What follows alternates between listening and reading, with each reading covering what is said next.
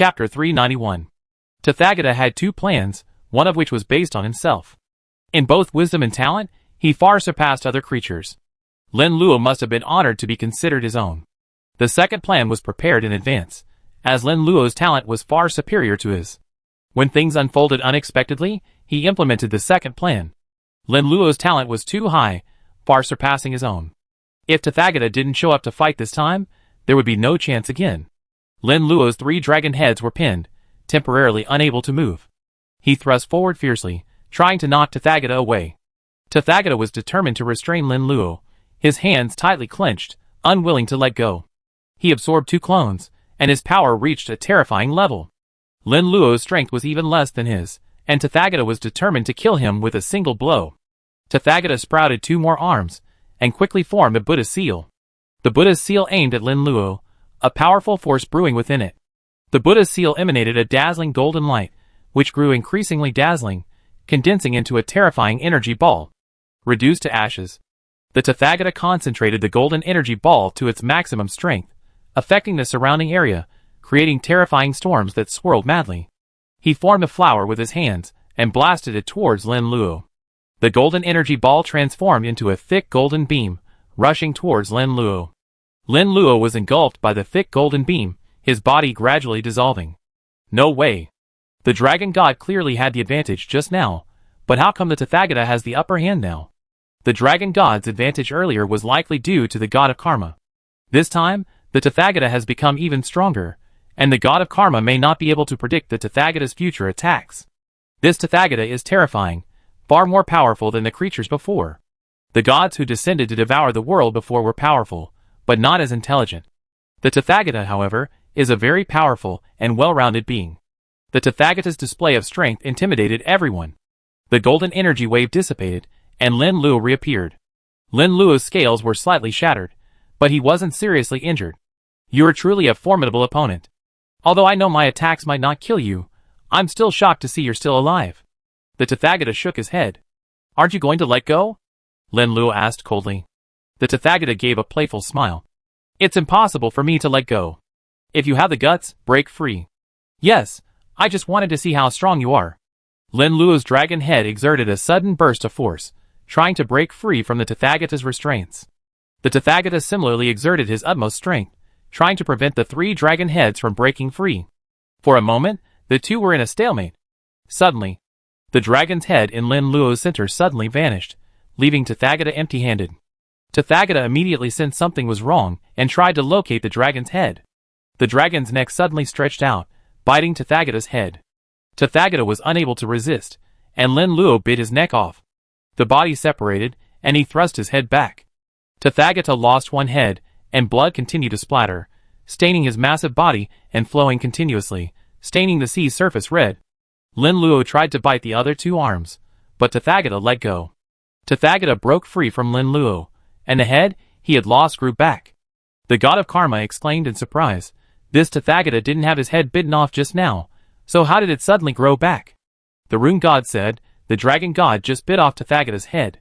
There's no doubt about that. Tathagata has likely grown a new head. The karma god said indignantly, I need you to remind me of this, do you think I didn't see it? The rune god quickly agreed, that's right, sir.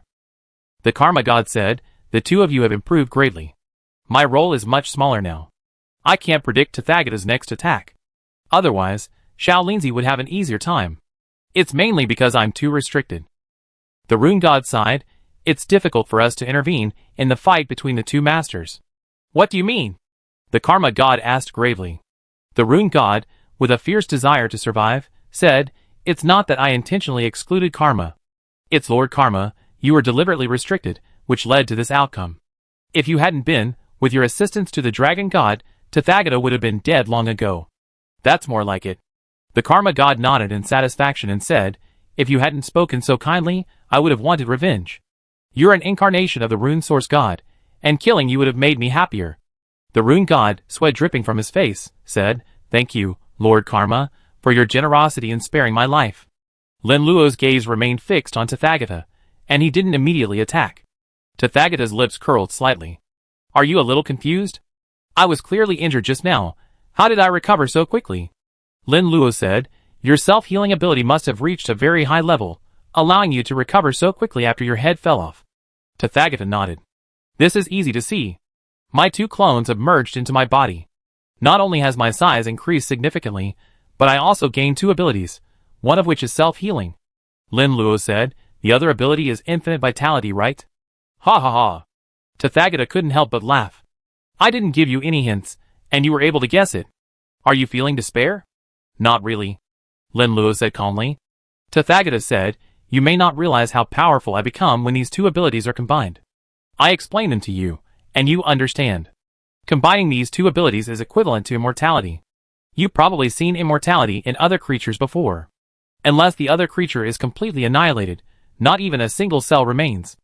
And the body I prepared for myself is an enhanced version of it. Any damage to my body will quickly heal.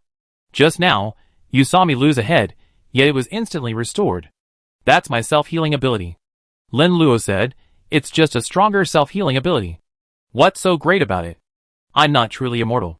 It seems you didn't understand all my explanations, or are you deliberately not understanding? Tathagata said, there's no point in running away. You soon see how perfect my body is. You be nearly unstoppable. Lin Luo chose a fire attack, and each of the 3 dragon heads condensed its own attributes. Hongyuan's energy transformed into the dragon heads was the Tao flame, transcendent and invincible, never extinguished. Rahu's energy, transformed into a dragon head, was demonic flame, a flame of brutal destruction, a flame of annihilation. Lin Luo controlled the star flame, the cosmic fire, the fire of all things. The 3 flames simultaneously enveloped Tathagata, engulfing him in a 3-colored sea of fire. Did it work? Su Qing asked hopefully. Yi Weiwei said nervously, I hope so, I can kill Tathagata. Guanyin said, Lin Luo used almost his full strength in this attack. If this doesn't kill Tathagata, the next one will be very difficult. Lin Luo continuously spitted flames from his mouth, and the sea of fire grew ever larger. Tathagata, using the power of his 2 clones, was practically immortal. Lin Luo was deliberately trying to irritate Tathagata, but in reality, he knew how powerful he was. Unlimited vitality and rapid self-healing, combined in one being, almost achieved true immortality. No wonder Tathagata remained so calm, it was thanks to these 2 abilities. Even if Lin Luo evolved into the ultimate life form, he might not be able to kill him. Chapter 392. The 3-colored sea of fire burned fiercely, nearly evaporating all the water in the surrounding sea.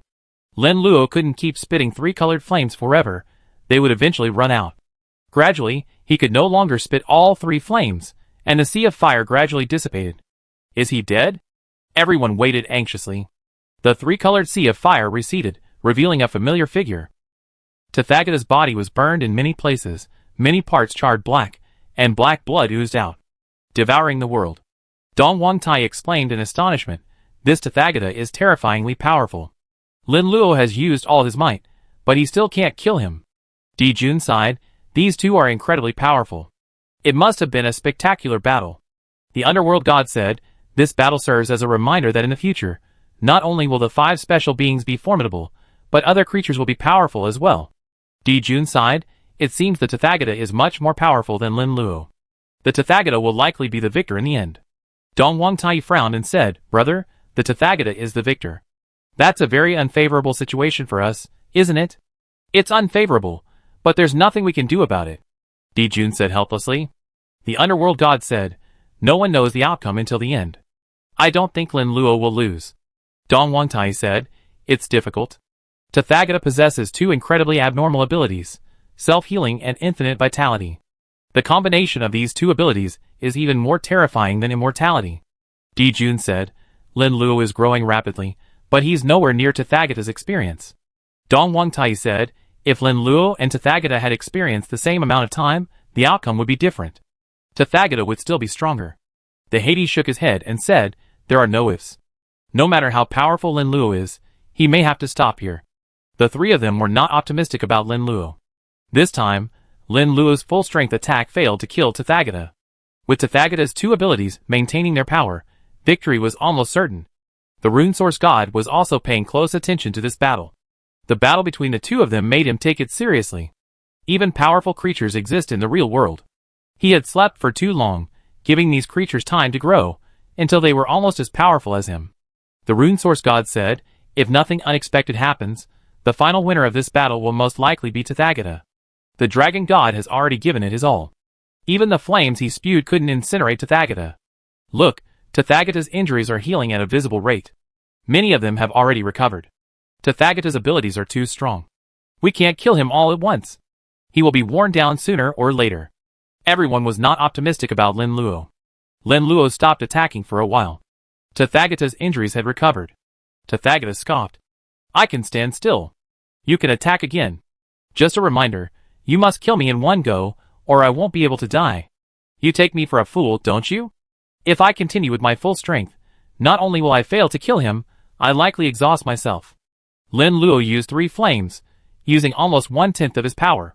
His full-strength attack failed to kill Tathagata. Tathagata suffered some injuries, and it took him a while to recover. I've given you this chance.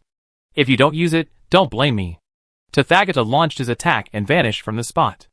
Tathagata struck Lin Luo with a punch, cracking bones and leaving a dent in the area. Lin Luo distanced himself from Tathagata to prevent further blows. Tathagata lunged at Lin Luo once more, but Lin Luo, using his power as the god of karma, foresaw the impending danger. He opened his mouth and bit Tathagata. His teeth were incredibly sharp, piercing the skin and causing a large dent in the wound. Tathagata seized the opportunity and struck Lin Luo's head, striking it hard and leaving a large dent. The Buddha and the dragon unleashed their true fire, each using their own power. Their physical strength was comparable, and neither possessed an absolute advantage. Generally, whenever Lin Luo inflicted some damage on Tathagata, Tathagata would counterattack. Lin Luo's self-healing abilities were also very strong, allowing him to recover quickly. Tathagata's recovery was far too rapid for Lin Luo to match. After hundreds of rounds of fighting, neither side could determine a winner. Anyone with a discerning eye could see that Tathagata had the upper hand. Lin Luo still had many injuries, and wasn't recovering nearly as quickly as Tathagata. Tathagata held the absolute upper hand, and Lin Luo was desperately resisting. Black Source God said, "This human is likely defeated. Tathagata is too powerful, with immense recovery and regeneration abilities. Lin Luo simply can't overcome him." Light Creation God said, "The human race is truly formidable. Ever since the first generation of humans, they have remained powerful for several epochs." Black Source God said, "I remember many humans entering the devouring world. Once they did, they seemed to vanish." Light Creation God said, "I don't know about that either. For many epochs, humans entered the devouring world. I wonder where they went." The Black Source God said, "It seems 5 special beings are responsible. Only these 5 individuals in the devouring world possess this ability to wipe out the human race that enters it. It's likely the Supreme Heaven," the Light Creation God thought. The Black Source God said, "That's not our concern. The most important thing now is to become stronger. As the devouring world blossoms and bears fruit towards eternity, it will surely be a time of great struggle, and many powerful individuals will emerge." The Light Creation God smiled, "It's best that you understand this. We must become stronger as quickly as possible. Is the battle about to end?" The Rune Source God prepared to close his eyes, believing the outcome was already determined. The Tathagata would surely win, and Lin Luo's death was inevitable. Lin Luo couldn't kill the Tathagata immediately. If the battle continued, he would undoubtedly die. The Rune Source God closed his eyes, no longer watching the battle between the Buddha and the dragon. He memorized the Tathagata's name. He would likely have to face it in the future. The dragon god was completely crushed. While Tathagata was barely injured, the dragon god suffered multiple injuries, and will struggle to recover. Tathagata's intelligence is incredibly high. The combination of these 2 abilities makes him nearly invincible. No one else has the ability to kill him. The dragon god is already very powerful, but it's a shame he encountered Tathagata. If it were anyone else, he might have had a good chance. Everyone fell into despair. Unlike the previous despair, the oppression imposed by Tathagata was even more despairing. Tathagata's power was nearly perfect, with no flaws to be found. Unless 5 special beings attacked with power far exceeding Tathagata's, there was no way to defeat him. Lin Luo's level was not only lower than Tathagata's, but even lower. Tathagata sneered, "The longer you fight me, the more pain you suffer. You can't possibly defeat me. Haven't you seen how you've been fighting me for so long? Your wounds are multiplying, while I'm barely even scratched." Lin Luo said coldly, "Are you trying to get me to give up again? I don't mean to ask you to give up. I'm just taking this opportunity to mock you." Tathagata's mockery intensified. "The 2 Tao ancestors can wake up now," Lin Luo called out in his heart. Chapter 393. We're not dead? The voices of an old man and a young man echoed beside Lin Luo. Hanjun said, that shouldn't be the case. I channeled all my power into your body. Logically, I should be dead. Luo said, it seems the problem isn't with us, but with Lin Luo. Lin Luo admitted, the problem is with me. After the star stone attached itself to me, a chaotic aura emerged from my body. Chaotic aura is the aura of origin of all things. Many planets were born from this chaotic aura. Hangjun said, the chaotic aura that can even give birth to planets, let alone resurrect us too. Indeed. Luo said, planets are special entities. Although they lack combat power, they are undeniably powerful life forms. I encountered a formidable enemy. There's only one way I can defeat him, a single decisive blow. Lin Luo cut to the chase, outlining the general method of killing. Luo said, I understand what you mean. You want us to unleash our immense strength and kill them with a single blow. Hangjun said, the person before us is very powerful. At level 149, he can unleash the ultimate power of life. If I were at this level, I wouldn't be able to unleash such terrifying power. I hope you two seniors can help me, but I must warn you in advance that if we unleash all our power at once, you will fall into a brief coma afterward. Lin Luo didn't hide anything. We're back to life thanks to you. Why are you saying these things? Hangjun and Luo shrugged. Tathagata, do you dare not dodge and confront my attack head-on once more? Lin Luo consulted with Daozu and Mozu and began to deceive Tathagata. What's there to be afraid of? Tathagata had a bad feeling. He felt that Lin Luo still had some tricks up his sleeve, capable of killing him with a single blow. Tathagata was wary, fearing that Lin Luo might resort to even more terrifying tactics. Perhaps Lin Luo possessed a method of burning his own life, multiplying his own strength several times, and choosing to perish together. Starlight condensed from Lin Luo's mouth, and similarly, energy condensed from the mouths of the other two heads. One white head emanated a dazzling white light, while the other black head condensed a piercing black light. Energy factors continuously flowed in from other locations, condensing in the mouths of Lin Luo's three heads. The Dragon God has used this move before. He failed to kill Tathagata last time. Does he really need to use it this time? Tathagata's power has suffocated the Dragon God. It's time to use this move. Even if the Dragon God loses this time, I won't blame him. He's tried so hard. From beginning to end, it's been the Dragon God's efforts. We're barely even there. Fighting the devouring world alone is too tiring. I really want to help the Dragon God. If the Dragon God fails and the earth is destroyed, I don't want to be a coward and not enter the devouring world. Dragon God, keep going. We will always support you. Everyone thought Lin Luo had used all his strength and was nearing exhaustion when he launched the same attack. The Netherworld. Dong Wangtai gloated, Lin Luo has reached the end of his rope. He's repeating the same attack again. His previous attack wasn't very effective and was completely useless. Di Jun said, all creatures are the same. Even when facing death, they won't give up. I understand why they want to put up a good fight. Bad luck. Dong Wangtai cursed, I hope Lin Luo wins, but I also hope he loses. If he loses, our future will be in jeopardy. Tathagata will become even more powerful, and we won't be able to touch the land of 10,000 Buddhas. Di Jun sighed, it can't be helped. Wait, it's too early for you to judge. The winner is still uncertain. The Dark God said. Di Jun asked, have any unusual events occurred? Indeed, there have been unusual events. The Dark God said. The outcome of this battle will soon be decided. It looks like Tathagata will definitely win. The Black Source God's mouth curled up. He was a petty man, and he had been brooding over Lin Luo's killing. The Black Source God desperately wanted Lin Luo to die and receive just punishment. The Light God opened his beautiful eyes and said, Black Source God, we are at the critical juncture of fusion. Your distraction now will have adverse consequences for our fusion. The Black Source God said, there's no rush. I want to see Lin Luo die. This guy killed me, and nothing would be more satisfying than seeing him suffer. The Light God glanced at the earth and shook his head. Black Source God, you want to see this misfortune, but you're probably going to be disappointed. What do you mean? The Black Source God looked at the Light God coldly. The Light God said, you don't have to look at me coldly. I'm stating a fact. It's Lin Luo's concentrated power that's truly formidable. You're of the dark attribute, not very sensitive to light, so naturally you can't sense the power of concentrated power. I'm of the light attribute, and I'm even more sensitive than you. The Black Source God said, according to your assumption, Lin Luo can unleash terrifying power and annihilate Tathagata. The light god said, Lin Luo will definitely unleash a powerful force.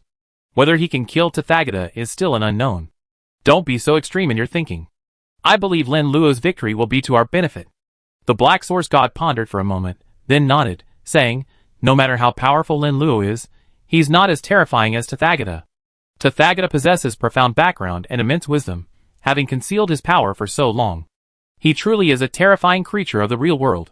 The Light Creation God said, our goal is to evolve into eternal life. We must take a long-term view. You have a point. Our goal is eternal life. Who wins or loses doesn't matter to us. The Black Source God nodded. The two continued to merge, and the Black Source God would observe again. He was more inclined to see Lin Luo die. The strange characters on the Rune Source God's body grew more and more, almost becoming his skin. His life force grew stronger, and he would soon reach the ultimate life. The Rune Source God considered himself very clever. Every epoch created a new Rune God, and he didn't kill him. Each Rune God became his nourishment, making him even more powerful. The Rune Source God chose to weaken himself, then re-emerge through each Rune God, strengthening himself even more. Next, he would re-evolve into the ultimate life form, far more powerful than before. The Rune Source God said joyfully, soon, I will transcend myself and become far more powerful than before. Then, I will be able to fight even the supreme heavenly name. He prepared to slow down and concentrate his new body. The Rune Source God sensed a massive energy fluctuation and looked toward Earth. A terrifying ball of light condensed from the mouths of Lin Luo's 3 dragon heads. The energy was so terrifying that it caused a series of powerful storms. The wind swept away the clouds. The tornadoes swept up the seawater, forming pillars nearby. Chapter 394. Hundreds of water columns surrounded them, seemingly connecting heaven and earth. The 3 dragon heads condensed a ball of light that grew larger and larger, and the wind blew rapidly nearby. The live broadcast drones that were slightly closer were already swept away. A few drones that reacted quickly were lucky enough to escape. The Dragon God's attack this time is different from the previous ones. It's much more powerful. During the 2 battles, we were 4 or 5 kilometers away and unaffected, but now even the drones are gone. Tathagata possesses 2 abilities, a kind of invincible immortality. If the Dragon God wants to turn the tables, he must be killed with a single strike. I hope the Dragon God wins. I don't want the earth to be destroyed. Everyone sensed that something was wrong with Lin Luo's attack, not to mention Tathagata. Tathagata's face darkened, realizing he might have been tricked. Damn it! This guy's deceiving me. He's deliberately warning me to let my guard down. The best way to deal with his attack is to dodge it in time. I can escape to outer space beforehand, and then his attacks won't reach me. Tathagata felt a powerful pressure. Lin Luo's attack was terrifying. It was too late for him to choose the optimal solution. All he could do now was face it. I, Tathagata, have schemed against others my entire life, but I never imagined I'd be schemed against today. Since I can't dodge, I can only face it. Tathagata used all 6 of his arms, aligning them vertically. Golden light condensed between 2 of his palms. He was the first to panic, and immediately aimed his concentrated Buddha's light at Lin Luo. 3 beams of Buddha's light transformed into a terrifying shockwave, surging towards Lin Luo. The 2 Tao ancestors are ready, Lin Luo said. Hongjun said generously, life and death depend on this moment. Let's go all out. Luohu said, I hope to be resurrected again, not fall into eternal sleep. I can promise you that. Lin Luo agreed immediately. The energy in the 3 dragon heads' mouths ceased to condense, and they rushed towards Tathagata. A ray of white Taoist light. A ray of black demonic light. A ray of blue starlight. The 3 rays of light merged together, transforming into a white shockwave. The white shockwave nearly covered the entire sky and earth, leaving almost no room for escape. The Buddha's light met the white shockwave and instantly vanished. The water tornadoes met the white shockwave and vanished in an instant.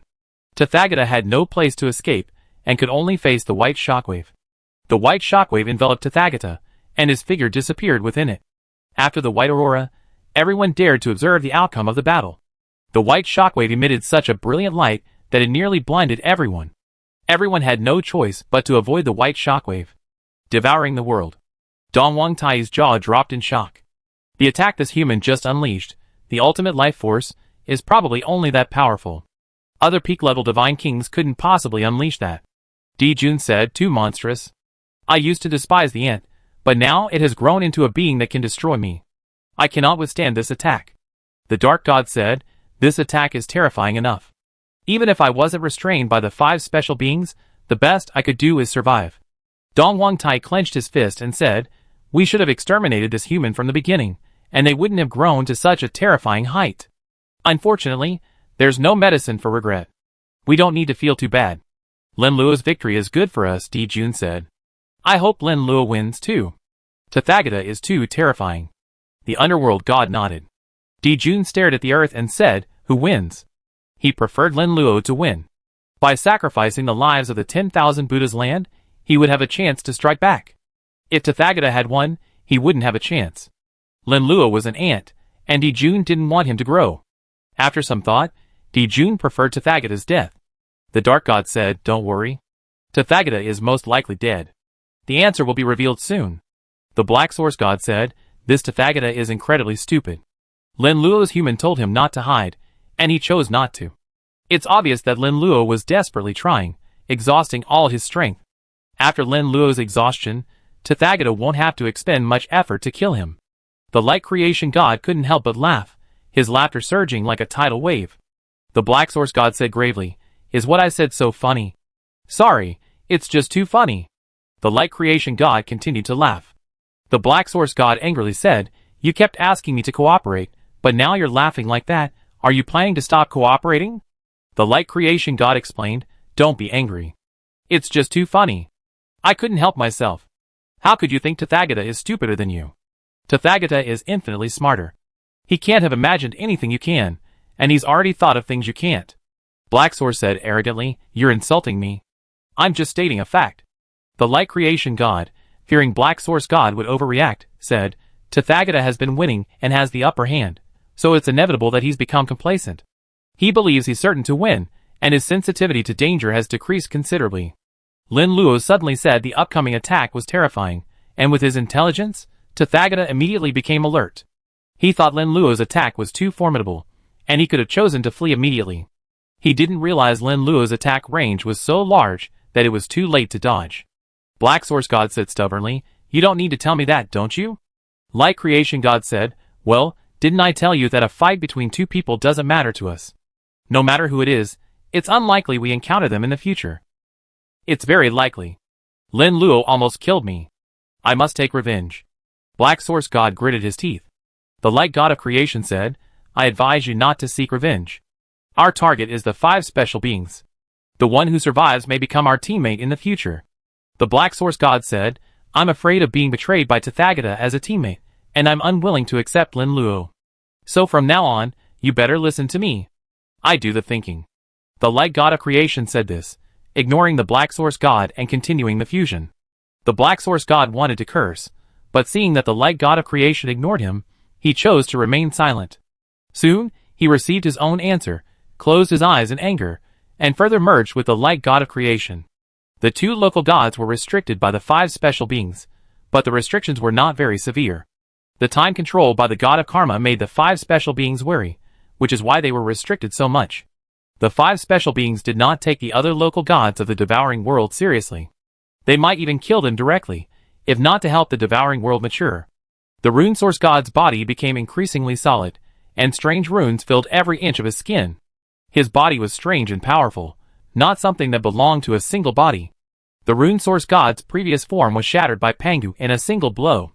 He was beginning to condense a more perfect body, one that would surpass Pangu's. The Rune Source God had already achieved most of his goal. The next step was to refine his body and bring it to even greater perfection. Chapter 395. It's not that Supreme Heaven is difficult to deal with.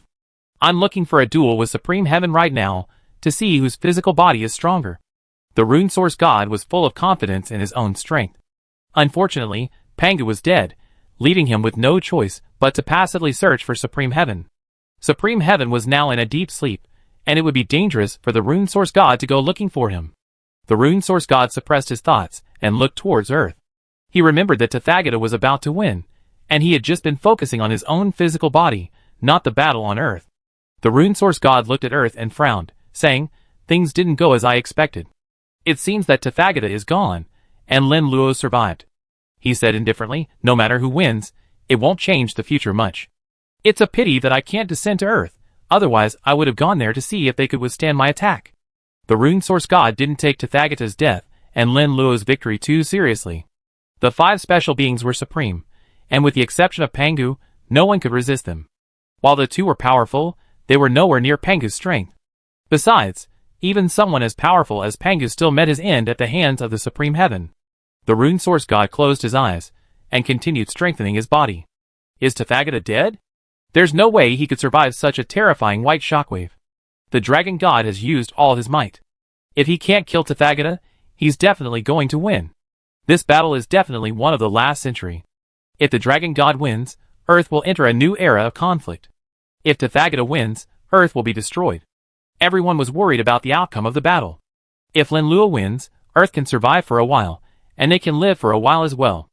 If Tathagata wins, Earth will meet its end. Earth has been strengthened by the World Stone, and Tathagata will gain great benefits by devouring it. Tathagata's goal is to evolve into the ultimate life form, and he will not give up any opportunity to do so. Even if someone is lucky enough to enter the devouring world, their lifespan is limited. The devouring world is about to mature, and the 5 special beings will divide it up, using it to evolve into eternal life. By then, the devouring world will be gone, and death is inevitable if they enter it. Hongjuan's voice echoed in Lin Luo's ear. I used all my strength in the attack just now, and I'm almost exhausted. I can still speak to you now, but I'm holding on. Luohu said, my situation is similar. I'm just holding on. 2 seniors, you have fallen into a deep sleep.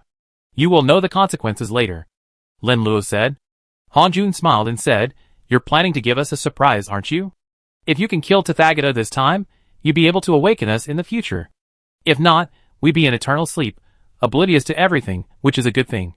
Lin Luo said, that's about right. Luoho said, it's better not to surprise us. We don't want to die without knowing anything. We live much longer than you, and experience many dangers. What could we not accept? Hongjun smiled wryly, I've been through so much, I've become indifferent to many things, but I still have the courage to face the truth. The aurora slowly faded, and the view ahead became clear again.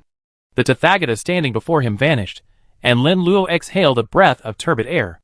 The Tathagata was not only formidable in strength, but also in wisdom. The god of karma rejoiced, old Deng is finally dead. It feels indescribably good. Hongjun breathed a sigh of relief. The Tathagata you faced was truly formidable. I never faced an opponent as powerful as the Tathagata. Luoho said, it feels like the Tathagata is an undeveloped supreme heaven, nearly unbeatable. Thank you, Daozu, for your trouble. You can rest now, Lin Luo said. Hongjun smiled, we weren't the trouble at all. You were the trouble. We both suddenly woke up, and you dragged us into attacking the Tathagata. Luoho said, I'm a straightforward person. I don't want to waste time talking to you. Now that this is over, I can rest in peace. I call the Daozu next time. Lin Luo nodded. I hope you won't scare us so much next time you wake up. We weathered many storms, but you're not the one tormenting us like this. Hongjun quipped. Next time, I definitely do it, Lin Luo said. The 2 of them fell into a deep sleep, and Lin Luo's strength was almost exhausted. If Daozu and Moza hadn't awakened and controlled the 2 heads, Lin Luo alone would have found it difficult to launch such a powerful attack. The process was arduous, but the result was good. Lin Luo successfully killed Tathagata. Uneasy, he searched carefully and confirmed that Tathagata was dead. Using his limited strength, Lin Luo restored the entire Pacific Ocean. The Pacific returned to its original state, and he chose to return to Longhai City. The Dragon God won. Great. Earth can hold out for a while longer. Isn't Tathagata known for his wisdom? He's just a boastful braggart, not as powerful as the Dragon God. Any schemes and tricks are useless in the face of the Dragon God's overwhelming strength. The Dragon God is invincible. Faced with a nightmare like Tathagata's death, everyone erupted in joy. Longhai City. Villa. Su Qing said happily, win. Brother Lin finally won. Li Yanyan said, I knew Brother Xiao Luo would win.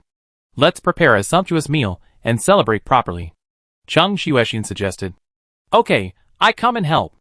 Yuanshu Succubus had been on Earth for a long time, and knew the ways of the land. I helped too. The moon goddess was even more powerful than Yuanshu Succubus, having learned to cook in her spare time. In the past, the women had been able to help Lin Luo a lot in battle. As Lin Luo grew stronger, the women were no longer able to help.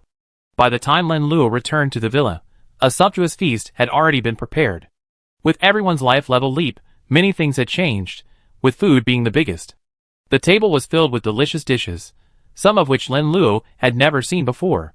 Seeing Lin Luo didn't recognize them, Yi Weiwei began to introduce them one by one. The pork used in the braised pork wasn't ordinary pork, it came from the Devouring World. The Devouring World had a race called the Black Pigs. They resembled black wild boars, and could walk upright. In an obscure era, after the Devouring World invaded, the Black Pigs decisively chose to enter the Devouring World. Entering the Devouring World requires a level above that of a god. The Black Pigs had a powerful ancestor who reached the level of a true god. Gods are individuals who can enter the Devouring World, while true gods can bring their own race with them. When the Devouring World was first invaded, many alien races invaded. Alien races are often relatively weak, and most have not evolved to the level of a god. Some alien races were brought in by beings from their own races, such as the Weeping God and the Laughing God at the beginning, both of whom were powerful themselves and led the alien races they created. Others were brought in by powerful members of their own race, who died in a certain era. These alien races were left without support, and the Devouring World forced them to seek support. Every once in a while, the Devouring World, which maintains the entire world, drains the energy of all living things. Most alien races are not at the level of gods, and cannot withstand the Devouring World's draining power. Chapter 396. Without a backer, these alien races would have been wiped out in one fell swoop. The Black Pig tribe was luckier, surviving until now. The strongest of the Black Pig tribe had always kept a low profile, finally making it to Earth. Perhaps the Black Pig god had grown complacent after living in peace for too long. The Black Pig god believed that the humans on Earth were despicable, actually raising his brothers like livestock. Determined to exact revenge on humanity, the Black Pig god launched his attack without investigating Earth's situation. The Black Pig god foolishly launched his attack, with predictable consequences. His attack was ineffective, and Ho-Tu captured and killed him. The Black Pig god was a true god, and his meat was much more delicious than ordinary wild boar. Ho-Tu cut off the flesh from the Black Pig god, which came in handy today. The other plants and meats were all of great significance. Lin Luo's life level had risen, so the food he ate naturally became different, and of a much higher quality. Delicious, delicious. The god of karma picked up a large pork elbow, and devoured it frantically. The pork elbow, weighing about 5 pounds, was devoured in 2 bites. The Yunshu succubus said with lingering fear, "Master, watching you fight, I was truly worried about you. You were so nearly killed by Tathagata." The god of karma said, "Little Lindsay was able to defeat Tathagata primarily because of my help. Without me, he wouldn't have been able to win." Knowing the god of karma's character, everyone didn't take it too seriously. Lin Luo said, "We certainly took a lot of risks to win this time. We almost failed." Guanyin frowned and said, "I don't think Tathagata would die so easily." The moon god said, "That's impossible. Lin Luo clearly killed Tathagata with his most powerful blow. Tathagata can't be so resilient that he survived." Guanyin said, "I'm just saying it's possible. Tathagata likes to leave a way out. I always feel like he won't die so easily." The god of karma said, "Tathagata doesn't want to leave too much of a shadow on you. I clearly saw Tathagata die under Lin Luo's powerful attack. There's no future. It's impossible for Tathagata not to be dead." "It's probably just my suspicion," Guanyin said anxiously. "Let's not dwell on this for now. Let's celebrate," Lin Luo suggested. After everyone had eaten and drunk their fill, he found Guanyin a room to herself. Guanyin's fair face blushed. "Are you so anxious just getting back?" Lin Luo smiled. "What are you thinking? I didn't come to you about this. I came to you mainly because you said Tathagata might not be dead. I think that's a very high possibility." Guanyin said, "I can't give you any evidence. It's mainly based on my feeling. Tathagata is more difficult to deal with. The possibility that he's not dead is very high." Lin Luo called the god of karma over, his belly bulging with food. The god of karma said, "Little Lin, can't you see I just finished my meal and am digesting it? What do you want me to do?" Lin Luo said, "I'm not kidding. Are you sure Tathagata's future vision is gone?" The god of karma said seriously, "Yes, I am. How could I lie to you about this? This Tathagata is truly terrifying. Facing him, I felt like I was facing the supreme heaven. To be precise, it's even more terrifying than facing the supreme heaven. Tathagata has only lived for a few years, while the supreme heaven has lived for a similar number of years. Moreover, the supreme heaven is gifted beyond the reach of Tathagata. The Tathagata is just a living being from the real world, yet he allows me to sense the aura of the supreme heaven within me. I have to say, this guy is terrifying." Guanyin said, "I spent the longest time with Tathagata. No one knows his power and wisdom better than I do. Lin Luo frowned and said, Tathagata died before our eyes. It's difficult to verify his expiration now. Guanyin sighed, it's too difficult. Tathagata is so intelligent. He can anticipate things we already thought of. I'm so annoyed. This Tathagata needs to die soon. It's such a mystery, and so hard to solve. The god of karma said in frustration. Lin Luo said, I do have a way to find out whether Tathagata is dead or not. Guanyin said, tell me about it. Can't the god of karma travel back in time? We can go to the land of all Buddhas, observe Tathagata's experiences, and infer his character. Lin Luo expressed his thoughts. Guanyin said, your method is excellent. When I joined the land of 10,000 Buddhas, Tathagata was already the lord of 10,000 Buddhas. I don't know much about his past. I only know that he was a powerful figure, possessing immense wisdom and strength. The god of karma said, the Tathagata is very secretive. You've been around him for so long, and yet you didn't even know about his 2 incarnations. Guanyin said, I didn't know. While in the land of 10,000 Buddhas, I had considerable contact with Dipankara Buddha and Maitreya Buddha. Dipankara Buddha is known as the Buddha of the past, and Maitreya Buddha is known as the Buddha of the future. They often disagreed with Tathagata in the land of 10,000 Buddhas. Before entering the devouring world, Dipankara Buddha and Maitreya Buddha clashed with Tathagata, claiming to split the land of 10,000 Buddhas into 3 different sects, and even engaged in violent brawls. After entering the devouring world, conflicts between the 3 Buddhas became frequent. Now, reflecting on this, it's truly terrifying. Dipankara Buddha and Maitreya Buddha are incarnations of Tathagata, and it's all just a show. The god of karma felt a chill run down his spine. It would have been fine if you hadn't said it, but after you did, I felt a chill run down my spine. I'm even doubting whether I've seen correctly. I'm not sure if Tathagata is dead or not. Lin Luo said, we still have to go back in time and take a closer look. We have to understand Tathagata's experiences. The god of karma said, you have to wait a while. About 7 days before I can go back. Yes, I was exhausted when I killed Tathagata, so I need some time to recover, Lin Luo said. The god of karma, not missing the opportunity to show off, said, Little Lin, you're still not up to the task. You need me for a lot of things. Yes, I do. Now, please step out for a moment, Lin Luo said. The god of karma was instantly annoyed. What do you mean? Are you trying to drive me away? Lin Luo said, isn't that obvious? Okay, you're so arrogant. You're like a little cow on a plane. You don't even take me seriously. You regret it. The god of karma was furious, and was pushed out by Lin Luo. Guanyin blushed and said, aren't you in a hurry? Lin Luo said, you misunderstood me. I just want to have a good talk with you in a room. Then I leave? Just as Guanyin turned to leave, Lin Luo suddenly hugged her like a princess. What are you doing? Guanyin said coquettishly. It's not obvious what I want to do. Lin Luo and Guanyin had become very close during the Great Tao era, and now was the time for things to come together. Be gentle. I heard it's painful the first time. Guanyin whispered in Lin Luo's ear, breaths of warm air on his cheek. Don't worry, I'm the experienced driver. Lin Luo smiled. What kind of lewd talk are you saying? Guanyin patted Lin Luo's chest with her delicate hand. You dare to hit me? I'm going to punish you. Lin Luo kissed Guanyin, sealing her mouth. What happened next was a natural progression. Lin Luo saw Guanyin's most beautiful thing. Under the guidance of Lin Luo, the experienced driver, Guanyin successfully got on the car. Chapter 397. Devouring the World. The Land of 10,000 Buddhas. The tiger subduing Arhat said grimly, the Buddha is dead. Impossible. Lin Luo is clearly an ant.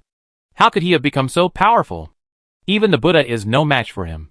The long-eyebrowed Arhat said, I don't believe the Buddha is dead. He must be alive. The tiger subduing Arhat angrily said, it's all the fault of that bitch Guanyin. If it weren't for her, Lin Luo, this ant, wouldn't have made it through the early stages and would have died long ago. How could he still be alive now? The long-eyebrowed Arhat frowned and said, the Buddha's life or death is unpredictable. We in the land of 10,000 Buddhas cannot be left without someone to take charge. The tiger subduing Arhat narrowed his eyes slightly. I've done a lot for the Buddha. Since the Buddha isn't back yet, I can handle the affairs of the land of 10,000 Buddhas for you. I agree, said the long-eyebrowed Arhat. I agree too. The remaining 15 Arhats agreed. You're just an Arhat, subduing the tiger. Our land of 10,000 Buddhas is divided into Buddhas, Bodhisattvas, and Arhats based on strength and noble status. You Arhats are so weak, Why do you want to be the leader of the land of 10,000 Buddhas? No matter how many choices we make, it's impossible for you, subduing the tiger, to be chosen. Don't overthink it. We have Manjushri and Samantabhadra in our land of 10,000 Buddhas. How could it be your turn? Get down quickly. The Buddha just passed away. We don't want to fight. Manjushri Bodhisattva stood up from the ground and said, subduing the tiger, Arhat, step aside. The subduing tiger Arhat's face turned grim. Manjushri, you are stronger than me, but there are many things you don't understand as well as I do. Step aside, understand? Samantabhadra Bodhisattva was next to Manjushri Bodhisattva. The two had always had a good relationship, and after Tathagata's passing, they became the most likely to take over the land of 10,000 Buddhas. Manjushri Bodhisattva and Samantabhadra Bodhisattva collaborated to temporarily control the entire land of 10,000 Buddhas. The tiger subduing Arhat's face was grim, and he was reluctant to leave. His strength wasn't great, but the Buddha held him in high regard, and was willing to share many things with him. The tiger subduing Arhat said weakly, before the Buddha left, he gave me many instructions. He said that if he couldn't defeat Lin Luo, he would temporarily take over the land of 10,000 Buddhas, and that he would return soon. You're talking nonsense. The Buddha wouldn't say such a thing. Lin Luo is just an ant. Just a lucky ant. Just now, when I was watching, I noticed that Lin Luo was using two powers that weren't his own, attacks that couldn't be unleashed by a peak god king, but only by an ultimate being. The Buddha didn't announce anything before he left. We're going to believe everything you say now. You think you're too clever. The Buddhas didn't believe the tiger subduing Arhat's words. Manjushri Bodhisattva said with a cold look, I already given you some face. Get out of here, you hear? Samantabhadra Bodhisattva said, although the world devourer cannot kill, it can still easily injure a person. Subdue the tiger. Forget it. Long eyebrow Arhat pulled subdue the tiger Arhat and said. Subdue the tiger Arhat, furious and helpless, said, you will regret this. When the Buddha returns, you will be punished. Manjushri Bodhisattva said, that's for the Buddha's return, not something you should worry about now. Subdue the tiger Arhat had no choice but to retreat, yielding his position to Manjushri Bodhisattva. The land of 10,000 Buddhas is a vast community. We can't just sit there and do nothing because the Buddha is gone. I will lead you to safety. Manjushri Bodhisattva delivered his inaugural speech. He held great prestige and considerable strength within the land of 10,000 Buddhas, earning the approval of everyone. Samantabhadra Bodhisattva expressed concern. The Buddha is dead, and the devouring world is about to mature. If we sit here and wait for death, we will all perish. Lin Luo killed the Buddha, and our arrival on earth is also very dangerous. We are forced to remain in the devouring world. We cannot kill other creatures in the devouring world, but the 5 special beings have privileges that allow them to attack and kill creatures in the devouring world. We must find a reliable supporter to avoid this danger. The Buddhas grew worried. Before the land of 10,000 Buddhas had the Buddha, they didn't want to worry about anything. With the Buddha's sudden death, the Buddhas began to worry about the future. Arhat subduing the tiger suggested, we in the land of 10,000 Buddhas cannot seek cooperation with others. There's no good in the devouring world. Before the Buddha left, he gave me his instructions. Manjushri said sternly, Arhat subduing the tiger, I tolerated you time and again. Please don't go too far and become lawless. Samantabhadra said, I told you several times that you claimed the Buddha descended to earth and gave you many instructions. We didn't hear any of that. You're just making it up. Arhat subduing the tiger angrily said, you two have gone too far. The Buddha hasn't died yet, and yet you're already doubting everything about him. Manjushri Bodhisattva said coldly, we don't doubt everything about the Buddha, but we doubt you.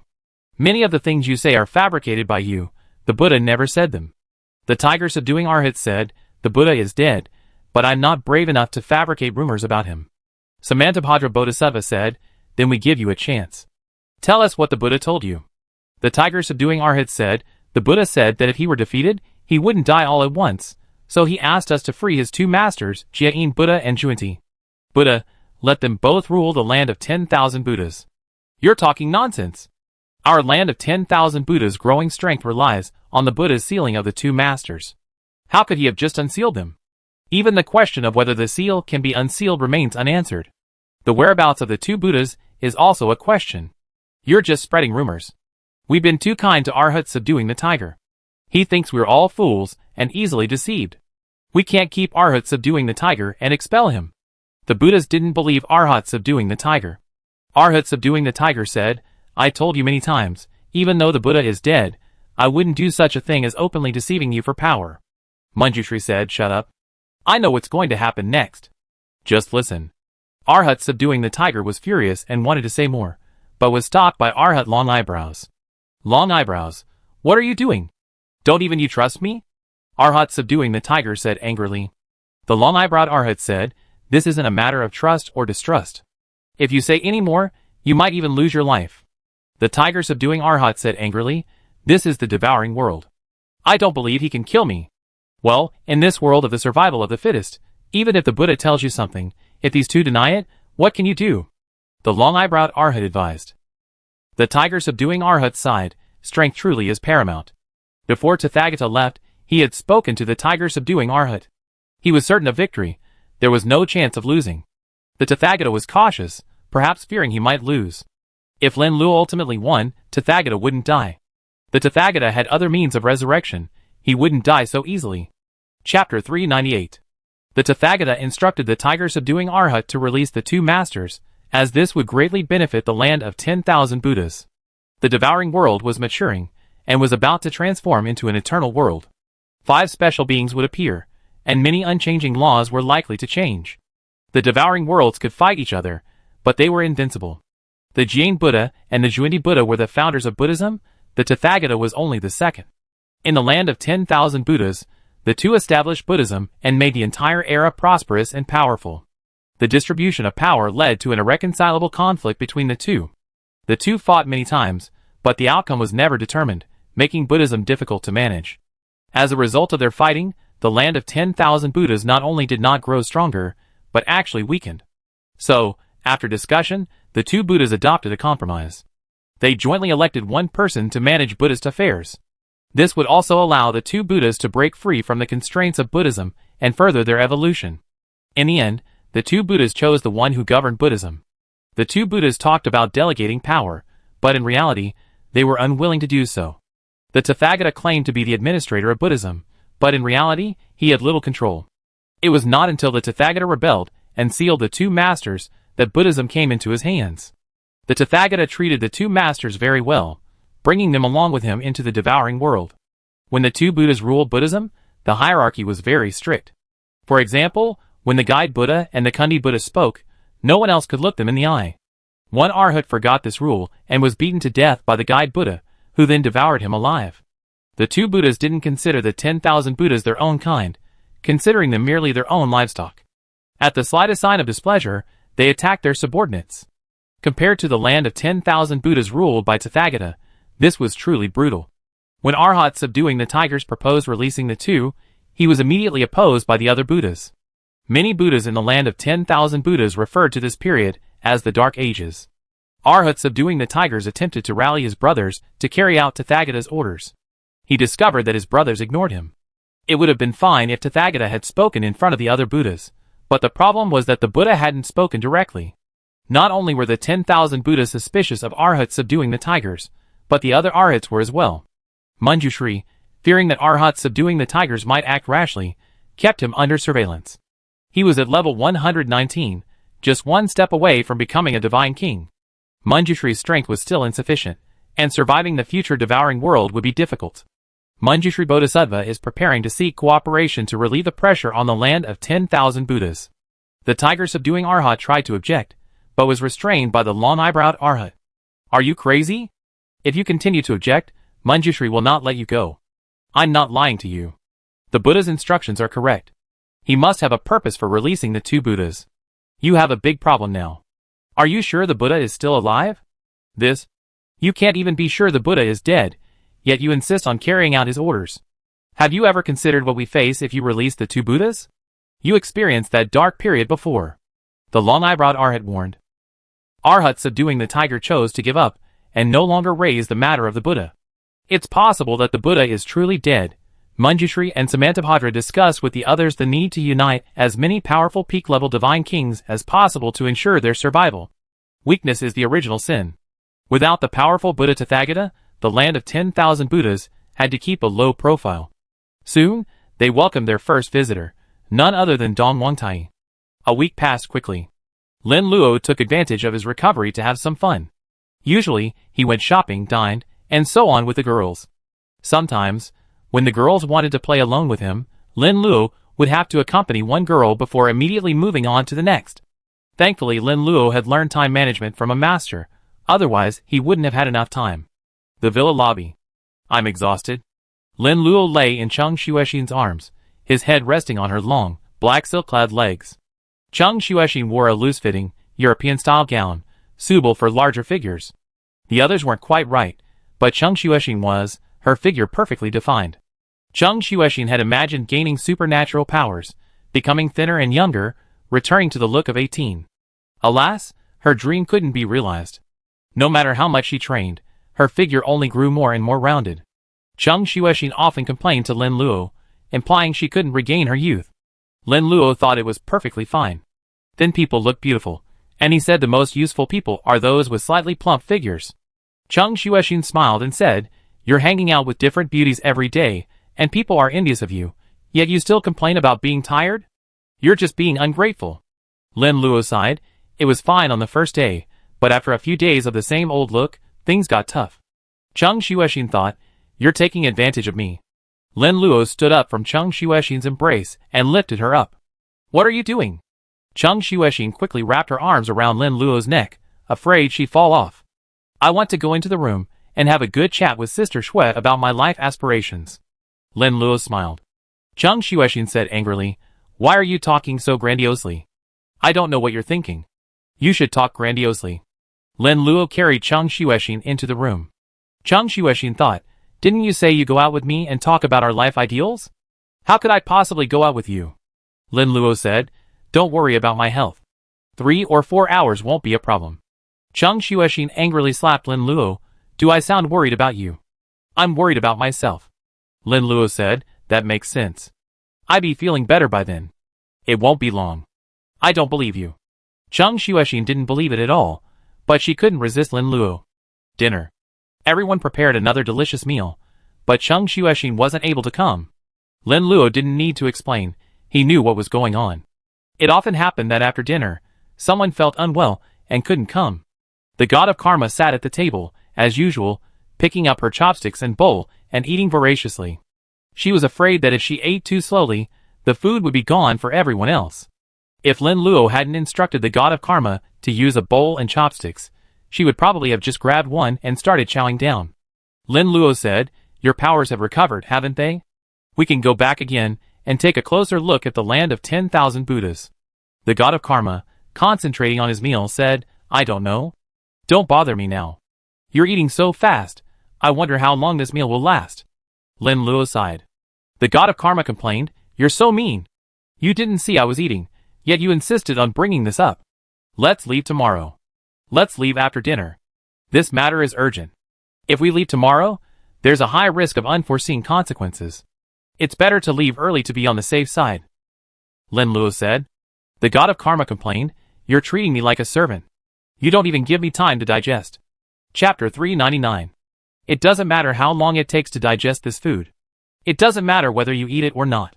You're just eating like crazy because it tastes good. Just eat what you need daily. There's no need to overindulge. Lin Luo criticized. Okay.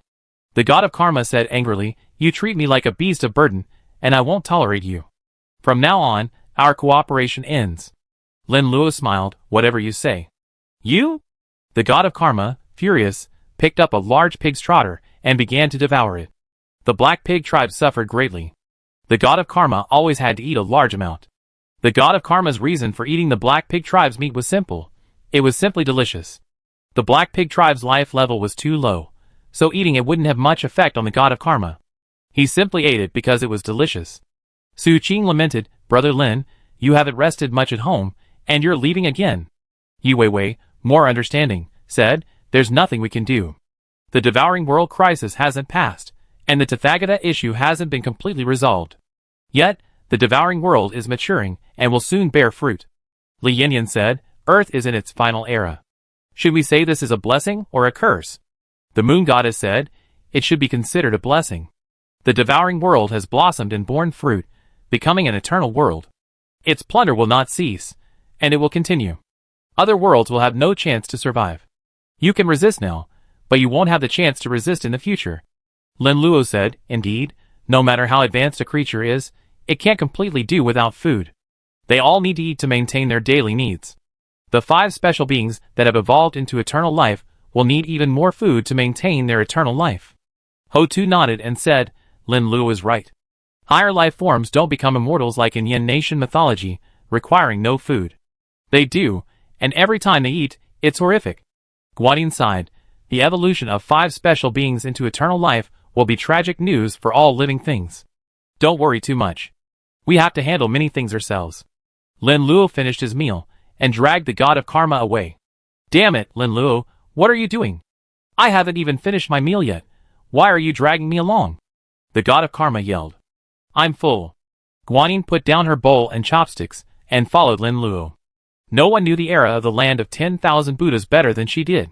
The god of karma used his abilities to lock onto the land of 10,000 Buddhas. In half an hour, we'd be entering the middle period of the land of 10,000 Buddhas, said the god of karma. Lin Luo asked doubtfully, Are you sure we entered the land of 10,000 Buddhas during the middle of the period? The god of karma said angrily, You're doubting me. If you have the guts, don't rely on me to go back in time. Lin Luo said helplessly, Forget it. I'm used to your unreliability. As long as we're heading to the land of 10,000 Buddhas, that's all. What do you mean? The god of karma's cheeks puffed with anger. Isn't your meaning obvious? Lin Luo said. I'm so angry. Collaborating with you is the stupidest thing I, the god of karma, have ever done. The god of karma said angrily. Take this opportunity to tell me what the land of 10,000 Buddhas is like? Lin Luo said to Guanyin. Guanyin described the land of 10,000 Buddhas. The era in which the land of 10,000 Buddhas existed was rich in resources and home to many races. 2 of the most powerful races were the Buddhas and the demons. The 2 races fought, and ultimately the Buddhas emerged victorious, wiping out the demons. The Buddhas ruled the entire era, their abundant resources allowing them to multiply in numbers. Within the Buddhas, there was a caste system similar to that of Stan. The highest caste was the Buddha, followed by the Bodhisattva, the 3rd by the Arhat, and the 4th by the Heavenly King. These 4 castes represented the highest, the nobility within the Buddhas. Beyond the 4 nobles, all below were the common people, the commoners, and the untouchables. The untouchables were the lowest class, like slaves on earth, their life and death at the mercy of their masters. Lin Luo was surprised. I thought the titles of Buddha, Bodhisattva, Arhat, and Heavenly King represented strength. It turns out some of them are of noble birth. Someone who achieves Buddhahood isn't necessarily powerful, it could be due to their noble birth. That's right. To be considered a Buddha, one must not only be above the level of a celestial being, but also be born into a noble family. In your Yen language, you're born a Roman, Guanyin explained. The god of karma asked curiously, Your status must be quite high, to be considered a Bodhisattva in the land of 10,000 Buddhas. Guanyin nodded. I was born into a family of Buddhas, the highest aristocracy in the land of 10,000 Buddhas. The Buddhas still emphasize male superiority over female inferiority, and women have almost no status to speak of. Living in a family of the highest nobility is a good thing. I have the freedom to choose. Women from other clans often marry early. I could have achieved Buddhahood, but because I'm a woman, I'm forced to step down and become a Bodhisattva. So that's how it is. Lin Luo nodded. The teachings of the land of 10,000 Buddhas advocate equality of all beings. In reality, no living creature is born equal, so how could equality be achieved? Guanyin's knowledge was limited. She shared only her own experiences. Born into a noble family, she began learning combat skills, devouring other creatures to further her evolution. Guanyin's family supported her wholeheartedly, enabling her to attain the Bodhisattva stage and rank 2nd in true power. Other women, including those from aristocratic families, were less fortunate. They were often married off early, becoming mere procreation tools. Many women, like the consort of the Laughing Buddha, were offered to influential figures, transformed into mindless puppets. Guanyin was undoubtedly fortunate. As the 3 chatted, the surrounding landscape underwent a dramatic transformation. Gone was the beautifully decorated villa, replaced by a vast grassland. Woo woo woo. A festive voice echoed. A procession approached the 3, many holding instruments and playing them continuously. In the center of the procession was an open-air sedan chair, carrying a woman of distinctly Western appearance, carried by 4 men. The Buddhas are not much different from humans, except that they utilize hidden powers, which can result in multiple arms and heads. This is what Tathagata looks like, having grown 3 heads and 6 arms during fierce battle. The supreme heaven has 2 heads and 4 arms. Having multiple arms and legs isn't its greatest strength. Its greatest strength is always facing the front.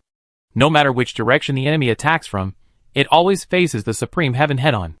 The god of karma asked, "What's going on?" Avalokitesvara replied, "This kind of scene always occurs at Buddha weddings." The god of karma looked around, puzzled, and asked, "Why can't I see the groom?" Avalokitesvara explained, "Because this is a Ming marriage." "What kind of a Ming marriage?" the god of karma demanded. Guanyin sighed and said, "Many people on earth who become wealthy take many concubines. The same is true for Ming Fei. Many powerful Buddhas, possessing great power and noble status, inevitably take multiple wives. Because the masters they serve are relatively noble, many women who marry into these families later are called Ming Fei. A Ming Fei marries alone, and the groom, being a high-ranking Buddha, is unlikely to come to greet her." Chapter 400. Kaori Shinto, after hearing what you said, I understand that the hierarchy in the land of 10,000 Buddhas is very strict, far higher than Earth. It was much later when I entered the land of 10,000 Buddhas, so I didn't know much about it. Guanyin, the hierarchy is very strict. The reason Tathagata was so beloved by the Buddhists back then was largely due to his advocacy of equality for all. His equality wasn't true equality, and he largely took care of the elder Buddhist nobles. Lin Luo, it seems there are secrets, things we don't know. Was Buddhism originally founded by Tathagata? Guanyin shook her head. Tathagata is the third most important figure in Buddhism. The first and second figures are Jain Buddha and Zhuangdi Buddha, respectively. Buddhism was founded by these two. Lin Luo couldn't help but think of the myths of Yin Nation. The Buddhist myths that spread to earth also mentioned 2 individuals, Jia Yin Dao and Zhuangdi Dao. They also founded Buddhism. Later, they said they didn't care about the actual situation and handed power to Tathagata. The god of karma said, "There must be something fishy. I don't believe that Jia Yin Buddha and Zhuangdi Buddha would be so kind as to transfer their power to Tathagata. Tathagata is no good. He must have some conspiracy." Guanyin nodded and said, "What you said is quite possible. Jia Yin Buddha and Zhuangdi Buddha are likely not dead, but sealed away in a place by Tathagata." "Sealed in the devouring world?" the god of karma asked. "Possibly," Guanyin replied. Lin Luo asked, "Are Jia Yin Buddha and Zhuangdi Buddha both peak god kings?" Guanyin said, "I'm not sure about that. Those 2 are the strongest of the Buddha clan, above the level of god king. Whether they're peak god kings or not, I'm not sure." The god of karma clapped his hands and said, "Little Lindsay, you ask a good question. I understand why Tathagata won't trade with me. He has 2 masters who are peak god kings, and there are some things he doesn't need my help with." The 3 of them made way for the wedding procession. Suddenly, the leader stopped and approached Lin Luo and the others. He had a large bald head, a face thick with flesh, and a tall stature. "I am Jinyin Arhat, a subordinate of the Laughing Buddha. You 2 are very beautiful, and can become his consorts." The leader was very arrogant, his words sounding like an order. The consort in the open-air sedan chair was quite beautiful, quite different from the other 2 women. Jinyin Arhat often selected consorts for the Laughing Buddha, and seeing such a beautiful woman, he naturally wouldn't pass up. The god of karma pointed at himself and said, "What rank is this Laughing Buddha? He wants me to be his consort, but he doesn't even know how to spell death." Golden Rock Arhat said angrily, "I was thinking of giving you a chance. Submitting obediently would have spared you some torture, but it seems that's not possible now." A group of people around them moved, approaching Lin Luo and the other 2. "Let me take charge. Today, I show you my strength," the god of karma said confidently. In the past, the 3 had encountered powerful creatures, and it was always Lin Luo who took action, with Guanyin occasionally taking action. The god of karma didn't intervene because she was too restricted. Even though everyone knew her situation, the god of karma stubbornly insisted on hiding her strength. The god of karma encountered a group of Buddhas below level 80, so naturally she put on a show. She manipulated the passage of time, rapidly aging a charging male Buddha. At a visible speed, the male's skin began to age, his hair turning from blonde to white. In less than 10 minutes, the god of karma had dispatched them all, leaving only Jinyin Arhat alone. Some, seeing the situation was not looking right, quickly fled, including the Ming Fei, who had just been chosen. Jinyin Arhat was level 80, having just entered the divine realm.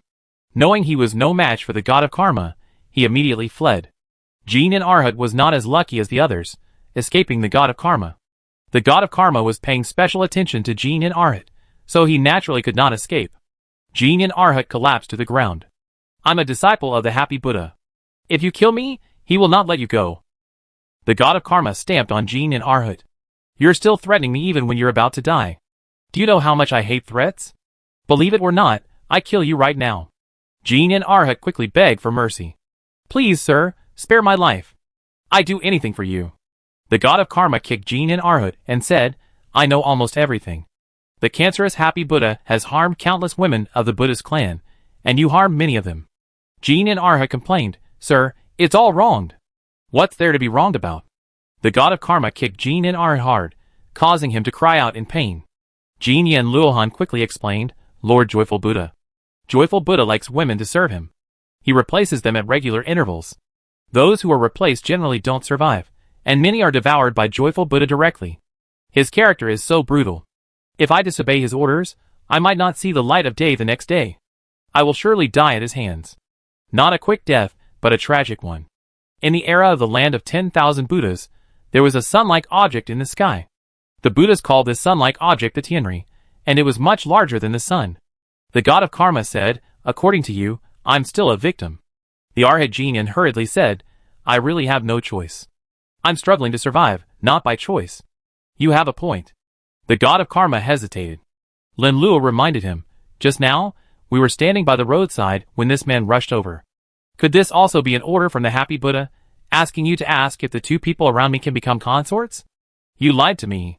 The god of karma was furious and kicked the Arhat Jin fiercely. Ah! The Arhat Jin let out an even more brutal, pig-killing cry. What do we do with this guy? The god of karma asked, exhausted from beating him. Lin Luo said, his master isn't the Happy Buddha. We can just ask him to take us there, so we can meet an old friend. When the Happy Buddha first arrived on Earth, he was overly confident in his appearance. He tried to imitate some young men and use his good looks to seduce beautiful women. In the end, before he could even commit any evil, he was killed by Lin Luo. The Happy Buddha wasn't high-ranking, but he was definitely considered a veteran in the land of 10,000 Buddhas. Even before Tathagata was born, the Happy Buddha was already a prominent figure. The Happy Buddha was quite fortunate to have made it to Earth. Jin and Arhat quickly said, if you three elders will spare my life, I lead the way for you. The god of karma angrily said, you think we're idiots? You're so eager to lead us there, mainly hoping to get the help of the laughing Buddha to eliminate the three of us. Jin and Arhat quickly explained, I don't have that intention. The laughing Buddha knows I'm the one leading the way, and there's no way he spare me. I believe you three are strong enough to defeat the laughing Buddha. You said it well, young man. The god of karma, in high spirits, asked, let me ask you a question. Who among the three of us is the most powerful? Jin and Arhut, with a strong desire to survive, said, of course it's you? That's more like it. The god of karma felt even better. Chapter 401. A magnificent hall. The entire hall was constructed of a precious metal that glowed at night. The light was extremely soft, possessing a calming and nourishing effect. In the center lay a large bed, upon which lay a bald man, less than 1.6 meters tall. The bald man was covered in fat, and the slightest movement caused his flesh to tremble several times. Several beautiful women surrounded him. They were blonde and blue-eyed, wearing cool clothing that revealed their fair, tender skin. One, in particular, had a pair of long, snow-white legs, crystal clear and exceptionally alluring. The woman the laughing Buddha favored must meet three requirements. First, fair skin and beautiful features. Second, long legs.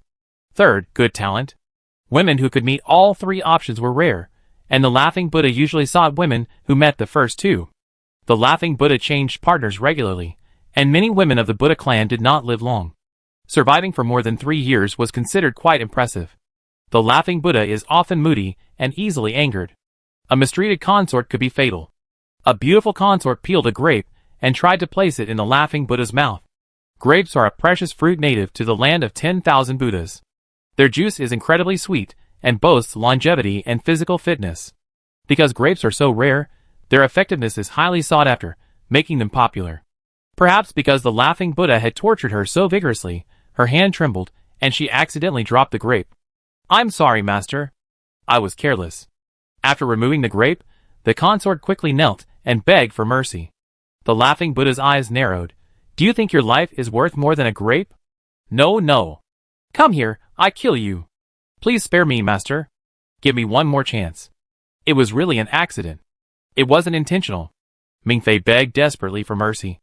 Forget it. Just letting you die seems impossible. I have to do it myself. The happy Buddha grabbed Mingfei, attempting to strangle her. His mouth was already wide open, like a crocodile's, densely packed with sharp fangs. He could easily swallow Mingfei whole. No! Someone, please help me! After removing the grapes, Mingfei was filled with fear, awaiting her death. She glanced at her sisters, who were trembling with fear, not even daring to look. These sisters, like her, were all miserable. The happy Buddha would often send out people to search for beautiful Mingfei. Very few of the Mingfei who caught the Buddha's eye escaped. Most of them weren't even considered nobles, they were commoners, members of the lower caste. She was a lowly person, worth less than a grape. Even if she wasn't chosen as a consort, she would likely have sold for very little Buddhist currency. Just as the consort, having removed the grapes, felt a premonition of impending death, the door suddenly kicked open. 3 people entered from outside. The one in front was Jin Arhat. Jin Arhat's face was full of flattery. My lords, the person standing in the center of the hall is none other than the happy Buddha. The happy Buddha is extremely fond of women, almost to the point of being obsessed with them. He even built a bed in his own bedroom for his own pleasure.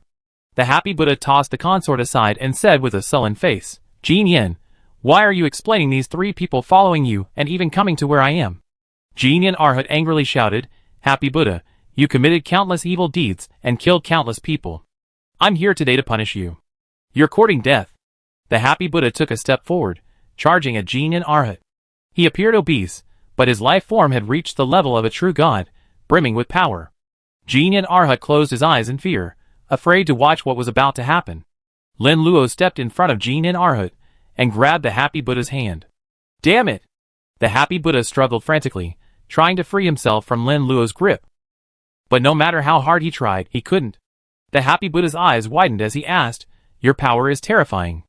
Is your life form at the level of a celestial god? The god of karma ran over and said, You're blind. What celestial god level? We are peak level god kings. Killing you is like crushing an ant. Peak level god king? Jin Arhat was overwhelmed with excitement. There are only 2 peak level divine kings in the land of 10,000 Buddhas, Jie-in Buddha and Juenti Buddha. The 3 men before him were of unknown origin, and one of them looked human.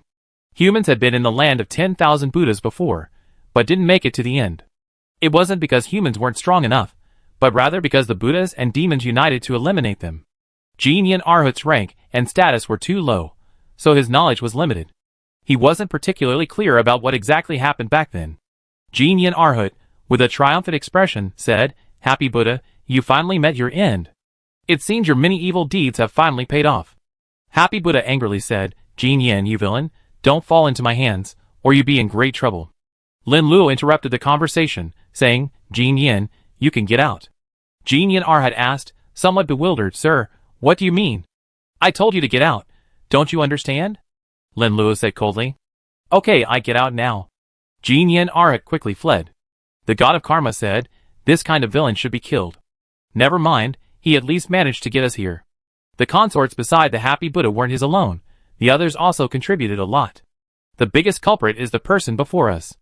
Lin Lu glared at the happy Buddha coldly. The happy Buddha felt a great threat, and cold sweat streamed down his face. With a strong will to survive, he explained, the rumors out there are all lies. I have married many consorts, and I treat them all as my wives. I often cherish them with care, and never beat or scold them. Lin Luo had witnessed the happy Buddha's methods. In the future, the happy Buddha would have many consort puppets, each chosen from among 10,000. The happy Buddha's own combat power is not strong, all his fighting power lies in the Ming concubines' puppets. After Lin Luo helped the Ming concubines free themselves one by one, the happy Buddha was easily killed. The happy Buddha is quite adept at lying, no wonder he lived so long. Later on, this fellow disobeyed Tathagata's orders, and descended to earth, intending to attack Lin Luo. The happy Buddha's abilities are modest, but his ambitions are immense. Guanyin said, You think the 3 of us are fools.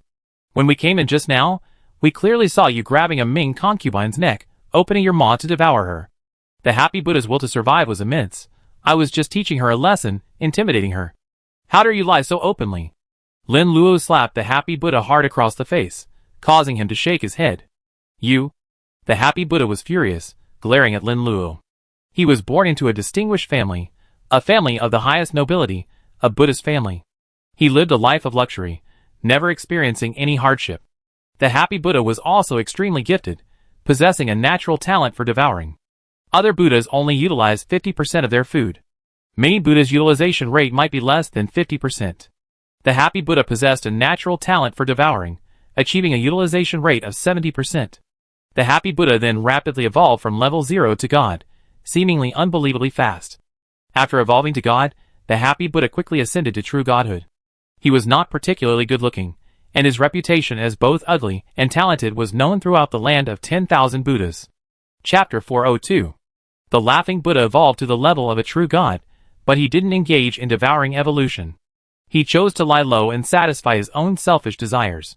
The laughing Buddha had a woman he married, who, like him, came from a noble Buddhist family. Later, as the laughing Buddha rose in rank, he was absorbed into Buddhism and given the title of Buddha. The laughing Buddha divorced his wife, and from then on, he had no wife, only consorts. This series of actions drew criticism from many. Among the Buddhists, true gods are very powerful. The laughing Buddha's father was a god, and his evolution to a true god made him almost impossible to control. Buddhism had many more powerful beings than him, but they weren't so frivolous. Bodhisattvas, arhats, and other beings were even less able to control the laughing Buddha, a Buddha. At first, the laughing Buddha was relatively restrained, seeking out a few consorts. Later, his behavior became increasingly rampant. The laughing Buddha assembled a special organization of over 20 people. Over 20 men, both of noble birth and with considerable personal strength, went out daily to select women for the laughing Buddha. Jnana Arhat was highly regarded by the laughing Buddha because he always selected the highest quality women and was the fastest to find them. Because of the laughing Buddha, many families married off their beautiful daughters to avoid his attention. The requirements for a consort were high, requiring virginity. The laughing Buddha would not favor a consort who was already married. Many nobles were able to receive advance notice, thus sparing their daughters from the laughing Buddha's clutches. Some poorer families were less well informed, and by the time they learned of the situation, their daughters had already been chosen. The god of karma angrily said, "Xiao Linzi, this fellow dared to glare at you even after you beaten him. You must teach him a lesson." "You have a point." Lin Luo grabbed the happy Buddha and slapped him hard several times. "Pa, pa, pa!" The crisp sound of slaps echoed. The happy Buddha's face was swollen like a pig's head, and he screamed like a pig being slaughtered. Lin Luo asked, "Do you dare to glare at me now?" The happy Buddha shook his head vigorously. "No, no, no. Now I'm going to ask you some questions, and you must answer truthfully. Do you understand?" Lin Luo threatened, "If I find out you're lying, I kill you immediately." I understand. The happy Buddha quickly agreed. "Is it time to take power?" Lin Luo asked. The joyful Buddha said, "Now, the two Buddhas jointly rule the Buddhist clan. They often clash over various issues, leading to internal unrest. They have chosen a man named Tathagata to serve as the head of the Buddhist clan and manage all of Buddhism." Lin Luo looked at the karma god and asked, "Can you explain anything?" The karma god said timidly, "I was very careful and deliberately delayed by half an hour. Even if something like this happened, you can't blame me entirely. I'm helpless about this." "Forget it, you always have so many excuses." Lin Luo was speechless. Avalokitesvara said, "We intend to travel back to the time when the devouring world invaded the land of 10,000 Buddhas. It's already so far in advance, and we be staying here for a long time." The karma god smiled and said, "Let's have some fun here. The land of 10,000 Buddhas is quite nice." The joyful Buddha quickly said, "3 leaders, whatever you want to do, just tell me. I treat you well. You have the right to speak here?" Lin Luo slapped the happy Buddha, sending him flying. Guanyin suggested, "How about we kill the happy Buddha? He already knows about us. If we let him go, we be in big trouble." "Killing him is a good idea," Lin Luo agreed. The god of karma said, "You're a fat, filthy fellow with a big belly. I'm sure you're up to something bad. The best way to stop you from plotting against me is to kill you." "No, no." The happy Buddha turned pale with fear, his whole body trembling violently. Ming Fei, beside him, looked at him in confusion, feeling a deep shock. It turns out that even the almighty Buddha can be terrified by a stronger opponent. Guanyin suggested, "Don't kill the happy Buddha yet. He's very useful to us. He's considered a very old Buddha and knows a lot. We can use him to find some powerful creatures in the land of 10,000 Buddhas." "That's possible." Lin Luo had been in the land of 10,000 Buddhas for a while, so he couldn't just sit there doing nothing. He wanted to find some powerful creatures and, by killing them, further evolve. The land of 10,000 Buddhas contained far more terrifying creatures than Earth. The receiving Buddha and the Kundi Buddha were likely already peak divine kings, proving the land of 10,000 Buddhas' rich resources. Lin Luo didn't need to wait for the devouring world to invade. He could evolve even higher by killing the creatures in the land of 10,000 Buddhas and devouring them. The happy Buddha quickly said, "As long as you three spare my life, I do anything." The receiving Buddha and the Kundi Buddha were only peak divine kings, and the three before him were also peak divine kings. If he could join them, the happy Buddha could envision a bright future. The god of karma slapped the happy Buddha hard, applying considerable force, causing him to let out a scream. "We don't know what you're up to, little boy. You're the only one who wants to get away with all the good stuff. Do you think we're fools ready to fool you?"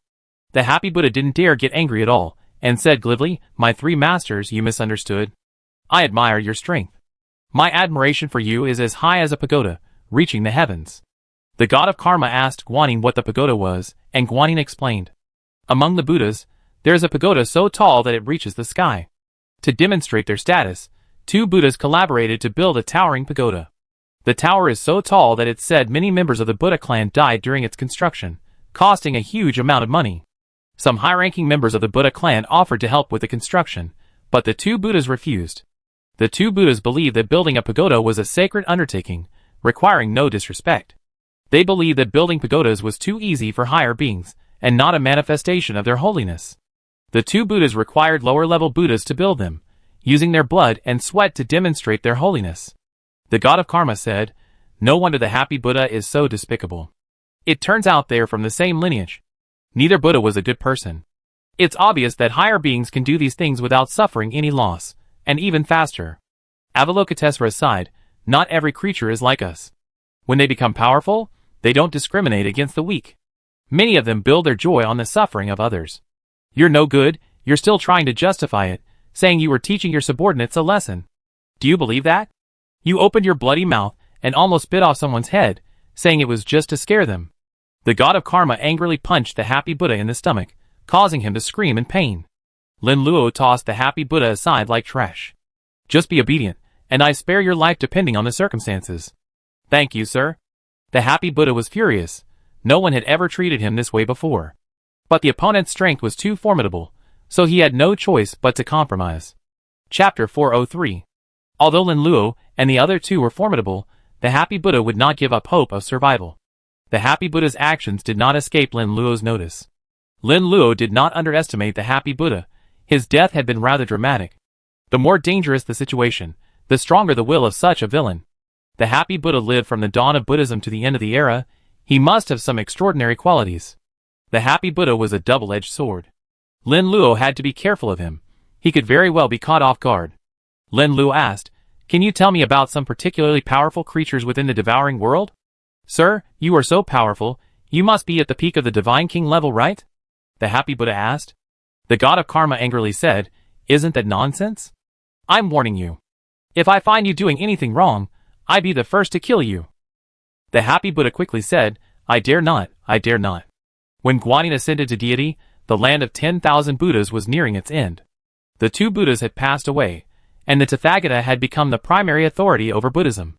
A large part of Guanyin's success was due to the Tathagata's control of the land of 10,000 Buddhas. If the two Buddhas had still been in control, Guanyin likely wouldn't have made it. The happy Buddha introduced 6 locations, all of which harbored creatures resembling peak-level divine kings. The 6 locations were Shadow Valley, Misty Swamp, Cursed Mountains, Evil Spirit Forest, Crimson Desert, and Dark Forest. After some discussion, the 3 chose the Dark Forest.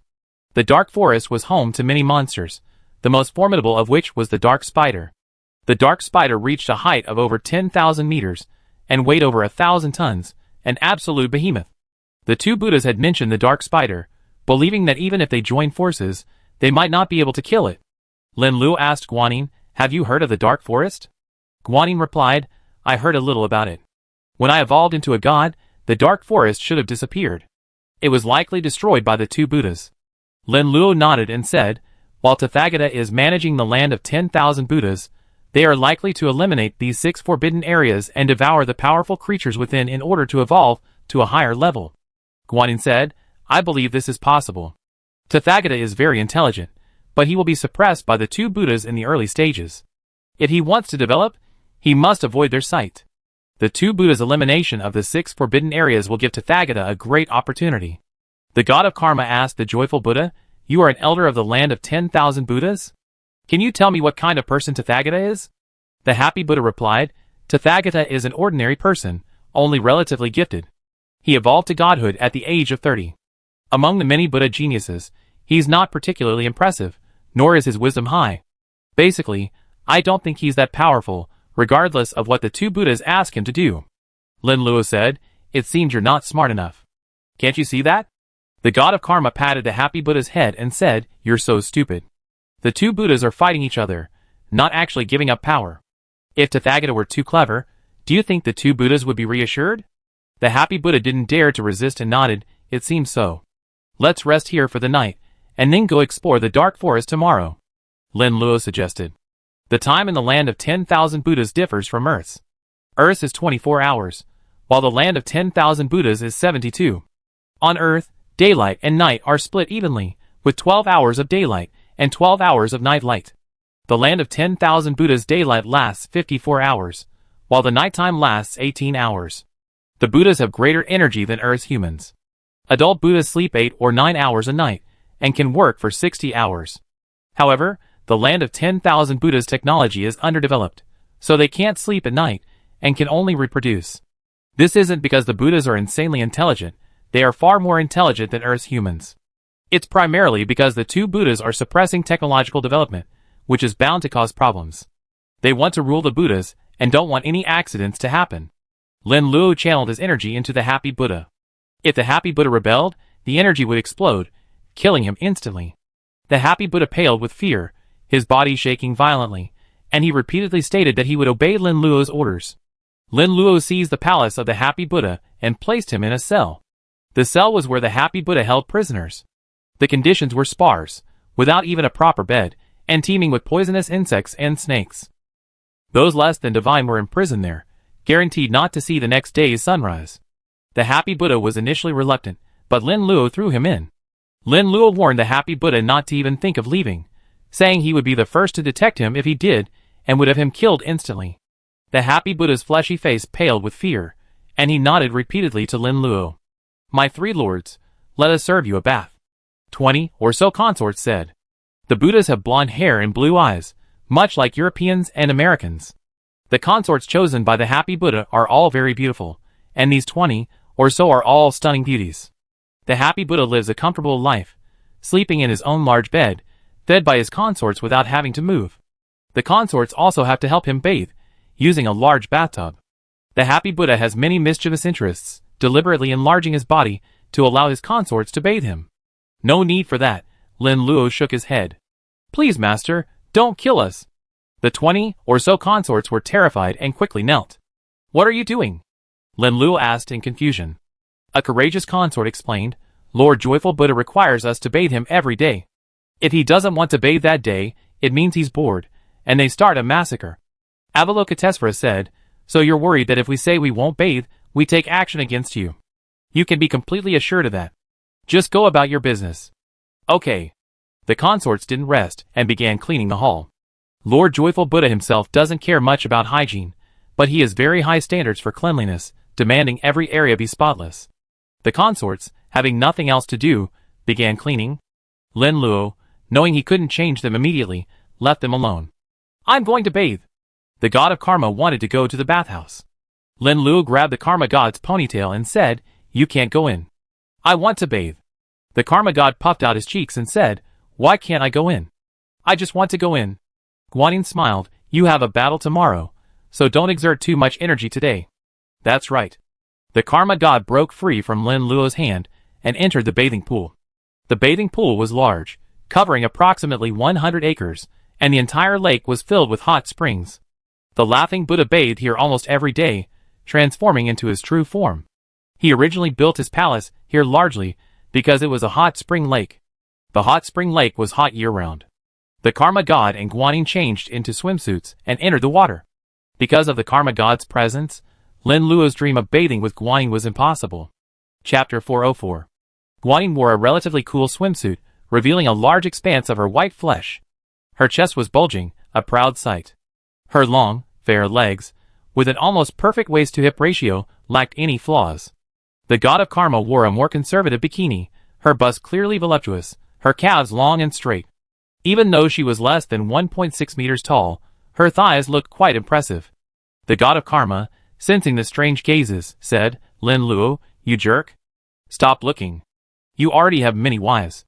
Ahem. Lin Luo coughed twice and said, "Your figure is nothing special. What's so good about it?" The god of karma said, "Don't underestimate me. I'm restricted by the 5 special beings, which is why I'm so small. If I weren't restricted by them, I still have the figure of a queen. Just keep bragging," Lin Luo said disdainfully. The god of karma was furious and shouted, "I fight you." Lin Luo warned, "I'm a man, you're a woman. If you fight me, you be the one who suffers. You bastard." The god of karma had no choice but to give up. Lin Luo swam over to Guanyin and touched what he wanted. Guanyin warned, "We agreed. Don't mess around today. We fight again tomorrow." Lin Luo smiled, "I'm a man of great willpower." After playing for half an hour, Lin Luo urged the god of karma to leave. The god of karma said, "Little Lin, don't think I'm unaware of your evil intentions. I know everything you're up to, but I won't leave. I'm going to piss you off to death." Okay. Lin Luo chased the karma god, frightening him into fleeing in panic. He didn't do anything to him, just a simple threat. Until Lin Luo left the bathhouse, he hadn't accomplished his task. He wanted to continue that night, but the karma god slept with Guanyin and chose to give up. At dawn, Lin Luo and the other 2 set out with the happy Buddha, temporarily handing the palace over to the 20 or so consorts. The leading consort, Yuehua, said, "My 3 lords, you must return." "We will return. Take care of the palace," Lin Luo instructed. "Okay." Yuehua nodded cautiously. They didn't dare ask any more questions, lest they anger the 3 lords. Even the happy Buddha, so high and mighty in their eyes, had to tread carefully around them, let alone anyone else. On the way, the god of karma struck the happy Buddha and asked, "I told you to release the consorts around you. They're terrified and would rather die than go back." The happy Buddha smiled and replied, "Of course they wouldn't dare. I'm the almighty Buddha. Most of them aren't even nobles, but rather lowly people. It's their honor to serve me. If they went home, their families would immediately kick them out, fearing they would suffer the consequences. Their fate would be either accidental death or resold, a fate surely even worse."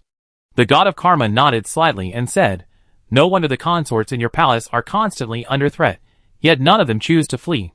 The happy Buddha said, "Lord Karma has reached the peak divine king level, and his strength is comparable to that of 2 Buddhas. I believe that if the 3 of you joined forces, you could establish a new power that would be as powerful as Buddhism, if not more so."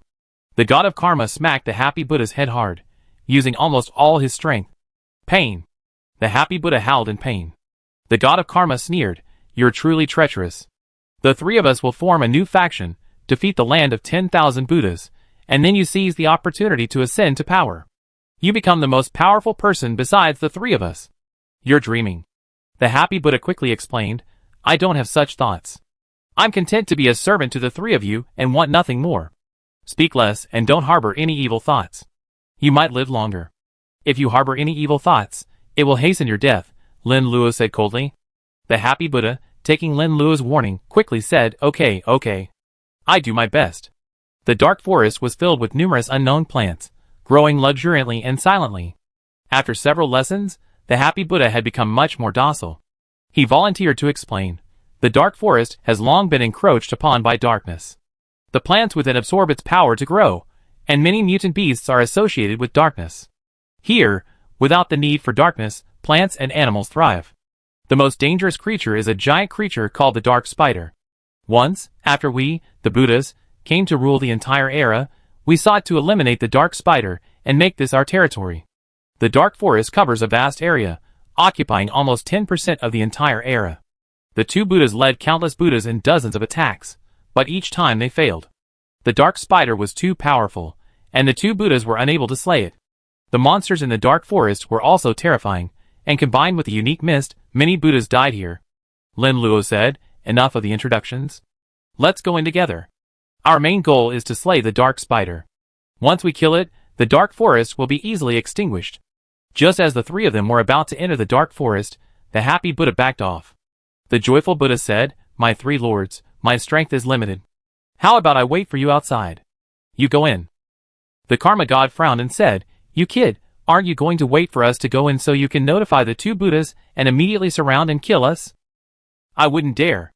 The joyful Buddha quickly waved his hand and said, "I have Lord Lin's energy within me. If I run, I won't get far and will be dead." The karma god said, "You still have self-awareness?" Lin Luo said, "Are you sure you want to stay here? If the three of us enter the dark forest, many monsters might emerge. The outside might be even more dangerous than inside." The karma god said, "You don't need to follow us." The joyful Buddha immediately became restless and said, "I follow you, my three lords. I've been into the dark forest several times, and I know it well." "You're such a coward," the karma god said disdainfully. With the three of them so powerful, almost no creature could harm them. The three soon found the dark spider's lair, filled with bones and the remains of various animals. There were members of the Buddha clan, animals from the dark forest, humans, demons, and so on. It is said that before the two Buddhas evolved into peak god kings, the dark spiders had already dominated the entire dark forest. Given their power, the dark spiders naturally occupied a prime position in the food supply, and any creature they targeted could not escape. The two Buddhas' original intention to destroy the dark forest was largely due to the dark spiders hunting. Every year, the dark spiders give birth to hundreds of little black spiders, all of which need food. During their feeding period, if the dark spiders don't find enough food in the dark forest, they rush outside in search of food. The dark spiders have a huge appetite and consume a vast amount of food. Each time they hunt, they kill at least hundreds of thousands of Buddha clan members for their food. Chapter 405. The dark spiders would devour any Buddhas they had killed, not digesting them immediately. Instead, they would return to the dark forest and regurgitate the food, feeding it to the smaller spiders. The deaths of hundreds of thousands of Buddhas each year had instilled a deep hatred among the Buddhas for the dark spiders. The Buddha nobles, represented by the Buddhists, led many of their followers, repeatedly petitioning the two Buddhas to eliminate the dark forest. The two Buddhas, in turn, sought to kill the dark spiders, leading to the subsequent battle. The dark spiders' life level had long been 147, and the two Buddhas combined were no match for them. The happy Buddha had participated in the battle, which is why he was so frightened upon arriving in the dark forest that he wanted to flee. The white bones were the remains of creatures eaten by the dark spiders, carelessly discarded outside. The dark spider's true lair was in a cave. The cave was extremely dark, a darkness unlike any other, so dark that even the three with divine eyes could not see clearly. The god of karma wondered, "The darkness controlled by the dark spider is so strange, even my divine eyes can't see clearly. How could I not have realized the power of the land of 10,000 Buddhas, and the existence of such terrifying creatures? When I arrived, I saw that Tathagata was only at the peak of the celestial god level, and I thought this era was very weak." Guanyin said, "I was born later, when the Buddha was already in charge. The two Buddhas must have destroyed all these Jedi. I was very puzzled at the time. They said there were 6 terrifying Jedi, and that the demon race had powerful creatures, some of which were as terrifying as those of the Divine King level. How could Tathagata, who was only at the peak of the celestial god level, destroy them all? It turns out there were 2 powerful Buddhas above them." Lin Luo corrected, "There's another possibility. 2 or 3 Jedi were destroyed by the 2 Buddhas, and the rest may have been destroyed by the Buddha." Guanyin said, "This possibility is more likely, indirectly proving that Tathagata is even more terrifying." Lin Luo said, "Tathagata wants to seal the 2 Buddhas. It's very likely that he has reached the level of God King in the land of 10,000 Buddhas." Guanyin asked, "Why not the peak God King?" Lin Luo explained, "When I fought him, Tathagata said he would arrange 2 powerful opponents. Every attack was a promotion, a stepping stone to help." Guanyin nodded and said, "Each promotion should be 2 or 3 levels. He has also entered the real world many times. Tathagata has already reached the peak God King in the land of 10,000 Buddhas. It is absolutely impossible for him to work so hard." The god of karma, annoyed by the 2 people's discussion, said, "You two are ignoring me. Don't you know that I am the one who understands the most?" "Speak now," Lin Luo said. Kawari said arrogantly, "It's hard for me to say." "Forget it," Lin Luo said. The god of karma pointed at Lin Luo and said, "You're playing hard to get. You really want me to say something, but you're deliberately keeping it to yourself. Am I right?" Lin Luo said, "You're right." King of Karma was furious. "I find you're truly childish. You clearly want me to say something, but you're deliberately using this tactic. Now I tell you, Tathagata once came to me, and asked if there was any way to absorb his power. Guanyin murmured, absorb his energy? I thought of a possibility. What possibility? Lin Luo continued. Guanyin said, I remembered many things. When Tathagata took over, it was already very late in the land of 10,000 Buddhas. Within 300 years, the devouring world would have invaded. 300 years is a long time for beings below the level of a god, but it's also a long time for beings above the level of a god. Even with Tathagata's exceptional talent, he couldn't have evolved to a god king all at once. It's very likely that some accident caused the two to be sealed by Tathagata, leading to the subsequent events. Lin Luo said, Tathagata is truly formidable. He defeated the strong with the weak, pulling off a comeback against all odds. No wonder he was so arrogant when facing me.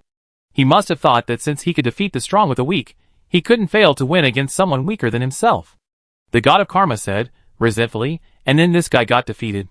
He has no moral principles at all, and he deserved it. Guanyin said, we've been observing from outside for a while, and the dark spider hasn't emerged from its cave. It's probably not home.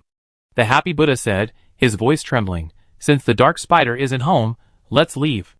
We come back next time to deal with it, and it'd be the same. The god of karma angrily hit the happy Buddha, saying, you fat bastard, you're such a coward. No wonder the land of 10,000 Buddhas isn't doing well. Someone like you managed to rise to the top of the land of 10,000 Buddhas. You haven't seen how terrifying the dark spider is. The happy Buddha said, his voice trembling. He thought he shouldn't have come with the three men, they were much more powerful than he was. The three claimed to be peak god kings, but the problem was that the happy Buddha hadn't seen them with his own eyes. The happy Buddha thought the three might be bragging, perhaps only at the god king level. The god of karma kicked the happy Buddha hard. Then you don't know how terrifying I am. Sir, spare my life. The happy Buddha begged for mercy. Let's go in and leave him alone. Lin Luo walked in front, with the god of karma and Guanyin following behind. The happy Buddha, left alone, looked into the smoke, trembling with fear and feeling the urge to urinate. In the dark smoke, the happy Buddha seemed to see the dark spider return. If the dark spider returned, he would surely die if he stayed outside. The two Buddhas had battled the dark spiders many times, and both sides were quite familiar with each other. The happy Buddha calculated the time and determined that the dark spiders were likely to reproduce at this time. The dark spiders were at their most aggressive, and would not allow any creature to approach their nest. If any living creature approached, the dark spiders would launch a fatal attack. Wait a minute. The happy Buddha, terrified, hurried after them. Lin Luo and the other two walked inside, and saw white eggs, each covered in spider silk. The spider silk wrapped around the white eggs, forming a dense mass, containing thousands of spider eggs. How disgusting. The god of karma felt goosebumps. Lin Luo said, there are literally thousands of spider eggs. This black spider is truly fertile. The amount of food it needs to produce thousands of little spiders is truly astonishing. Guanyin nodded and said, no wonder after so many little spiders were born, the black spider thought it wasn't getting enough food and left the dark forest to forage. That's why we haven't seen them since we arrived here. That's probably why. Lin Luo observed the white spider eggs. They were throbbing inside. Some of them were throbbing noticeably, likely indicating the impending birth of eggs. The god of karma suggested, thousands of white spider eggs are disgusting. Why don't we just go all out and destroy them all? I think so, Lin Luo agreed. Guanyin said, we're living in a parallel world anyway. No matter how much we mess around, the main world won't change. Even if we kill these spiders, nothing will change. We want to find the dark spiders quickly. The best way is to destroy all these white spider eggs. Lin Luo didn't want to waste any more time in the dark forest. He quickly eliminated them, and moved on to the next dangerous place. Chapter 406. Each of the 6 Jedi regions harbors powerful creatures. Lin Luo's rapid evolution necessitates devouring these powerful creatures. He was primarily concerned that the two Buddhas would seize the opportunity while he was killing the dark spider to travel to another Jedi. The joyful Buddha, his face pale with fear, said, don't act rashly. Killing the black spiders, children, is tantamount to a life and death struggle with the black spider. If we don't kill the children, we can choose to escape, and the black spider won't pursue us. But if we kill the black spider's eggs, the black spider will definitely not let us go. You must think carefully. The god of karma said in disapproval, who do you think you are? How dare you speak here? The joyful Buddha trembled as he continued to dissuade him. My 3 lords, I know you are powerful. We must take our time with some things. The god of karma sullenly replied, don't think I don't know what you're thinking. You're dissuading us because you doubt our strength. No, no. The joyful Buddha quickly shook his head. The god of karma said, if not, stay here, or I destroy you and the white egg. The happy Buddha sensed the murderous intent emanating from the god of karma, and immediately stopped himself from making any moves. What if the god of karma lost his mind and destroyed both him and the white egg? The god of karma used his own power to form white energy cannons, blasting them at the white eggs. One by one, the white egg shattered, and a thick liquid, something like egg yolk, oozed out. It's over, it's over. The happy Buddha hid in a corner, his body trembling violently. He thought of the time he entered the dark forest and killed the little dark spiders. The laughing Buddha finally killed a small dark spider of the same size, but before he could feel any joy, something unexpected happened. A giant black spider rushed towards the laughing Buddha. The laughing Buddha turned pale with fear, completely enveloped by a horrible terror. For a moment, he forgot to flee. It was only his consort, who took the initiative to shield him from the giant black spider, that he was able to escape. The giant black spider pursued him relentlessly, attempting to attack again. The two Buddhas arrived just in time to save the laughing Buddha. From then on, the laughing Buddha was traumatized by the fear and would fight against the weak. When he encountered a powerful creature, he would flee first. The consort, who had sacrificed herself to save the laughing Buddha, received no gratitude from the laughing Buddha, believing it was his consort's fault. The laughing Buddha realized that his offensive methods were too limited. The Buddhas were naturally strong physically. Adult Buddhas could tear tigers and leopards apart with their bare hands, possessing immense strength. The Buddhas favor using their own bodies to defeat their attackers. The happy Buddha did the same. This battle taught him not to do so, and that he needed to find a better fighting style. This fighting style was extremely effective in preserving his life, allowing the happy Buddha to quickly escape from danger. The happy Buddha thought of using his consorts, who were renewable. No matter how many consorts he consumed, they could always be replenished. In the eyes of the happy Buddha, consorts were no longer members of the Buddhas, but merely objects, expendable at any moment. Among the consorts, many possessed exceptional talents. For example, the consort who had kicked him to death last time was as talented as himself. The happy Buddha had already begun researching, and Mingfei's fighting method would soon be complete. However, his newly created fighting method was powerful, but it was useless against an enemy that was more powerful than him. Ah! Not long after the three destroyed the white egg, a sharp beastly roar came from the distance. It's really over. We never leave here. The happy Buddha was trembling with fear. You guys take a break, I handle it. Lin Luo walked out of the cave and transformed into a giant blue dragon. The blue dragon was over 10,000 meters tall and weighed over 1,000 tons, an absolute behemoth. An enormous black spider waited outside, its 6 eyes crimson, and half its legs were as tall as a small mountain. The sky had darkened at some point, and a crimson moon hung above, emitting a crimson glow. The giant black spider opened its massive mouth and let out a sharp cry. Lin Luo and the others destroyed the white egg, causing the giant black spider to lose its mind. The giant black spider lunged at Lin Luo with a desperate bite, attempting to pierce his body with its sharp legs and bite down hard with its mouth parts.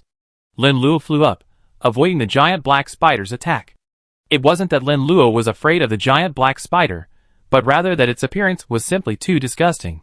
Not wanting to waste any more time, Lin Luo thrust 2 dragon heads out from his shoulders. The 3 dragon heads opened their mouths, and 3 colored flames merged, charging towards the giant black spider. The giant black spider was instantly engulfed in the 3 colored flames, their intense heat igniting it completely. Ah! The giant black spider roared continuously, as it collapsed into the sea of 3 colored flames. After about 10 minutes, the sea of fire gradually dissipated. The giant black spider roasted, gave off an alluring aroma. In the cave. What a nice smell. The god of karma sniffed and detected a rich aroma. It does smell nice. Could it be that Lin Luo has finished the fight? Let's go out and take a look, Guanyin suggested. The god of karma, not forgetting to be pretentious, said, Little Lin's speed is quite normal. It's not too fast, nor too slow. If I were to take action, I could probably finish him off in a flash. All right. Guanyin smiled. Let's go out and take a look. Once we dealt with the giant black spider, we can move on to the next dangerous place. Hurry up and take a look, the god of karma said. After the two left, only the happy Buddha was left. The happy Buddha believed that the giant black spider had dealt with Lin Luo. The giant black spider could also spit out a kind of black flame. Unlike other powerful creatures, it did not like to eat raw. Much like humans, it preferred to eat cooked food. A long time passed, and the happy Buddha hadn't seen the god of karma and Guanyin return. If my guess is correct, they were likely killed by the giant black spider. I need to find a good time to escape. The happy Buddha was very unsure about the future, believing he was almost certain to die. The giant black spider was cruel by nature, ruthlessly killing any creature that provoked it. If the three of them destroyed all the white eggs, the giant black spider would surely hunt them down and kill them at all costs. Although the happy Buddha didn't take action, he still had a scent on him, and the giant black spider wouldn't let him go.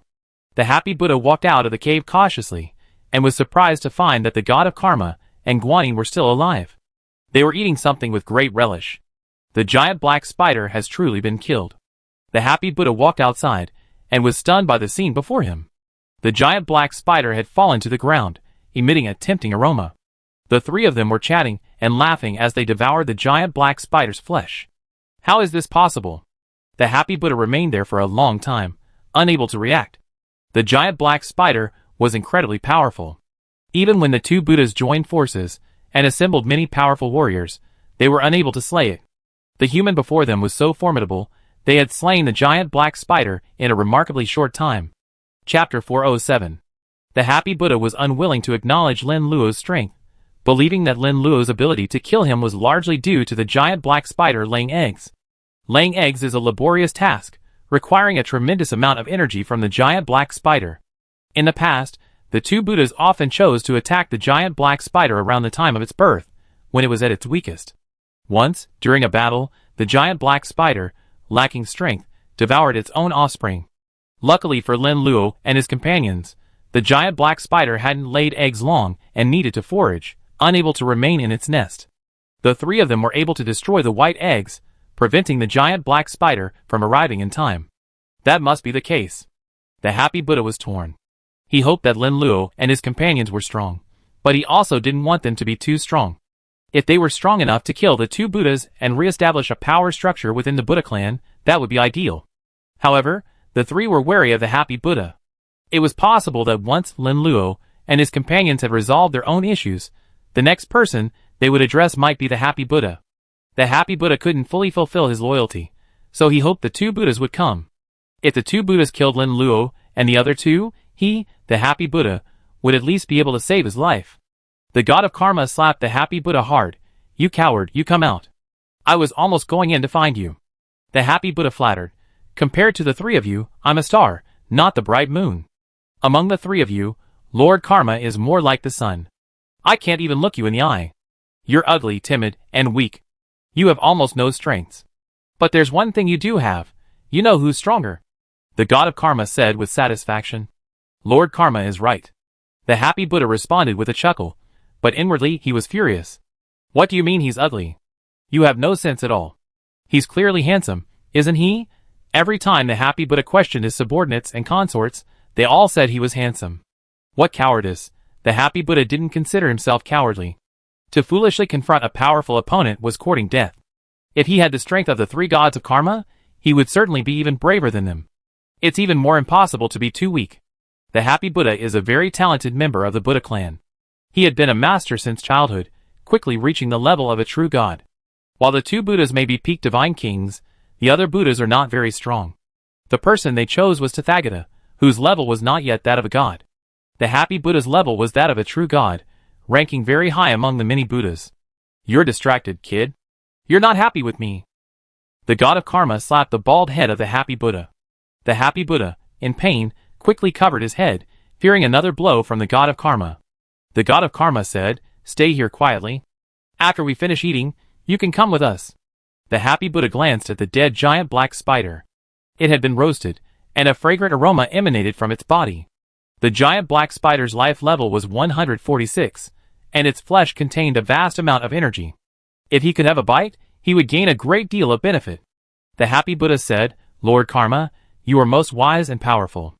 I have shown you the way, and even if I haven't done anything meritorious, I have worked hard. Could you please let me have a bite?"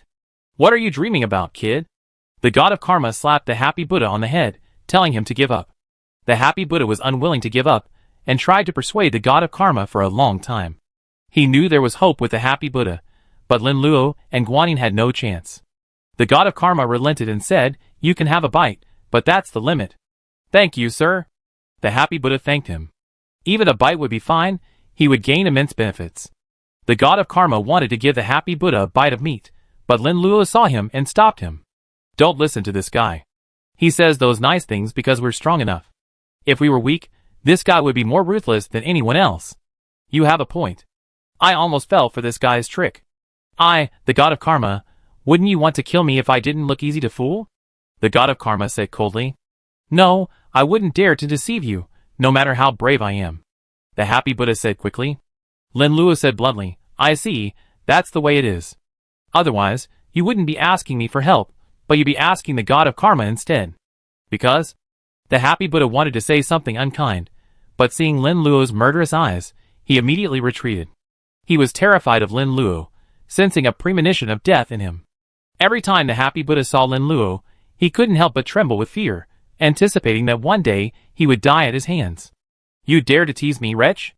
I'm going to beat you to death today." The god of karma rushed forward without a word, beating the happy Buddha violently. She was quite ruthless, each blow hurting the happy Buddha without killing him. Lin Luo ate most of the giant black spider and gained a great deal of benefits. The giant black spider wasn't a pretty sight, covered in black hair, and looked completely unappetizing. Lin Luo cooked the giant black spider with tricolor flames and discovered that it was truly fragrant. The giant black spider's flesh was delicious, exceptionally tender and smooth, a rare delicacy. "Let's go to the next Jedi," Lin Luo said. "How's it going? Is it about to level up?" Guanyin ate the giant black spider and reached level 137. Guanyin advanced the fastest among the three, while Lin Luo and the god of karma didn't advance much. Lin Luo's evolutionary path led to the ultimate life, making it difficult to reach the next level. Hong Jun and Luoho, seeing no hope of victory, decided to sacrifice themselves and become Lin Luo's strength.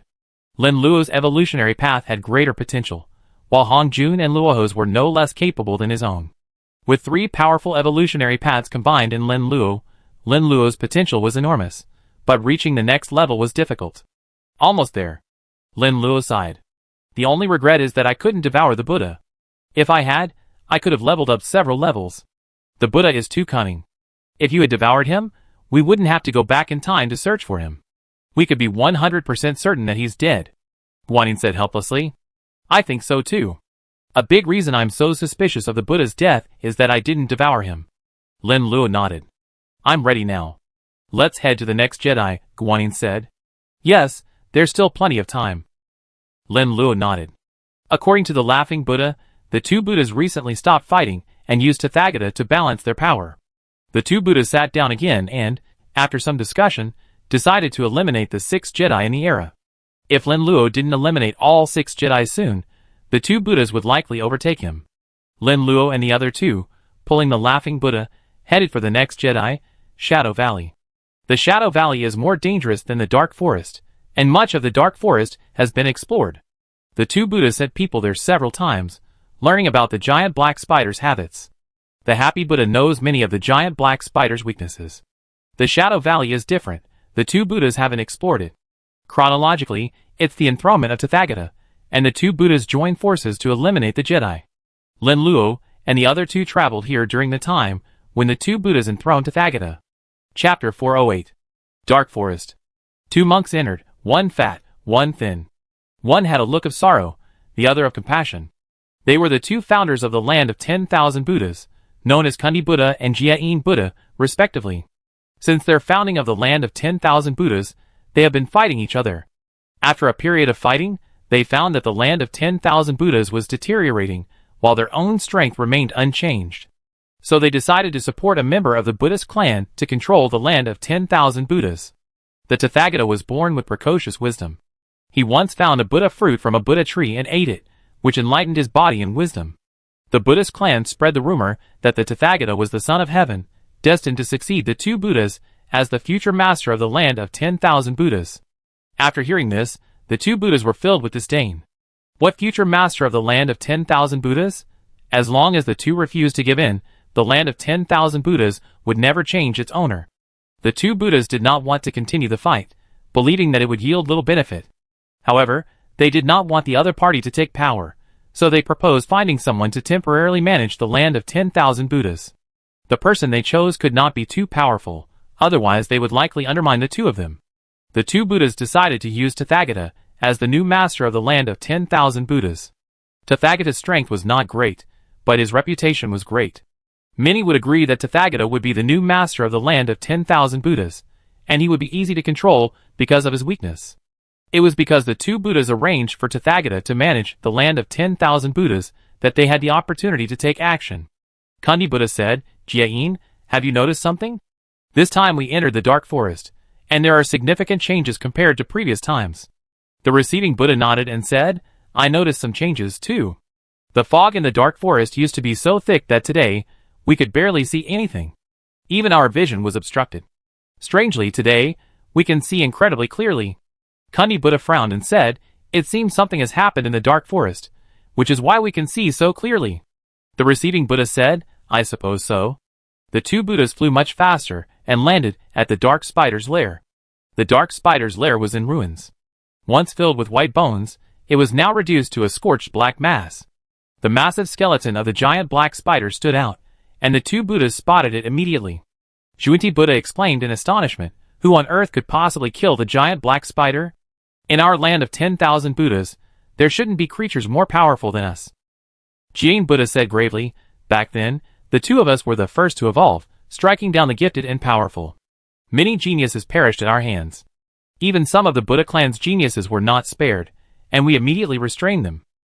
Zuni Buddha rubbed his chin and said, "No matter how meticulous we are, there will always be omissions, and it's possible that some remnants have managed to escape." Jiayin Buddha complained, "I told you we wanted to eliminate the giant black spider. You said keeping it alive would be of great benefit to us. It would often emerge from the dark forest to hunt, killing many of the Buddha clan. The remaining ones would then beg us for help, and their faith in us would increase. Now, a remnant has gotten there first, and we devoured the giant black spider. We might even reach a higher level." Junti Buddha said, "You should think differently. Far from being a bad thing, this is actually a good thing." Jiayin Buddha smiled. "I almost forgot. The remnants of the giant black spider must be very powerful. The stronger they are, the better the food. We can evolve to the peak God King level and devour these geniuses." Zuni Buddha nodded. "You're right." The two began searching. Junti Buddha found a bone and carefully examined the bite marks. "Jiayin, come here and take a look at the bite marks on this bone." Jiayin Buddha took the bone, examined it carefully, and asked doubtfully, "Are these bite marks from humans?" Zuni Buddha shook his head. "Not necessarily. We Buddhas and demons like to transform into human forms. They could be Buddhas and demons." Jiayin Buddha resumed his search and found 5 different footprints on the ground. "Any new discoveries?" Zuni Buddha asked. The receiving Buddha said, "I discovered 5 types of footprints, 3 of which are human. One of them is from our Buddha clan, and the person who left them is likely the Happy Buddha. The other is from the Dragon clan." "Happy Buddha? I have some impression of him. He was a young genius, and later, due to his meritorious service, I made him a Buddha. He's extremely lustful, constantly seeking concubines. Many members of the Buddha clan have reported this to me." The receiving Buddha expressed his assessment. The 3 remnants are likely 1 dragon and 2 humans. Dragons also like to transform into humans, which is why there are 3 human footprints. They likely evolved through devouring somewhere, and recently emerged. By chance, they found the Happy Buddha and asked for his help. Kundi Buddha nodded and said, "Your analysis makes sense, but there are some problems. 2 people can be identified, but the other 2 cannot, as they didn't use any power." Jiayin Buddha said, "You have a point." Kundi Buddha suggested, "Why don't we go to the palace of the Laughing Buddha? Perhaps we can get some information." Jiayin Buddha posed a question. "If we want to do something, and are afraid of being discovered, the best way is to kill them to silence them. What information do you think we could get by going to the palace of the Laughing Buddha?" Kundi Buddha said, "You have a point. If the 3 remaining villains were smart enough, they would have killed them to silence them, leaving no evidence. Besides, what useful information can we get from a few ants?" Jiayin Buddha agreed, "You have a point. It's difficult for us to get any information from ants." Kundi Buddha said, "The other party's goal is to become stronger. I think they're heading to the next Jedi." Jiayin Buddha. He frowned and said, "There are 6 Jedi in the land of 10,000 Buddhas. The dark forest is gone, leaving 5 Jedi. Which of the 5 Jedi will they choose?" Kundi Buddha pondered for a moment and said, I think it's the evil spirit forest. The evil spirit forest and the dark forest have many similarities, so the enemy will likely choose the easier one. Jain Buddha pondered for a moment and agreed, the joyful Buddha is more familiar with the 6 Jedi. The 3 of you must have inquired and carefully analyzed before choosing the dark forest. The dark forest is the weakest of the 6 Jedi. Kundi Buddha said, I agree. We must act quickly. If the enemy destroys 1 Jedi, it's a huge loss for us. If they destroy 2, we suffer even greater losses. Jain Buddha said, we are both level 147. We have reserved these 6 Jedi for evolution to level 149. We absolutely cannot afford to lose them. Enough of the nonsense. Let's act now. The 2 of them moved swiftly, heading towards the evil spirit forest. Chapter 409. Shadow Valley. A deep valley perpetually shrouded in shadow, never seeing sunlight year-round. Even if the sun shines continuously into the valley for a month, the shadows still shroud the valley, blocking out the sunlight. Many races, including humans, Buddhas, and demons, have entered the Shadow Valley, but none have survived. The Shadow Valley is synonymous with death, and few creatures dare to trespass here. A shadowy creature dwells within the valley, capable of inflicting fear within you. Many have perished within it, never knowing how they died. The happy Buddha looked at the bizarre scene around him, and said fearfully, why don't we leave here and go to another remote place? This remote place is truly dangerous. Many people have died there, and even the 2 Buddhas dare not enter. The god of karma said angrily, didn't I tell you? There are no terrifying creatures in this place. The terrifying creatures come from within you. The more afraid you are of terrifying creatures, the more powerful they become. You're afraid now, but many terrifying creatures will appear soon. If anything happens, you'll be dead. The happy Buddha's face paled as he said, I don't want to be afraid, but I can't help it. The fear within the happy Buddha grew stronger, and the shadow on the ground gradually grew larger and more menacing. The god of karma looked at the ground and slapped the happy Buddha's bald head. I told you not to be afraid, but what's that creature that immediately cast a shadow on the ground? The happy Buddha said aggrievedly, I already told you to resist the fear, but I just can't. A shadowy monster rose from the ground, its size almost identical to the laughing Buddha. The god of karma was about to strike and kill it, but Lin Luo stopped him. Why are you stopping me from killing this shadowy monster? Shadow Valley is known as a dangerous place, so it must be a dangerous place, otherwise the 2 Buddhas wouldn't be so afraid to come here. We should observe carefully here to learn some of the patterns of Shadow Valley. Otherwise, the deeper we go, the more dangers we encounter, and the harder it will be to observe the patterns. Lin Luo explained. The god of karma said, what's there to observe? The 2 Buddhas said it was the most powerful creature in the land of 10,000 Buddhas. It's mainly because the land of 10,000 Buddhas wasn't particularly powerful in that era. They even feared the dark forest. I don't think that dark spider is that powerful. If I were to deal with it myself, I could easily slay it. Lin Luo said, before your power is limited, you have to add one more condition. The god of karma said angrily, can't you say something nice? Guanyin said, is there a possibility that the 2 Buddhas can't deal with the dark spider, but are deliberately not dealing with it? The god of karma said, they wouldn't be so bored as to not deal with it sooner rather than later, deliberately leaving it alone. Lin Luo thought for a moment and said, I think your hypothesis is very likely. The dark spider isn't particularly powerful. It might have been a formidable creature in its prime, but it has a fatal flaw. Every time it lays eggs, it's significantly weakened, and its strength declines significantly. The 2 Buddhas are likely level 147. Dealing with the dark spider shouldn't be a difficult task. The god of karma insisted, actually, I've known this for a long time, but I'm just keeping it to myself. I let you guess and see if I'm smart enough. Lin Luo simply ignored the god of karma and said, can we analyze whether the 2 Buddhas are holding back?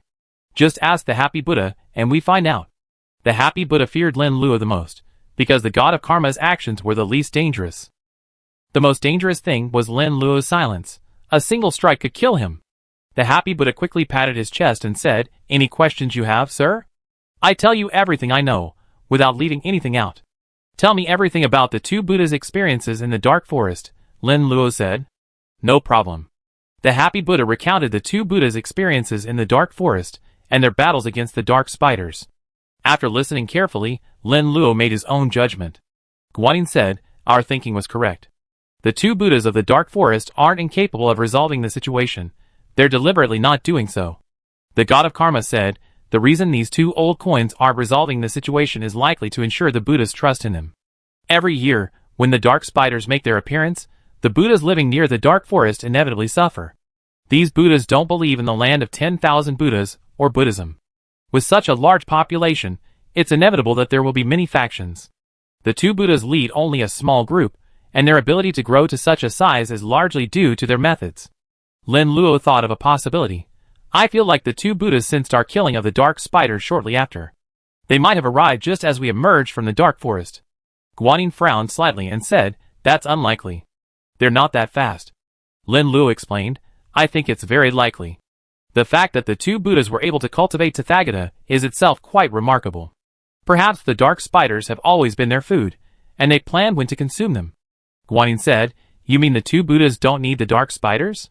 So many years have passed, and most of the Buddhas have surrendered, treating the land of 10,000 Buddhas as an inviolable place. The two no longer need the dark spiders. It's only a matter of time before they consume them. They haven't had the time to deal with it. Now that Tathagata has been elevated to the land of 10,000 Buddhas, he can handle many things, giving them plenty of time to deal with the dark spiders. Yes, the three of us may have disrupted their original plan. Lin Luo nodded. The god of karma thought of a possibility. If that's your theory, wouldn't they be looking for us now? Lin Luo said, it's possible. We left behind a lot of clues back then, and they definitely come looking. With the strength of the two Buddhas, they could have taken care of the 6 forbidden areas long ago. The reason they haven't is that they haven't had the time. Guanyin nodded and said, after the two Buddhas have taken care of the 6 forbidden areas, their level and strength will reach new heights, and they become even more powerful. Lin Luo continued, the two Buddhas will probably assume we're heading to another forbidden area and probably won't expect us to come here. The joyful Buddha suddenly said, actually, there's another possibility. They might be heading to my palace to learn something. The god of karma said, what you're saying is possible. The joyful Buddha said, I think we should eliminate those consorts. That way, we avoid a lot of trouble. He was just trying to be nice, hoping to gain the trust of the three. The two Buddhas were quite formidable, but they were far inferior to these three. The happy Buddha wanted to gain the trust of the three people, not only to ensure his life safety, but also to gain the hope of obtaining more resources than before. Chapter 410. Guanyin glanced at the happy Buddha with distaste and said, those consorts were only minor figures. They treated you like their own husbands and cared for you patiently, without a trace of neglect. Are you going to treat them this way? The happy Buddha said righteously, I know they treated me well, but the three adults' affairs are more important. Their sacrifice was deserved. If I have the opportunity in the future, I will treat their families well. Lin Luo smiled and said, you treated them badly in life, so how can you treat their families well after death? The happy Buddha's face showed remorse. A look of regret filled his eyes. It was all my fault before. After the guidance of the three masters, I deeply realized my mistakes. Now I have decided to reform. All right. Lin Luo interrupted. Why are you talking so much nonsense? I already made arrangements for your consorts. I had them leave your palace early and rent a place with your Buddha clan's money. They won't return to your palace without my signal. Master Lin is truly wise.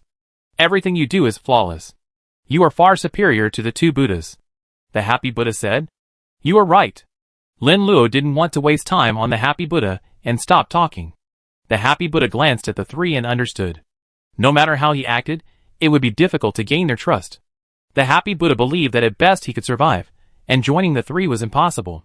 He believed that if he couldn't join the three, then he would have to do it all. Any meritorious service is meritorious service. The happy Buddha can betray three people and inform the two Buddhas. The happy Buddha was particularly angry about one thing. He was clearly far superior to those lowly consorts. The three of them, however, believed the lowly consorts and refused to trust him, the Buddha. The happy Buddha only dared to think about it, not to speak a word. He wore a smile, not daring to show any displeasure, and tried his best to please the three. As the four of them spoke, the shadow monster transformed into the happy Buddha grew increasingly powerful. In the Shadow Valley, many shadow monsters swarmed toward the happy Buddha. Let me take care of this shadow monster. You take a break. Guanyin volunteered to fight. Okay. Lin Luo nodded. A golden Buddha light emanated from Guanyin, making her appear sacred and noble, emitting a powerful, oppressive aura. The happy Buddha looked almost identical to the real happy Buddha, the only difference being that one was flesh and blood, while the other was completely gray. Under the fusion of the various shadow monsters, the Happy Buddha level increased rapidly, from 97 to 125, ascending from True God to Ordinary God King. The rate of improvement was incredibly rapid, far faster than even Lin Luo's own leveling. This speed surpassed the limits of living creatures, a speed perhaps only achievable by shadow monsters. The Happy Buddha had already ascended to the level of Ordinary God King, yet it continued to rise, even at a much faster rate. If left unchecked, the Happy Buddha might not be able to break through to the peak God King level, even reaching the ultimate life form. Lin Luo didn't dare allow the Happy Buddha to break through to the ultimate life form, as this would likely result in another difficult battle. Although he was currently very powerful, he wasn't sure he could win against the ultimate life form. The Happy Buddha wasn't particularly high level yet, so Guanyin felt it wouldn't be a problem for him to kill him. The Happy Buddha's massive hand reached out towards Guanyin, attempting to crush her to death. Guanyin's body grew larger, and she struck the Happy Buddha with a single punch. She was at level 143, far more powerful than the Happy Buddha. The Happy Buddha was struck hard in the chest, and Guanyin knocked him back several steps. Gray aura continuously dissipated from his body. As the aura dissipated, shrill screams echoed. The god of karma sighed. Avalokitesvara was entirely cultivated by me. When I first met her, she was only at the peak of a celestial god. After she traded with me, her level rose rapidly. Before I knew it, she was already a peak god king, reaching level 143. If she continues to cultivate her, she might even reach the ultimate life form in the future. This is all my credit. I have to say that those who trade with me are very lucky. The joyful Buddha immediately became interested. Master Karma, this Avalokitesvara made a deal with you.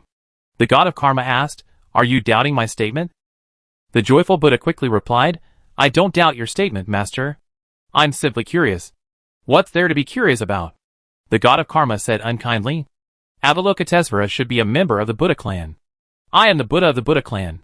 I know everything about the Buddha clan. I never heard of Avalokitesvara before. I think her power is likely due to your help. What you just said just confirmed my thoughts. The joyful Buddha found the god of karma easiest to deal with among the three, and wanted to start with her. According to the karma god's tone, cultivating Guanyin would be easy. While the karma god was bragging, the Happy Buddha glanced at Lin Luo, and noticed that Lin Luo didn't try to stop him. Lin Luo and the karma god had some minor conflicts, and they often argued. If the karma god was lying, Lin Luo would definitely not tolerate her. It was very likely that the karma god was not lying, and that what she said was true. If he, the Happy Buddha, could cooperate with the karma god, his strength would be greatly enhanced, and he might even surpass Guanyin in the future. The land of 10,000 Buddhas is a land of male superiority and female inferiority, with extremely unequal status. The Happy Buddha was raised with a patriarchal mentality, and looked down on women.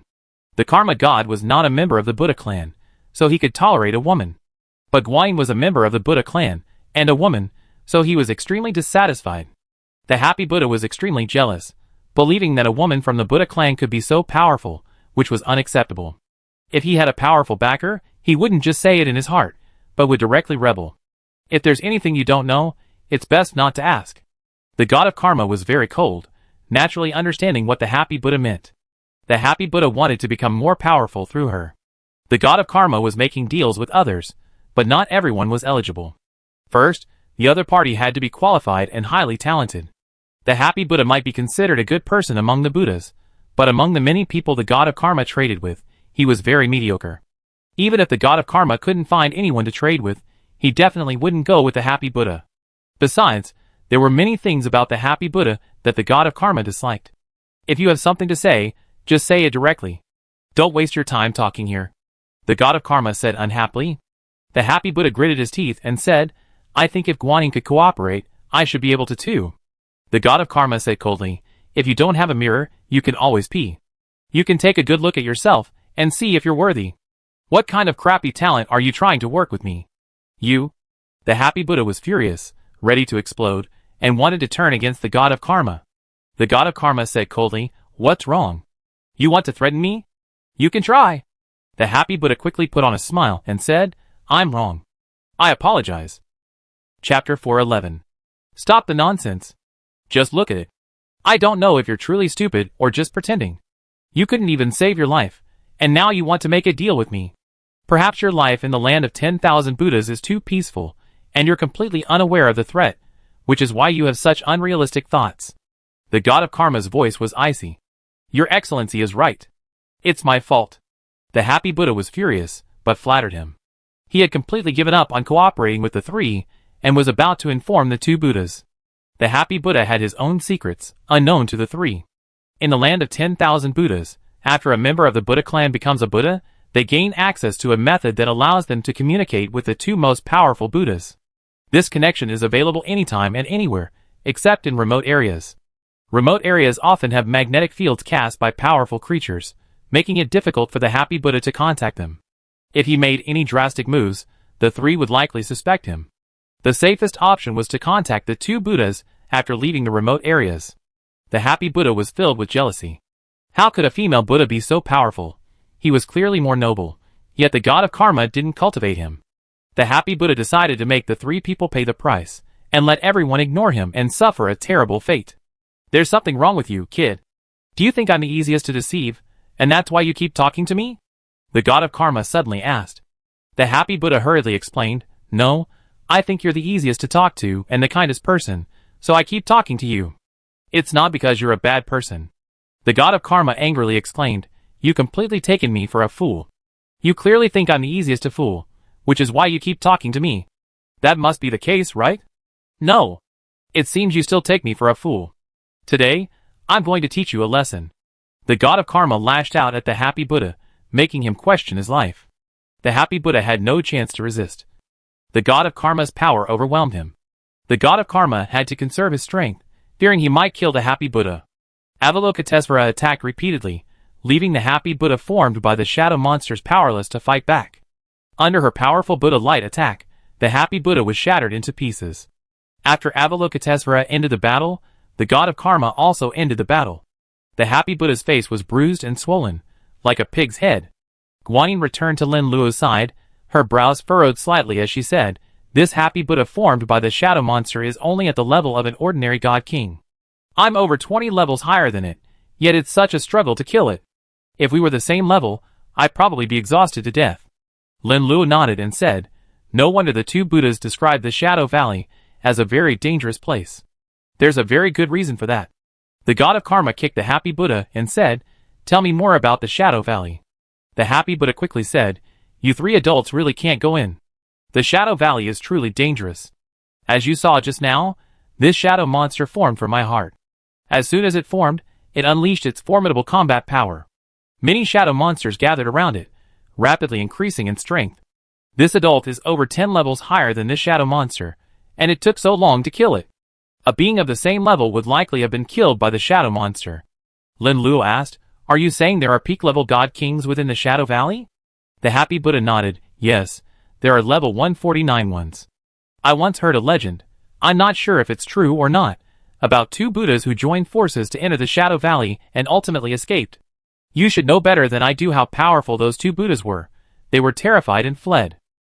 The god of karma said coldly, Are you saying that the three of us combined are no match for two bald donkeys?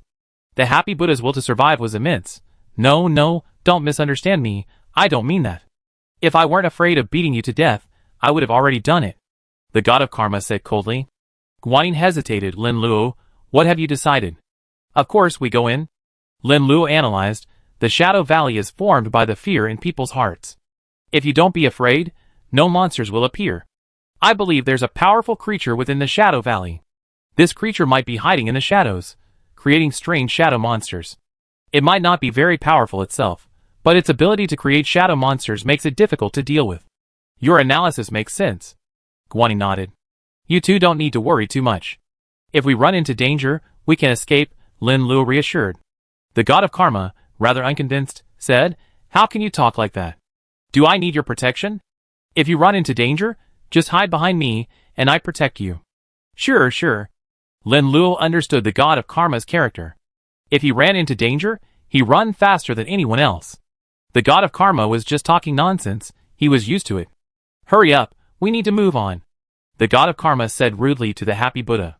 The happy Buddha was reluctant to get up, his face pale as he spoke, We can't go any further. You don't feel anything now, but that's because your level is high enough. Shadow monsters of this level won't frighten you. If you go deeper, your fear will only grow. Monsters at your level should be terrifying. The god of karma kicked the happy Buddha hard, causing him to scream. She said angrily, "You deserve to die? It would be better if you didn't say anything. If you do, we might have this idea later." The happy Buddha said aggrievedly, "I don't want to say it either, but the road ahead is so dangerous. Going forward could very well lead to death. How about this? I stay here, and you three adults go ahead. My strength is limited, and if I go, I might hold you back. I think it's better not to join." The god of karma said coldly, "You're dreaming, kid. If you want to go back, you can go now." The happy Buddha stood up and looked around. He felt countless shadow monsters surrounding him, many of them baring their fangs and claws at him. If he hadn't been with Lin Luo and the other two, he might have died.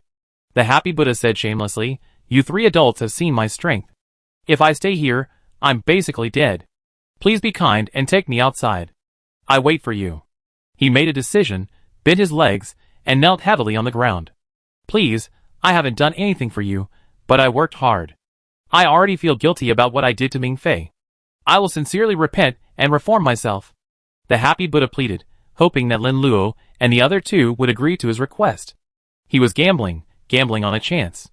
If Lin Luo and the other two relented, the happy Buddha would have a great chance. After leaving Shadow Valley, the happy Buddha immediately relayed a message to the two Buddhas. The two Buddhas would likely arrive immediately and, allied with the monsters of Shadow Valley, would likely kill the three. Then he spoke from the perspective of a victim, saying that he had been forced to lead the three, and he believed the two Buddhas would forgive him. Chapter 412. The god of karma said disdainfully, "You're a complete loser. Look at your disgraceful appearance. Just stay away from me." Guanyin said to Lin Luo, "The Shadow Valley is quite dangerous. If we take this person in, he'd likely die.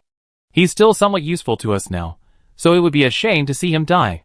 He has your energy on him anyway, so unless we're too far away, he'd definitely be dead."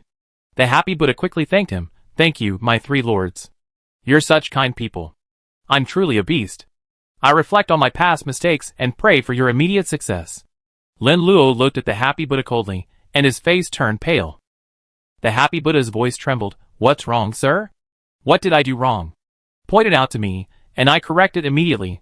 Lin Luo said, "Don't you think you're overacting?" The happy Buddha quickly replied, "I'm not acting. I sincerely hope you succeed. Okay, stop forcing me. If you stay with us, you have a chance of survival. If you leave, I kill you immediately." Lin Luo knew the happy Buddha well. When the two of them fought, the happy Buddha sacrificed his consort for victory. Each of these consorts had served him, and the happy Buddha cherished them like treasures. In a moment of crisis, the happy Buddha decisively sacrificed his consort to ensure his own survival. The happy Buddha was truly selfish, abandoning even those closest to him. How could he pray for the very people he threatened, especially since the god of karma had just given him a beating? The happy Buddha was filled with nothing but hatred. The god of karma thought, "Do you really hate us? You say nothing happened, and then you take revenge on us when I get out." The happy Buddha quickly shook his head and said, "No, how could I possibly have such thoughts? The three adults have been very kind to me. Stop pretending. You must have evil intentions. You want to deceive me, but you're far from it." The god of karma said coldly, "Show me your fat face. It seems I haven't taught you enough. I'm going to teach you a lesson." The happy Buddha turned pale with fear. "Sir, please stop hitting me. If you keep hitting me, I almost die. I listen to you, won't I? I go with you. Life or death depends on luck. Good boy, I threatened you, and you revealed your true colors immediately. You still say you're fine. Now just come here obediently. I promise I won't kill you. If I were to hit you myself, I couldn't guarantee that." The god of karma is wise but foolish, not truly naive. Even if she was innocent and naive in the beginning, she would become wiser after such a long time. Lin Luo's mere mention of a problem was immediately apparent to the god of karma. "Sir, spare my life." The happy Buddha begged for mercy. "Come here quickly, understand?" The god of karma threatened again. The happy Buddha couldn't bring himself to offer his face, and was severely slapped by the god of karma again. The happy Buddha's face was even more swollen, like a pig's head. The happy Buddha had a mysterious confidence in his appearance, believing himself to be the most handsome man in the world. Having those consorts come to serve him was a true blessing. The happy Buddha's resentment towards the karma god intensified, believing the karma god had ruined his handsome face. After teaching the happy Buddha a lesson, Lin Luo and the other two prepared to continue their journey. Lin Luo decided to leave the Shadow Valley and deal with the happy Buddha. The happy Buddha was too unstable, constantly causing trouble here. The four continued forward, the shadows growing thicker. We can't go any further. In the deepest part ahead, shadow monsters will spawn that even you will fear. The happy Buddha felt the shadow monsters beside him, genuinely frightened. The three people beside him were powerful, and unlikely to be killed. The happy Buddha was much weaker, and would likely be the first to die. As Lin Luo and the other two advanced further, the shadow monsters around them multiplied, filling the area densely. Lin Luo and the other two faced several shadow monsters, with the Karma God having the largest number. The Karma God's abilities were limited, making him the weakest of the three. Shadow monsters surrounded her shadow, a dozen or so densely packed together. Lin Luo was the strongest of the three, but he only had one or two shadow monsters. The shadow with the most shadow monsters was still the Laughing Buddha. The Laughing Buddha was the weakest of the four, so frightened that he questioned his life and was speechless. He wanted to rush out, to flee this place.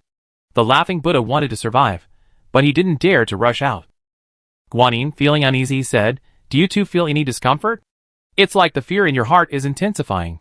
"I'm not really scared, but I can't help but worry. This is a sign of fear." The god of karma glanced around and said, "It's just a shadow monster.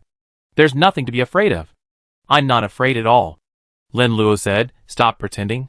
You're clearly terrified, yet you're still holding on." The god of karma objected, "You must be terrified to say I'm terrified." Lin Luo laughed, "If you say you're not scared, why are you so pale and trembling? You're talking nonsense." "I'm not." The god of karma flatly denied it. "Avalokitesvara," said sternly Lin Luo, "the deeper we go, the colder I feel. Something bad is going to happen soon. Ah, I can't stand it anymore." The happy Buddha screamed and ran somewhere. Lin Luo didn't stop the happy Buddha, allowing him to escape. He had previously inquired about the specific locations of the four forbidden areas, so the happy Buddha's role became minimal. The happy Buddha had a lot of tricks up his sleeve, and it wasn't safe to keep him around. Lin Luo decided to abandon the happy Buddha and let him escape to his death. The karma god said, "Why didn't you stop the happy Buddha from escaping? If he left, I'd be bored on the road. Come on, you already been tortured enough by others." Lin Luo ignored the karma god. Guanyin said, "I don't know how far we are ahead, but my fear is growing." Lin Luo said, "Why don't you tell me immediately if you can't bear it anymore? These shadow monsters aren't particularly difficult to deal with. They won't be very strong at first, but they become stronger as they gather together. If we take action first, it won't be a big problem." "I understand." Guanyin nodded. The karma god didn't respond for the sake of appearance, but he already knew what was going on. The three of them walked a little further, and more shadow monsters appeared on the shadow. More than a dozen shadow monsters were entangled in the karma god's shadow. For shadow monsters clung to Lin Luo's shadow. After walking a little further, the god of karma's face grew even paler, and his body began to tremble noticeably. Chapter 413.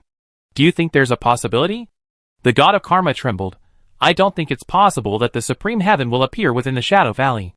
No matter how powerful the Shadow Valley is, it couldn't possibly form such a powerful supreme heaven." As soon as he finished speaking, a massive shadow took shape, with 2 heads and 4 arms. This was the prototype of the supreme heaven. "Oh my god, it really appeared." The god of karma felt terrible, her fear intensifying. The Shadow Valley seemed to know her fear, as shadow monsters continued to charge forward, merging with the supreme heaven.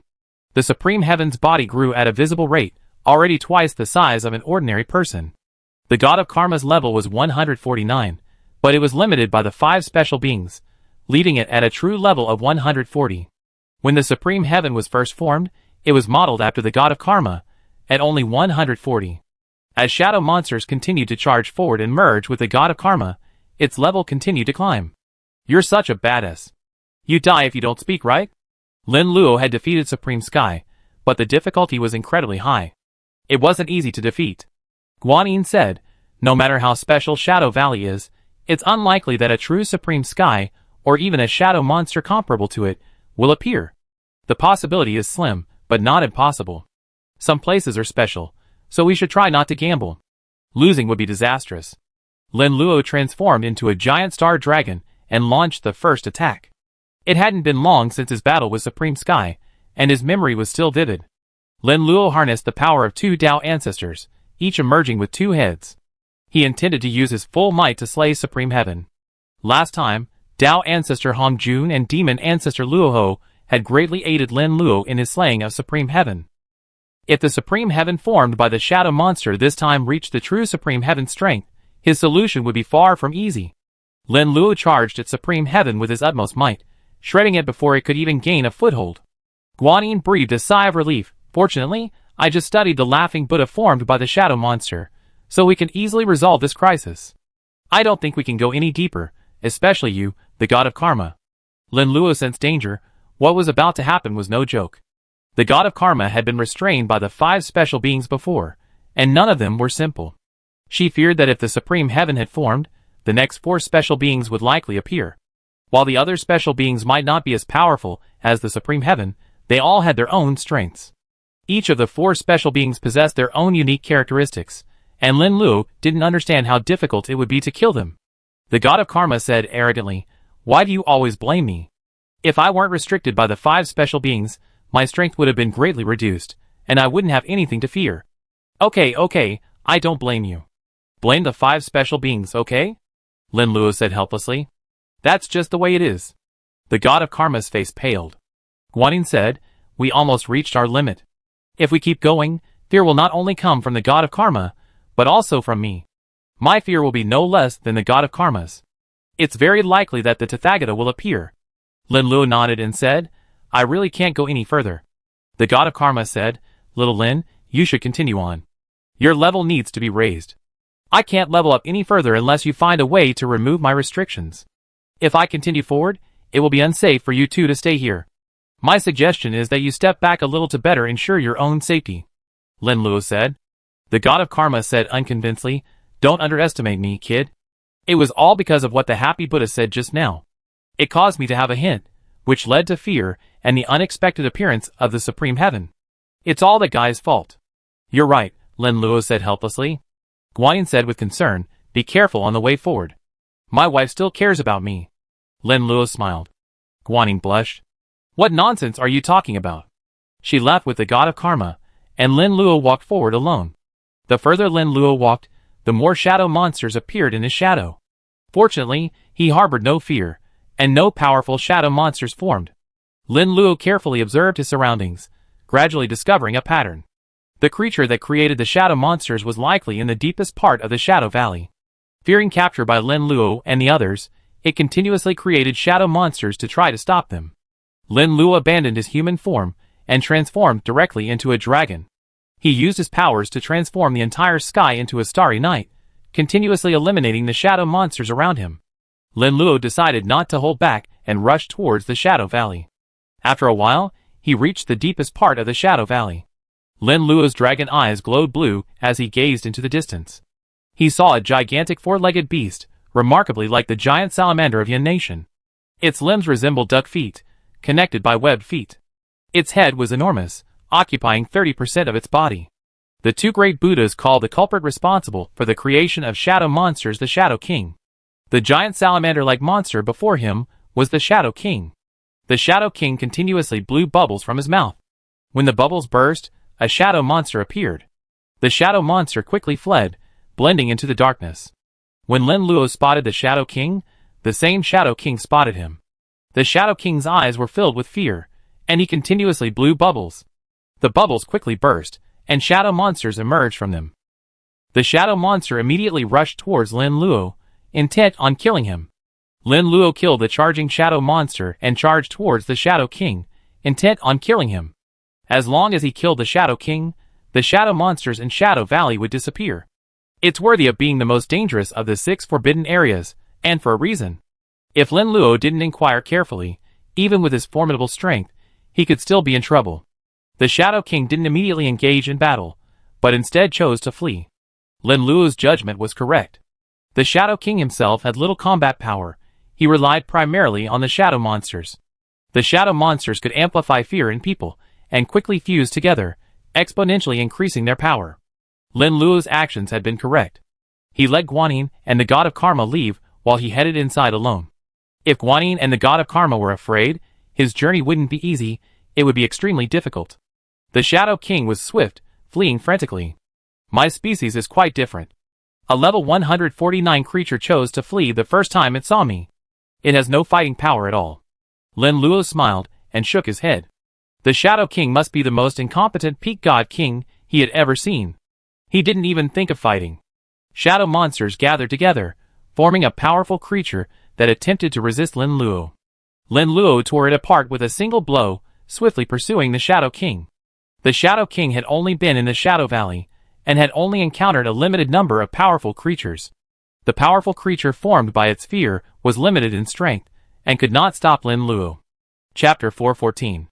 The god of karma and Guanyin have seen great things, and have both witnessed the supreme heaven. When their fear reaches its limit, a situation may spiral out of control. When their fear reaches its limit, powerful creatures appear, not just the supreme heaven, but also other beings. Every creature that strikes fear in their hearts will appear.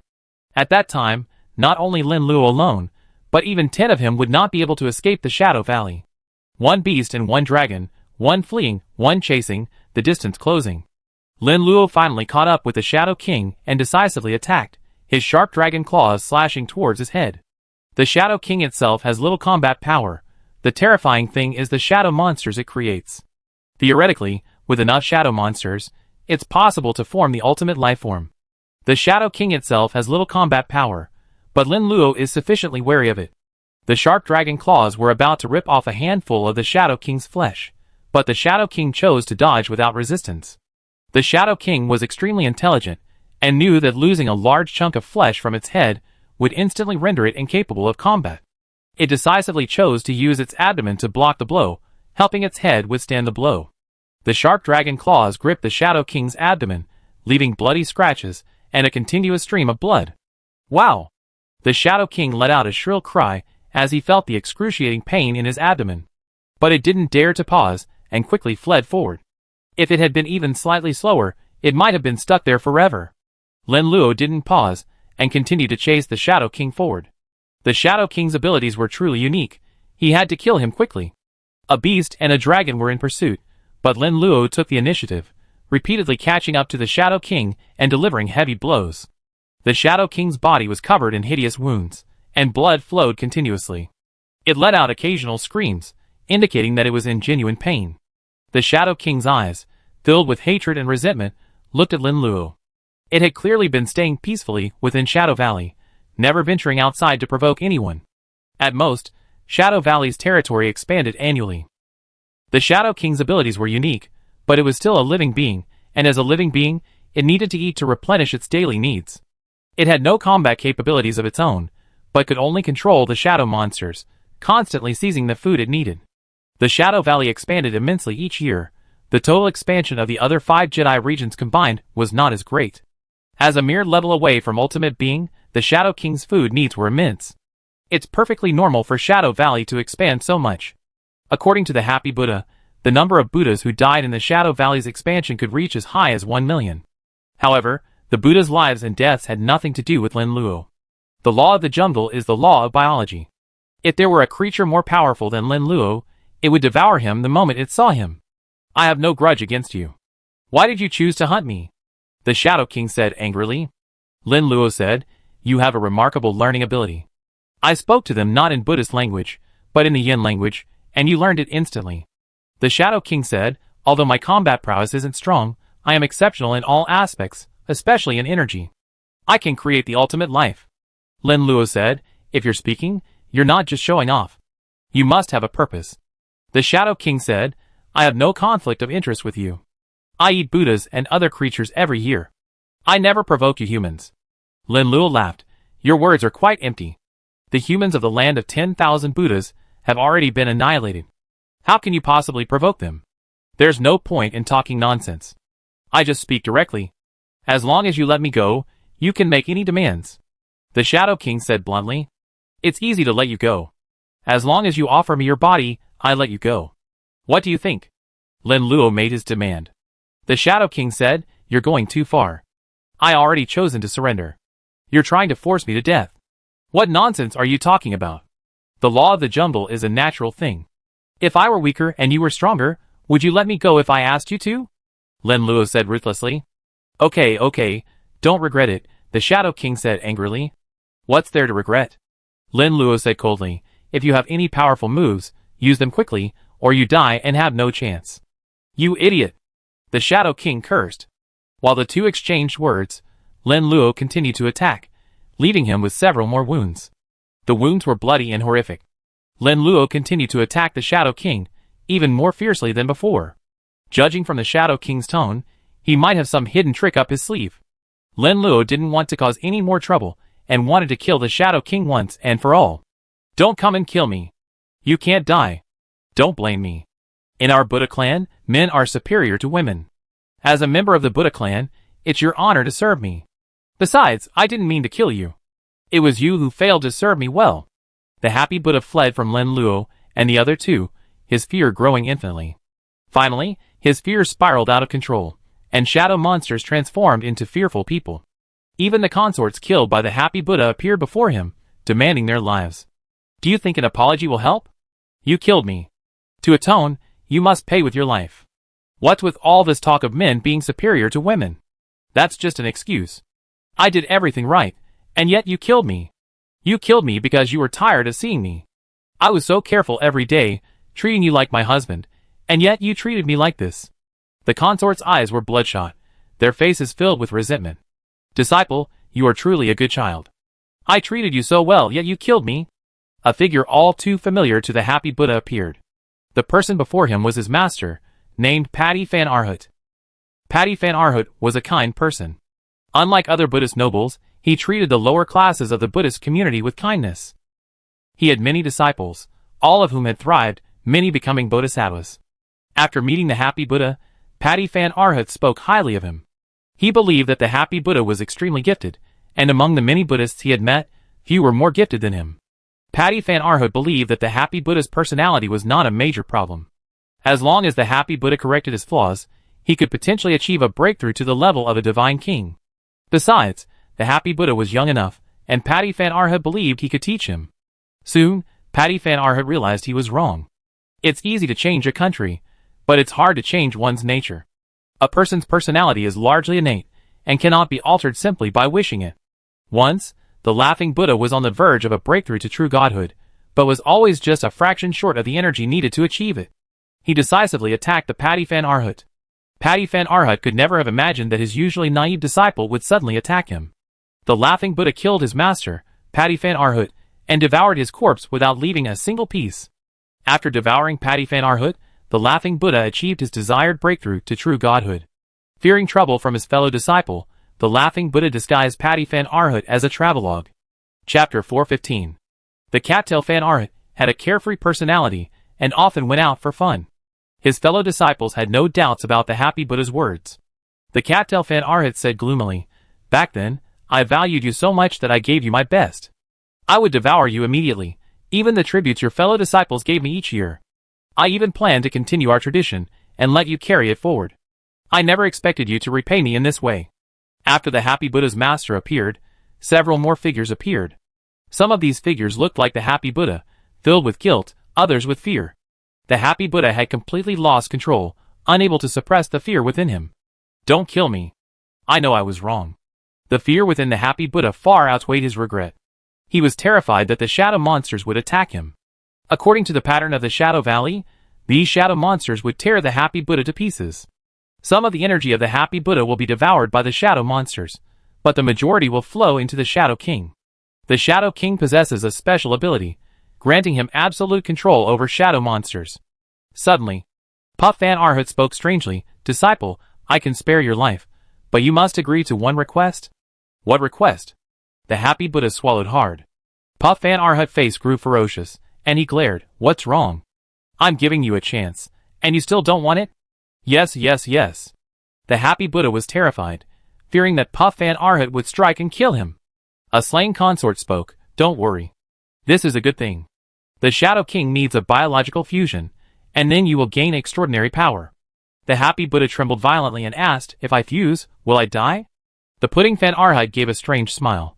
"No, you will only become more powerful." At this moment, a huge monster rushed towards the happy Buddha. "Oh my God!" The happy Buddha turned pale with fear and tried to escape. One shadow monster after another suddenly reached out and grabbed the happy Buddha. The Shadow King saw the happy Buddha and said disapprovingly, "He's not even a god king, and his talent is so ordinary, and I actually merged with such a thing." In addition to being able to create shadow monsters, it also has the ability to fuse with certain creatures. The Shadow King searched for a long time, hoping to find a good match, at least one of his own caliber. When it first met the two Buddhas, it extended an invitation. The two Buddhas agreed to the Shadow King's request, but at the critical moment, they suddenly changed their minds and attacked the Shadow King. Thankfully, the Shadow King had a strong escape ability, and was lucky enough to escape the clutches of the two Buddhas. From that moment on, the Shadow King distrusted all living things, and never used his fusion ability. Now hunted by Lin Luo, the Shadow King could no longer care. The Shadow King despised the Happy Buddha, and refused to give up his last chance. You're madly trying to devour me. You must be facing a powerful enemy. I possess a fusion ability that can make you even stronger. If we completely fuse, you gain one of my abilities, the ability to create shadow monsters. You should have seen its power. Shadow monsters don't necessarily need to intimidate their enemies. They can also intimidate themselves. The stronger the enemy, the greater the fear you feel. The shadow monster can use your fear to form a powerful monster. You're level 147, and forming a shadow monster can be the ultimate life form. Lin Luo nodded and said, "Your proposal is excellent. I can fuse with you." The Shadow King recalled a bad memory. "Are you sure you want to cooperate with me? I was deceived once before, and I hate it most." "Don't worry about that. I, Lin, am a man of my word." Lin Luo patted his chest. "I trust you this once." The Shadow King decided to give it a try, to see if he could fuse with Lin Luo. Lin Luo smiled, a welcoming expression on his face. As the Shadow King approached Lin Luo, it suddenly charged at the Laughing Buddha. Then the Shadow King transformed into a gray liquid and rushed towards the Laughing Buddha. The gray liquid poured over the Laughing Buddha like cement. The Laughing Buddha's body began to swell, rapidly growing in size. In just a few seconds, the Laughing Buddha grew 5 times its original size. The Laughing Buddha stood over 10,000 meters tall and weighed over 1,000 tons. His fair skin had turned gray. A sudden change occurred. A head emerged from the Laughing Buddha's shoulder. It was none other than the head of the Shadow King. The Shadow King's head resembled an enormous giant salamander, its features extremely ferocious, its eyes wide open as it glared at Lin Luo. Lin Luo said indignantly, "Didn't you just say you wanted to merge with me? Why did you turn around and merge with the Laughing Buddha?" The Shadow King said sternly, "The reason is simple. I don't trust you. You're probably deceiving me and trying to deliver a fatal blow. Look at you, you didn't believe me from the start. Why did you even propose fusion?" Lin Luo sneered. "You humans are the best liars.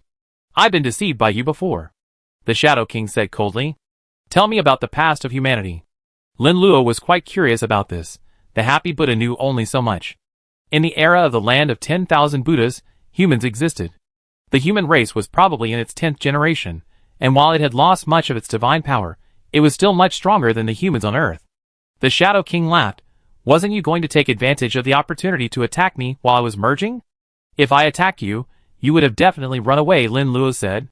"You can try," the Shadow King challenged. "Just try it." Lin Luo pretended to charge, frightening the Shadow King into fleeing. The Shadow King returned when he realized Lin Luo wasn't chasing him. "You're kidding me." The Shadow King's face was horrified. Lin Luo said disdainfully, "Why are you doing this? You're clearly terrified, yet you insist on provoking me. If I interfered, your fusion with the Laughing Buddha wouldn't have been so smooth." The Shadow King angrily said, "You regret saying these words. If you say that, I chase you," Lin Luo threatened. The Shadow King compromised. "You want to know about the human race in the land of 10,000 Buddhas? I can tell you. The land of 10,000 Buddhas is the 10th generation of the human race, continuing the ideals of the Yellow Emperor and the Yin Emperor. At the end of each generation, a spark of fire is left behind to continue the next generation of the human race. The land of 10,000 Buddhas has already seen the 10th generation of the human race, and the hardships it has endured are beyond words. The 10th generation of the human race possesses less divine power than previous generations. Many of the first generation achieved divine status upon adulthood, and some, even true gods, were powerful enough. The Creator created 4 human races, with the human race being the most perfect. Many powerful creatures choose to become humans simply because humans are powerful enough. Most 10th generation humans, upon reaching adulthood, don't even reach godhood. Only a few humans achieve godhood after adulthood, the majority remain below godhood. Chapter 416. Even so, the 10th generation of humans was far superior to Earth's humans. Earth's humans lack even supernatural powers. Aside from a few individuals experiencing atavism, the rest were incredibly fragile. The 10th generation of humans shone brightly at the very beginning of the era in the land of 10,000 Buddhas. They quickly, with their immense strength, forcibly occupied a large area, overwhelming the other races. The interracial fighting raged for a long time, leaving only the Buddhas, the humans, and the demons. Of these, the Buddhas were the strongest, the demons second, and the humans third.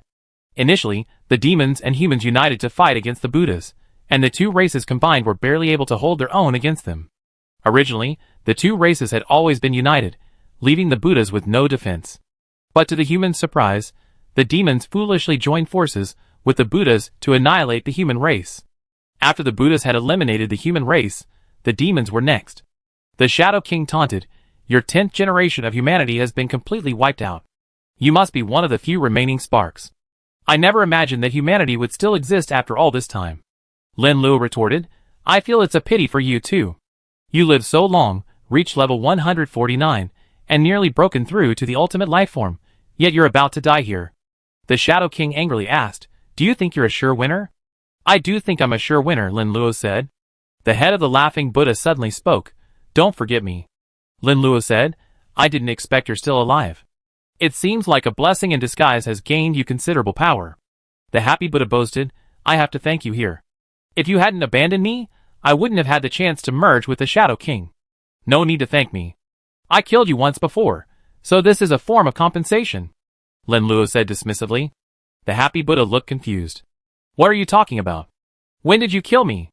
Lin Luo said, "It's better for you not to know. I killed you, another you from a parallel world." The Happy Buddha snorted coldly, "Do you think I let you go just because you said that? I already possess extraordinary power. Next, I'm going to destroy you. With you." Lin Luo began to use the abilities of the three dragons, each spitting out flames. The three-colored flames blazed, enveloping the Happy Buddha and the Shadow Beast. The Happy Buddha produced shadow monsters, blocking the three-colored flames. Lin Luo rushed towards the Happy Buddha, his sharp claws slashing towards his chest. The Happy Buddha trembled with fear, momentarily unsure how to resist. Before he could think of a countermeasure, Lin Luo's dragon claws clawed at him. The Happy Buddha felt a chill run through his heart, easily pierced by Lin Luo's claws. Blood oozed from the wound, staining his robes red. "It's over." The Happy Buddha felt doomed, his chest pierced. The heart is the source of any living being's strength. Losing it doesn't mean instant death, but it will certainly weaken them significantly. The Shadow King used his own strength to send Lin Luo flying. "You fool! When the enemy attacks you, don't you even know how to fight back?" the Shadow King said angrily. The Happy Buddha said with lingering fear, "I never encountered such a powerful enemy before. I don't know how to resist." The Shadow King said angrily, "How could I merge with a piece of trash like you? Just control your own body and attack. I will cooperate with you." The Happy Buddha said fearfully, "We're doomed to fail. My chest has been torn open, and my heart has been ripped out. Don't worry about that. I take care of it." The Shadow King controlled the Shadow Monster and entered the Happy Buddha's heart. Under its control, the Shadow Monster could transform into any object. The Happy Buddha quickly felt his heart beating, and his whole body was filled with strength again. "Amazing! Your ability will allow me to grow a new heart," the Happy Buddha said joyfully. The Shadow King said, "Don't be too happy. In the next battle, you can't show your fatal weakness like you did just now, unable to withstand even a single blow. Don't worry about that. I learned from it," the Happy Buddha said confidently. "I hope so." The Shadow King was worried. While the Happy Buddha was recovering, Lin Luo killed two powerful shadow monsters. It read the Happy Buddha's memories, and used the shadow monsters to form two Buddhas. The two powerful Buddhas were unable to withstand Lin Luo for a moment. The Happy Buddha rushed forward a distance, approaching Lin Luo, and punched Lin Luo's head. While the Happy Buddha attacked, the Shadow King was also busy. A huge shadow appeared behind him. Lin Luo was too late to dodge, so he could only block the attack. The Happy Buddha's fist, brimming with terrifying force, sent Lin Luo flying. "Ha ha, I did it!" the Happy Buddha exclaimed excitedly. The Shadow King said happily, "With my blessing, you're a different person now. Your strength far surpasses what it once was. Fight with confidence. Are you two celebrating too soon? I just killed two shadow monsters, and I wasn't able to react quickly enough, allowing you to sneak up on me." Lin Luo was barely injured, the Happy Buddha's attack power was limited. Do you think I believe you? The Happy Buddha, brimming with confidence, attacked Lin Luo again. His attack was the same as before, aiming to land a punch on Lin Luo. The Happy Buddha succeeded, and Lin Luo controlled the dragon's head and bit down. The sharp teeth instantly pierced through the skin, burrowing deep into the flesh, drawing blood. The Shadow King could feel the pain, and couldn't help but curse, "Are you an idiot? Can't you change your fighting style? Your attack was successful last time, but it might not be the same next time. You almost killed me. Just now, his other head bit directly at my head." The Happy Buddha said angrily, "Do you think I did it on purpose? You didn't say anything during the attack just now, and now you're talking again." The Shadow King said, "Get away from this human quickly. You think the pain isn't enough?" The Happy Buddha revealed his true form, with an extra arm. A terrifying Buddha light condensed in his palm, gathering at an increasing speed, quickly forming a terrifying Buddha light cannon.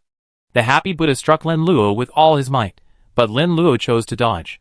Lin Luo's physical body was very powerful, but even if struck by the terrifying Buddha light beam in the Happy Buddha's hand, he would be injured. Killing the Happy Buddha was not easy, so there was no need to rush. Lin Luo's continuous attacks increased the number of wounds on the Happy Buddha's body. The Happy Buddha, having gained the power of the Shadow King, lacked much combat experience. He continued to learn while Lin Luo fought. But the Happy Buddha's learning was too slow, and Lin Luo inflicted increasing damage on him. The Happy Buddha chose to launch an active attack, striking Lin Luo with his fists. Lin Luo dodged again, finding an opening. The two dragon heads, formed by the Tao ancestor and the demon ancestor, bit down hard on the Happy Buddha. This time, the Shadow King wasn't as lucky as before, and Lin Luo bit his head. Chapter 417. The Happy Buddha quickly used his third arm to repel Lin Luo. It was much more difficult for him to repel Lin Luo. Lin Luo bit down hard on the Shadow King's head. Lin Luo's teeth exerted force, and the sound of bone breaking rang out. "Ah!" The Shadow King let out a shrill scream. The Happy Buddha finally managed to break free of Lin Luo with great effort. The Shadow King complained, "Are you an idiot? You're just offering yourself up to be beaten. You almost killed me just now." The Happy Buddha angrily said, "Will you shut up? You said I could only take a beating, and that was you.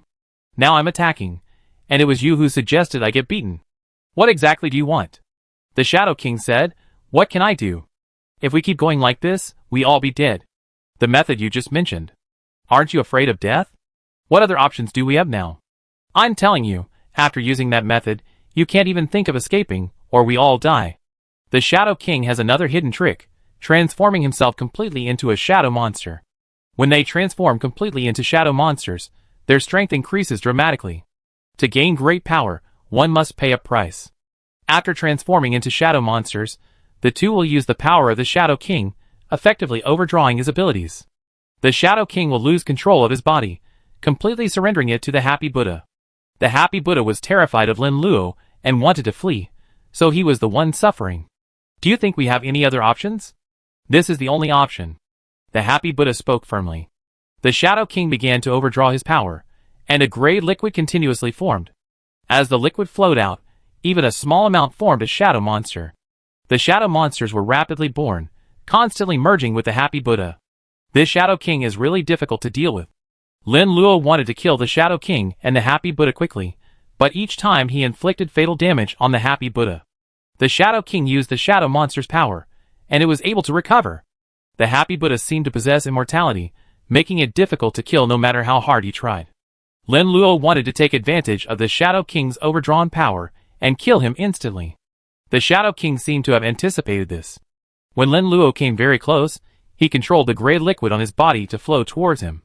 The tremendous inertia made it impossible for Lin Luo to stay still, and he controlled the dragon head to spit flames from his mouth. The three dragon heads each spit out their own flames, and three colors of flame rushed towards the gray liquid. The intense heat of the flames couldn't consume the gray liquid, which rushed toward Lin Luo. "Stop resisting. Merge with us." The Shadow King manipulated the gray liquid, which was filled with shadow monsters. The gray liquid formed arms, which repeatedly reached out to grab Lin Luo. The arms grasped Lin Luo's body, pulling it inward. The Shadow King wanted to pull Lin Luo into his body, completely merging with him. Lin Luo struggled to break free, but the Shadow King's power was even more terrifying. The Shadow King pulled Lin Luo's entire body in, merging it into the gray liquid. At this moment, Two people ran over from a distance, the god of karma and Guanyin. The god of karma said calmly, "Don't worry. With Xiaolin's strength, there's no way he lose to the monsters of Shadow Valley." Guanyin said, "Let's hurry. I'm just in case." The two of them arrived and discovered Lin Luo being dragged into the gray liquid. "Lin Luo!" Guanyin shouted. Lin Luo didn't hear her screams, and was dragged into the gray liquid. The god of karma's face paled. "Shaolin, this is probably a car accident." Guanyin asked, "What can we do to help him?" The god of karma said helplessly, "How can we help him? We're not even as strong as him.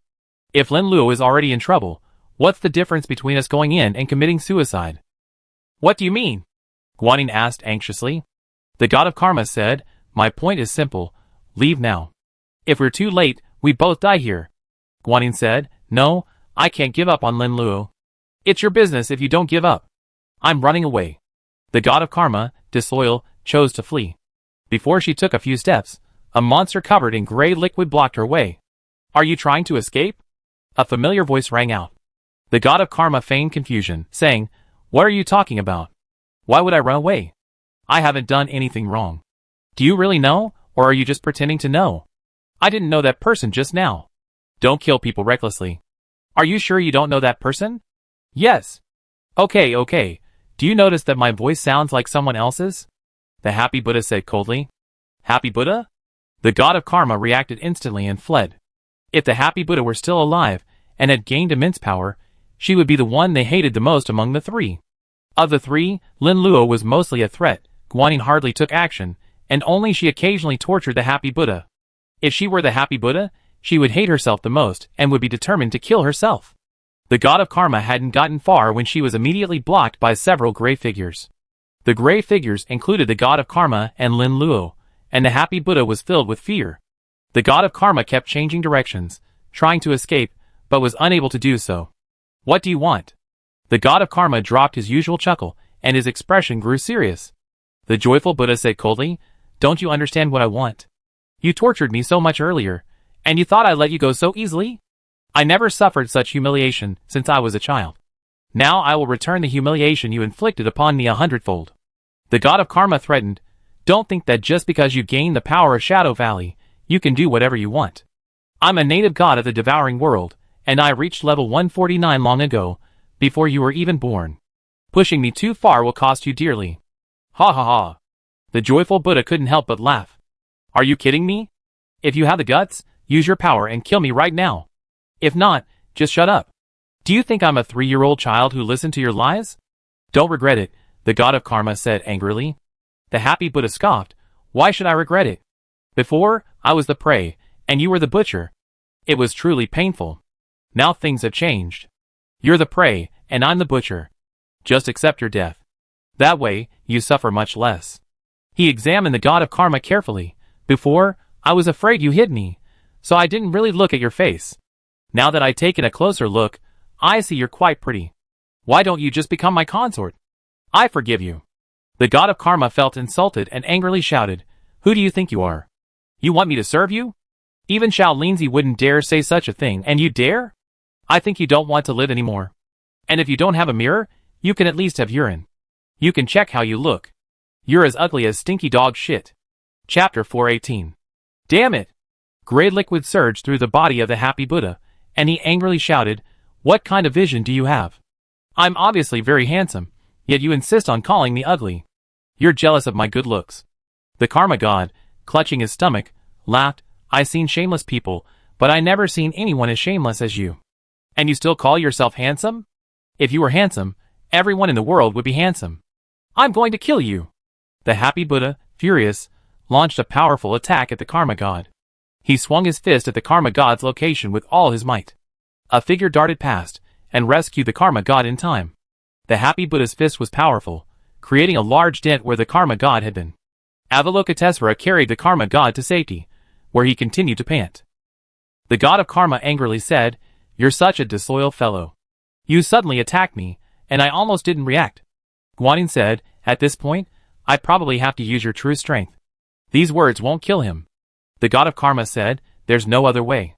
I was originally planning to rely on Shaolinzi, but I didn't expect him to be so weak." He was dragged into the gray liquid. His life or death is uncertain. Now it seems I'm the only one left. Now's not the time for flirting. Can you use your true power? Guanyin asked. The god of karma said, I can use my true power, but it will take a while. How long does it take? I can hold you back, Guanyin said. About 10 minutes. The god of karma said. Are you sure it's 10 minutes? This is a critical moment, I won't speak. It's best if you understand this. Guanyin decided to hold off the happy Buddha, giving the god of karma enough time. The happy Buddha transformed into a tall, gray giant salamander, a form created by the Shadow King, exhausting his own abilities, using almost all of his shadow monsters. At this point, his size was significantly larger than Lin Luo's. The happy Buddha looked at Guanyin, who lay underground, and said, You're from the Buddha clan, right? I am, Guanyin admitted. The joyful Buddha said, Based on my years of experience, you're probably not a virgin. It seems highly likely that you already been incestuous with a human. Do you realize this is a sin? Guanyin laughed angrily. Do I need your permission to be with anyone? The joyful Buddha replied confidently, That's natural. Women of the Buddha clan were born to serve us. Being with other men is an unforgivable sin. There are so many injustices within the Buddha clan. There are so many exceptional women, with no shortage of talent and strength, yet they're suppressed by you men. Nothing could be more unfair. Guanyin expressed her displeasure. The joyful Buddha said, This was predestined.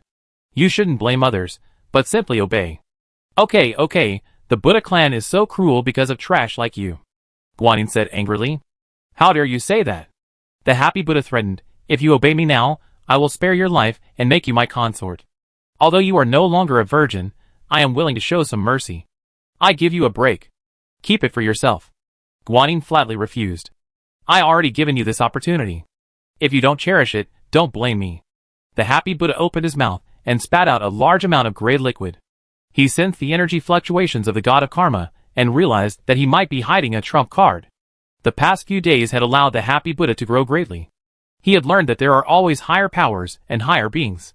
The happy Buddha discovered that his true god level was simply insufficient. He encountered some powerful enemies and had no power to resist. Guanyin contracted violently in pain, afraid to confront the happy Buddha, and spat out the gray liquid. Damn it!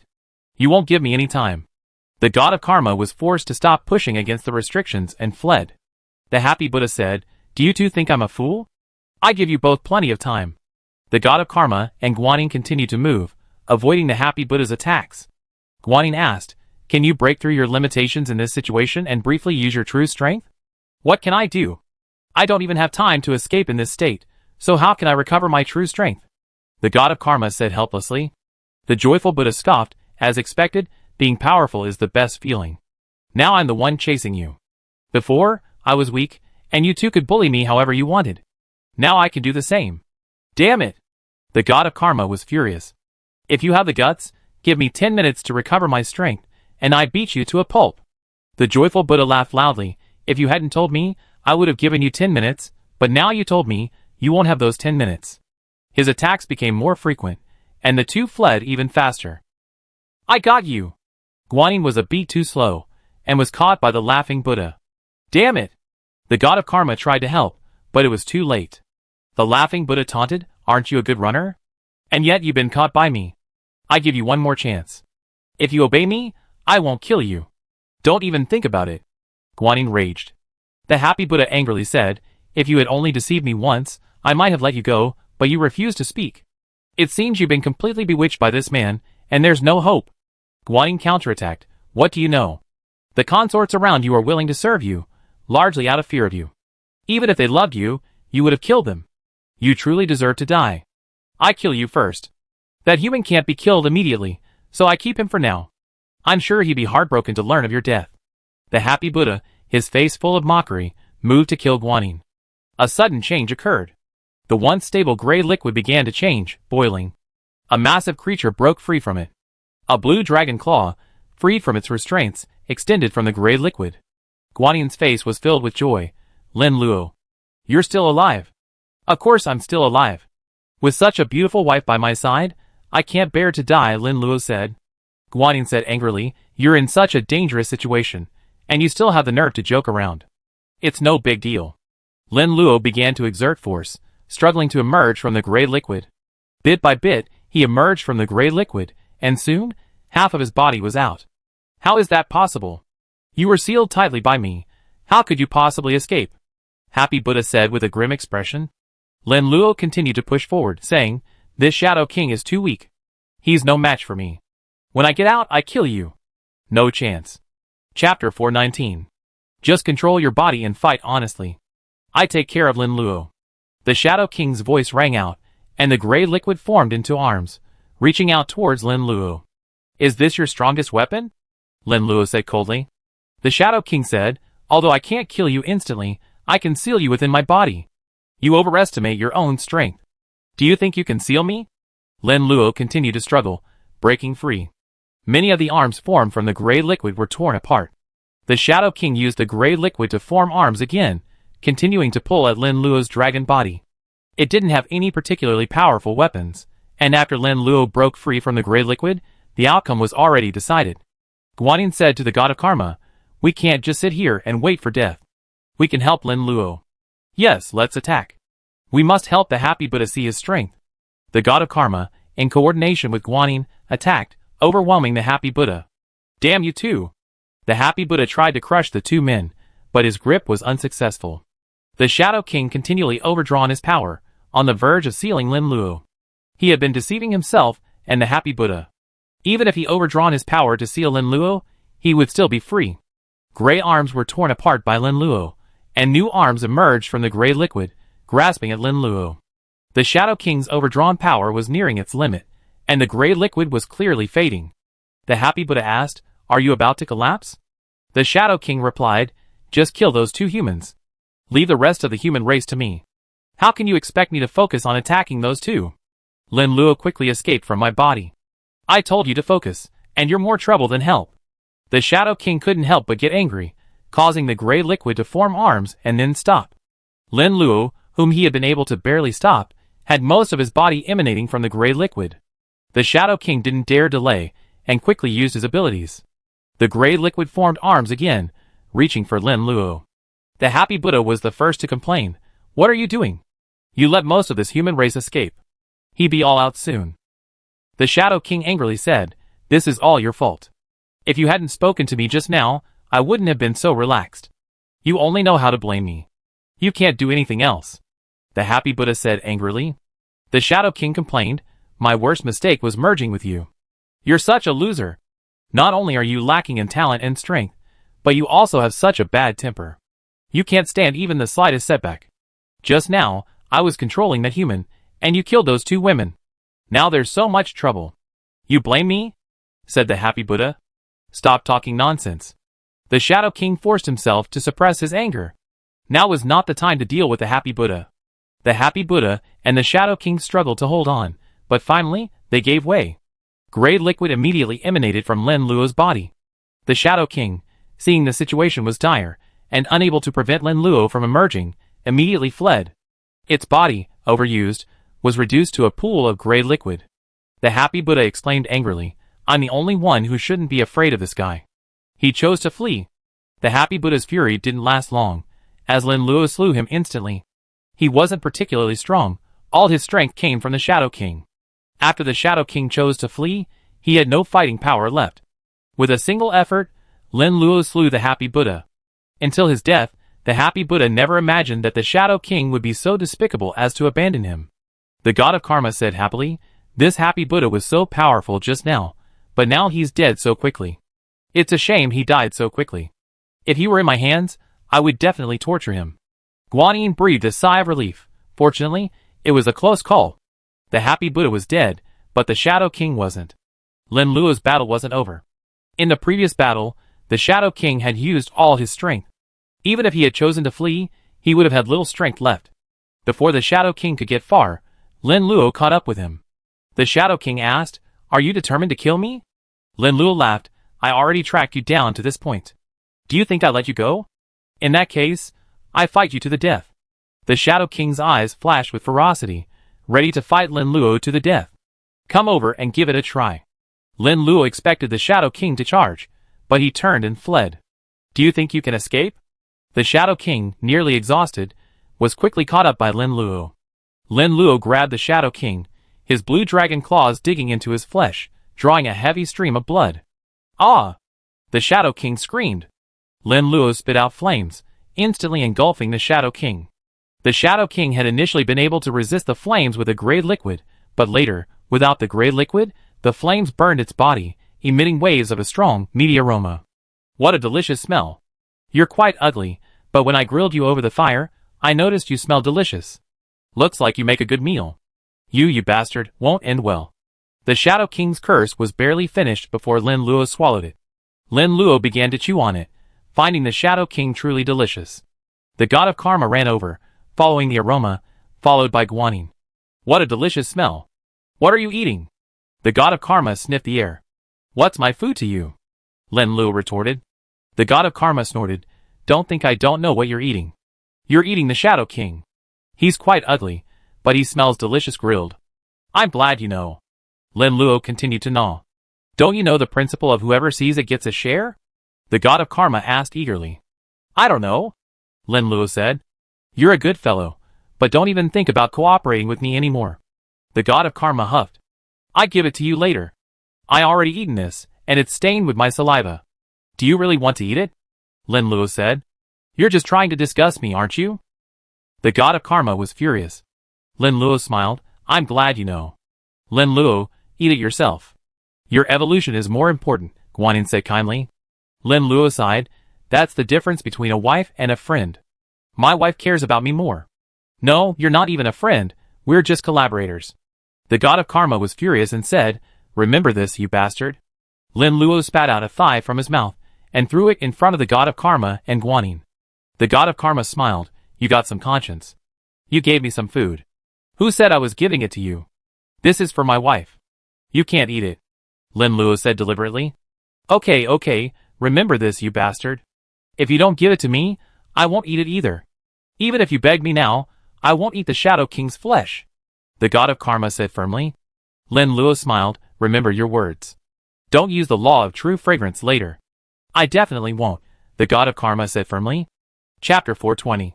Don't listen to Lin Luo. He might just be joking. Come over and eat with me now. Guanyin invited the god of karma. The god of karma sulked. He was joking, but I didn't mean to. I said I wouldn't eat, so I won't. The law of true fragrance doesn't apply to me. Okay. Guanyin reluctantly began to eat. After a bite, her eyes lit up. It's delicious. The Shadow King was ugly, but the food was truly delicious. There's a lot of truth to that saying. You can't judge some things by appearances. Guanyin ate several more mouthfuls, and soon couldn't control her eating. But Guanyin was beautiful, like a celestial being, so her eating habits couldn't be ugly. Even when Guanyin devoured her food without any proper manners, she was still very beautiful. Watching Guanyin eat, the god of karma's saliva streamed down her face. She stamped her feet in anger. Why had she pretended to be so resolute just now? Now look, if she went over to eat, she would surely be mocked by Lin Luo. Guanyin saw what the karma god was thinking and said with a smile, Would you like to come and eat with us? The karma god hesitated, saying, Let me try it. Is it as delicious as you all say? Sure. Guanyin took the karma god to eat, and they both enjoyed their meal. After devouring the Shadow King, Lin Luo's level was about to break through 147. For a level 149 creature, even with such low strength, it should be easy to level up to a lower level. But Lin Luo was 2 levels lower than the Shadow King, and even after devouring almost the entire Shadow King, he didn't even level up. Lin Luo gained the power of 2 Dao ancestors, and evolved into a 3-headed ultimate dragon, significantly increasing his strength. But there was a side effect. Leveling up became more difficult, requiring more energy. Lin Luo had finished digesting, but the Karma God and Guanyin were still eating. The Karma God, in the form of a legal Lolita, munched furiously, her cheeks stuffed to the brim. She stopped stuffing meat only when she could barely hold it in. Lin Luo decided to taunt the Karma God. Didn't you just say you weren't going to eat? Why are you eating so relishing it now?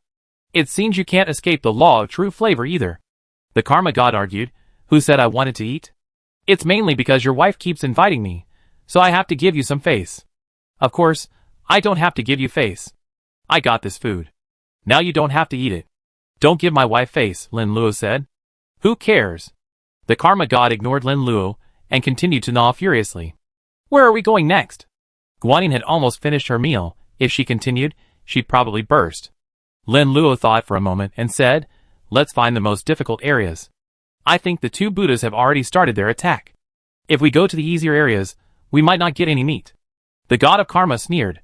I suspect you're deliberately choosing difficult areas just to avoid encountering those two Buddhas. Lin Luo nodded. I'm afraid of running into them. I could probably kill them all in one fell swoop. You're just bragging, the god of karma said disdainfully. Hurry up and eat. We're about to start.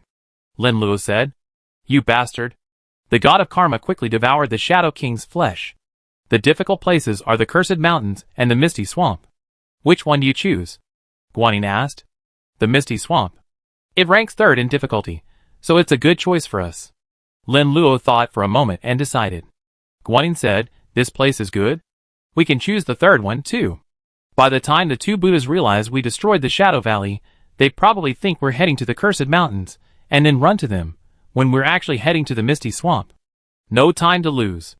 Let's act quickly, Lin Luo said quickly. Wait a minute. I haven't finished eating yet. Can't you wait until I'm done before we act? The god of karma immediately objected. Then you should stay here.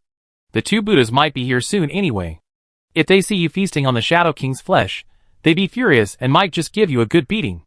Lin Luo maintained his dragon form, moving even faster. He could reach the Misty Swamp in seconds. You sound like I'm afraid of them. When the time comes, I use my true power and beat those two bald asses into a state of doubt. The god of karma clenched his fist. I believe in your strength. Stay here. Once you dealt with them both, I can focus on taking care of these Jedi. Guanyin landed on Lin Luo's back, and he vanished in an instant. Damn Lin Luo. He really left without even saying goodbye. The god of karma was completely devastated. Forget it, let's eat on the way. If I happen to run into the two Buddhas, I'd probably be beaten up before my strength recovers. Later, if I don't kill the Shadow King, I still be responsible to Lin Luo. The god of karma packed up the remaining Shadow King's flesh and quickly fled. Evil Spirit Forest. A massive bird beast fell heavily to the ground. Two monks stood in the air. One fat, the other thin, the size difference between them was obvious. With the death of the evil bird, the evil spirits in the forest vanished. The eerie human faces that had once adorned the trees vanished with them.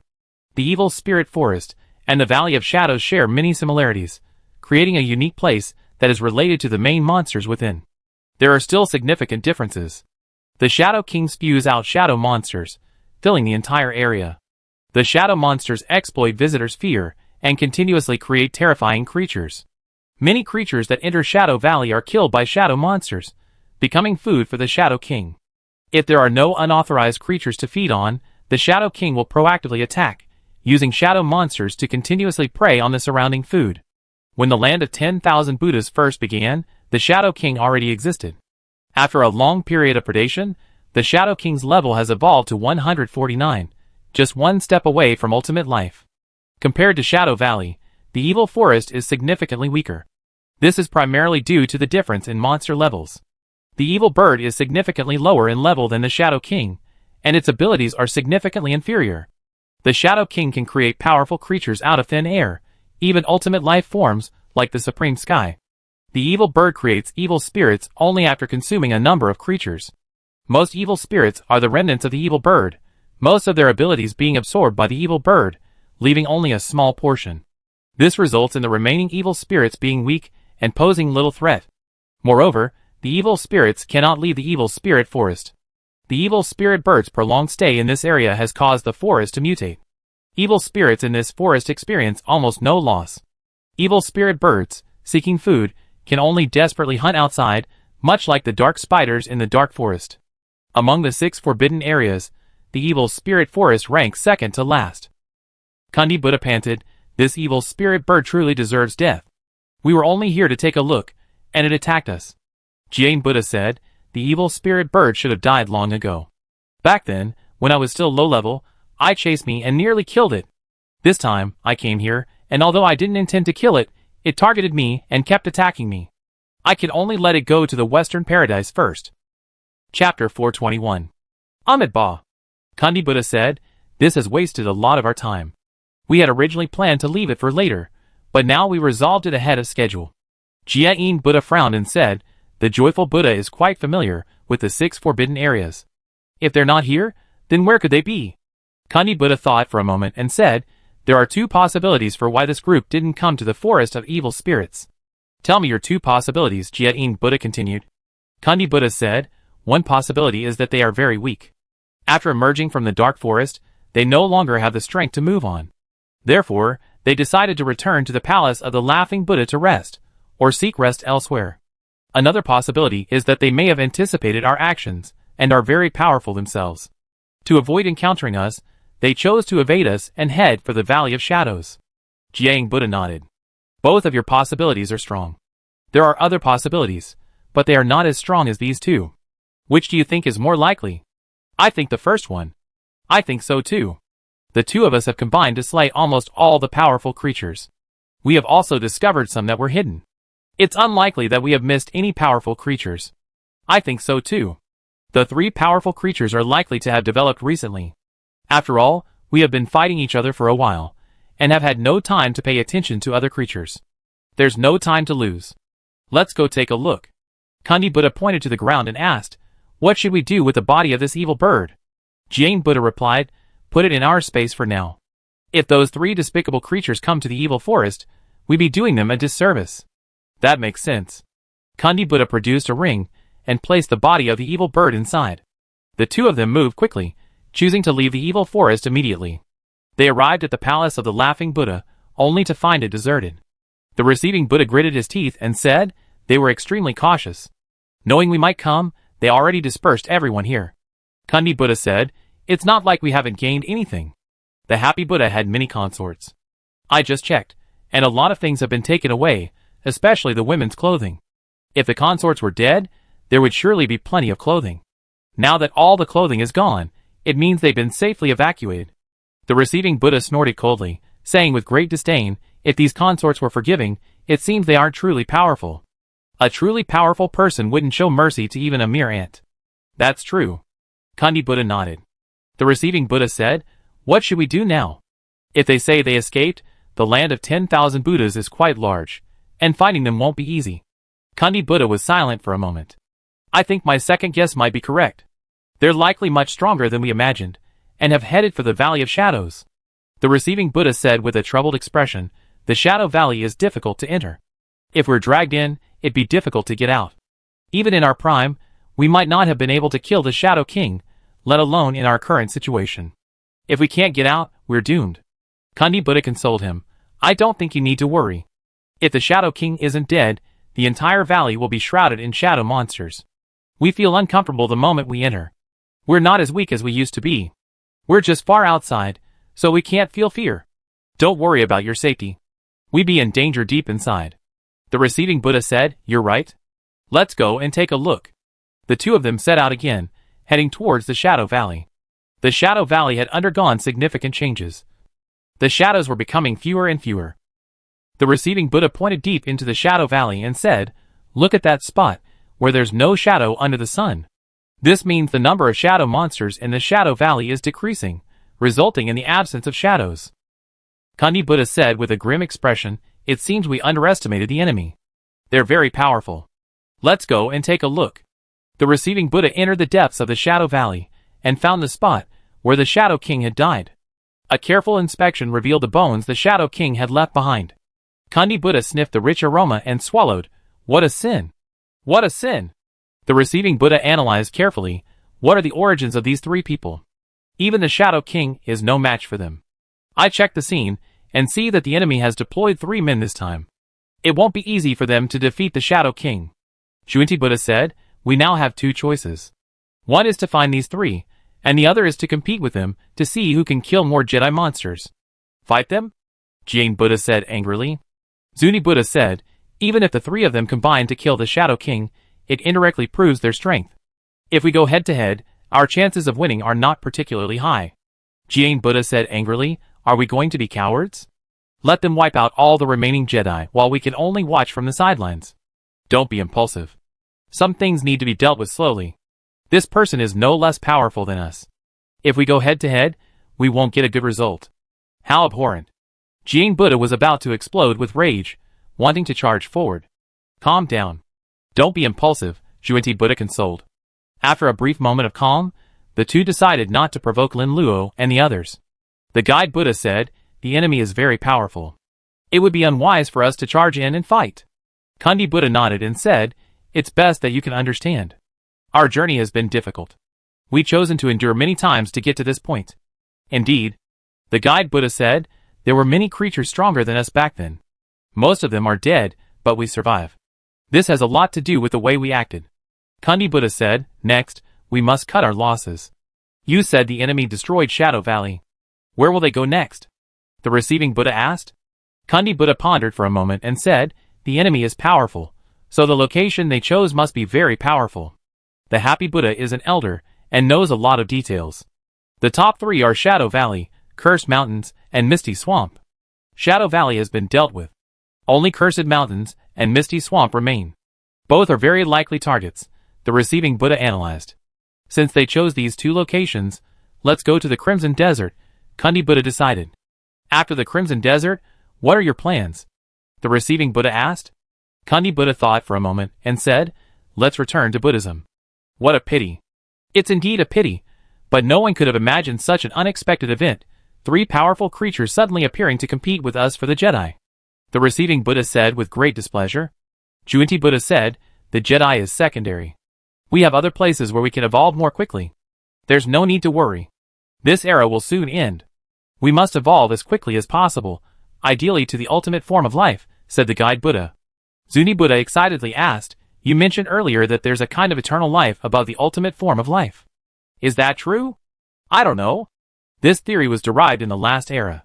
We exterminated all of the human race and gained information from them," said the guide Buddha. Zuni Buddha said, "The human race truly lives on in death. We had already searched every possible place to exterminate all of the human race, but we didn't expect there were still some left, and quite a few." Chapter 422. The receiving Buddha suggested, "How about we completely exterminate the human race? The humans are so audacious, they actually dare to compete with us for food." The Kundi Buddha shook his head and said, "We already completely exterminated the human race. If we continue, we'd both be in danger. Think about it, after the human era was destroyed, the human race has continued to reproduce for a full 10 generations. Among all the races, which one is so audacious, having been able to reproduce for 10 generations?" The receiving Buddha snorted coldly, "The human race is a scourge. The human era has already been destroyed. They should all have died. Creatures from other eras shouldn't appear to rob us of our resources and commit unforgivable sins." "I agree. Fortunately, our Buddha race is strong enough, otherwise this era would likely be dominated by the human race." The Kundi Buddha nodded. The receiving Buddha asked, "Do you think we can continue the human race's path and extend the Buddha race for several epochs?" The Kundi Buddha said, "It's quite difficult, but the possibility is still very high. The only downside is that we can't even think about heading to the next epoch. We can only go to devour the world in this epoch, otherwise we will be destroyed along with the land of 10,000 Buddhas. If we can't go to the next epoch, then there's no point. My belief is that we can't evolve to ultimate life in this epoch, but we can in the next epoch. It's not that easy. If even the human race can't do it, then we certainly can't. Indeed, enough nonsense. We should try to reach the Crimson Desert as soon as possible. If we leave too late, we won't have a chance." Without stopping, the two headed for the distant Crimson Desert.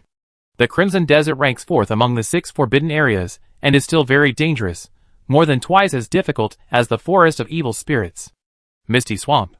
The swamp is completely shrouded in fog, making visibility almost non-existent.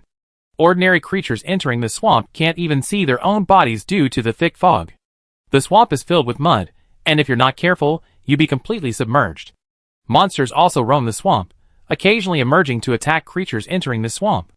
Many creatures that enter the swamp die in these attacks. In the introduction to the Laughing Buddha, the two Buddhas enter the Misty Swamp. In any case, the 6 forbidden areas of the Buddha clan were all selected by the two Buddhas. There must be a reason why the two Buddhas chose them as dangerous places. The swamp is filled with mud, and it's easy to get lost. Lin Luo transformed into a dragon to navigate the muddy terrain. The swamp was home to many hippopotamus-like monsters, who ate and drank in the mud, which emitted a foul odor unbearable for ordinary creatures. Many creatures found the stench unbearable even just passing through it. The god of karma, covering his nose with his hand, complained on his back, "Lin Luo, look at the place you chose. It's truly stinking here. I'm almost questioning my life." Lin Luo said, "You die if you don't speak. I'm still in the swamp, and the stench is even stronger. You on my back? Don't smell at all, yet I smell a stronger stench than you. The god of karma said, this is largely your fault. You chose this place, afraid of the two Buddhas. Otherwise, I wouldn't have suffered this. Come on, I already left Shadow Valley early. Who's so shameless as to leave, and still come here? Besides, I'm not afraid of those two people. I'm afraid of meeting them and killing them. You're just bragging. Who knew the misty swamp would stink so badly? If I had known, I wouldn't have followed. That's your own problem, not mine. If you keep nagging me up there, I throw you down, Lin Luo threatened. The god of karma angrily said, you lost all your dignity. You're just being a scoundrel after being defeated. I won't talk to you anymore. Lin Luo continued forward. From time to time, lizard-like monsters emerged from the swamp. However, upon seeing Lin Luo, the lizard-like monsters didn't immediately attack him, but fled. Lin Luo's body was too large, emitting a terrifying aura. The lizard-like monsters were terrified to death when they encountered them, let alone attack. The further Lin Luo advanced, the stronger the stench became. The god of karma said, it stinks. This misty swamp is ranked in the top 3 because of its stench. The monsters within don't even need to attack. The odor from their bodies is enough to stink us to death. What a terrifying chemical attack. She had originally wanted to attack Lin Luo, but the sight of the swamp's mud immediately deterred her. If things went wrong, Lin Luo would end up in the swamp, where the stench would be so intense he'd doubt his own life. Guanyin smiled and said, what you say is possible. It's truly ugly. Lin Luo said, it's possible that the stinkier you are, the more delicious you taste, like stinky tofu. Guanyin said, that's possible. The Shadow King wasn't particularly ugly, but it tasted incredibly fragrant and delicious. The god of karma grumbled, come on, the Shadow King is quite ugly, but not that filthy. It's barely edible. The creatures in this swamp aren't just ugly, they smell terrible too. I refuse to eat them. Lin Luo laughed, you're sounding quite assertive now, but when you get to eat them, you'd definitely be convinced of the true fragrance. No, you can rest assured about that. The god of karma patted his small chest. Lin Luo warned, remember what you said? You be the one regretting it later. The god of karma snorted, just focus on your own affairs. You don't need to worry about me. Keep an eye on the swamp below. Be careful of powerful monsters that might suddenly emerge and drag you in. Lin Luo ignored the god of karma and continued swimming forward. Suddenly, something strange happened. 12 green arms stretched out from the swamp and grabbed Lin Luo. The lizard monster that had just emerged from the swamp wasn't much different from some lizards on Earth, except for some differences. 12 green arms suddenly extended from the swamp and grabbed Lin Luo. The sudden change was terrifying. Fuck. The god of karma paled with fear and immediately flew upwards. Guanyin followed closely behind the god of karma and ascended into the air. The 12 green arms exerted force, pulling Lin Luo down into the swamp.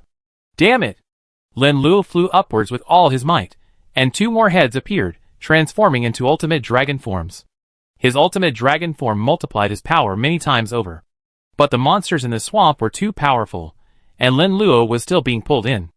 Lin Luo exerted all his strength, trying to escape the swamp. He controlled his massive dragon body and flew upwards a little, but the swamp monsters continued to exert force, pulling him in again. Lin Luo's body, having finally escaped, continued to sink deeper and deeper into the swamp. Veins bulged on the 12 green arms, and the strength continued to increase, starting to pull Lin Luo down. Chapter 423. Guanyin, observing the perilous situation below, said, Lin Luo will soon be pulled into the swamp below. Is there any way we can help him? We can't let Lin Luo enter the swamp. It will be very dangerous. The god of karma said, let him fend for himself. I'm powerless to help Lin Luo, but this guy won't have such an easy time. The Shadow King pulled Lin Luo into the shadows earlier, so it's hard for him to die now. Boom! A terrifying explosion sounded from below, flames shot up into the sky. Lin Luo emerged, gripped by a gigantic creature. It had a gigantic lizard head and a body with many arms, looking grotesque. The god of karma said with disgust, what the hell is this thing? It looks disgusting. A lizard body with human arms. Guanyin's expression was grim. The monster looks disgusting. The Shadow King looks good next to it. Lin Luo flew into the air, but continued to fly, but it became difficult. The weight of the strongest creature in the misty swamp below continued to increase. He teetered in midair, on the verge of falling.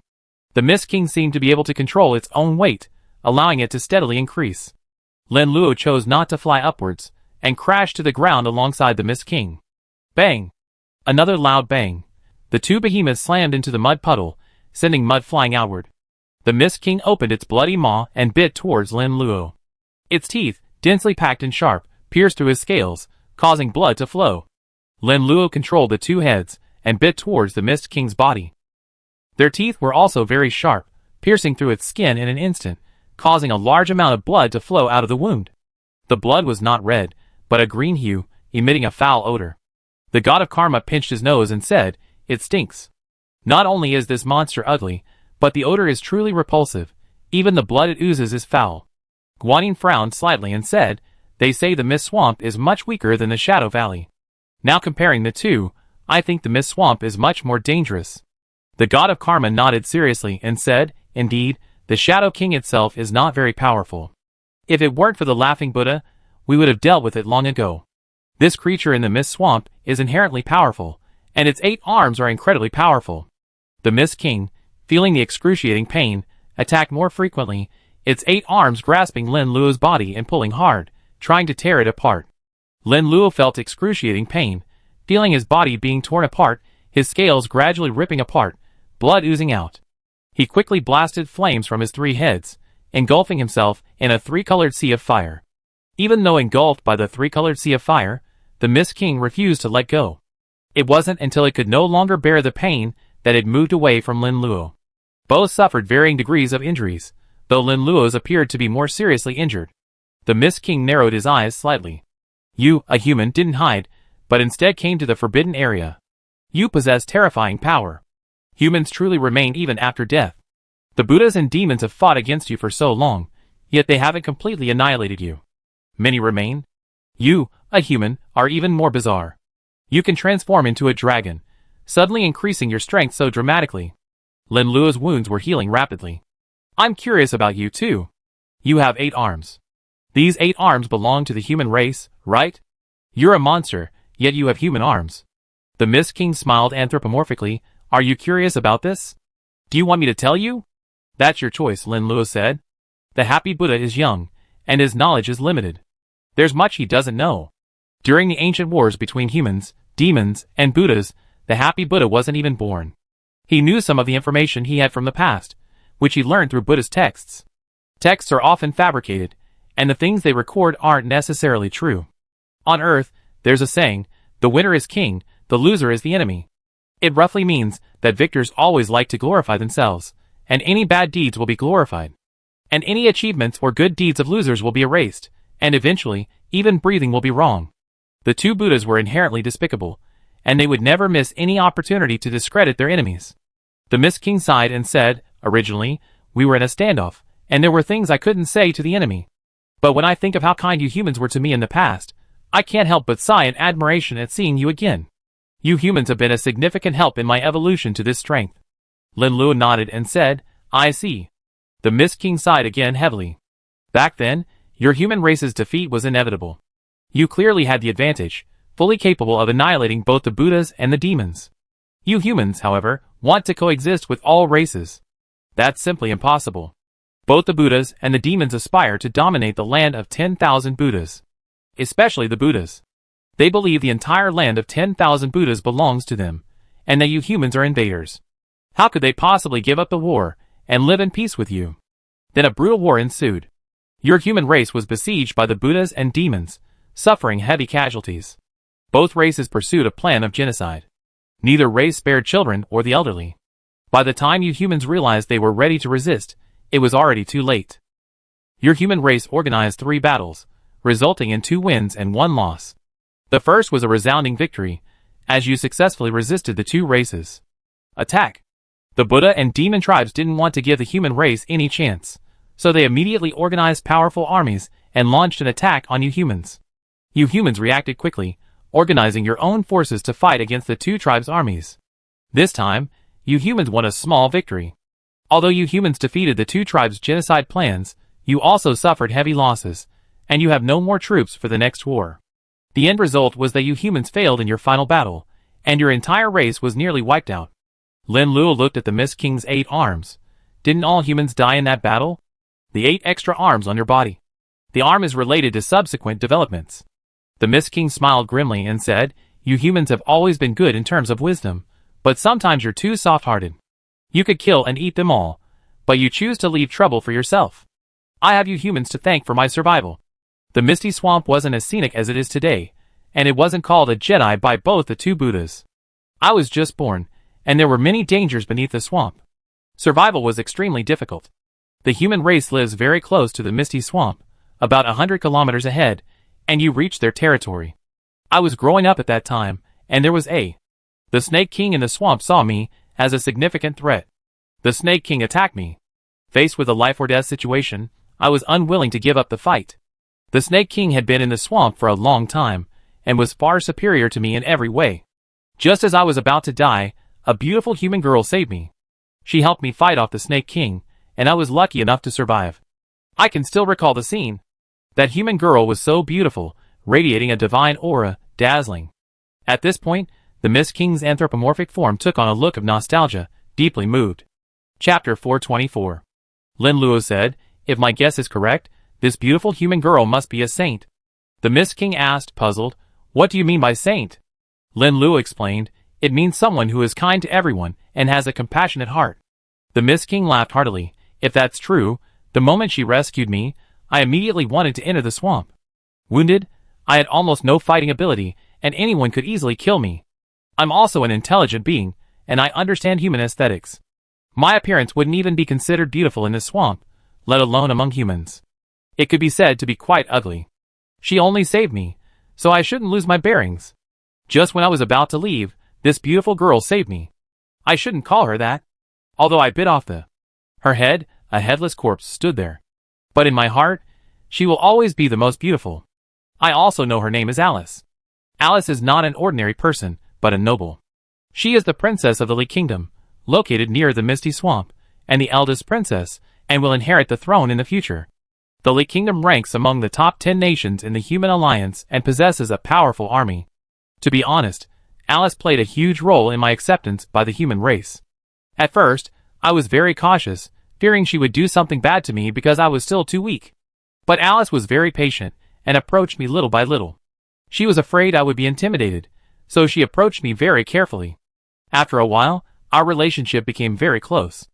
Alice would often come here to play, and bring me delicious food. Alice was worried I was too weak, and would be devoured by the powerful creatures in the swamp, so she brought me excellent food, many of which were higher in level than mine. After devouring them, my strength increased dramatically, and I quickly became a powerful figure in the swamp. With Alice's help, I began devouring like crazy. When I was strong enough, I attacked the Snake King. After killing and devouring him, I evolved into the strongest creature in the swamp. I'm truly grateful to Alice. If it weren't for her help, I might be dead. You're right to call her a saint. Guanin scorned, I didn't say. You're alive now, but Alice is dead. There's no need to guess. Alice was abandoned by you. The god of karma said, indeed, there's no need to guess. You earthlings call lizards cold-blooded. They are even more cold-blooded and emotionless than ordinary creatures. The Mist King said helplessly, although I am a cold-blooded animal, you can't call me that. I had no choice but to abandon Alice. If I didn't take action, I would have died. The Buddhas are too powerful. I can't resist them. It continued to speak with interest, its words expressing helplessness, but lacking any real meaning. The Mist King even believed that his choice was the right one, that it was the choice that had granted him immense power. After the human race was defeated in the third battle, they no longer had the strength to resist, and many were massacred. The Li Kingdom was unable to withstand the invading army, and its entire army was annihilated. Alice, leading hundreds of people, arrived at the Misty Swamp, seeking its help. Seeing that it was his benefactor seeking help, the Mist King immediately offered his assistance. The Mist King promised that Alice and the others would be safe unless he died. Alice was deeply moved, believing her kindness had paid off. The Misty Swamp was a perfect place to hide. The Mist King was its lord.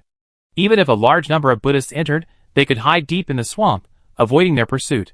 Something had happened during this time, and some of his subordinates believed that the Mist King was a cold-blooded animal and difficult to control. They advised Alice to be extremely cautious, fearing the Mist King's betrayal. Alice harshly criticized the subordinates, who had made the suggestion, saying that it was wrong for them to doubt the Mist King even though he had been kind enough to take them in. She felt that the Mist King had been with her since she was a child, and that he would never betray her. Alice believed that sometimes aliens were more reliable than her own kind. They wouldn't do cruel things, but they might. When the Mist King learned of this, he was nearly terrified. It planned to contact the Buddhas to gain greater benefits. The Mist King couldn't help but sigh. I was terrified at the time. Alice was surrounded by many powerful individuals, many of whom were much higher level than me. I was no match for them. Fortunately, Alice chose to trust me. Another incident occurred. Alice believed that her own people were even less reliable, so she carefully examined her subordinates. Some people thought Alice was too cold-blooded, trusting a foreigner rather than her own people, and chose to leave Alice. Others believed that Alice had no leadership skills, and that following her would eventually lead to death. It was better to leave early and be safer. There are quite a few powerful ones among them. If they don't leave, I really won't be able to bring myself to kill Alice. Guanyin angrily said, I don't know what you're bragging about. Taking advantage of others' trust is the most despicable act. The god of karma said, you've gone too far. Even Tathagata isn't as beastly as you. The Mist King chuckled disapprovingly, I don't think my actions were wrong. If I hadn't done that, I would have been dead long ago. You three are so foolish. Lin Luo asked, your lizard arms weren't taken from powerful individuals. You truly don't waste anything. The Mist King replied, I originally had my own limbs, but they weren't strong enough for me to use effectively. For many people, the most important part of their evolution is their arms. Didn't you see how powerful they are just now? I almost dragged you into the swamp. You are indeed quite powerful. Lin Luo had just been pulled by the Shadow King, who was not as powerful as the Mist King. The Mist King possesses greater power than the Shadow King. The Mist King began to show off by showing off a pair of women's arms and asked, do you know who these arms belong to? Damn, you're disgusting. The god of karma exclaimed in disgust. The Mist King laughed and said, I already explained so much, and you already understand the whole story. There are some things I don't need to tell you, you should have already guessed them. These arms belong to Alice. To be honest, I was also very sad about Alice's death, but I had no choice. If I hadn't betrayed her, I would have been the one to die. Alice and I are not of the same race, but that doesn't hide my love for her. After killing her, I sacrificed her head and left these arms behind. Whenever I think back to the past, I look at these arms. Alice died, and I fused them, effectively uniting us. Lin Luo said, you're truly disgusting. I've seen disgusting people before, but I never seen anyone as disgusting as you. I completely agree. You're even more disgusting than Lin Luo. No, Tathagata. The god of karma hated Tathagata the most. Tathagata had tricked him many times, and Lin Luo was second only to him. In fact, she was also very dissatisfied with Lin Luo, but Lin Luo was right next to her, so she couldn't say it out loud. Chapter 425. The Mist King shook his head and said, I told you so much about my life, and you agree with me. I didn't expect you to still pity Alice. I'm a little confused. I can't even live anymore, so what else really matters? Lin Luo said, you may have misunderstood me. I don't feel pity for Alice. Then who are you feeling pity for? The Mist King asked. Lin Luo replied, I feel pity for everyone around Alice. They believed in her deeply. Alice, because of her saintly heart, led to everyone's death. The person who died the most unjustly here is her. Ha ha ha. The Mist King nodded and said, you make a lot of sense. I initially thought you were saying saintly was a good word, describing a good being. Now it seems it's not. It's more of a mocking word. Saintly is indeed detestable, but you're not a good person either. Lin Luo had experienced the apocalypse, and had a negative impression of saints. Before he was reborn, he had encountered many saints. Lin Luo vaguely remembered his life after escaping the villa and arriving at the shelter. The shelter's daily food distribution was limited, so if it wasn't enough, he had to find a way to eat. Lin Luo had saved a lot of food, so he didn't have to worry about it for the time being. To prevent others from knowing he had food, he was very careful. Lin Luo's ability was spatial, making it very convenient for him to obtain food. He saw a pretty girl who had fainted from hunger. Logically, the shelter's daily food distribution was sufficient, so fainting was unlikely, as long as one was willing to conserve energy. After some inquiries, Lin Luo learned the situation. The attractive girl was named Zhang. She had always been kind-hearted, and would often rescue stray cats and dogs, earning her the reputation of a good person. Zhang possessed the ability to teleport. She was a lucky person. Even without ever playing Swallow the World, she had awakened a superpower. There were two ways for humans to acquire powerful abilities. One was through the game Swallow the World, where you could create a character and gain corresponding superpowers. The other was through human beings awakening themselves, gaining powerful abilities. The chances of this happening were extremely low. Only 1 in 10,000 people is lucky. It's a rare occurrence. Jean Ani was undoubtedly lucky, becoming one of the luckiest of the 10,000. After discovering she had acquired superpowers, she wasn't overly happy. Her first choice was to save people. Jean Ani saved over a dozen people, and was publicly praised by officials.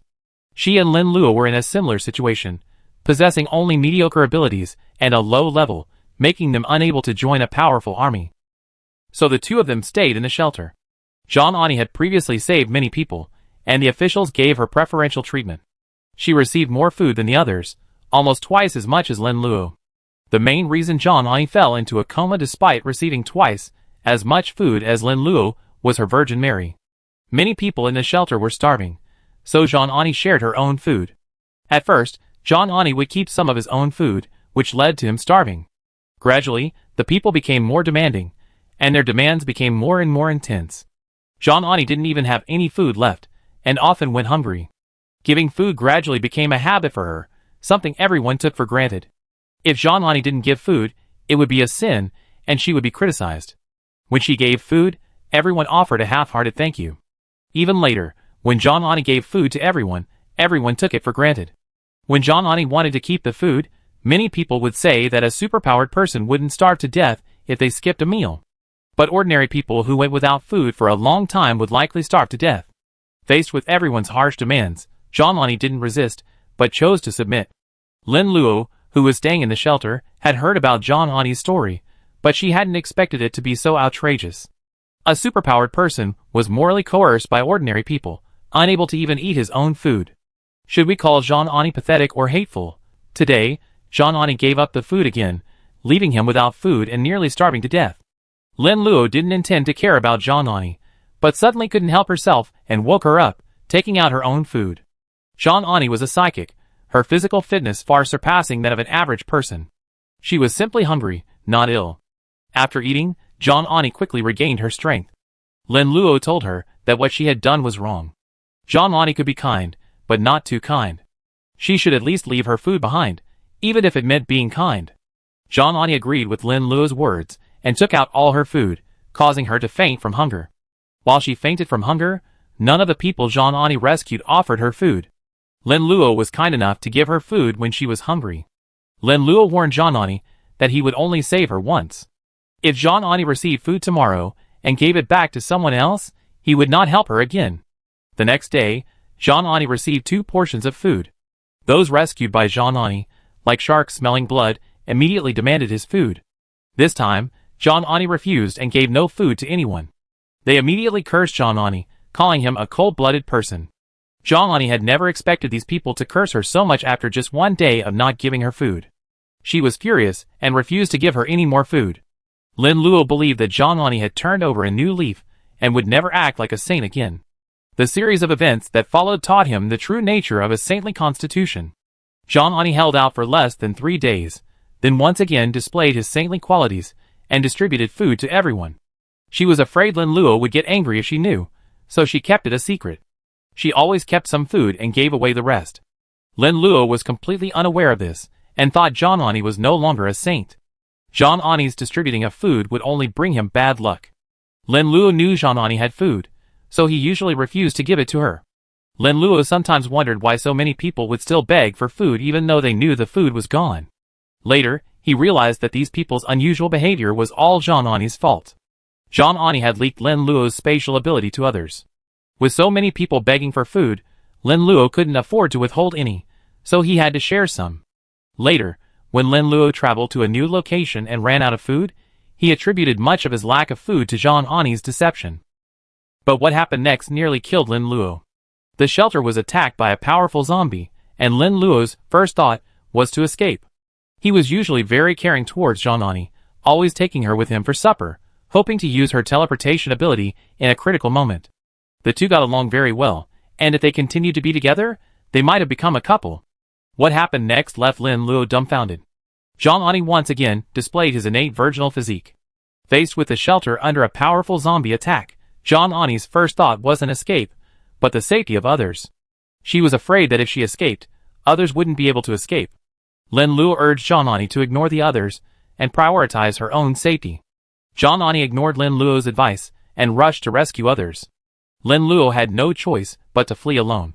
His special ability was spatial perception, and his physical condition was only slightly stronger than that of an average person. During the escape, Lin Luo suffered serious injuries and nearly died. From then on, Lin Luo decided not to save anyone, especially those with a virginal heart. Chapter 426. Lin Luo and Zhang Ani's fate continued, and the two met again at a shelter.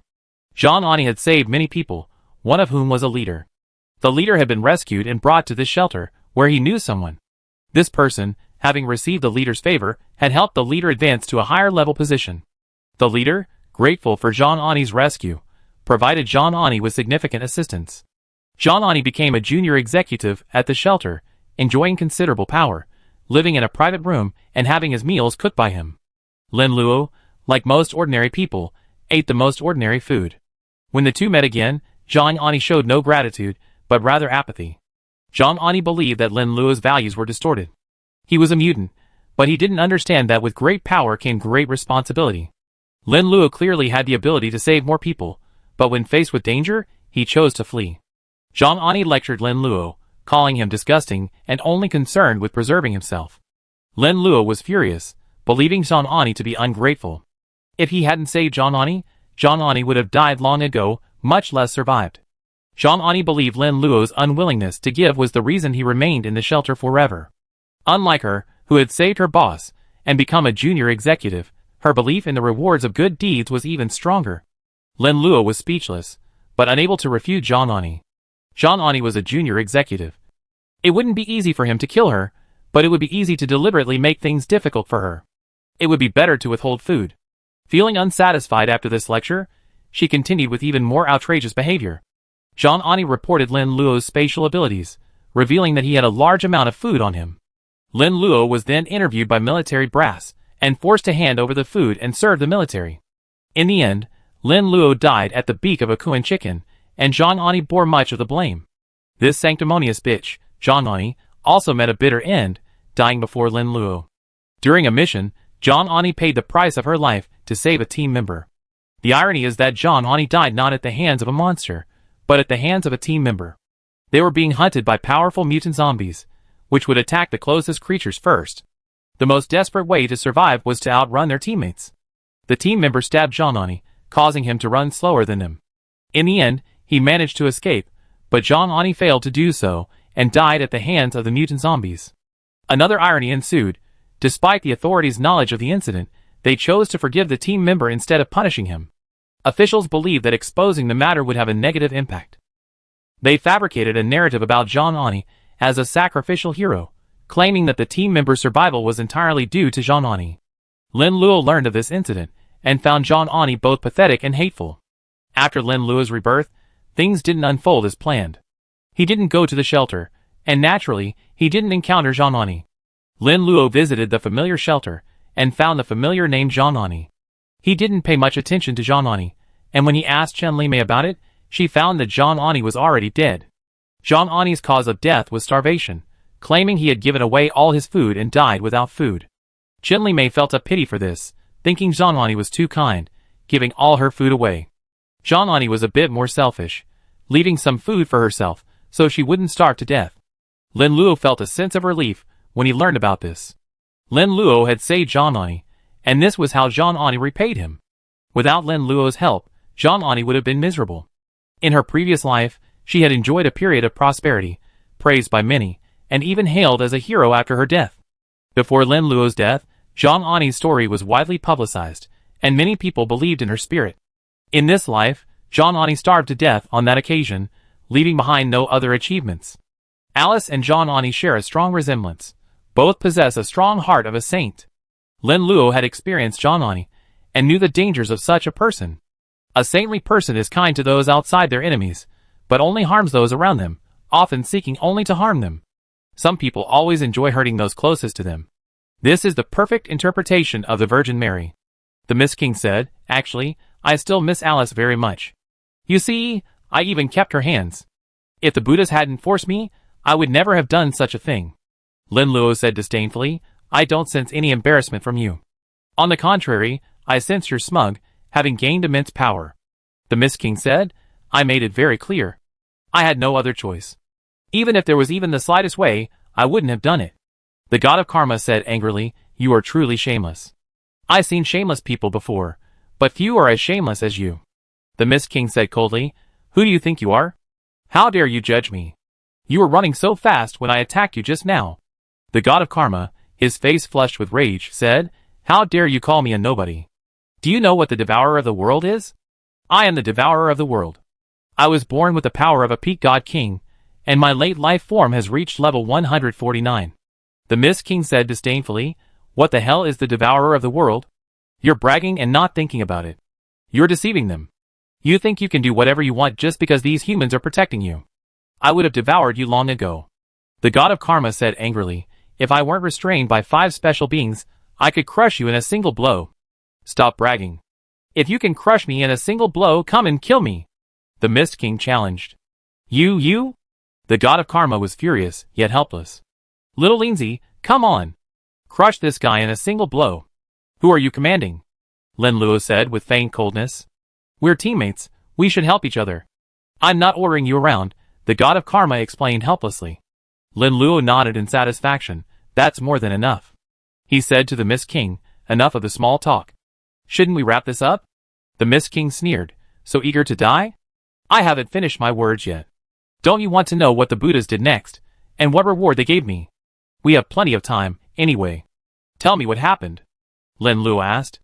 The Mist King said, after I killed Alice and her group, the Buddhas rewarded me greatly, nominally granting me the entire swamp. It's kind of funny, considering this land originally belonged to me, and the Buddhas even designated it for me. Actually, I wasn't afraid of the 2 Buddhas at the time. Especially after I devoured those humans, my strength grew far greater than before. Even if the 2 Buddhas joined forces, they wouldn't necessarily kill me. I demanded a considerable amount of food to ensure I wouldn't attack the neighboring Buddha kingdom. I shouldn't have told you so much. But a creature stuck here for so long, bored, I couldn't help but spill the beans. You've been such good listeners, and I already spoken so long with me. I can offer you a favor. If you give up resistance, I give you a quick death. The god of karma said sarcastically, according to what you're saying, I should actually thank you for giving me a quick death. The Mist King said coldly, you have no right to speak. You're too weak. Just wait for me, kid. Inu was extremely arrogant.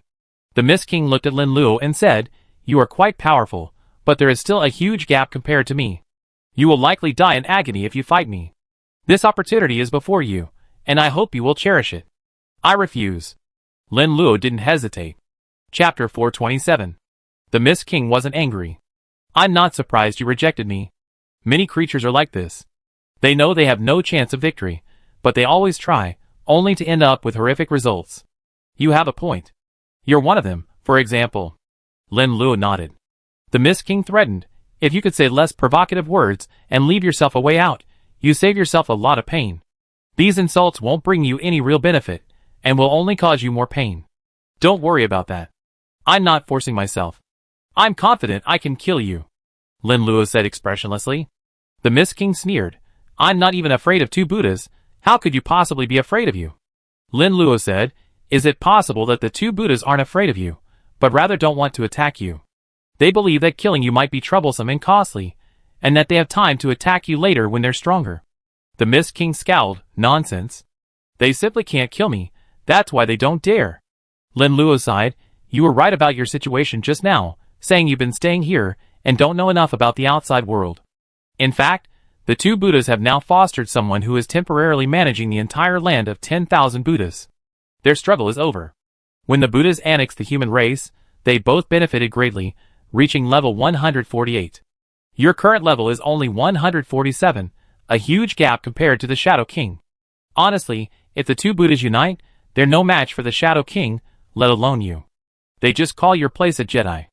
It doesn't mean it can't be dealt with later. In other words, it's a place that will be dealt with later. Even if I don't come today, they will come later, and your fate will still be death and being devoured.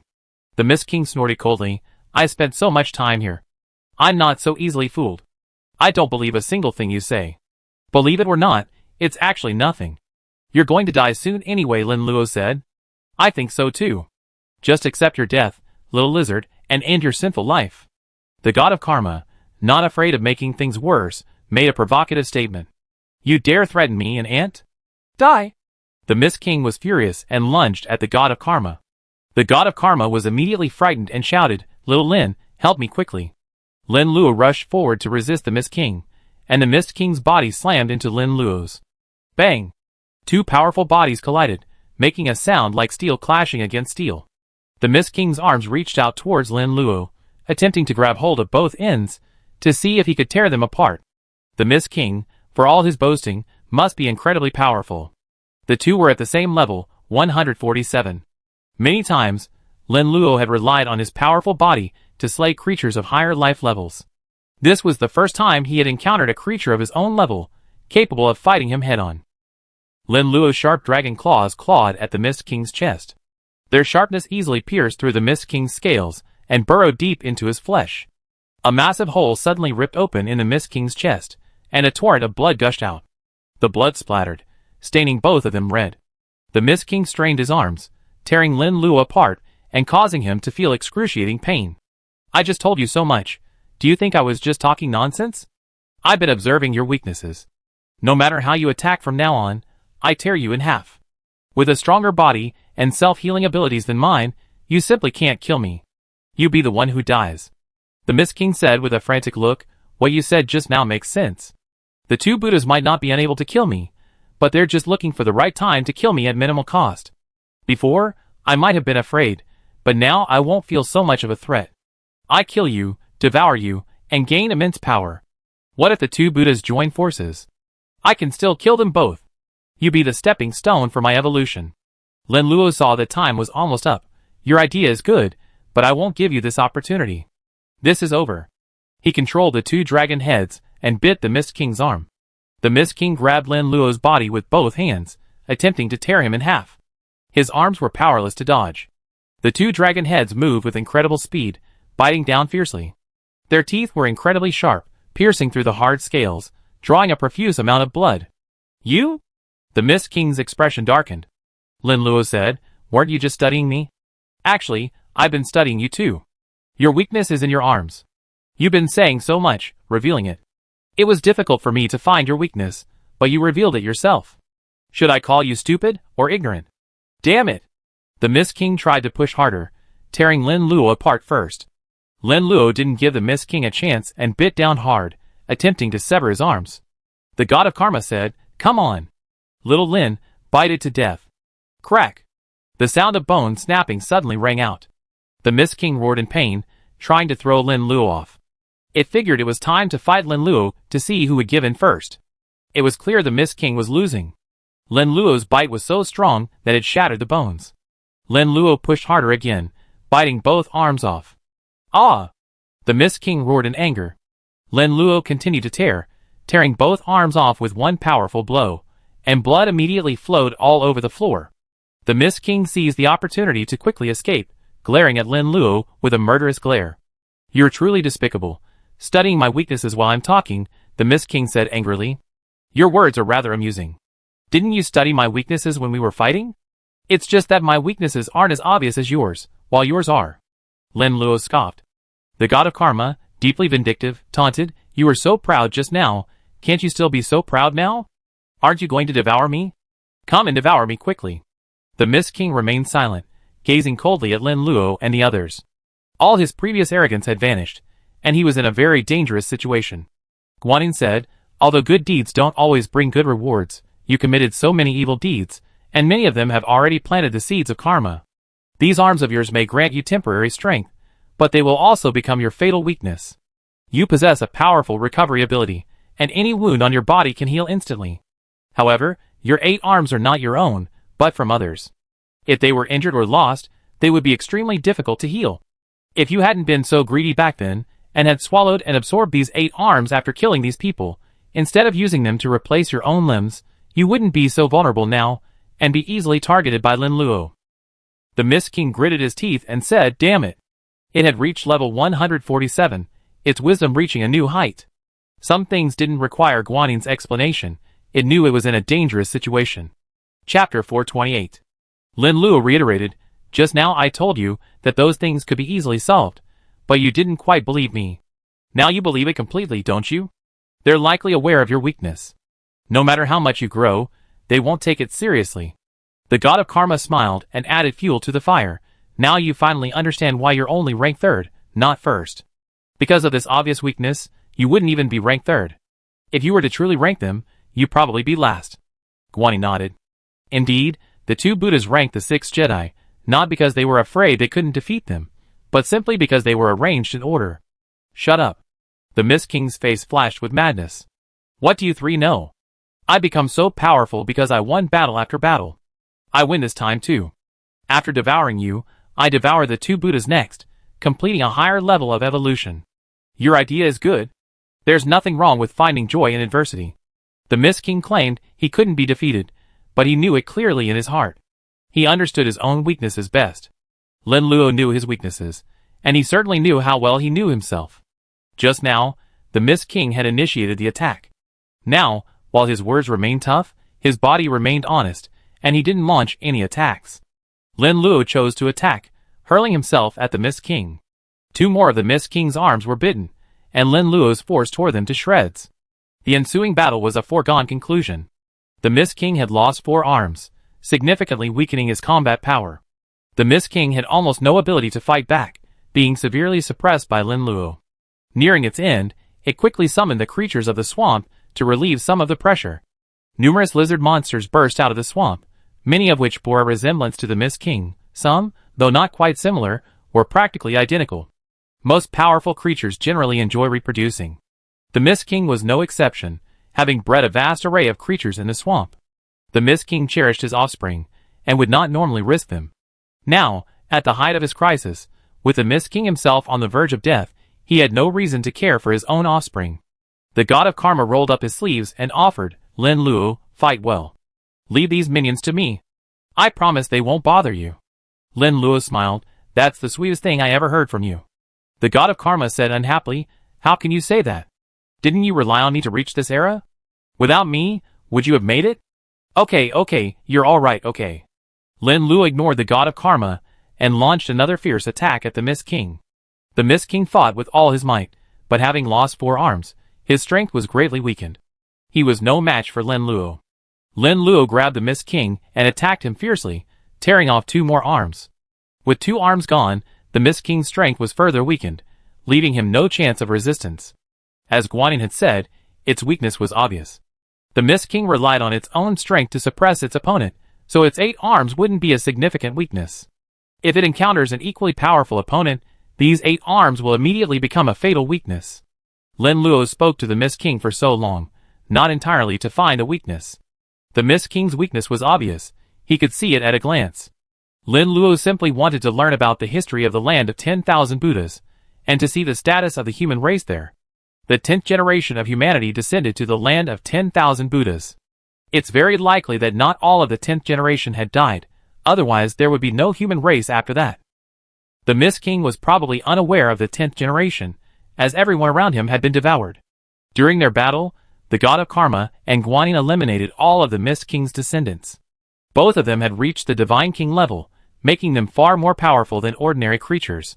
The god of karma taunted him, "Smelly lizard, your own lack of strength has led to the lack of strength of your offspring.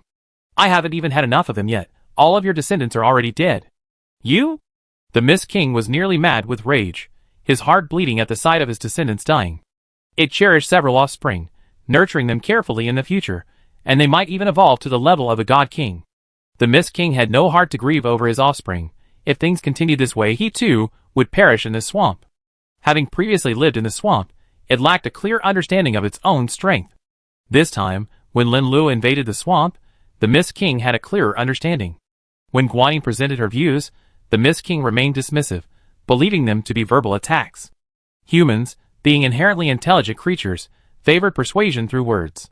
Alice had begged the Mist King for mercy, recounting the past, begging him to spare her life. Faced with Alice's plea, the Mist King almost relented. Thinking of the powerful Buddhas, he knew that if he didn't strike Alice, he would be the one to die. Amidst the excruciating pain, the Mist King seemed to see Alice. Alice looked at the Mist King with a sorrowful expression, as if blaming him.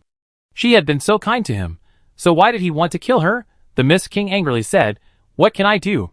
If I don't kill you, the Buddha's men will come, and I die. I won't be able to protect you then. You can't blame me for this. I have no other choice. All these years, I felt guilty towards you, secretly mobilizing my might to avenge you. Alice didn't answer the Mist King, but continued to gaze at him with resentment. I made it very clear just now. I'm incapable of protecting you. Otherwise, I would never have done what I did. The Mist King was hallucinating, unable to distinguish what was real from what was fake. Why don't you believe me? I truly am incapable of protecting you. The Mist King rushed forward, tearing Alice to pieces. The god of karma laughed. Are you idiot? You were hallucinating just now. It seems the intense pain from having 6 broken arms is causing you hallucinations. You all deserve to die. The Mist King was furious. In his anger, he also felt a deep sense of powerlessness. Lin Luo was far more powerful than him, and he knew his weakness as well. There was no chance the Mist King would win. The Mist King's only option was to flee. Having made up his mind, he immediately charged towards the ground. Escape into the air meant no escape, only underground would offer a chance. Lin Luo understood the Mist King's intentions, and would certainly not let him go. The Mist King repeatedly charged towards the ground, only to be stopped by Lin Luo.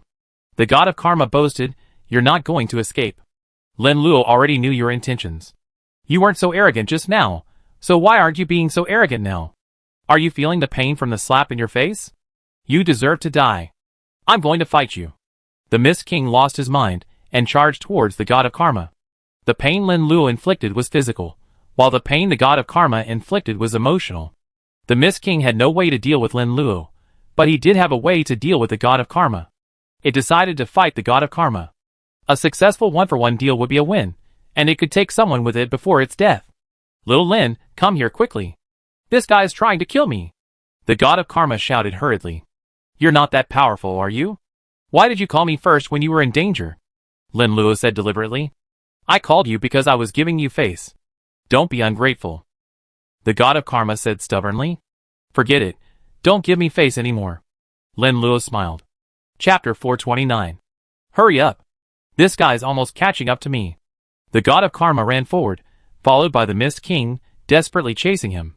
Perhaps the god of karma's words were too sinister, causing the Mist King to lose his mind.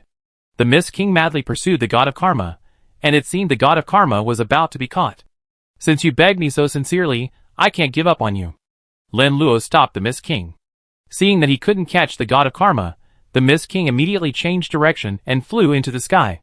The Mist King no longer cared about anything else. As long as there was a glimmer of hope for his survival, he would not let him go easily. You really have no other choice but to take to the sky. The sky is my home turf, don't you know? Do you think you can escape harm by going up there? I still catch you. Lin Luo suddenly rushed into the sky, catching up with the Mist King. The Mist King fought desperately, but was unable to resist Lin Luo. Lin Luo was uninjured, but it was severely wounded. As one gained strength while the other lost, the gap in power widened further, and Lin Luo was already crushing it. The Mist King was unable to withstand Lin Luo's attack, and his 2 arms were finally torn off. With a loud bang, the Mist King was wounded once again, unable to suppress its injuries any longer, and it exploded and plummeted to the ground. Its body was enormous, creating a massive crater in the ground. To prevent the Mist King from escaping, Lin Luo attacked again, ripping out its heart. The Mist King had 10 hearts, each of varying sizes, likely from different creatures. Some of the hearts resembled human hearts, and Lin Luo could confirm they were human. The Mist King said Alice had several loyal subordinates, all of them formidable. You're a scientific genius too. Not only did you transplant your arm, you also transplanted your heart. It seems you transplanted other organisms into other parts of your body. Lin Luo began to admire the Mist King. The Mist King possessed many unique skills in his physical transformations. Just now, he had believed that the Mist King's physical strength came from his own transformations.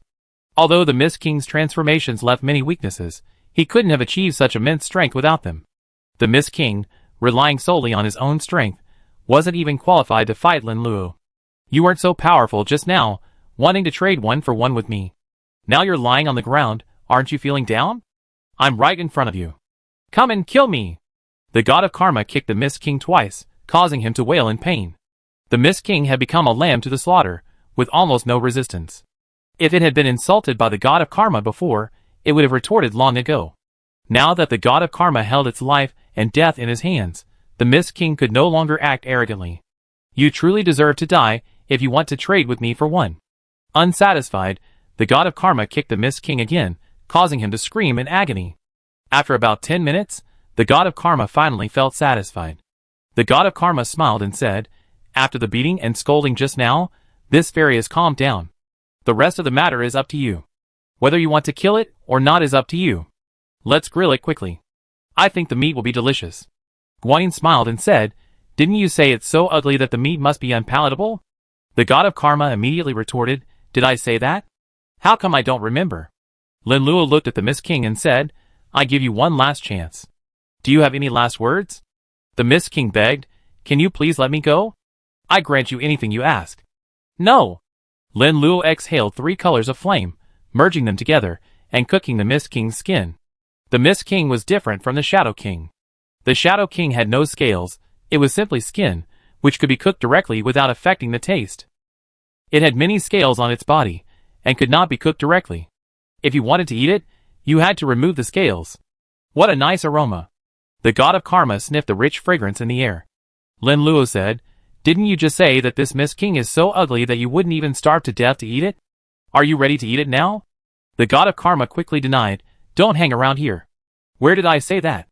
If you want to eat it, go over and peel off the scales. You can't eat it all. The scales are full of bacteria and parasites, so they're not edible." Lin Luo said. "Okay." The god of karma had just agreed when he felt something was wrong. "What do you mean? It seems like I'm not the only one eating it. Why should I do the work?" Lin Luo said, "That's your fault. I killed this Mist King. I can't handle the food, and you're asking me to do it. Do you have the nerve to do that? I might not feel comfortable with others, but I definitely feel comfortable with you." The god of karma said confidently. "If you don't peel it, you won't be able to eat it later." Lin Luo threatened. The karma god said shamelessly, "I'm going to eat you. Let's see what you can do to me." The Mist King said miserably, "Could you please not eat me? Spare my life. I'm still very useful to you at level 147. Give me a chance to atone for my sins." The karma god, hands on his hips, said, "It would be fine if you didn't say anything. I get angry when you do." Lin Luo deliberately said, "You're speaking so sincerely. I thought about it, and decided to spare your life."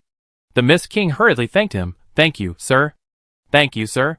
From now on, I will obey you faithfully. I will carry out any orders you give without hesitation, without any compromise." The karma god said. Little Lindsay agreed, "But I didn't. I hold a grudge against you for scolding me earlier. Don't worry, I promise to make you regret it. Sir, please spare my life. It was all my fault just now." The Mist King was very dissatisfied with the karma god, believing him to be powerless, and only hiding behind Lin Luo. If it weren't for Lin Luo, the Mist King would have easily defeated the karma god, leaving the karma god without any reason to act arrogantly. At this moment, it was severely injured and dared not utter such words. With the karma god's strength, it could easily kill the severely injured creature. "Are you serious?"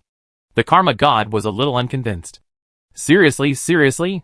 The Mist King's desire to survive was intense. When a creature is strong, it behaves one way. When it is weak, it behaves another way. Lin Luo thought this statement was well made, and the Mist King before him exemplified it perfectly.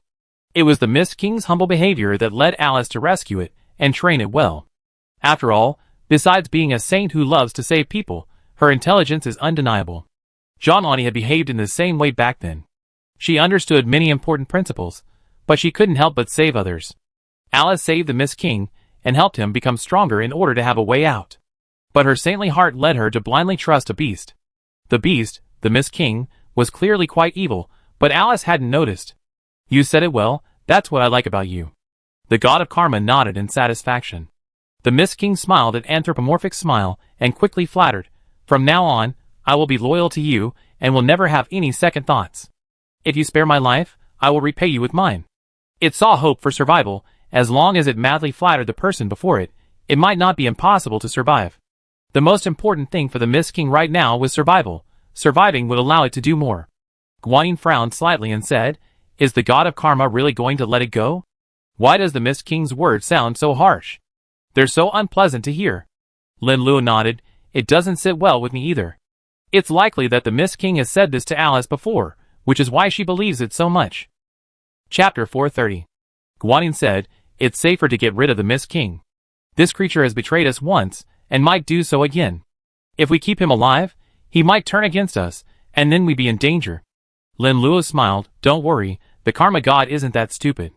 She's probably just toying with the Mist King now, but we won't be able to escape her feast later." "Indeed." Guanyin nodded. The Karma God began to threaten wildly, while the Mist King frantically tried to please him. With his wisdom, the Mist King naturally knew that the Karma God was deliberately toying with him. But he had no choice but to please. The Mist King secretly resolved that as long as he could survive today, he would exact vengeance later. Especially against the Karma God, he would try to keep him alive, so he could torture him thoroughly. The God of Karma asked, "I ask you a question now." The Mist King quickly replied, "Ask whatever you want, sir. I answer anything I know. You submit to me next. So let me ask you, do you listen more to Shaolinzi or me? If both of us were to issue orders at the same time, who would you choose?" This. The Mist King glanced at the God of Karma, then glanced guiltily at Lin Luo. This question was a fatal choice. It seemed that choosing either option was wrong. If the Mist King chose to answer Lin Luo, he would likely be killed by the God of Karma. If he chose to answer the God of Karma, he would likely be killed by Lin Luo. Without waiting for the Mist King to reply, the God of Karma angrily said, "What do you mean by hesitating? Are you trying to quibble?" The Mist King hesitated, saying, "That's a really hard question to answer." The Karma God said, "I get it. You must have ulterior motives. You're definitely trying to curry favor with us now, so you can kill us later when you get the chance, especially since I'm constantly giving you trouble. Then you kill me." "I dare not," the Mist King said quickly. "Why would you dare?" "You definitely dare." The Karma God raged. "I'm so pissed." Knowing he wouldn't survive the day, the Mist King attacked the Karma God. Although the Karma God's abilities were limited, she was still significantly stronger than the injured Mist King. The Mist King was undoubtedly overpowered, and then her scales were stripped off. "You dared to sneak attack me? You truly deserve death." The Karma God stripped the Mist King's scales, deliberately sparing him. The Mist King screamed in agony, his life questioning. Lin Luo and the other two felt no pity for the Mist King. Seeing his humble and painful appearance, they knew he was in the position of a victim. When the Mist King is in the position of a perpetrator, he is more cruel than anyone else. Alice had been in a relationship with the Mist King for many years, but the Mist King decisively chose to abandon her for his own survival. In reality, the situation wasn't so serious at the time, and the Mist King could have chosen to betray Alice. After all, the Buddhas didn't come to the Mist Swamp later. After learning of the Mist King's situation, they chose to reward him, and had no intention of attacking the Mist Swamp. The two Buddhas likely knew they couldn't wipe out the entire human race, they could simply eliminate their remaining strength. For the human race to survive from generation to generation until the Earth era, it must have been through an unbroken lineage. If the two Buddhas were wise, they wouldn't have offended the human race to death. The Mist King's sudden rebellion was driven primarily by the desire to gain immense power. The God of Karma took great pleasure in torturing the Mist King, peeling his scales all by himself. The Mist King's massive body was peeled off by the God of Karma alone. By the time the God of Karma had finished peeling the scales, the Mist King had already fallen into a coma. The God of Karma kicked the Mist King hard and said, "Aren't you a powerful creature? You didn't want to kill us just now, but why are you in a coma now? Wake up! My torture isn't over yet." The Mist King was still alive, but he was dying. Guanyin sighed and said, "Sometimes, having a strong life force isn't a good thing. This Mist King is quite resilient. Even after all its scales have been stripped away, it's still alive." Lin Luo said, "There's no need to pity such a creature. When it's cruel, it's far more brutal than we are. The God of Karma is right." "Indeed?" Guanyin nodded. Lin Luo said, "That's enough. We give it a quick death later. If we weren't busy, I'd torture it further. If we have something else to do, I'd let you down." The God of Karma had killed the Mist King, and perhaps the Mist King showed reluctance. The Mist King was a lizard, a cold-blooded creature, and perhaps also a cold-hearted one. For what Alice had done, the Mist King probably never regretted it. The Mist King's scales were peeled back, revealing pearl-like lumps of flesh, translucent and rich in fat and protein. The God of Karma's eyes lit up as he said, "This Mist King may look ugly, but its flesh is quite tender. It makes me drool. Now, even without grilling it, I'm tempted to take a good bite and see how it tastes." Lin Luo said, "You were saying this Mist King was ugly, and you starved to death rather than eat it, but how come you changed your mind so quickly? Just now was just now, and now is now. Do you understand this principle? The god of karma said confidently. Alright, enough of this nonsense. Let's grill. Lin Luo grilled the Mist King's flesh, sprinkled it with seasoning, and it was ready to eat. He usually used this cooking method when killing powerful creatures. The god of karma said, I'm sick of grilling it all the time. Can you try a different method? I worked so hard to peel this creature's scales, and you're grilling it. It's so unfair to both of us. You didn't put in any effort when you killed the Mist King, yet you have such high expectations for food. Lin Luo said disdainfully. That's necessary. I want to live a refined life. The god of karma nodded. Lin Luo used several cooking methods, trying his best to make the Mist King's meat as delicious as possible. The Mist King looked like a lizard, and its meat was similar in texture, tasting very similar to chicken. Species are passed down from generation to generation. Many don't appear out of thin air. Just like humans on Earth can trace their origins back to the human era. Perhaps Earth's lizards can also trace their origins back to the Mist King of the land of 10,000 Buddhas. Lin Luo stir-fried the meat and made soup, and gathered a number of other ingredients for supplementary preparation. With his strength, it would be quite easy to open up a fourth-dimensional space. Lin Luo would place any leftover food in the fourth-dimensional space, ready to be consumed later.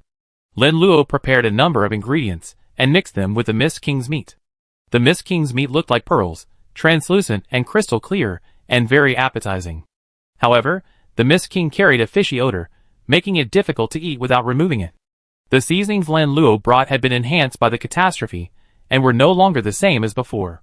Using them would make the Mist King's meat even more flavorful. I help too. I can do anything you need, Guanyin offered. My wife is still the best, Lin Luo said with a smile. The god of karma said, I won't help. I already wasted a lot of energy. I need to rest now. Don't you have any objections? Lin Luo objected, if you don't come, forget about eating later. The god of karma angrily said, I already peeled all the scales off the Mist King, and now you want me to work again. Do you have a clear conscience? Yes, you just took revenge on the Mist King out of pure personal vengeance, not some kind of cooperative meal. Lin Luo said confidently.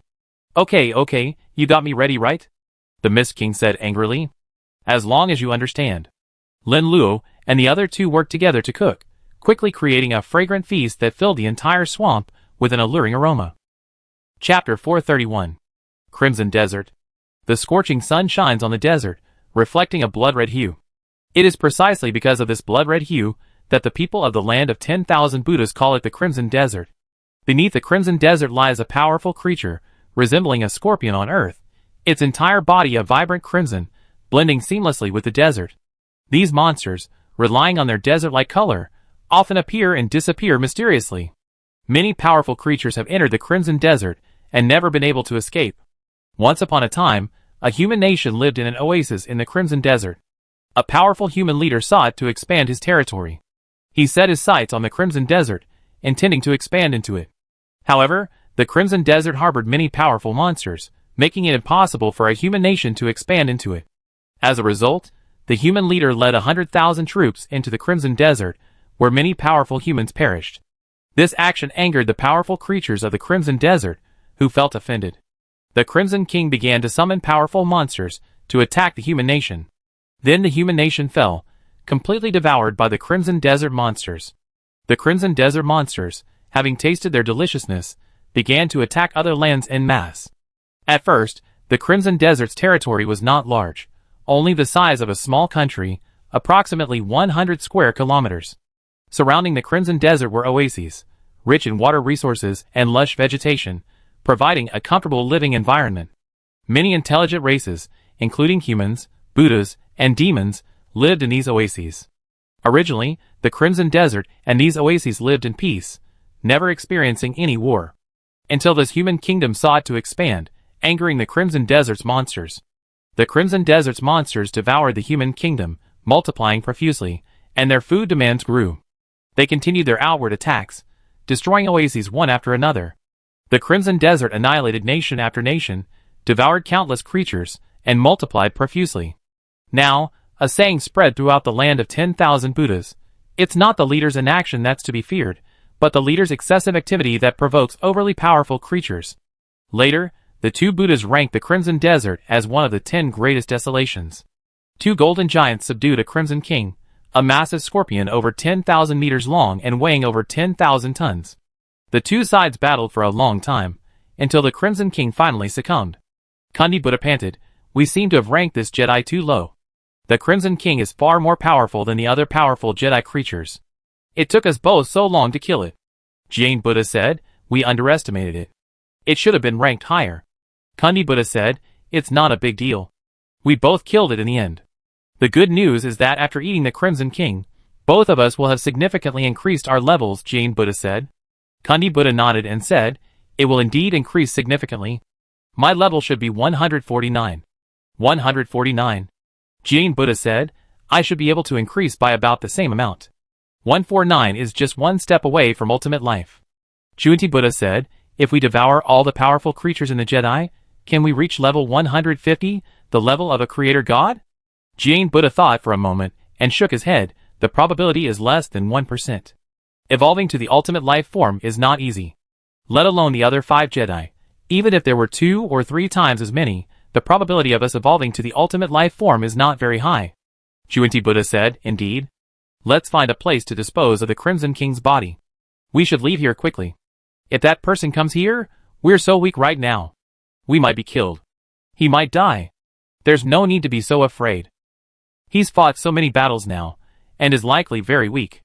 If they happen to arrive here and we engage him, we might be able to kill him. I think this human is very powerful. It's best for us not to antagonize him. You're overdoing it. This creature is so powerful. We're much stronger than before. There's no need to be so afraid of any creature. My premonitions are always right. We still need to be careful. You said to leave, so leave." With little strength left, the two men carried the Crimson King's body away. After flying tens of thousands of kilometers, the two Buddhas landed with the Crimson King's body. Kundi Buddha sighed. We had finally found a successor to help us manage the land of 10,000 Buddhas. We had joined forces to conquer all the Jedi and achieve a higher level of evolution. Unexpectedly, this happened. A powerful creature suddenly appeared, causing all our plans to collapse. The receiving Buddha said angrily, "If I weren't afraid of being defeated, I'd really like to charge over and tear this man to pieces. He's openly robbing us of our resources. And that damned happy Buddha. Without him leading the way, finding the 6 Jedi wouldn't have been so easy." Kundi Buddha said helplessly, "There's no point in saying this anymore. Let's just get to level 149 as quickly as possible. While we're still a little short of our goal, we barely completed our plan. It's a blessing in disguise." The receiving Buddha said, "Don't be discouraged. We have bigger plans ahead. The legendary world may soon reach us. Then we might gain transcendental power, evolving into the ultimate form of life." "I hope so." Kundi Buddha nodded. The guide Buddha said, "This powerful creature is hindering our plans. Once we reach that level of evolution, we must destroy it." Kundi Buddha proposed a bold idea. "Do we have the ability to hasten the arrival of that world?" The guide Buddha asked, "What do you mean?" Kundi Buddha said, "When the two of us took it away, the Buddhas exterminated many humans. From them, we learned a lot of information that the devouring world periodically appears in various realities. It destroys the real world, absorbing its powerful energy to sustain its own operation. This is how it destroyed several previous eras. Not far from us is the Great Tao era, another powerful human era.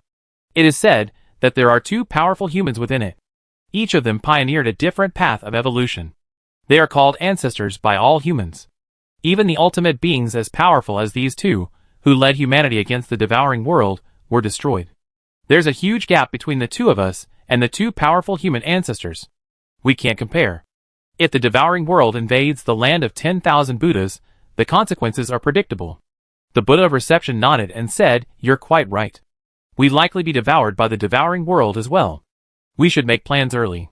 The Buddha of Kundi said, "2 ultimate beings resisted the devouring world, and both ended in death. We're far inferior to them. Resisting them is tantamount to seeking death. It's better to make plans early." The Buddha of Reception said, "I received information from the human race. When the devouring world descends upon the real world, there will inevitably be a reaction. We should be able to enter a secret realm where some once powerful creatures will appear. We must kill and devour them to gain immense power. After the secret realm ends, the devouring world will truly invade the real world, bringing with it many powerful creatures. Only then will the true countdown to the destruction of our land of 10,000 Buddhas begin." Chapter 432. Kundi Buddha's eyes lit up. "According to your explanation, The benefits we gain from entering this secret realm are greater than those from defeating 6 Jedi. Jiang Buddha nodded. The answer is obvious. That's why I ask you to be patient. Don't confront the powerful creatures that appear. Fighting them now will end badly for us. This creature is likely a human, whose life form hasn't reached the ultimate level. If we evolve to the ultimate level, we can kill it. I hope so. I won't rush to act. I investigate thoroughly before taking action. If the enemy is too strong, it's best to make friends with them rather than make enemies. The two Buddhas discussed everything and looked forward to the arrival of the secret realm. Kundi Buddha said, Actually, I've been hiding something from you. After some thought, I decided to tell you. Jiang Buddha said, Tell me about it. It should be about the devouring world. Kundi Buddha said, Yes, it's about the devouring world. A human from the previous era, the 9th generation of humanity, proposed a bold hypothesis. Could the devouring world be brought to the real world sooner, thereby gaining enormous benefits? Jiang Buddha said, Why does this hypothesis sound so outrageous? I can understand why we would gain greater benefits after the devouring world arrives. Kundi Buddha said, His hypothesis is that the devouring world is a world with life.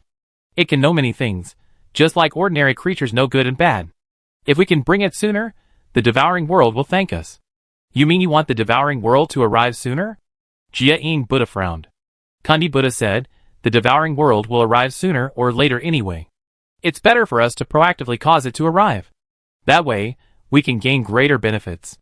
Jiang Buddha agreed, Your idea is correct. I think so too. The devouring world will arrive sooner or later anyway. Why not proactively let it arrive? That way, we can gain more benefits. As long as we become stronger, our chances of survival will be higher, and our chances of evolving to the ultimate life form will be faster. Kundi Buddha said, We can definitely use that method. Please explain this method to me in detail, so we can decide whether to use it. Of course. To implement this plan, we need to discuss it carefully before deciding whether to proceed.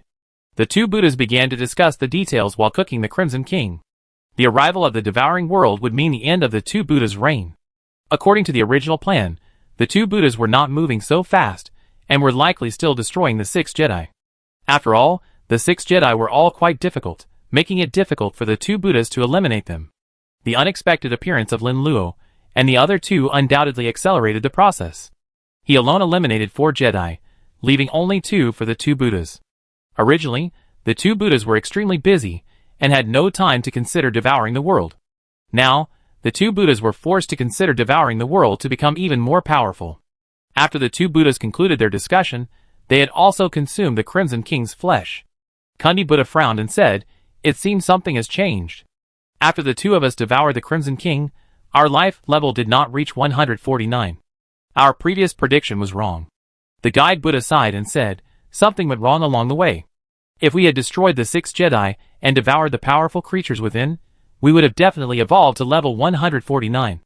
Now that we have 2/3 fewer powerful creatures than before, it's understandable that we haven't reached level 149. Kundi Buddha said, If we weren't likely to be defeated, we would have fought them head-on. The guide Buddha said, Let's bring down the devouring world together. This world has prevented us from evolving to a higher level. It's time to make a choice. Kundi Buddha nodded and said, It's indeed time for us to make a choice. The guide Buddha said, The process of bringing down the devouring world is extremely complex. We need some time to prepare before we can achieve it. That's not a problem. We have plenty of time. On the contrary, we're leaving the land of 10,000 Buddhas to Tathagata. I trust him to help us handle it, and we don't have to worry about much. Tathagata isn't very powerful anyway. We supported him over others primarily because he was strong enough yet well known. Choosing him allows us to maintain control without facing public opposition. Indeed. Kundi Buddha nodded and said, Tathagata is a relatively well-behaved person and doesn't act recklessly. Jiang Buddha said, Should I contact the land of 10,000 Buddhas about the situation? If there are no problems, we can focus on dealing with the devouring world issue. It would be better to contact them first. Kundi Buddha began contacting his people and learned that the land of 10,000 Buddhas was in good condition, with no adverse events occurring. Tathagata does many things according to the wishes of the two Buddhas. Jiang Buddha said, When we first established the land of 10,000 Buddhas, our primary purpose was to help us become stronger. Now that we reached this level of strength, I feel its role is becoming less and less. Kundi Buddha sighed and said, The past is so vivid in my mind. Back then, The two of us faced oppression from both humans and demons. We encountered many dangers and nearly died several times. Through untold hardships, we built the land of 10,000 Buddhas. Now, it's so powerful, and we put in a lot of effort. Jiayin Buddha said, when the devouring world descends upon the real world, the land of 10,000 Buddhas may not survive. This inevitably makes me feel a little sad. Kundi Buddha said, if we want to become stronger, we must use any means necessary. If we show even a little mercy, we might be the ones to perish. You have a point. Jiayin Buddha agreed. Well, we don't have much time left to lament.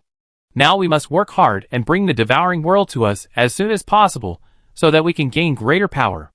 Kundi Buddha said. Jiayin Buddha said, we truly cannot be lenient. Why did the human race fail back then? It wasn't because the two of us were strong enough. We were only at the Divine King level back then. The enemy is already a mid-level Divine King, at level 135. He's far more powerful than us. If we confronted him head-on, we would be practically doomed. We won this battle by resorting to a surprise attack. This human emperor has been putting out fires, and his help is needed everywhere. We took advantage of our rest, launching surprise attacks in several locations, and devouring numerous powerful humans. This is how we were able to evolve to this level. Kundi Buddha said, it was quite dangerous indeed. If he had abandoned those lower-level members and chosen to fight us to the death, we would have been unable to withstand them, and the outcome of the battle might have been different. Jiayin Buddha said, had he not abandoned those lower-level members, the end result would have been the destruction of the entire tribe. By the time he discovered this, it would have been too late. We had already devoured enough humans to reach a similar level of evolution. Kundi Buddha said, one thing we have to admit is that the human race is still very powerful. The two of us, combined, were nearly defeated and could not defeat them. Jiayin Buddha said, I wonder what this newly emerged human race is like. I remember that we almost wiped out the powerful human race back then. How could one have slipped through the net? Kundi Buddha said, I don't know about that. In any case, it's impossible for us to kill the human race. I don't think this human is from the 10th generation. Given the hatred they hold towards us, they wouldn't seek revenge on the Jedi first, but on us. The Buddha Jiang nodded and said, their behavior is quite unusual, but it's also possible that seeing the two of us together made it difficult for him to attack, so he attacked the 6th Jedi, thus ending our evolution. The Buddha Jundi said, that's a possibility, and it's quite likely. Regardless of the situation, it's a wise decision not to compete with him for the Jedi now. If we continue, we'd be in great danger. Perhaps I lived in comfort for too long. I'm still a little afraid of fighting powerful creatures. Me too. Let's try to get the devouring world to arrive sooner. We Buddhas have records of past events, and we can use this information to evolve faster. We can choose to evolve to the ultimate life form and immediately attack this human. After some discussion, the two Buddhas became more determined to attract the devouring world. Only by attracting the devouring world can they be reborn and become even more powerful. Chapter 433. The Land of 10,000 Buddhas. Golden light shone upon the magnificent palace, and the sound of chanting rang out continuously within. A handsome, burly man sat at the head, and below him were monks. Most of the monks had hair, though a few were hairless. With their eyes closed and expressions solemn, the monks chanted sutras continuously. An elderly monk with kind eyes and hair in a bun approached the Tathagata. He shared with the Tathagata the news he had just received from the two Buddhas. The Tathagata asked Dipankara to step aside and explain what had happened. Then Maitreya Buddha rose and joined the two. The three Buddhas' unusual behavior went unnoticed. The Tathagata had a profound plan. Without the knowledge of the two Buddhas, he had arranged for Dipankara and Maitreya Buddha to be in the land of 10,000 Buddhas. Dipankara Buddha was the first to follow the two Buddhas. Back then, the Buddhas didn't rule the entire era, and the world was filled with powerful alien races and mutant beasts. Dankara Buddha participated in nearly every foreign war the Buddhas waged, making numerous contributions. The two Buddhas trusted him deeply, and consulted him on many matters. Maitreya Buddha joined in the middle period, during the battles between the human race and the Buddhas. The two Buddhas showed no respect for martial ethics, often attacking the weak points of the human race. When the human emperor arrived, the two Buddhas would flee quickly, avoiding combat as much as possible. The human race had suggested that the human emperor attack the Buddhas, using the tactics of the two Buddhas. If the enemy lacked martial ethics, then the human race could not afford to be unethical either. The human emperor had done the same thing, but the two Buddhas didn't care, treating the lower-level Buddhas with anything but humility. Death was death. The two Buddhas thought of continuously devouring them, accelerating their own evolution. The 10th generation human emperor's talent was limited, making further evolution difficult. But they, on the other hand, had significant room for improvement. There were many highly gifted individuals within the clan who might succeed him in the future. To prevent any unforeseen consequences, the two Buddhas had already killed these geniuses long beforehand. Afterwards, the human emperor constantly pursued the two Buddhas to prevent a tragedy. Of course, the human emperor had no other choice, otherwise, the two Buddhas could combine forces and wipe out all of humanity. The human emperor also had a countermeasure, constantly relocating the human race. A human elder discovered a location so secluded that it was difficult for outsiders to find. With the Buddhas and demons united, humanity was doomed to failure. The human emperor used his limited remaining strength to preserve some of the human race's legacy. After the human emperor pursued the two Buddhas, the battle between the Buddhas and the human race was a chaotic one. The Buddhas far surpassed the human race in both community and individual strength. However, the battles between the two sides were extremely lopsided. The Buddhas always lost, beaten beyond their power to fight back. Only Maitreya Buddha commanded the few battles, and they were always victorious. Everyone else's battles with the human race ended in defeat, except for Maitreya Buddha, who emerged victorious. This was extremely conspicuous. The battle between the Buddhas and the human race ended, and Maitreya Buddha was given a high position. In the entire land of 10,000 Buddhas, few Buddhas were more powerful than these two. Even the Buddhas themselves were unaware of the true identities of Maitreya and Dipankara. Both Buddhas were clones of Tathagata, deliberately placed in the land of 10,000 Buddhas. The Tathagata would not risk his true form, but his clones were the best. Even if his clones were lost, he could recreate them. Kundi and Jain Buddhas battled for years, during which time Tathagata remained at the lower levels of the Buddha clan. The Tathagata cultivated a powerful identity for himself. Within the Buddha clan, social status is crucial. As long as you are of noble birth, many people listen to you and blindly worship you. Even if your words are wrong, many are willing to listen. The Tathagata also possesses a people-friendly image, such as cutting flesh to feed an eagle. He raised the eagle from infancy, a powerful mutant beast that had reached the level of a celestial god. The Tathagata commanded the eagle to plague a Buddhist kingdom, devouring the Buddhists in that area. Most of the Buddhists were no match for the eagle, and were devoured by it. Some capable Buddhas had already left, leaving those without the ability to remain and die. A few powerful Buddhas attempted to defeat the eagle and liberate the people of the Buddha realm. But the eagle was too powerful, devouring all the meddling Buddhas. As for the powerful higher-ranking Buddhas, they paid no heed to the lower-ranking ones. The Buddhas were cruel and cared nothing for the lives of the lower-ranking. Tathagata seized the opportunity and appeared, persuading the eagle to leave. The eagle refused to leave and prepared to continue feeding. So Tathagata took out his sharp knife and cut flesh from his own body for the eagle to eat. The eagle ate for several days straight, moved by the Tathagata. Then the eagle repented and left the Buddhist kingdom. Many people then thanked the Tathagata, believing him to be their savior. Had the Tathagata not intervened, the eagle would have perished at the hands of the eagle sooner or later. Those of lower rank in the Buddhist order were relatively ignorant, unaware of the ferocity of mutant beasts, and easily deceived. Those with some understanding of mutant beasts could immediately discern the underlying tactic. Mutated beasts, however, could not be converted, their demands were insatiable. Even if the Tathagata cut off all his flesh, he could not convert the mutant beast.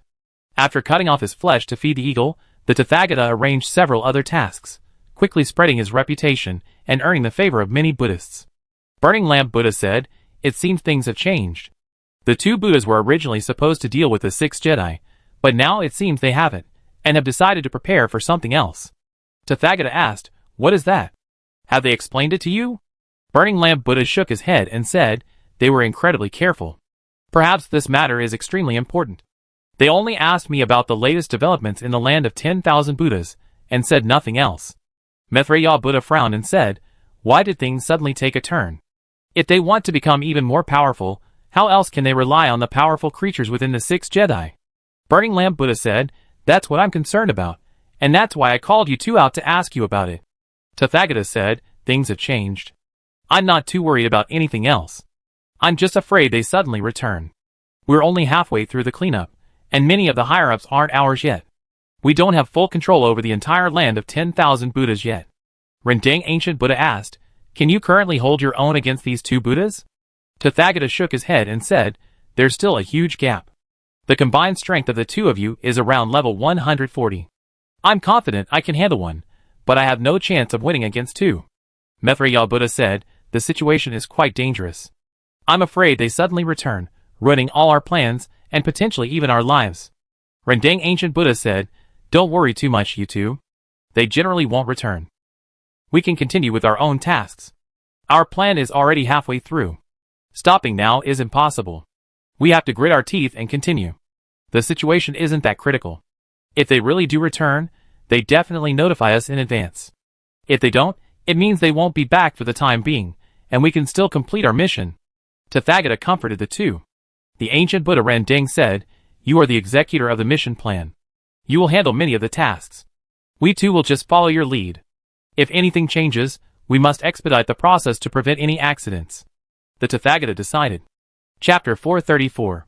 Cursed Mountains. The terrain is treacherous, with an average altitude of over 5,000 meters. It is perpetually shrouded in mist, obscuring the path. Even ordinary creatures entering the cursed mountains would fall to their deaths from the very terrain, without the need for the cursed monsters within. According to the description of the Laughing Buddha, this mountain range is cursed. The curse stems from a powerful creature that died within the mountains. After this powerful creature's death, many strange creatures were born. Pangu also died once during the creation of the universe. His various body parts transformed into other forms, only to be resurrected. In the past, a powerful creature existed in the land of 10,000 Buddhas. This creature was so powerful that many creatures dared not resist. When that powerful creature reigned supreme, the Buddhas were merely a small race. As for the reason for the death of this powerful creature, it remains a mystery. After its death within the mountains, its body remained untreated, and it continued to multiply, forming cursed monsters. Many creatures once coveted the corpses of powerful creatures, hoping to obtain their body parts, which would yield immense benefits. As a result, these creatures entered the cursed mountains and never emerged, becoming food for the cursed monsters. Among the cursed monsters, one was the most powerful. It was said that the rotting heart of a once powerful creature had died and transformed into the Cursed King. Among the numerous cursed monsters, the Cursed King was the strongest and most terrifying, practically unstoppable. The god of karma said in dissatisfaction, damn you, Lin Luo. I wasn't even full yet, and you devoured everything in one gulp, leaving nothing for me. Lin Luo laughed, you're blaming me for this. Giving you food is already a big honor.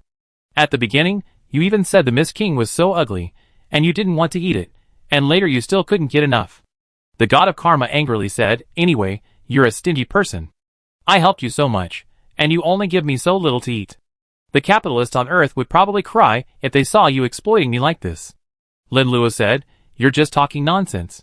Capitalists make you work, not enjoy it for free. You didn't do any work, and I gave you a small portion of the Miss King. If the capitalists knew, they would be heartbroken, not crying. The god of karma gritted his teeth and said, anyway, I remember you. Sooner or later, I take revenge. Lin Luo said disapprovingly, I hope that day will come. Guanyin frowned, pondering something. Lin Luo asked Guanyin, what are you thinking about? Guanyin replied, I'm thinking, we already wiped out 4 Jedi, but we haven't seen the 2 Buddhas. They should have already taken action, but we haven't seen them. Are they deliberately avoiding us? Lin Luo nodded and said, they must have noticed me. We haven't encountered them yet, so they're probably avoiding us. There's nothing strange about that. They evolved to such a high level of life, so they must have extraordinary abilities. Guanyin said, I think they're also avoiding us. Otherwise, we would have likely met by now. Kaori said, these 2 guys are much more powerful than I imagined. I thought they weren't very clever under Tathagata's control. They had already evolved to the peak Divine King level, while Tathagata was only at the Celestial God level. I don't know how they lost. I thought they were just stupid enough to lose. But it seems that wasn't the case. It must have been Tathagata's cunning trick, who plotted against the 2 Buddhas. Lin Luo gave a thumbs up and said, you guessed I thought you were stupid, but now, after listening to you, I think you're quite smart. The god of karma said, of course. My intelligence is as you expect. She immediately realized something was wrong and said, what do you mean? Are you calling me stupid? Don't think I can't hear that. Lin Luo said, I'm sincerely praising you, not mocking you. I can hear that, the god of karma said angrily. Guanyin said, the Tathagata is quite powerful. I didn't know much about history before, but I knew there were 2 powerful Buddhas who disappeared. I didn't sense any significant impact. Now, from what the Happy Buddha has said, their influence was immense. The Tathagata imprisoned them, and was able to eliminate their influence. He's truly remarkable. Lin Luo said, the two Buddhas didn't come to us, so it seems they're plotting something more important. Guanyin said, now that we know what the two Buddhas were doing, only the Tathagata might know. What they were doing won't have much impact on us. We're mainly here to eat, to see if the Tathagata is truly dead, and to await feedback from the devouring world. This opportunity cannot be missed. Lin Luo repeated the purpose of his trip. Guanyin said, you're right. Our primary goals are these. I can't control anything else for now. This is just a parallel world. Anything we do is basically futile, and won't change anything in the main world. Kaori said, we were originally approaching Tathagata to see what plans he had to prevent our own death. Now things have gone astray. We're dealing with the Jedi. According to normal events, we should have contacted Tathagata. Lin Luo is truly unreliable, and he keeps calling me unreliable. Actually, you're the most unreliable person. Lin Luo laughed angrily. Do you have the right to say that? You were enjoying the food the most back then, and now you're complaining. How about we leave? The god of karma said, we all come here, and you're talking about leaving? We must deal with this Jedi first. Lin Luo said, I don't know what you're thinking. You must be wondering if there's anything delicious in this Jedi, and you're unwilling to give up easily. Your abilities are so limited, what's the point of eating more? It's all just a waste. I think you don't need to eat. The god of karma protested, what do you mean by eating in vain? The food I eat is very effective, okay? It's just that my current strength is limited, and I can't fully utilize it all at once. If my strength were not limited, I could significantly increase it. It's called accumulating strength for a sudden burst of power. What do you understand? Okay, I hope you're not deceiving yourself again. Lin Luo didn't fully believe the god of karma's words. The god of karma snorted coldly, just wait and see. The three of them chatted, as they headed deeper into the cursed mountains. The mountain path was rugged and fraught with danger, but it didn't hinder the trio's progress. Beep, beep! A series of strange sounds echoed. A monster emerged from nowhere. It had a gigantic eye, a short stature, and moved at an extremely fast speed. The triangular-eyed monsters were numerous, densely packed on the ground. How disgusting. The god of karma complained. If someone with trypophobia saw all these things together, they'd be nauseated to death. Lin Luo nodded. It really does get nauseating after seeing them too much. Little Lin, hurry up and take care of them. The god of karma said. Do you have the nerve to let me take care of them? Lin Luo asked. Why not? The god of karma said confidently. Lin Luo said, I can handle this here. You can deal with the cursed king later. What do you think? Stingy. The god of karma had no choice but to join Guanyin in taking care of the monsters that were climbing over. The small, giant-eyed monsters only looked disgusting. Their life force wasn't very high. The two of them solved it easily, with almost no wasted effort. Chapter 435. After dealing with the giant-eyed monster, the three continued forward. Every few steps, a new monster would appear. They were easy to defeat, and their strength wasn't particularly impressive. As the three continued to advance, the monsters that appeared grew stronger, becoming more difficult to defeat. The god of karma, feeling a little tired, complained, I think you're too pleased. You let us do everything, and then you just come and take care of the ready-made things, right? Lin Luo said, I made it very clear just now. I deal with these small monsters, and you deal with the cursed king later. You disagree. If you agree, I handle the rest, and you deal with the cursed king. You're dreaming. We already solved most of the problem, and you still want me to deal with the cursed king. You're dreaming too much, the god of karma said disdainfully. I heard she's quite beautiful. Will you help me? Lin Luo said. I don't want to bother with you, the god of karma said angrily. The three continued forward, encountering more small monsters. Compared to the other three Jedi, the Cursed Mountains had the most small monsters. With the strength of the three, they easily dispatched these small monsters. Lin Luo didn't completely refrain from attacking, he did intervene. When some small monsters lunged at him, he had no choice but to attack. Finally, the three of them reached the core area, having eliminated at least 1,000,000 monsters. The god of karma panted, I'm exhausted. Guanyin said, if all these small monsters in the Cursed Mountains escape, many members of the Buddha clan will suffer. The god of karma bluntly stated, even if these small monsters in the Cursed Mountains don't escape, many members of the Buddha clan won't survive much longer. According to my calculations, the devouring world should arrive in a few hundred years. By then, all of these people will be dead. It's just a matter of dying sooner or later. Guanyin's eyes dimmed as she spoke, it is indeed so. After the devouring world descended, the leaders of the land of 10,000 Buddhas entered it, and all the other Buddhas perished. In fact, they were the best people, indifferent to everything, simply wanting to live a good life. They never expected to suffer such a disaster. Lin Luo said, sometimes being weak is a sin. There's nothing we can do about it. Survival of the fittest happens everywhere, but Earth's human economy isn't as cruel. Indeed, Guanyin said, it is normal for the weak to perish. In our desire to become stronger, slaughtering other creatures is also cruel. The god of karma spoke with the tone of someone who had experienced it. I feel like you haven't seen enough. If you had seen more, you think this was normal. That's true. Lin Luo believed that the god of karma possessed great wisdom, otherwise, he wouldn't be able to be so flexible. At that moment, something strange happened around them, and a foul odor lingered in the air. The god of karma felt nauseous and said, "What a stench. It's like the stench of a corpse. Can you smell it? It's so overpowering." Lin Luo said, "We have noses, so naturally we can smell the stench of corpses in the air. This stench is very strong, and it must have been lingering for a long time." Guanyin frowned slightly and said, "It seems the legends are true. A powerful creature must have died in the cursed mountains, and its corpse's stench permeated the entire mountain range." The god of karma said, "This is disgusting. I definitely won't eat this corpse this time. The stench is almost enough to make me pass out."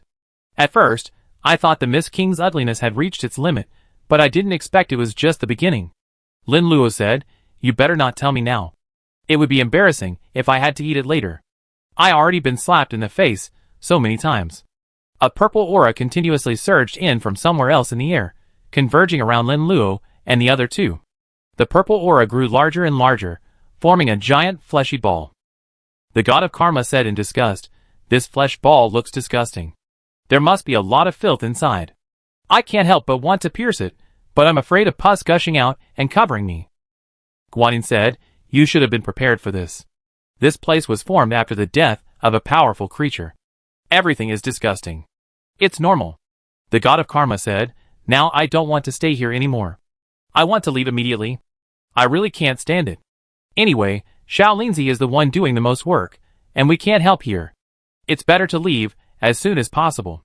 Guanyin said, "It's better for us to stay here. If Lin Luo needs our help, we can take the opportunity to help." The god of karma said, "You still care about your husband?" Guanyin blushed, but said nothing more. Since the two had sex, their relationship had blossomed. Above the skin of the giant flesh ball, the white of the eye and the pupil appeared, merging into a single giant eyeball. The giant eye sized up the three people and said, "It's been a long time since any powerful person came to the cursed mountains. I didn't expect 3 powerful people to come today. I originally expected 2 Buddhas, but I didn't expect them to be 3 strangers. One is a human, one is a Buddha, and I can't see the other one's background. I don't know what kind of creature it is." The god of karma raised his head and said, "You may not have heard of a powerful world called the Devouring World. I am a powerful creature within it, and my power is far greater than what you imagine."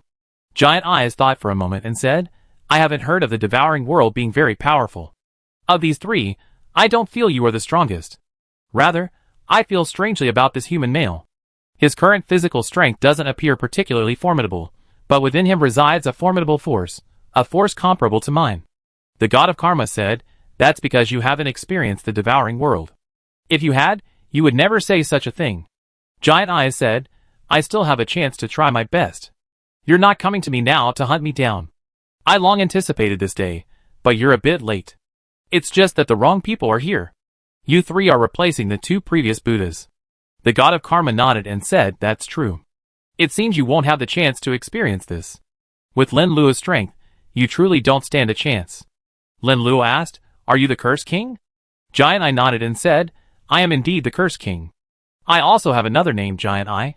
You can call me Giant Eye too." Guanyin said, "We just came from another Jedi, and I noticed you're different from the monsters there. They rushed towards us and attacked us immediately, but you remained calm." Giant Eye said, "You may not know this, but I have the ability to see the future. I can't see the specific details, but I can sense the general idea. Sooner or later, I will die, and I will die in the Jedi. When you first entered, I detected the aura of other Jedi on you. It seems you are here to kill me. I have a question. In all the Jedi you visited, have you killed all the king monsters there?" The god of karma immediately took the spotlight, "Of course. With my strength, It's no easy task to eliminate the king monsters in the Jedi. These monsters are courting death. Even though I'm so powerful, they still come to fight me, fearing that they live too long and too comfortably. I'm helpless. Chapter 436. The giant eye sighed. It seems it's going to be very difficult for me to survive today. When I first met the two Buddhas, I knew my death was coming, and that day has finally arrived. Lin Luo asked, "Are you going to give up resistance?"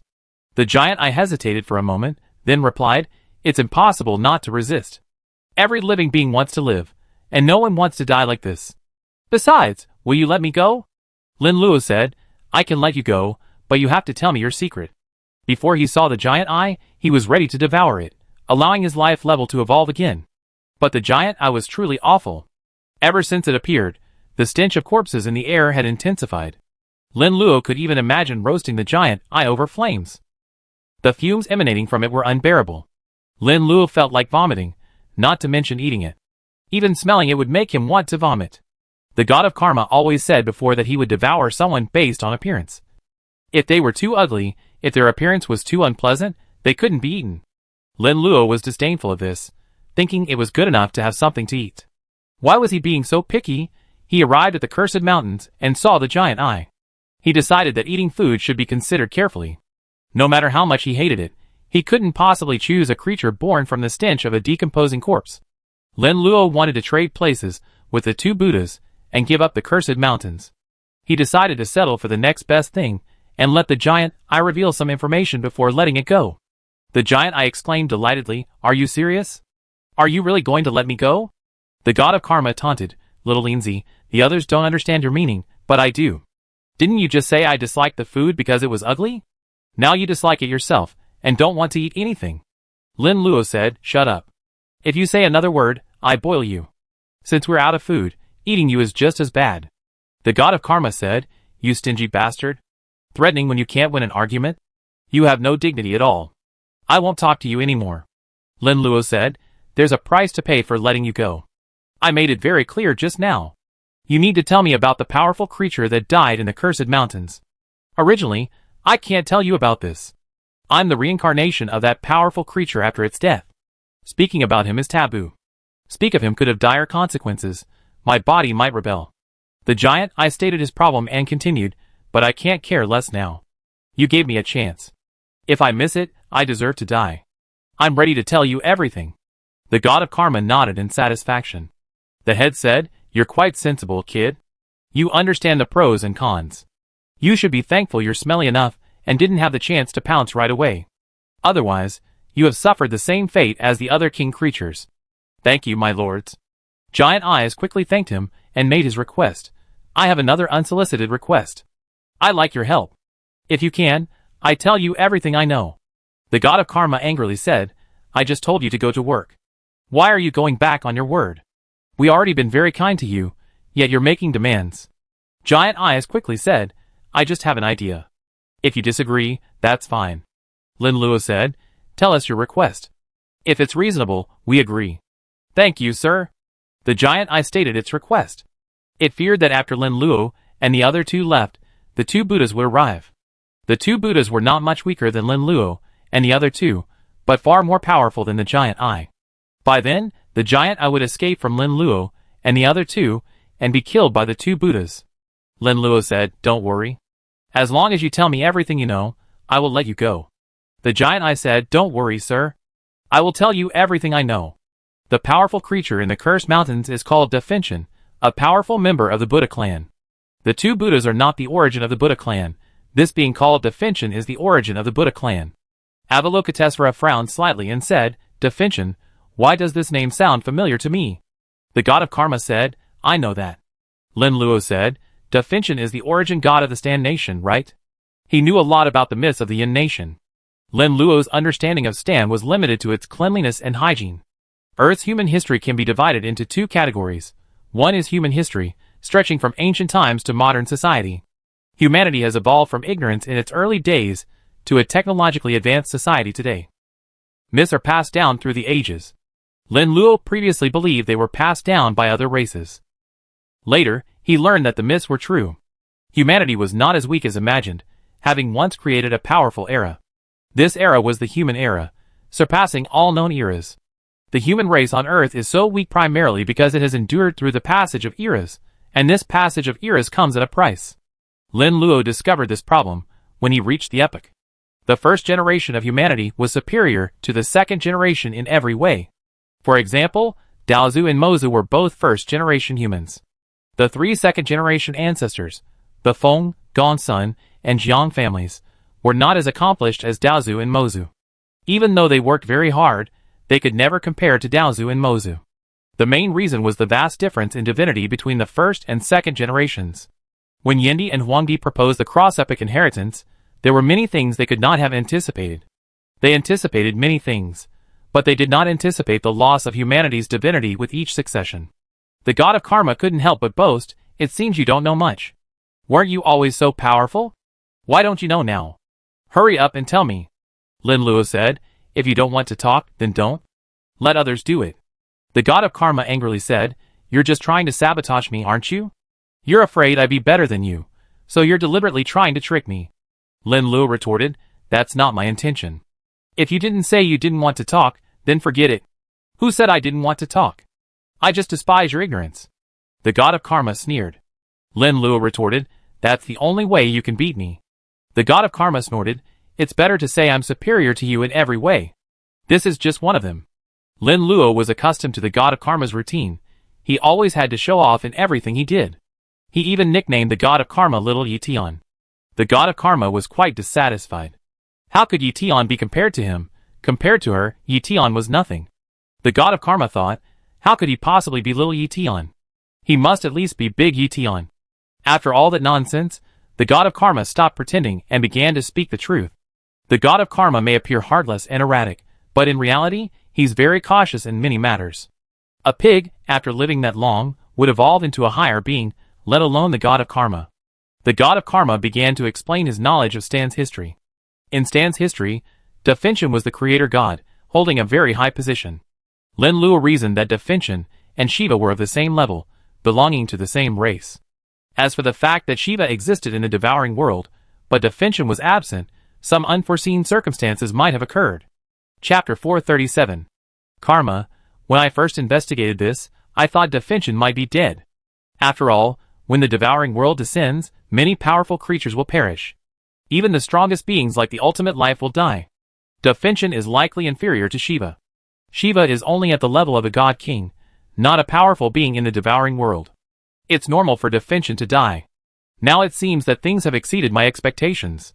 Lin Luo said, Da Finchen is from the Buddha clan, not the Brahma clan like Shiva. There are still significant differences between the two races. Karma, you, the human race on Earth, lack any historical rigor. Worshipping another race is one thing, but the problem is that you brought powerful creatures from another race into your own. Although the two races exist in different eras, the difference between them is still significant. Lin Luo slammed him. How dare you say that? You lived a long time, visiting the real world every epoch to learn about things. How could you not know about the great burning heaven? This. The karma god explained, I'm not a gossipy person who meddles in everything. I have a lot of important things to do. Lin Luo mercilessly refuted, those things you're talking about aren't just about eating, drinking, and having fun, are they? The karma god blushed. Don't talk nonsense. I'm doing important things, and sometimes I need some time to relax. I can't be working all the time. Guanyin sighed, it seems my understanding of the Buddha clan is very limited. I didn't expect that before Tathagata, there were not only two Buddhas, but even more powerful beings. If the giant eye is to be believed, then the great burning heaven must be the Buddha clan's origin god. Lin Luo asked the giant eye, you are a creature born from the great burning heaven. You should know the strength of your original host, and what life level it is. The giant eye replied, the great burning heaven's life level should be 150. The Buddhas call this life level the creator god. Ultimate life. Including the ultimate life he had previously encountered, Lin Luo now had 4 ultimate lives. The great burning heaven belonged to the Buddhas, not the human race, and was the first ultimate life he had encountered from another race. The god of karma said disapprovingly, don't talk nonsense, bragging about the great burning heaven ultimate life. You know how difficult it is to become an ultimate life. She had always wanted to evolve into an ultimate life, but she could never do so.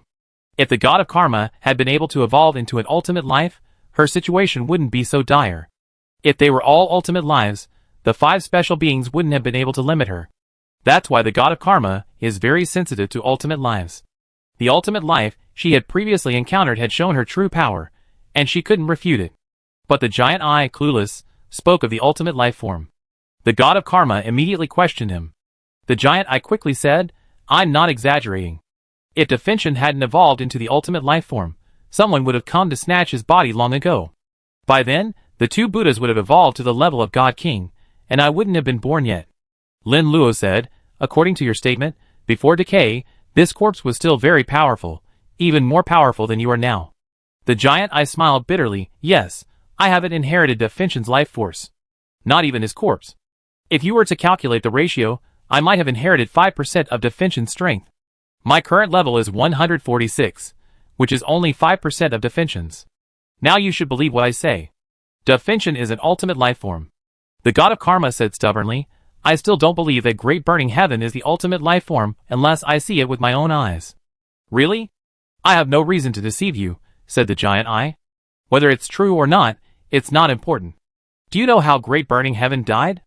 Lin Luo was very interested in Great Burning Heaven, for one reason: he was the ultimate life form. His level had reached 147, putting him very close to the ultimate life form. If Lin Luo wanted to successfully fight the ultimate life form, he would need to evolve into a powerful ultimate life form.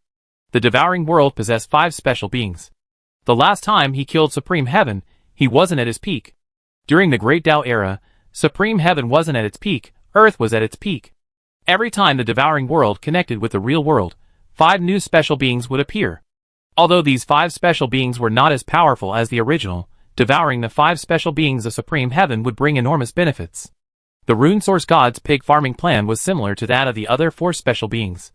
However, the Rune Source God was even more greedy, wanting to let each rune god of the epoch flourish before devouring them. When Lin Luo learned about the Rune Source God, he suspected it was a pig farming scheme. Later, the Rune Source God awakened and, as expected, implemented the pig farming scheme. His rune god was lucky, and the others were devoured by the Rune Source God. In the real world, Lin Luo couldn't understand the Rune Source God's specific plans. One thing is certain: the Rune Source God's pig farming scheme was a success. By devouring all the rune gods, his strength has become far greater than before. Lin Luo felt that even with the help of the Tao Ancestor and the Demon Ancestor in their prime, they might not be able to kill the Rune Source God. After so many epochs, the supreme heavenly power would only be stronger than the Rune Source God. If Daozu and Moza hadn't fallen into a coma, Lin Luo could have asked these 2 powerful human beings.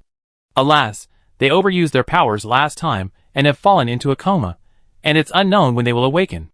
Lin Luo wants to know the secret of ultimate life, and asking the giant eye is a good way to learn it. The giant eye said, "I obtained fragments of the Great Burning Heaven's memories. There are many things I don't fully understand, so I can only give a general idea." The god of karma said, "Tell me about it too, and I see if you're bragging.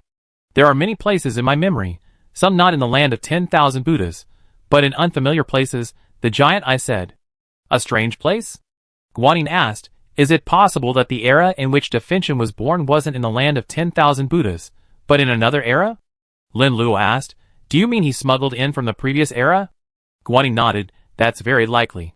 The human race has been able to survive for so many eras, but that doesn't mean other races can't." Lin Luo thought for a moment and said, "According to your explanation, many things are no coincidences." "I see." "Shut up and let me talk," the god of karma replied. Go ahead, go ahead." Lin Luo was speechless. The god of karma said, "What do you mean I should talk?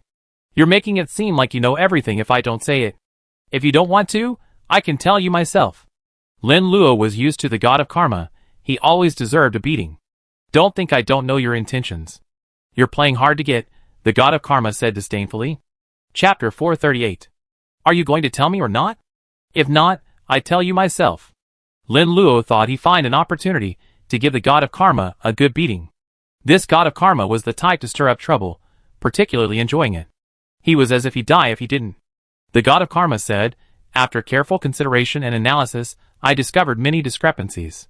By putting them together, we can get a concrete answer." Lin Luo said impatiently, "Speak humanly. Who wants to listen to your analysis and analysis? You're jealous of my talent." The god of karma snorted coldly, "You certainly don't have my sharp mind.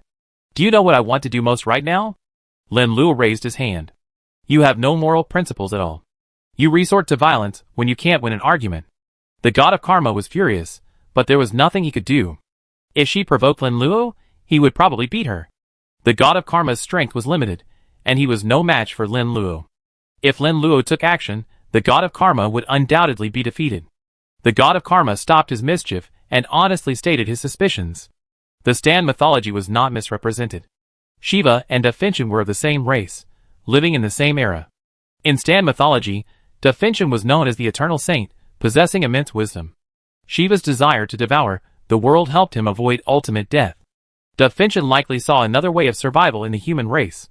He had the ability to sneak into the next era and survive. Da Finchen successfully made the journey and founded the Buddha race. In Stan mythology, the Brahma and Buddha races are one race. The Brahma race is in the front, the Buddha race in the back. Many researchers believe that Buddhism was transmitted from Brahma religion, suggesting a connection between the two races. The person who transmitted the teachings was likely the 9th generation of the human race, and knew the true identity of Da Finchen. Lin Luo said, "This Da Finchen is truly remarkable. He managed to smuggle himself through an entire era and ultimately evolved into the ultimate life form. He created an entire race by himself."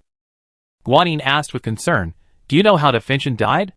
Giant Eyes said, "I have many fragments of memories in my mind that don't directly explain how Da Finchen died. However, if I combine them all, the cause of Da Finchen's death was most likely due to an inability to suppress the power within his body." Guanyin said, "Unable to suppress his own power, Da Finchen evolved into the ultimate life form. How could this happen?" Giant Eyes recalled for a moment and said, "It's very likely that the power Da Finchen acquired came from an illicit source. He gathered a lot of information about the human race and knew the intended location for the smuggling attempt, but he wasn't satisfied with just the success of the smuggling. He understands the origins of the real world. When new worlds are born, many creatures appear. These creatures aren't very powerful, but they possess a breath of life. This breath of life is extremely pure. Consuming it can bring immense benefits. It seems Da Finchen evolved into the ultimate life form by consuming this breath." The god of karma said, "So this guy followed the same path as the 5 special beings? When the devouring world was first born, a great deal of life energy was also born. Most of this life energy was absorbed by 5 special beings, which is why they were able to evolve into ultimate life forms upon birth. The remaining life energy should be shared among the 10 of us gods. Only then can we all become peak god kings in one fell swoop. This great burning heaven has a very bold idea. He wants to enter the real world early, consume the rich life energy, and evolve into the ultimate life form. However, his actions are tantamount to seeking death. Not everyone can consume that pure life energy. Some creatures with limited talents are simply not qualified to consume it. Great burning heaven should have gained huge benefits from consuming the rich life energy, but his talent is limited. Limited, evolving into the ultimate life form, unable to suppress the rich life energy within his body. Finally, his body could no longer withstand it, causing it to explode and die from the pure life energy. Am I correct?" Giant Eye nodded, "Your Excellency is 90% correct. Many of my memory fragments, when combined, are almost identical to what you said." The god of karma said gloomily, "What do you mean? What do you mean by 90%? Almost?" Giant Eye, possessed by a strong desire to survive, immediately corrected himself. "I was wrong. I should have said 100%. I didn't expect there was such a secret here." Lin Luo somewhat underestimated the land of 10,000 Buddhas, and even more so Tathagata. Tathagata's rise to prominence required a lot of experience. Guanyin frowned. "According to the main plot, we had no involvement in this matter. The inheritance of the great burning heaven was obtained by these 2 Buddhas. What is the relationship between these 2 Buddhas and the great burning heaven?" Giant Eye said, "It seems like a master-disciple relationship. Da Finchen founded the Buddha clan with some of his tribesmen. 2 of them were particularly outstanding, so Da Finchen accepted them as disciples. These 2 disciples are also very outstanding, and their life levels have evolved rapidly." Lin Luo said, "If I'm not mistaken, when Da Finchen was about to die, these 2 disciples were extremely anxious, hoping to obtain something from their master." Giant Eye sighed, "There's no way around it. Da Finchen had the idea of leaving his body to all the Buddha clan members after his death, greatly helping them grow stronger. However, in the end, his body radiated energy, making it impossible for outsiders to approach." Lin Luo said, "Da Finchen values his race very much, and he even considered this." Giant Eye said, "He just had this idea. If it really came to that, I think he probably wouldn't be able to bear it. Lin Luo said, Defintion is already dead. There's no point in saying this. Cause and Effect said, it seems like knowing all this is useless. We only know about one ultimate being, and that ultimate being is already dead. It's of no use to us. It's a waste of time. I don't think it was a waste of time, because I discovered something else. Lin Luo said to Giant Eye, if I'm not mistaken, you must be Defintion. Sir, you're joking. I only have one eye, and my life level is only 147. How could I be Defintion? I'm truly a creature that grew from Defintion's corpse. Giant Eye said hurriedly. The god of karma said, Little Lin, are you overthinking it? If this guy were the great burning heaven, he wouldn't be so timid towards us. Guan Yin expressed her own perspective. Some powerful creatures sometimes give rise to other creatures, just like whales on Earth. When one whale dies, all things come to life. Of course, what Lin Luo said is possible, but the probability is very low. Every creature has its own thoughts. After the great burning heaven's death, it's impossible for his body to be exactly the same, so he should preserve everything. Chapter 439. Lin Luo explained, you're right. A powerful creature can easily give birth to another creature after its death, but there's also a possibility that this powerful creature could give birth to itself again. Guan Yin was silent for a moment, then thought of a possibility. You mean this powerful creature can use its brain to regenerate, so that the two creatures become one? The god of karma angrily said, Good fellow, I almost got tricked by you, brat. What's your plot to deceive three people? Defintion quickly shook his head and said, I don't have any conspiracy. The reason I didn't reveal my identity is mainly because I'm afraid you attack me. After all, I evolved to the ultimate life form. You wouldn't trust my existence and would likely not spare me. Since you already guessed it, I won't hide something. The devouring world is about to. The world I was living in was about to invade. I chose to learn from the humans and prepare to sneak through to the next era. The Brahma tribe has two leaders. I am one, Shiva is the other. I found him and told him my plan, but Shiva didn't think it was a good one. After many discussions, we still couldn't agree on a common plan. Soon, the devouring world arrived, and we each began to implement different plans. I usually don't manage the Brahma tribe. Most people are willing to follow Shiva, and only a few follow me. In the end, I don't know if his plan succeeded, but mine did. I received enhanced information from the humans and arrived at the land of 10,000 Buddhas early. At that time, many things in the land of 10,000 Buddhas were still unformed, but I saw a most fundamental life energy. My research on life energy reveals that it's the fundamental energy that forms all living things. If I consume it in large quantities, I can evolve rapidly. So I did, and you saw the result. I was reborn with my own brain, a form neither human nor ghost. The god of karma snorted, You're quite courageous. I didn't even dare to consume that life energy, yet you dared. You're completely idiot now, aren't you? Defintion smiled bitterly, I have no other options. How many creatures can resist the ability to evolve to the ultimate form? Guan Yin asked, if it weren't the three of us here today, but the two Buddhas, would they have spared you? Defintion shook his head, they definitely wouldn't have let me go. I initially thought they were very talented. Only then would I accept them as my disciples. But they were so heartless. Seeing that I was about to die, instead of thinking about how to help me stabilize my body, they were thinking about killing me. The god of karma said, It seems you should thank us very much. If we hadn't come here, you would be dead now. They knew your true identity, and would have killed you immediately. Indeed. Defintion smiled bitterly, I have told you everything I know. If you can save me, I have left behind many treasures. These treasures will be of great help in evolving to the ultimate life form. If the people who came today were my two disciples, I would definitely die with the secret of these treasures. You helped me, and I am a grateful person. I will repay you. If you need my help anywhere, I will definitely help. I said everything I need to say. I hope you keep your promise. The god of karma said, Okay. Now tell me a few words. I, Lord Karma, am truly powerful. Defintion was momentarily stunned. What was the other party trying to do? He had evolved to the ultimate life form. At least give him some respect. Before his identity was revealed, he said some flattering words without feeling particularly embarrassed. Now that Defintion's identity was exposed, saying these words was truly embarrassing.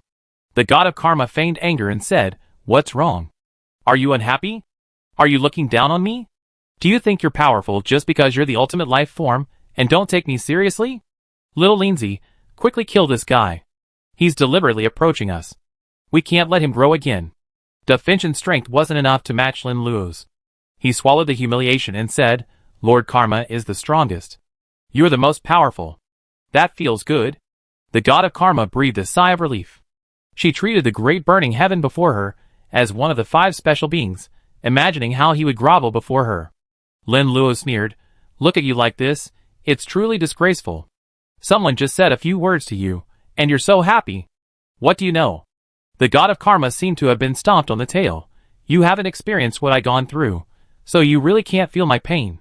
After experiencing what I've gone through, you can empathize with me. Okay, you're all right. Lin Luo didn't want to pay attention to the god of Karma. After all, the god of Karma was known as Great Yetion, and his activities were very similar to Yetion's. At the god of Karma's request, Definsion cried out in humiliation twice more. At one point, Definsion thought it would be better to have 2 Buddhas come. At least, he wouldn't have to endure such humiliation. Lin Luo said, We roughly understood what's going on. Now it's my turn to help you. I hope you don't have any second thoughts, or you might die. Definsion quickly said, No, my requests are very low. I just want to survive. Lin Luo said, Tell me how we can help you leave this cursed mountain range. Definsion said, To help me, you must first separate my flesh. After my body died in this mountain range, over the long years, I have grown together with it. If I want to leave, I must break free of it. Okay, I help you. It will probably be very painful. I'm willing to endure any pain. It's best if you're mentally prepared. We're almost there. Lin Luo produced a sharp weapon and helped Definsion remove the rotting flesh. Definsion's body was enormous, his flesh fused to the mountain. If he wanted to leave, he had to separate from the cursed mountain. Definsion knew his own body best. Under Definsion's guidance, Lin Luo carefully cut his flesh with a sharp weapon. After half a day, Definsion was finally separated from the mountain. Maybe it was Definsion's fault, but heavy rain began to fall. The rain was blood red. The blood-red rain didn't diminish the stench in the air, but instead intensified it. It stinks, Lin Luo, we can almost leave. There's no point staying here. The god of Karma complained. It's time to leave indeed. After Lin Luo dealt with this desolate place, he had nothing else to do. Next, he waited here, waiting for the devouring world to arrive. In any case, every time the devouring world invaded the real world, a secret realm would inevitably appear. This secret realm offered various benefits to creatures of any level surviving in that era. Chapter 440. Lin Luo had already benefited twice, and now he had another chance to become stronger, so he certainly couldn't let it go.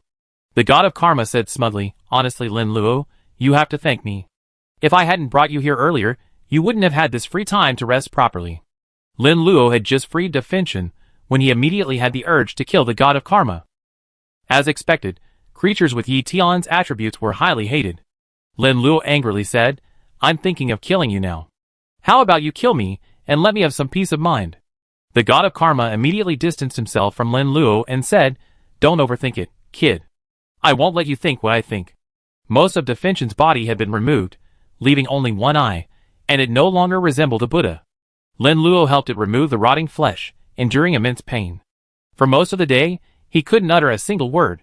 Definsion felt much better, and thanked Lin Luo, Thank you, sir, for your help. You freed me from my suffering. Lin Luo said, You don't have to thank me too much. We exchanged benefits. That's not right. Without your help, I wouldn't have been able to escape. Definsion laughed. The god of Karma said in dissatisfaction, You keep thanking me, but then you don't do anything. Didn't you say that after we rescued you, you would tell us some of your secrets about evolving to the ultimate life? Why aren't you telling us now? Definsion was growing increasingly dissatisfied with the god of Karma. He had been expressing gratitude just now, but he didn't want to reveal the secret of evolving to the ultimate life.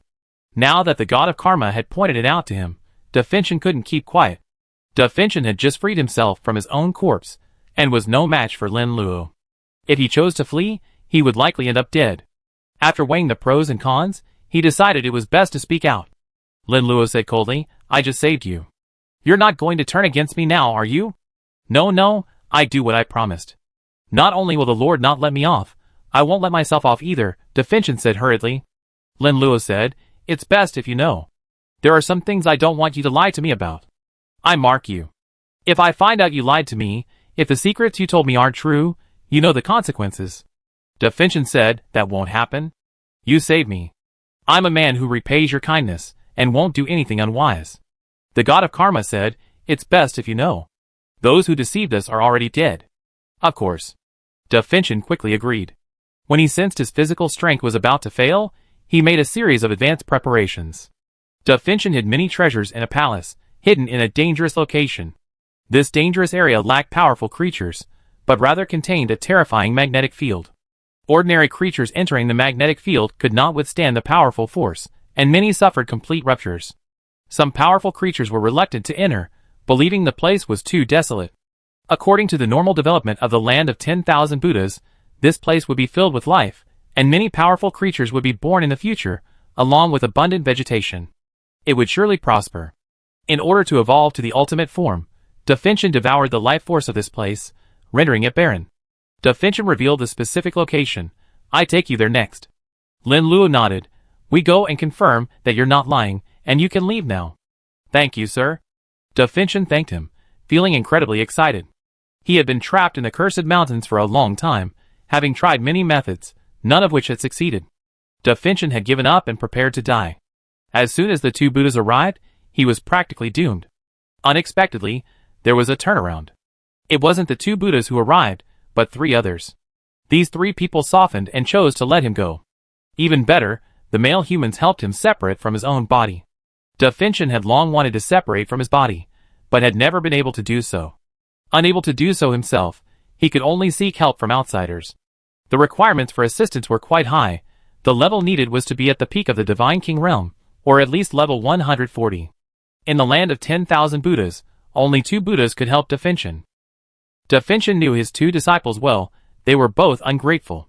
After all, like master, like disciple. Definchen's mindset shifted immediately after regaining his freedom. He not only wanted to survive, but also to evolve once again into the ultimate form. His ambition rapidly expanded, a desire to once again reach the pinnacle. He even mentally planned how to deal with Lin Luo and the other 2. Although Lin Luo and the other 2 had saved him, that did not prevent him from seeking revenge on them. Lin Luo's character was respectable enough to have rescued him, so Definchen decided to give Lin Luo a quick death. Guanyin was quite beautiful. Among the many Buddhist women, few could surpass her beauty. Definchen saw that Guanyin and Lin Luo were a couple, and that Guanyin was most likely not a virgin. Definchen was quite concerned about this. A woman who was not a virgin could not become his consort. He planned to toy with Guanyin for a while, then discard her. As for the karma god, he was abominable. Beautiful as he was unforgiving with his words. If Definchen hadn't been unable to defeat Lin Luo, he would have killed the karma god long ago. Born noble and powerful, Definchen had never been insulted like this before.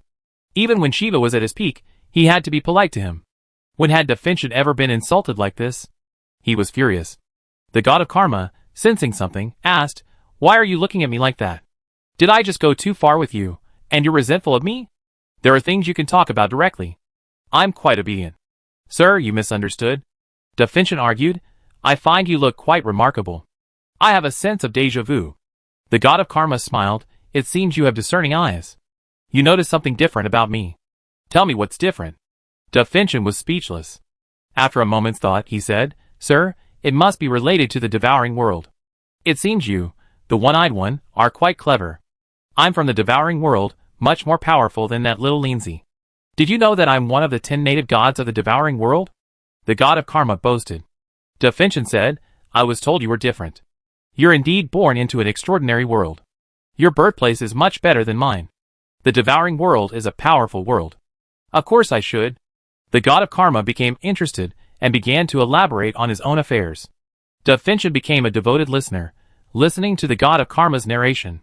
He considered going berserk several times, even trying his best to kill the god of karma, but in the end, he held back. Chapter 441. Definchen thought for a moment and gave up. Not only was Lin Luo by his side, but he also likely couldn't kill the god of karma. At first, he thought the god of karma was a human and lacked any inherent strength, so he considered killing him. The god of karma was a native deity of the devouring world, so Definchen had to think carefully. If Definchen killed the god of karma might have other means of resurrecting himself. He immediately abandoned the idea and could only listen to the god of karma's boasting. "Xiaoqiu, you don't have that kind of strength. Back then, I was so powerful, the 5 special beings were deeply afraid of me. Do you know how powerful they are? You think you evolved to the ultimate life form, So you feel powerful? In reality, compared to the 5 special beings, you're still nothing.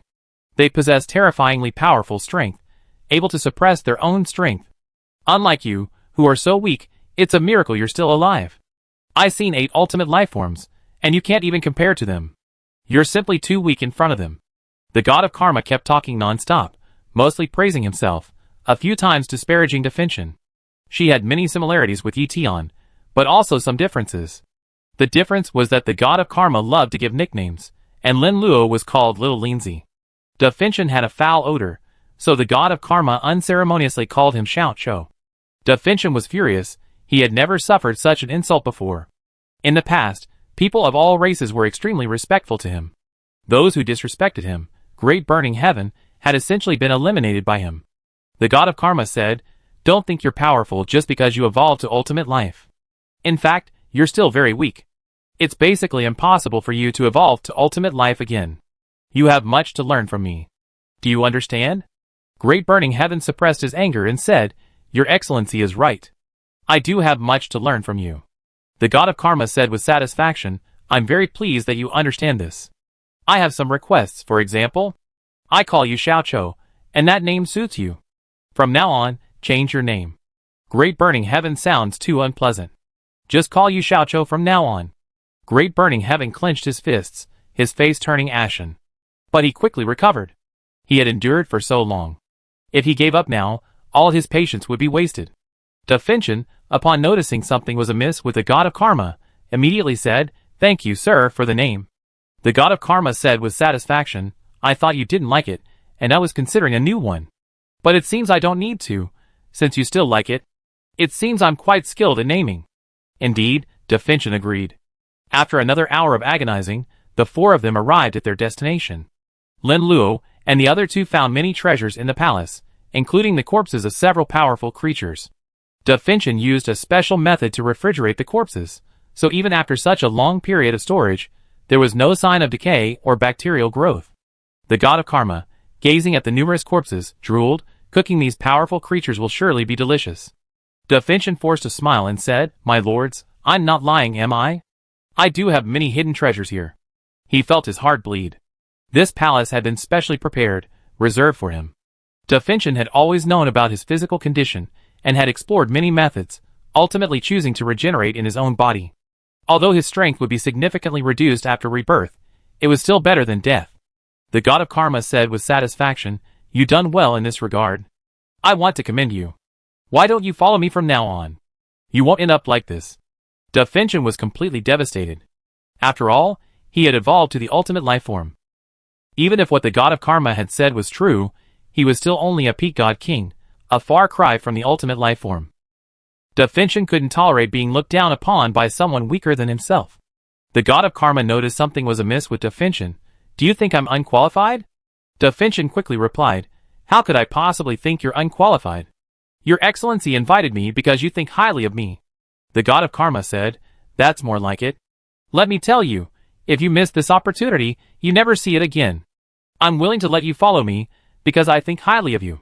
"Your Excellency is right," Definchen said, "but I still have some unfinished business. Once I'm done with it, I return to you, Your Excellency, and be at your service." The god of karma narrowed his eyes slightly. "You're talking so nicely, but you're just trying to get away from me, aren't you? You're using these words to trick me." Definchen explained, "That's certainly not the case. I genuinely have matters to attend to, and I hope Your Excellency will give me some time to sort them out. I return immediately after I'm done." The god of karma said, "Well," Lin Luo said, "Go ahead. It doesn't matter whether you come back or not. It's your choice." "Thank you, sir. Thank you, sir."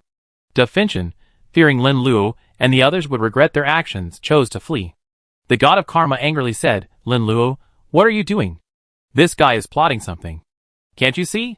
If he escapes, something bad will probably happen." "Of course I know. Definchen is not a good person," Lin Luo said.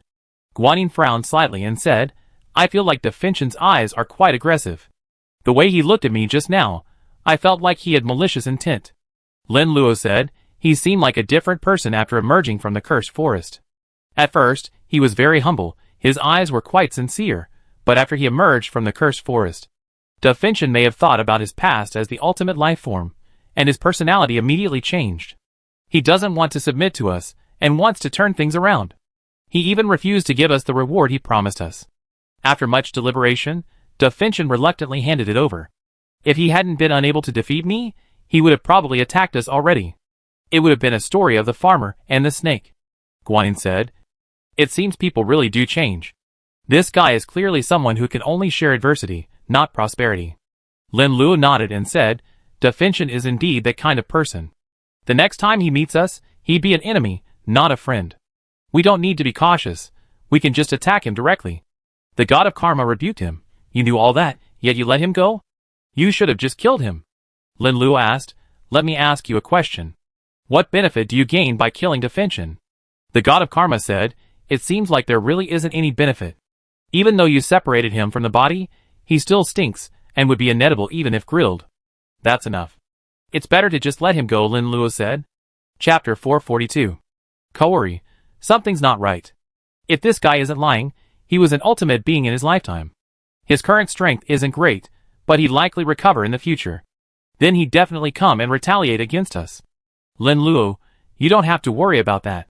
After he becomes powerful, he won't come looking for us first. The fact that Devour has collected so many treasures proves that he still cares deeply about power and race. He's become a marginal figure among the Brahmins, not because he's giving up on power, but because he can't compete with others. Guanyin nodded. Your analysis makes sense. If he truly didn't care about power, he wouldn't have founded a race and become its ruler. Kaori, you mean he go after the Buddhas, and only after dealing with them will he come looking for trouble with us? That's exactly what I mean. Lin Luo, the god of karma said, You're truly courageous. If the opponent ever recovers to the power of ultimate life, let's see how you handle it. Lin Luo said, You don't need to worry about that. I'm not even afraid of the supreme heaven. What do I have to fear from a great burning heaven? The god of karma sneered, Look at you, kid, you're so proud of yourself. It's just that you fought the supreme heaven. What's so great about that? Lin Luo laughed. Some people don't even have the courage to fight. I won't tell you who they are. The god of karma angrily said, Don't treat me like a fool, kid. I knew you were talking about me. Lin Luo said, What's wrong with me talking about you? If you touch me, you won't be able to eat later. You idiot. The god of karma's cheeks puffed out, holding back many of the words he wanted to say. Lin Luo said, All right, let's not discuss his affairs. There's nothing much to say. If something unexpected happens, we might not see him again. Should we choose what to eat? Guanyin said, There's really nothing to say. After he returns, he either compete with the two Buddhas or with Tathagata. All three of them are not easy to deal with. A complete setback for Devour is a natural outcome. Lin Luo said, We're not at a disadvantage, are we? After all, by saving him, we gained this palace. There are many rare items in the palace. Besides some rare treasures, the most important ones are the corpses of high-level creatures. The corpses were generally above the level of God King in their lifetime. It seems the land of 10,000 Buddhas is far more advanced than we imagined. The two Buddhas and Tathagata are all powerful God Kings, and Devour has even evolved to the ultimate life form. The reason the creatures in the land of 10,000 Buddhas are generally low in level is that these three occupy a large amount of resources, which is why other creatures haven't evolved much. Guanyin said, Returning to the land of 10,000 Buddhas this time, I realized there's a lot I didn't know. It seems I oversimplified many things. Lin Luo said, It's not a big deal. It's not too late to learn now. That's true. Now that the land of 10,000 Buddhas is over, knowing some things won't be of much use to me. Guanyin smiled. Lin Luo pinched Guanyin's pretty face, and she couldn't help but blush.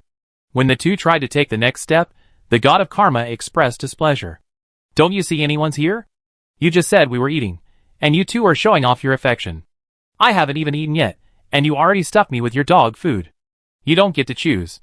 Honey, I cook whatever you want. What do you think? Lin Luo said. Guanyin smiled sweetly and said, Okay, I take a closer look. This prawn looks good. A creature that has evolved to the God King level actually has prawns. I think it's going to be delicious. The god of karma pointed to another spot and said, This one looks like a blue crab. I think it's going to be even better. Let's eat it today, and save it for tomorrow. Then we have to eat the prawns. You step aside, Lin Luo said. The god of karma said unconvincedly, You're such a partial person. You figured it out. I'm actually that kind of person, Lin Luo admitted bluntly. Just wait, The god of karma said angrily. You should be more assertive. Just say if you don't listen to me, I won't eat. Lin Luo urged. The god of karma said, you think I'm a fool? I won't fall for your trick. Not only am I going to eat, I want to eat the most to piss you off. I don't think you can eat the most. Lin Luo opened the freezer and pulled out the carcasses of the shrimp. This shrimp looked so fresh. The god of karma couldn't help but drool. Lin Luo said, just now you said this shrimp looked ordinary, and you didn't want to eat it. You wanted the one that looked like a blue crab. Can you please be less realistic? The god of karma said, if you want me to control you, I say whatever I want. Lin Luo said, you better be polite to me, or you won't have anything to eat soon. You bastard. The karma god suppressed a retort, preparing to taunt her after she finished eating. She, the karma god, didn't give in, but merely endured it for now. This meat looks delicious. It'd definitely be grilled. The karma god couldn't help but touch the prawns, which suddenly leaped, piercing the entire palace roof. Guan Yin exclaimed in surprise, I didn't expect these creatures to react so violently to the slightest movement. Lin Luo said, let's chase them quickly. It would be terrible if they ran away. The karma god was particularly eager for food. Even after the person disappeared, he had already rushed over. Cursed mountains. After leaving the palace, Da Finchin fled at a rapid speed, fearing that the people behind him would catch up. Unknowingly, Da Finchin had escaped to the cursed mountains. Da Finchin said, these three have gone too far.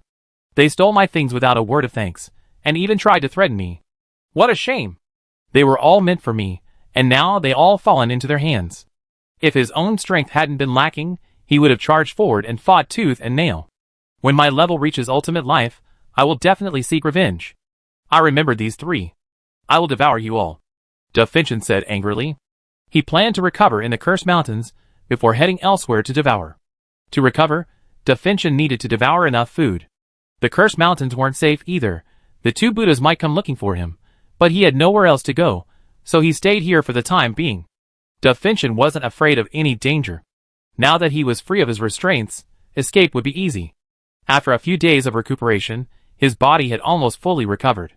He ran to the nearby Buddha kingdom and began devouring. Da Finchin didn't hesitate to let go, not because he was a fellow Buddha. These people of the Buddha clan were originally created by him. Now that Da Finchin wants to restore his strength, it is only right that he sacrifices them. Chapter 443. Land of 10,000 Buddhas. A peaceful scene. The sound of chanting continued. The dragon subduing Arhat said, Lord Buddha, I have something to report. The Tathagata slowly opened his eyes, and the chanting ceased. Tathagata asked, is there something important? Subduing the dragon Arhat said, yes, it's urgent. A powerful creature recently appeared and devoured 3 Buddha kingdoms. Many powerful beings within them, including one with a life level of celestial being, were unable to escape alive. Tathagata frowned and said, such an important matter has happened, and you're telling me now? Subduing the dragon Arhat said, I just learned the news and immediately reported it to you, Lord Buddha. Our Buddha race has ruled for such a long time and possesses countless powerful beings. Yet, a creature is so bold as to attack us and even devour 2 Buddha kingdoms. There are many powerful Buddhas within the 2 Buddha kingdoms. This is truly unforgivable. This creature must be killed, or else some hidden powerful beings might learn from it. They will continue to harm our Buddha race. Now, devouring us is the fastest way to do this. This will cause great harm to our Buddha race. Tathagata said. The Buddha is truly benevolent and righteous, even caring about the lower-class Buddhists. Dragon subduing Arhat expressed admiration. The Buddha is the one who can make our land of 10,000 Buddhas better and stronger. This requires many gifted Buddhists. Many Buddhists have died in the 2 kingdoms, many of them exceptionally gifted. This is a tremendous loss for our land of 10,000 Buddhas. The compassionate Dipankara Buddha said. Maitreya Buddha said, there are hierarchies among our Buddhist people. This is normal. People are born noble and humble. If everyone were equal, there would be no strong and weak creatures in the world. However, we are a single entity. We can exploit each other, but other foreigners are not allowed to do so. They will pay the price for slaughtering our Buddhist people. Tathagata said, when I say equality for all, I mean that the Buddhist people are persecuted by foreigners. No matter what harm they inflict on our Buddhist people, we must not let them off the hook. Now, a powerful creature has devoured 2 Buddhist kingdoms. This is naturally intolerable, and he must pay a terrible price. The Buddha is truly compassionate. He not only cares about the Buddhists of our land of 10,000 Buddhas, but also the lower classes of the Buddhist kingdom. I believe our entire land of 10,000 Buddhas will continue to thrive. Our land of 10,000 Buddhas will only grow stronger, surpassing all the previous ones. The Buddha is our chosen one, and his future is limitless. As the Buddhists grow stronger, we will reap even greater benefits. The Buddha possesses infinite wisdom, and it's not without reason that he is called the wisest person of this era. Everyone was praising him, overflowing with praise. Tathagata's actions were impeccable. The two Buddhas had handed the land of 10,000 Buddhas to him. In just 1 month, Tathagata had the entire land of 10,000 Buddhas under his control. It could be said that the entire land of 10,000 Buddhas belonged to him. Many of the Buddhists left behind by the two Buddhas to monitor the Tathagata had defected. They were loyal to the Tathagata, more loyal than many others. Tathagata even proposed equality for all, meaning that all members of the Buddha clan should receive the same treatment. This treatment meant that if a member of the Buddha clan suffered an attack from an outsider, regardless of whether the victim was powerful or weak, the Buddha clan would avenge him. After Tathagata proposed this theory, the entire Buddha clan strengthened its cohesion. His status within the entire Buddhist clan was significantly elevated because of this theory. At this point, Tathagata's prestige within the Buddhist clan surpassed that of the two Buddhas. Of course, Tathagata's actions were largely intended to mitigate the influence of the two Buddhas. The laws and regulations previously enacted by the two Buddhas were all overturned by Tathagata. Tathagata wanted the entire land of 10,000 Buddhas to be his single voice. He was very pleased with the crowd's comments. Next, I will personally kill the one who dared to attack our Buddha clan, Tathagata solemnly declared. Great! With the Buddha's intervention, I believe this matter will be resolved quickly.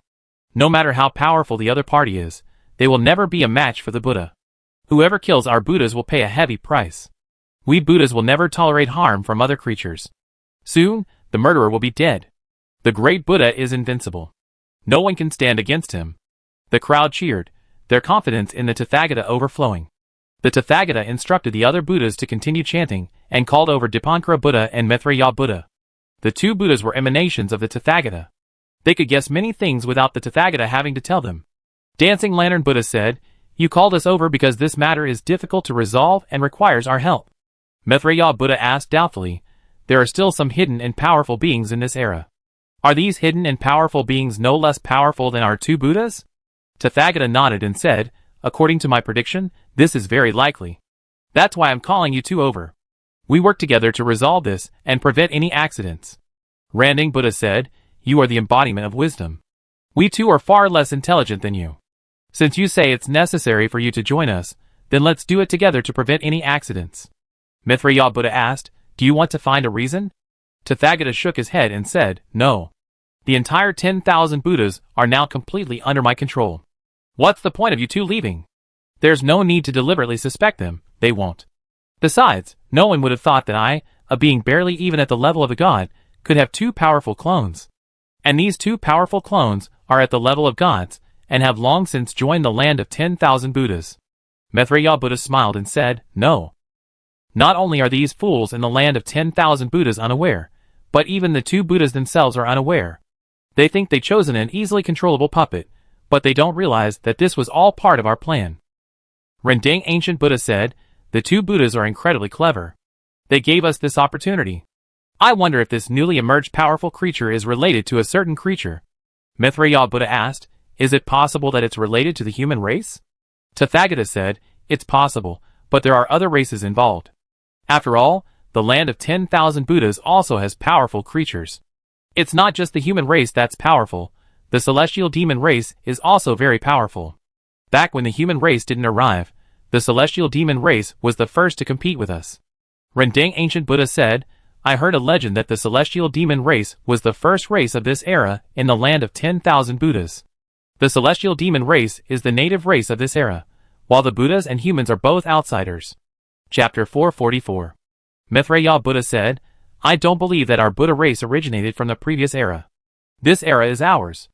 It must be a lie fabricated by the remnants of the heavenly demon clan, deliberately claiming that our race originated from the previous era to discredit us." Rendang Buddha said, "I think there may be many falsehoods, but there are also some truths. We can't completely deny them, nor can we completely believe them. What do you think, Tathagata?" Tathagata thought for a moment and said, "I tend to agree with you. Some things aren't necessarily groundless, they may well have a basis. The Buddha race may have originated from the previous era. As for the truth, we cannot guess. The best way to find out is to ask the two Buddhas.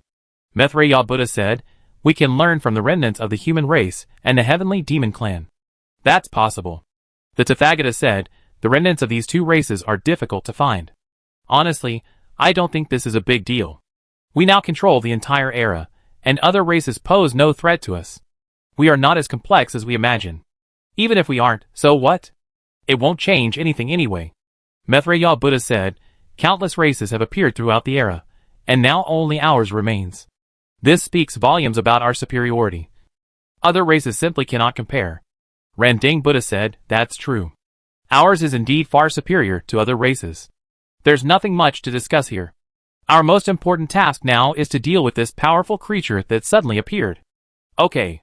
The three Buddhas disappeared from the land of 10,000 Buddhas and headed for a Buddhist kingdom. The Pure Land of Buddha.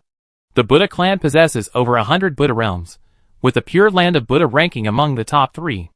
It boasts a large population and is ruled by 10 celestial-level Buddha clan members. At this moment, more than half of the prosperous Buddha realms buildings had collapsed, and corpses were scattered everywhere.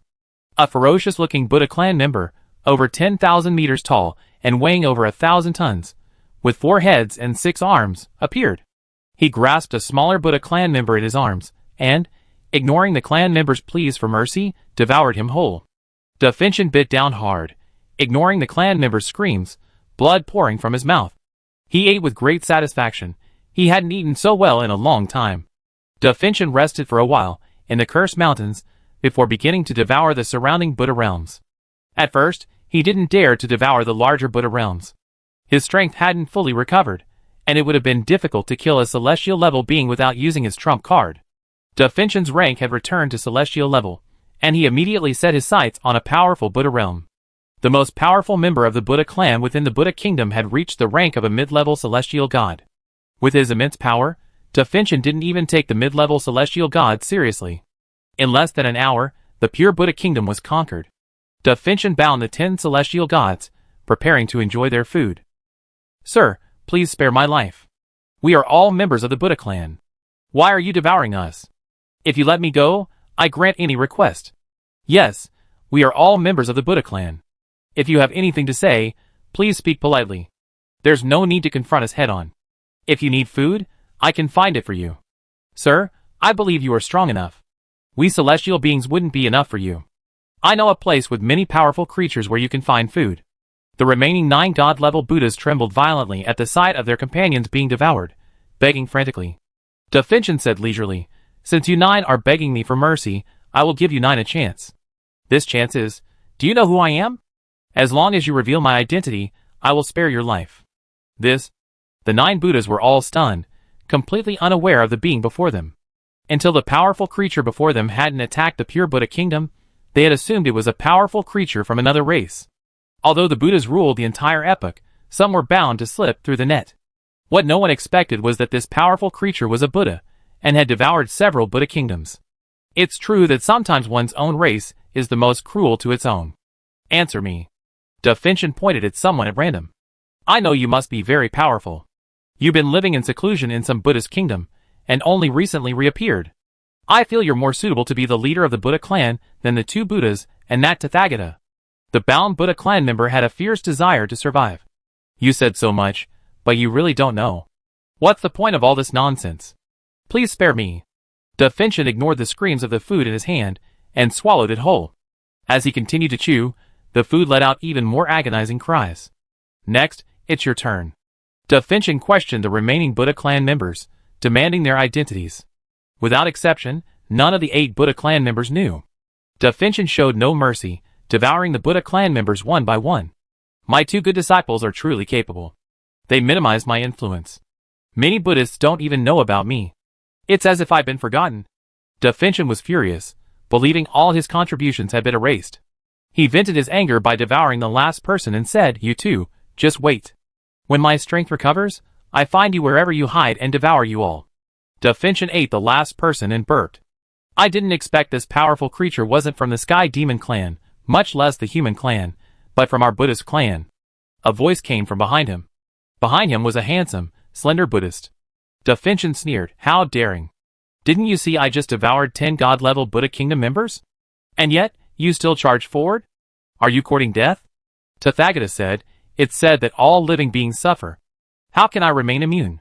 You devoured several Buddha Kingdoms. Almost no one can stand up to you.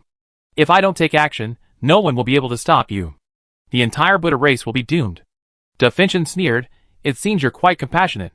If I'm not mistaken, you're the one in charge of the land of 10,000 Buddhas. I never thought my 2 stingy disciples would delegate power to someone as weak as you, leaving you in charge. A small member of the Buddha clan, managing the entire Buddha clan. Tathagata said, if I'm not mistaken, you are the founder of the Buddha clan, Da Finchen. Da Finchen was astonished. Now I finally understand why you hold this position. No one else could hold it. It seems you know information others don't. No wonder you were able to do it. Tathagata said, indeed, I am superior to others. Da Finchen said, merely being intelligent is useless. Your strength is too weak. My 2 disciples have learned a lot from me. They deliberately chose a weaker one to lead the land of 10,000 Buddhas to prevent the Buddha clan from escaping their control. Chapter 445. My 2 masters think this. My strength doesn't pose a threat, and I can manage the entire Buddhist clan well. They are very satisfied with me.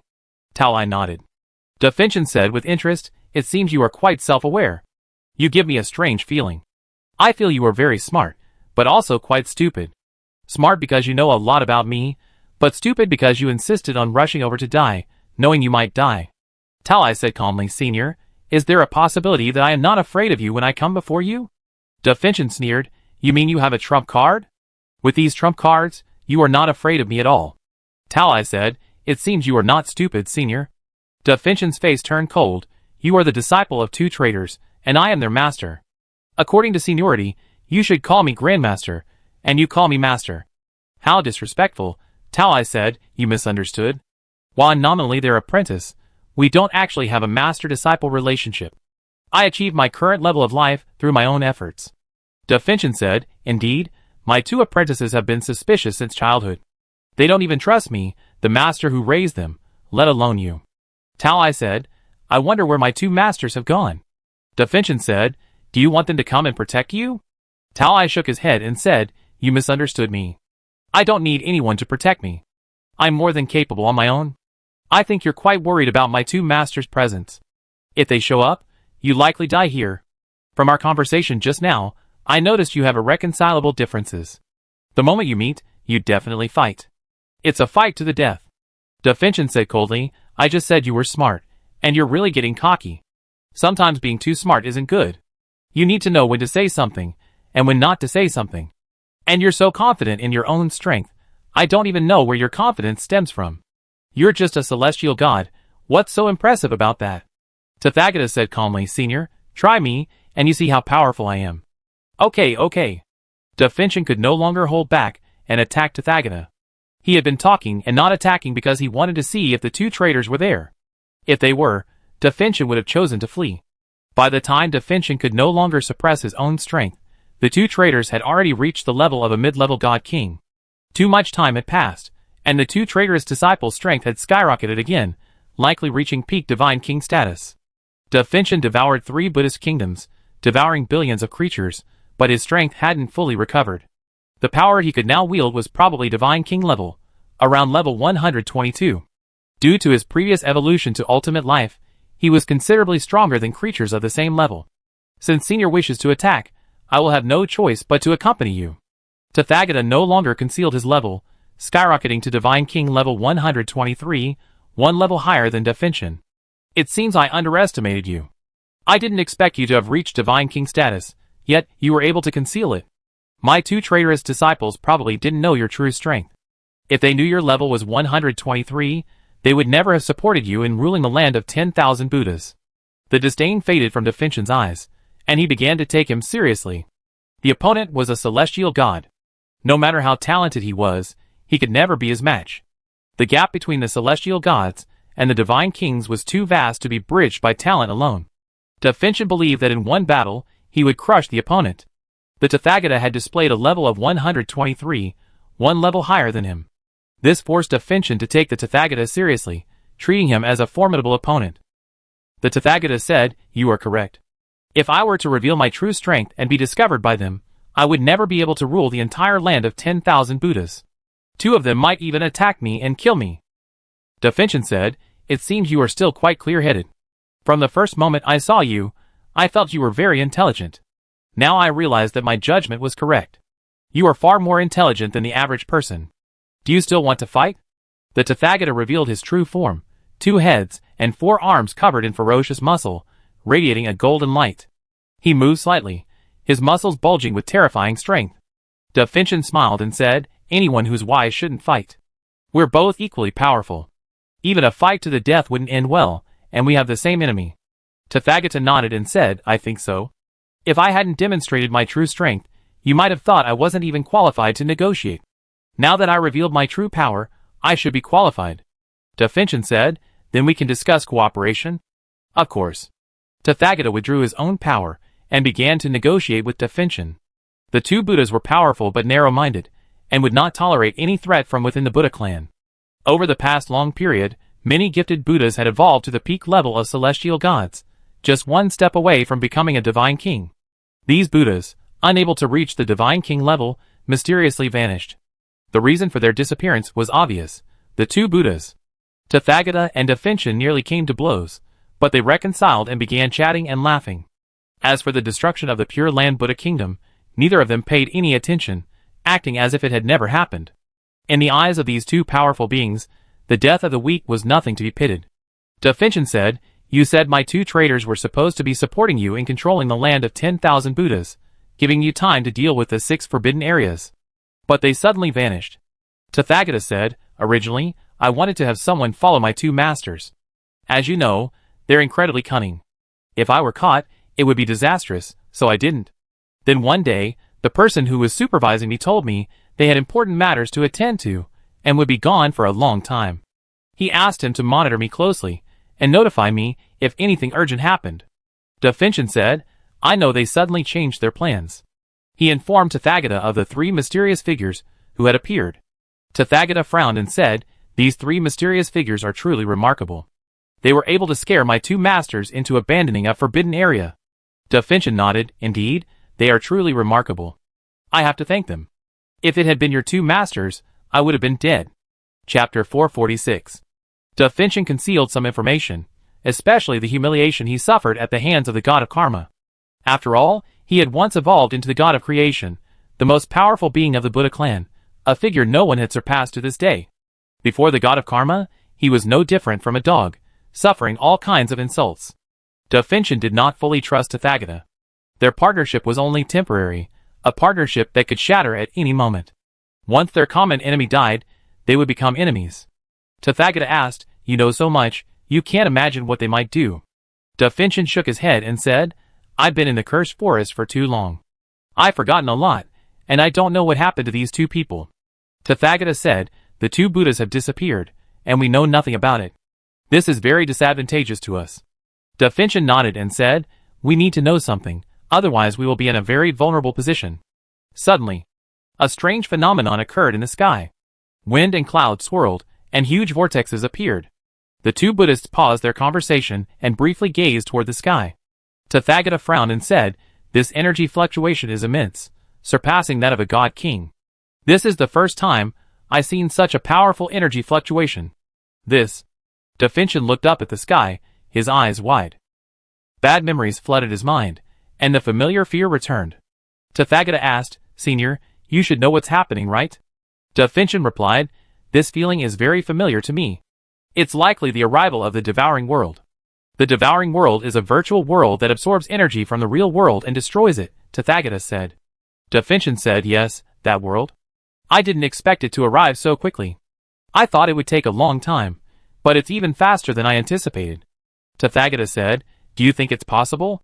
The disappearance of the 2 Buddhas is likely closely related to the devouring world. Definchen nodded, the possibility you mentioned is real. I know a little about the devouring world. Every time it arrives, a secret realm appears.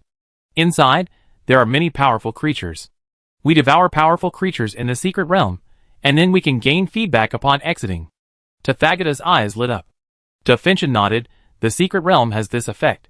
The more you devour, the more benefits you gain. So do I want to be able to pass through this opportunity? Tathagata's lips curled up with a faint smile. Defintion said, yes, I want to regain my previous strength, and I can also pass through this secret realm. He devoured ordinary creatures, so his recovery was very limited. Just now, Defintion devoured 10 celestial-level Buddhas without raising a single level. To grow stronger, Defintion needs to devour more powerful creatures. The secret realm is a great way to do this, allowing him to avoid many detours. Just now, the two of them were discussing a plot to kill the two Buddhas. But the two Buddhas are too powerful, having reached the peak Divine King level, making their demise difficult. Tathagata said, I have to deal with the affairs of the land of 10,000 Buddhas. Our future cooperation may take place in the secret realm, and the two Buddhas will undoubtedly enter the secret realm at that time. Defintion said, the premature arrival of the devouring world was most likely the work of my two traitors. I mentioned it to them back then, and they likely remembered it.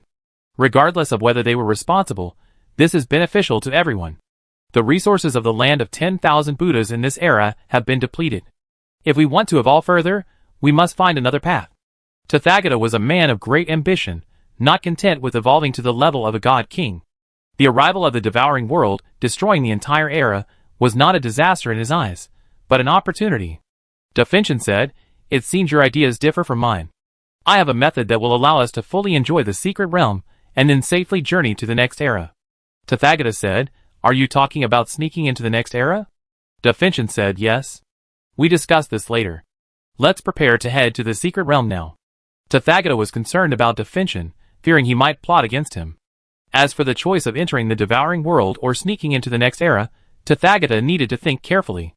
Tathagata discovered a powerful sealing technique, originating from the Celestial Demon Clan.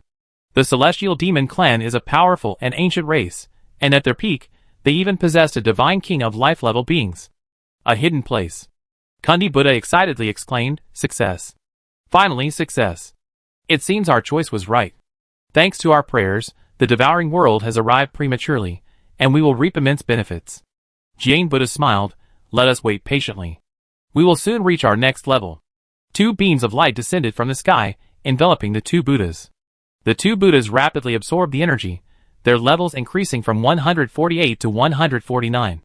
The guide Buddha said, we expended so much effort, yet we haven't been able to advance a level. To our surprise, just by helping the devouring world descend, we already advanced a level. This is incredibly fast. The Kundi Buddha said, even if we devoured all 6 Jedi, the chances of reaching level 149 are slim. But by helping the devouring world descend early, we can easily accomplish this. The guide Buddha suggested, why don't we seek revenge on those 3? They're truly despicable. They stole our Jedi. That can't be forgiven so easily. The Kundi Buddha said, don't. Impulsive. We just leveled up, so fighting these 3 isn't the priority. Next, we need to prepare well. We be entering the secret realm soon, so we need to gain as much benefit as possible. The guide Buddha said, I agree. Dealing with these 3 is secondary. The primary benefit is gaining from entering the secret realm. Perhaps we encounter these 3 in there. We can devour them once in the secret realm, and then again upon returning to reality. I believe our strength will increase many times. Kundi Buddha nodded and said, I think so. Mysterious Palace. The air in the palace was filled with a fragrant aroma, making one's mouth water. The god of Karma's belly was bulging with food, and she still held a large piece of shrimp in her hand. She tried to eat several times, but couldn't get a bite off. The god of Karma was overfilled. If she continued, she'd die of bloating. You can't eat anymore. Why are you still holding this shrimp? Lin Luo taunted. The god of Karma said stubbornly, who said I can't eat anymore? I'm just waiting for it to digest a bit, then I can enjoy it properly. Lin Luo said, there's still plenty of food here. It seems like someone's trying to steal it from you. Who said no one's trying to steal it? You're not one of them, the god of Karma said. Lin Luo said, believe it or not, you won't have anything to eat soon. The god of Karma snorted coldly, you stingy bastard. Suddenly, the sky shifted, and the clouds formed swirling shapes. Lin Luo, look, Guanyin said, pointing to the sky. Chapter 447. Lin Luo said, this unusual phenomenon only occurs when the devouring world is about to descend. The god of Karma said, it must be the devouring world's imminent arrival. Just now you were complaining about my poor timing, but now you see I arrived with absolutely no mistakes. Shouldn't you apologize? I apologize to you, you big-headed ghost. Lin Luo retorted. The god of Karma snorted, I knew you were a stingy person. The other person is clearly superior, yet you refuse to admit your jealousy of my talent.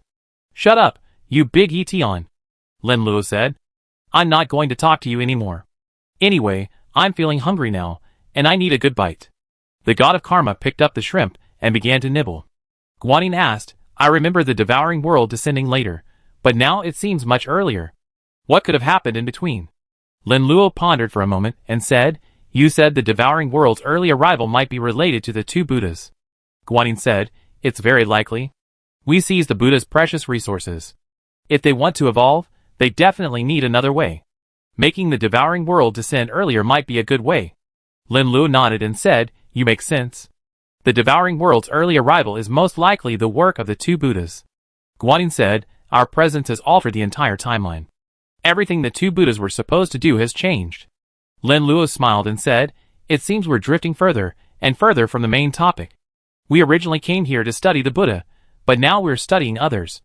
Guanyin said, We haven't strayed from our path, have we? Although we're studying others, it's all related to Tathagata. Studying others is almost the same as studying Tathagata. Indeed, Lin Luo said, Let's just wait quietly. Once we enter the secret realm and gain some benefits, we see what hidden methods Tathagata has. I'd be able to discover Tathagata's secrets. Let's rest well for a while. Soon, the entire land of 10,000 Buddhas will be transformed. Guanyin said. The god of karma had already finished his shrimp and said quickly, Lin Luo, hurry up and cook the mutant beast that looks like a blue crab. You promised me that. Lin Luo said, You just finished the shrimp and you're already thinking about crab. Are you sure you can handle that? Don't worry about that. Just cook it. The god of karma said urgently. Lin Luo deliberately said, I'm not your chef. I can't do whatever you want me to do. I won't cook for you. If you want to eat, you can cook for yourself, don't come to me.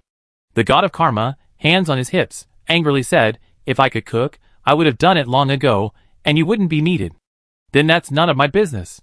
Lin Luo possesses a relatively advanced flame, capable of cooking powerful mutant beasts. Generally speaking, many creatures consume food without cooking, simply swallowing it. Lin Luo is accustomed to human life and diet, where food is cooked and seasoned. Some seasonings are the product of technological innovation, removing odors and making food more delicious. In the past, Lin Luo would have avoided using these things whenever possible.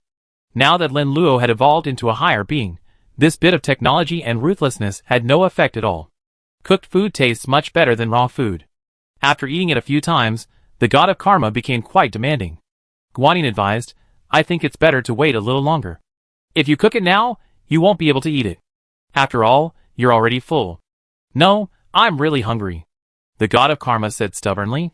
What's your hunger got to me? I'm not hungry anyway, Lin Luo said deliberately. Staying in this palace for a long time, he might as well have a quarrel with the god of karma out of boredom. Help! A female Buddha cried for help from a distant figure. Guanyin frowned slightly. That's strange. Our place is very remote. Generally, Buddhas don't come here. Why is there a cry for help? Lin Luo said, Remote doesn't mean there's no one. Let's go over and take a look. I need some help. You go over and take a look. I wait here. The god of karma was as lazy as ever. Behind the three Buddhas, a group of robbers were chasing them. The three female Buddhas in front were running too fast and accidentally fell to the ground. The robbers were riding a strange beast similar to a camel, several times its size, with far greater stamina and endurance for thirst. The three female Buddhas were surrounded, with no room for escape. The leading Buddha said, You three humans are so cleverly disguising yourself as Buddhas. Do you think we're so easy to impersonate? You despicable humans, impersonating us Buddhas, deserve death for that. We're just out looking for food. We don't intend to do anything else. Once we find food, we leave, a woman named Lu Ruruz said hurriedly. Looking for food? The leading Buddha sneered, You humans deserve to die. You still think you can survive by looking for food? Our Buddhist kingdom was recently attacked, and every living being was killed. Was it you humans who did this? Only you humans are so cruel as to do such a thing. Lu Ruruz shook her head, It wasn't us. We just want to survive right now. We don't have the strength to do this. The leading Buddhist Aksu said, Do you think I believe the words of you despicable races? This was definitely your doing. Only humans could do such a thing. Tell the truth now, and I can spare you some pain later. Ruru, don't listen to people like that. These Buddhists are the most untrustworthy. Don't say we didn't know. Even if we did, and told them what had happened, they would never let us go, said a woman named Lin Lingling. Qin Xian said, we're all going to die today anyway. It's better to commit suicide than to torture them. You're right. Lu Rura nodded helplessly. Lin Lingling said, this is mainly my fault. If I hadn't suggested you go out and find some meat, you wouldn't be in the same danger I was. Staying alive right now is a luxury. Lu Rura shook her head. You can't be blamed entirely on us. We also have some responsibility. We went out to find meat mainly for our children. We can live without meat, but we can't. They're still growing. Qin Xian sighed. Yes, the place we were hiding was too remote. We didn't even have meat, just vegetables and plants. It wasn't enough for us to eat, let alone raise livestock. Aksu lashed the whip hard on the ground, making a crisp sound. The three women were so frightened that they couldn't say a word. Chapter 448. You three are truly gutless. Can't you see I'm still here? You're still here blaming others for their fault. Aksu said, judging from your ages, you should all be married. You wouldn't want your children to be orphans, would you? Tell us where the humans are hiding, and I spare your lives. Lu Rura flatly refused, that's impossible. If we don't, we be the ones killed. If we do, our children will die. Lin Lingling said, we're not fools. We know how ruthless you Buddhists are. The three women rejected Aksu's proposal without hesitation. Okay, it seems I'm not scary enough in your eyes. I made sure you don't feel any fear. Aksu was about to attack when he saw two men approaching. It seems you have external support. I deal with these two first. Aksu immediately led his troops and attacked the two men. The two men were none other than Lin Luo and Guanyin. The outcome was predictable. All those who rushed towards Aksu were killed. Lin Luo slashed his hand forward, creating a deadly slash that instantly killed or injured most of the Buddhas. He captured the leader, ignoring the others' backgrounds. Aksu looked at Lin Luo in horror, realizing he was a human. He threatened, how dare you, such despicable people, attack me? We, the Buddhas, will not let you go.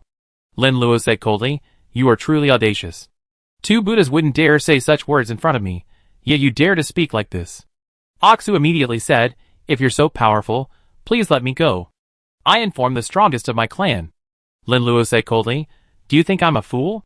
He applied a little pressure, and Aksu screamed. Aksu said, sir, please spare my life. I'd do anything if you spare me.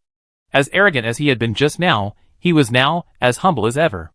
Aksu's shouting had been quite impressive, but in reality, he was only at the level of a god.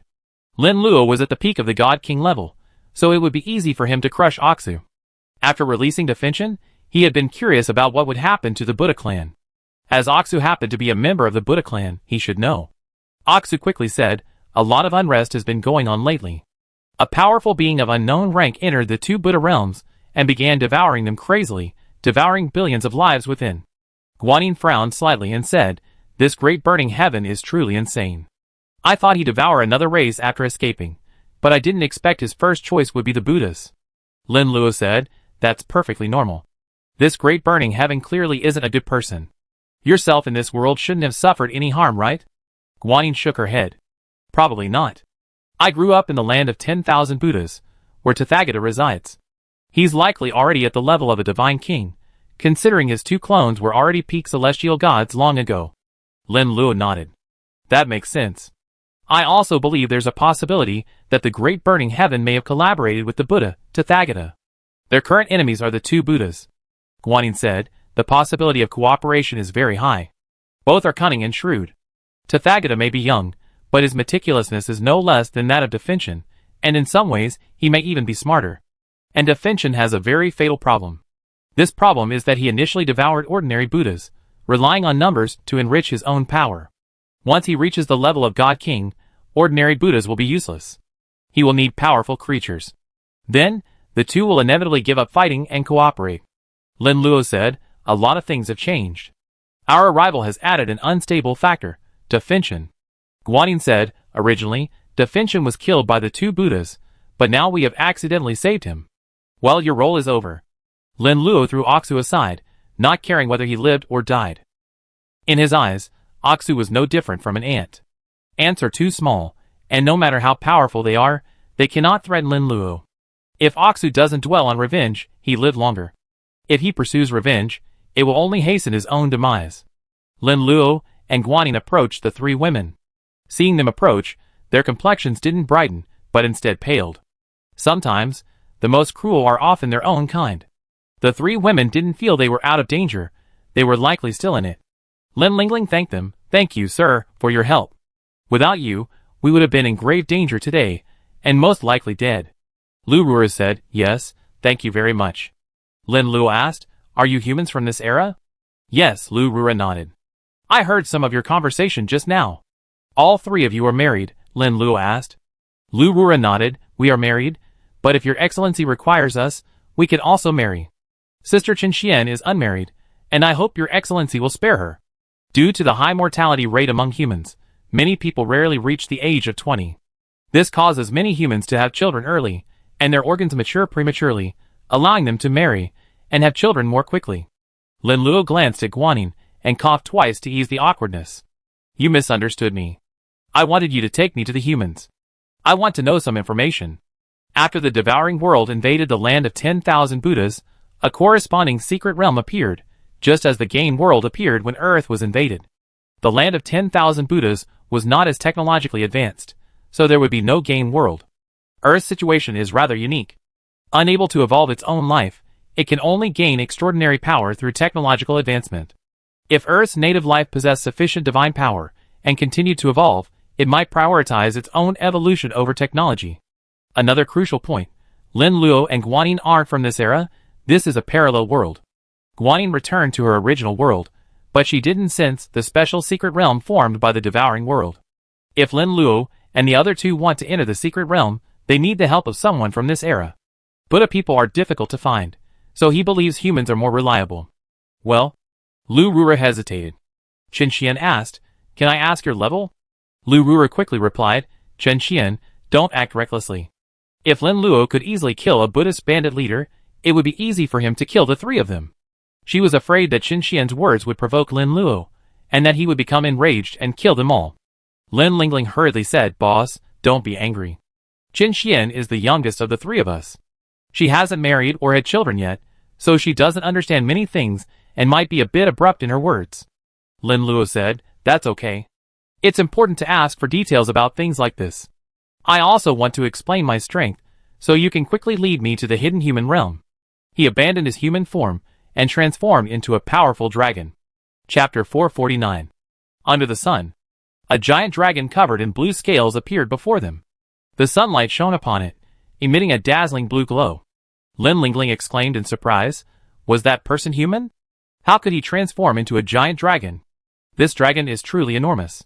Realizing she was mistaken, she quickly corrected herself. I was referring to his size, not anything else.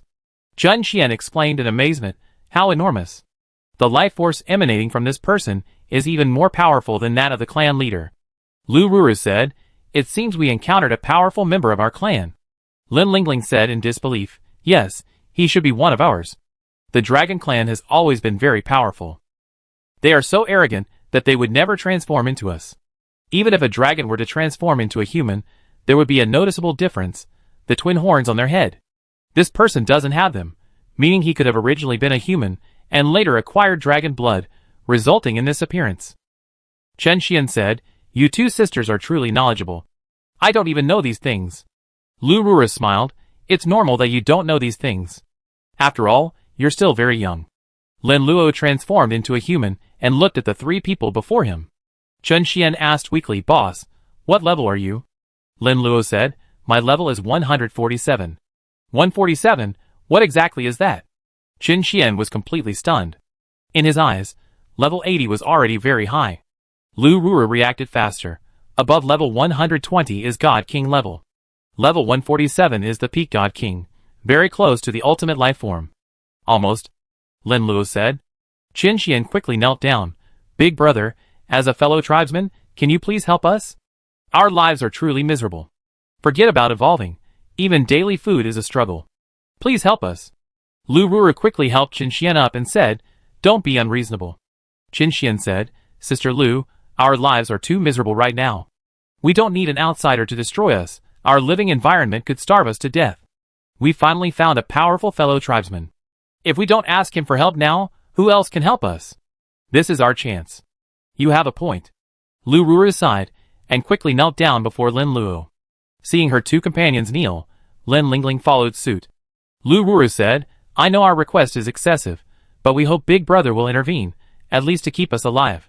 You two should get up first. If you obey, I reward you. Lin Lu agreed. Okay, I take you back to our habitat. Lu Ruru didn't think much of it, because the other party was so powerful. She was 27, not considered old on Earth, but rather middle-aged. But she had experienced so much. The tragic deaths of her parents, the starvation of her siblings, her husband's absence, and raising 5 children alone. Lu Ruru couldn't bear to see her children starve, nor would she flee from her hiding place. Their race was called the Star Clan, one of the few that survived the human race's destruction. There were many differences within the human race, including differences in hair, skin, and pupils. Differences exist among Earth's human race, and this has existed for several epochs. The Star Clan, formerly the Star Empire, was a powerful nation within the land of 10,000 Buddhas. After the fall of the Star Empire, the remaining Star Clan members found a secret location and took refuge. Most members of the Star Clan are of the Yellow race, not much different from Lin Luo. It's likely that some of Earth's human race is a branch of the Star Clan. Led by Lu Ruru and the other two, Lin Luo prepared to set out for the Star Clan's hidden location. This hidden location was extremely secret, making it extremely difficult to find. During this period, the Buddha clan conducted several large-scale searches, but were unable to locate it. Several of the hiding humans were found and exterminated by the Buddha clan. For a long time, the Buddha clan relentlessly searched for the human race, resulting in the deaths of many innocent people. To prevent their hiding place from being discovered, the Star Clan strictly forbade anyone from leaving. Lu Ruru and the other two escaped secretly, which was quite dangerous. Guanyin asked, according to what you're saying, food must be scarce there, with even eating being a luxury for everyone. Lu Ruru said somewhat embarrassedly, not bad. I hunt a demonic bull beast for you. With how many people are in your star tribe? One should be enough for everyone, right? Guanyin asked. Qin Xian quickly nodded, more than enough, more than enough. Okay, I understand. Guanyin nodded. Thank you, sir. Lu Ruru and Lin Lingling hurriedly thanked him. They stopped trying to stop Qin Xian. Words of thanks were essential. Everyone was starving. Dignity was of no use. Guanyin disappeared for a moment, then reappeared carrying a demonic bull beast. The demonic bull beast was enormous, about 10 meters long and weighing over a ton. Qin Xian and the other two were astonished. This Buddhist woman's strength was truly formidable. The demonic bull beast was probably not dead, merely knocked unconscious. Qin Xian and the other two thought it was normal. Lin Luo was so powerful, so naturally his companions were not weak. Lu Ruru blushed, feeling a little overconfident. With the boss's power, he could find any woman, yet he still wanted 2 wives. Star Clan. The surrounding area was dotted with low houses, many unbuilt and covered in moss and weeds. Many of the low houses were uninhabited and clearly collapsed. Chief, I searched everywhere, but I can't find Lu Ruru and the other two. They must have run off in search of food, Elder Ma Chao reported.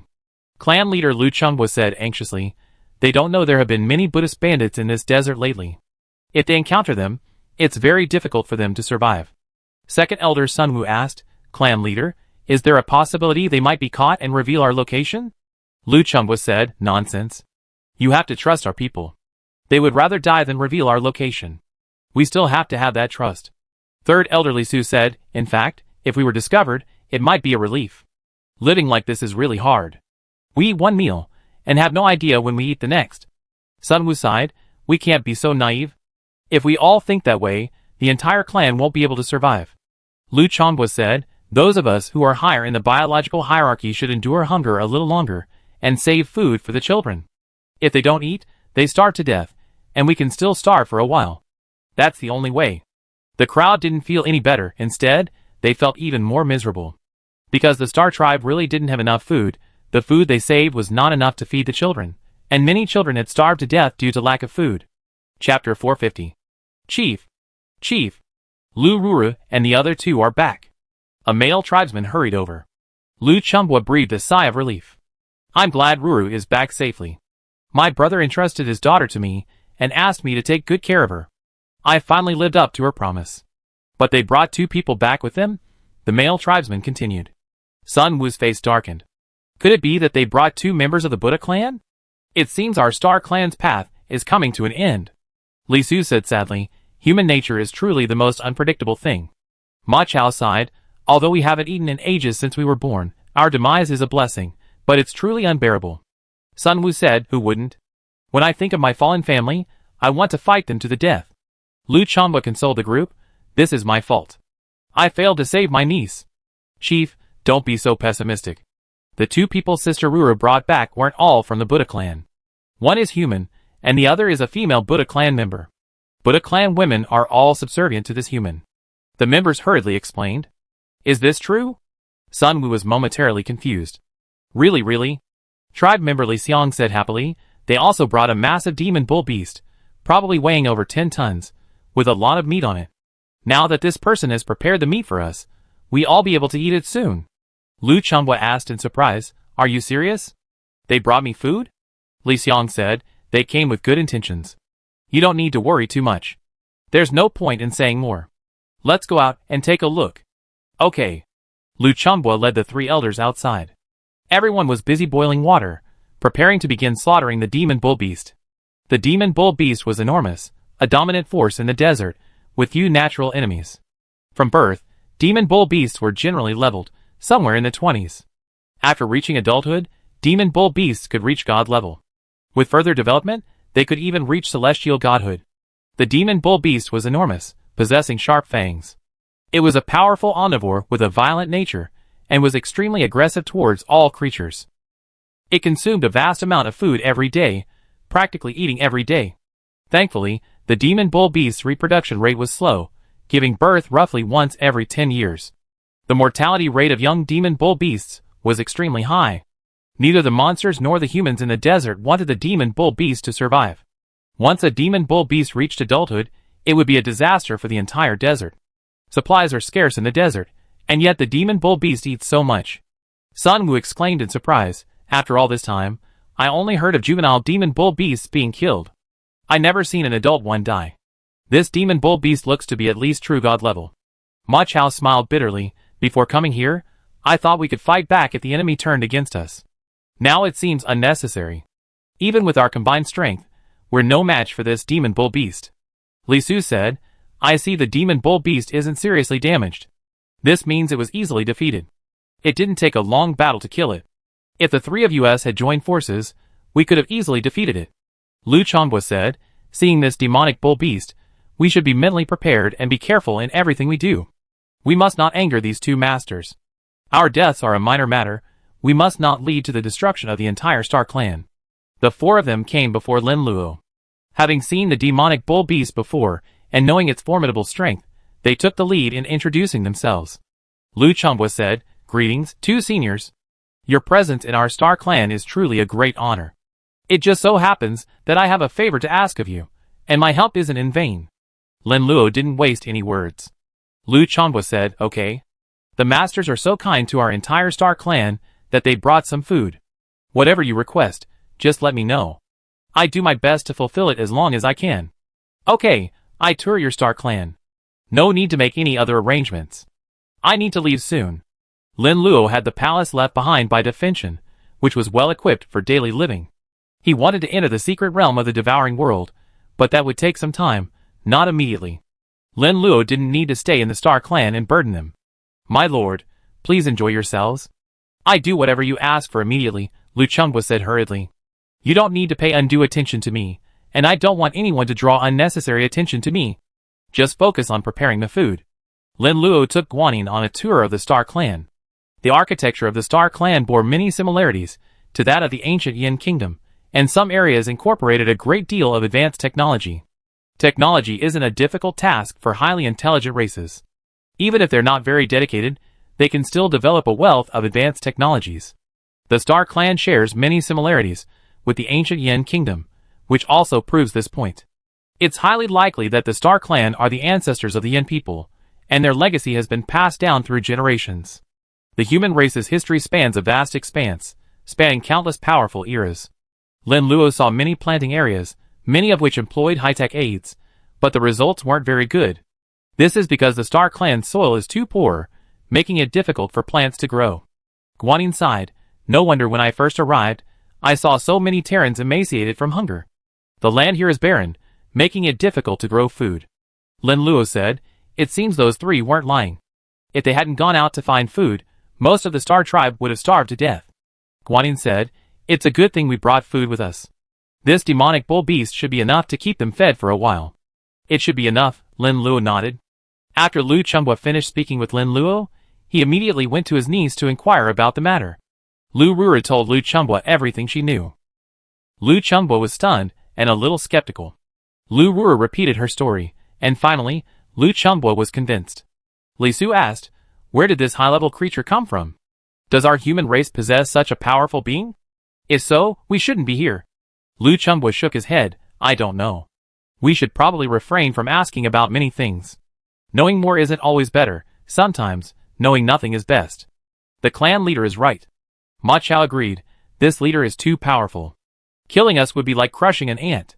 We should keep a low profile." Lu Chumbwa said, "Let's stop discussing this. Let's prepare to dissect this demonic bull beast and have a good meal." Chapter 451. The demon bull beast was too large to be slaughtered by just 1 or 2 people. Lin Luo considered cooking it over a fire, but then thought better of it. He was a powerful creature after all, so he couldn't possibly do everything himself.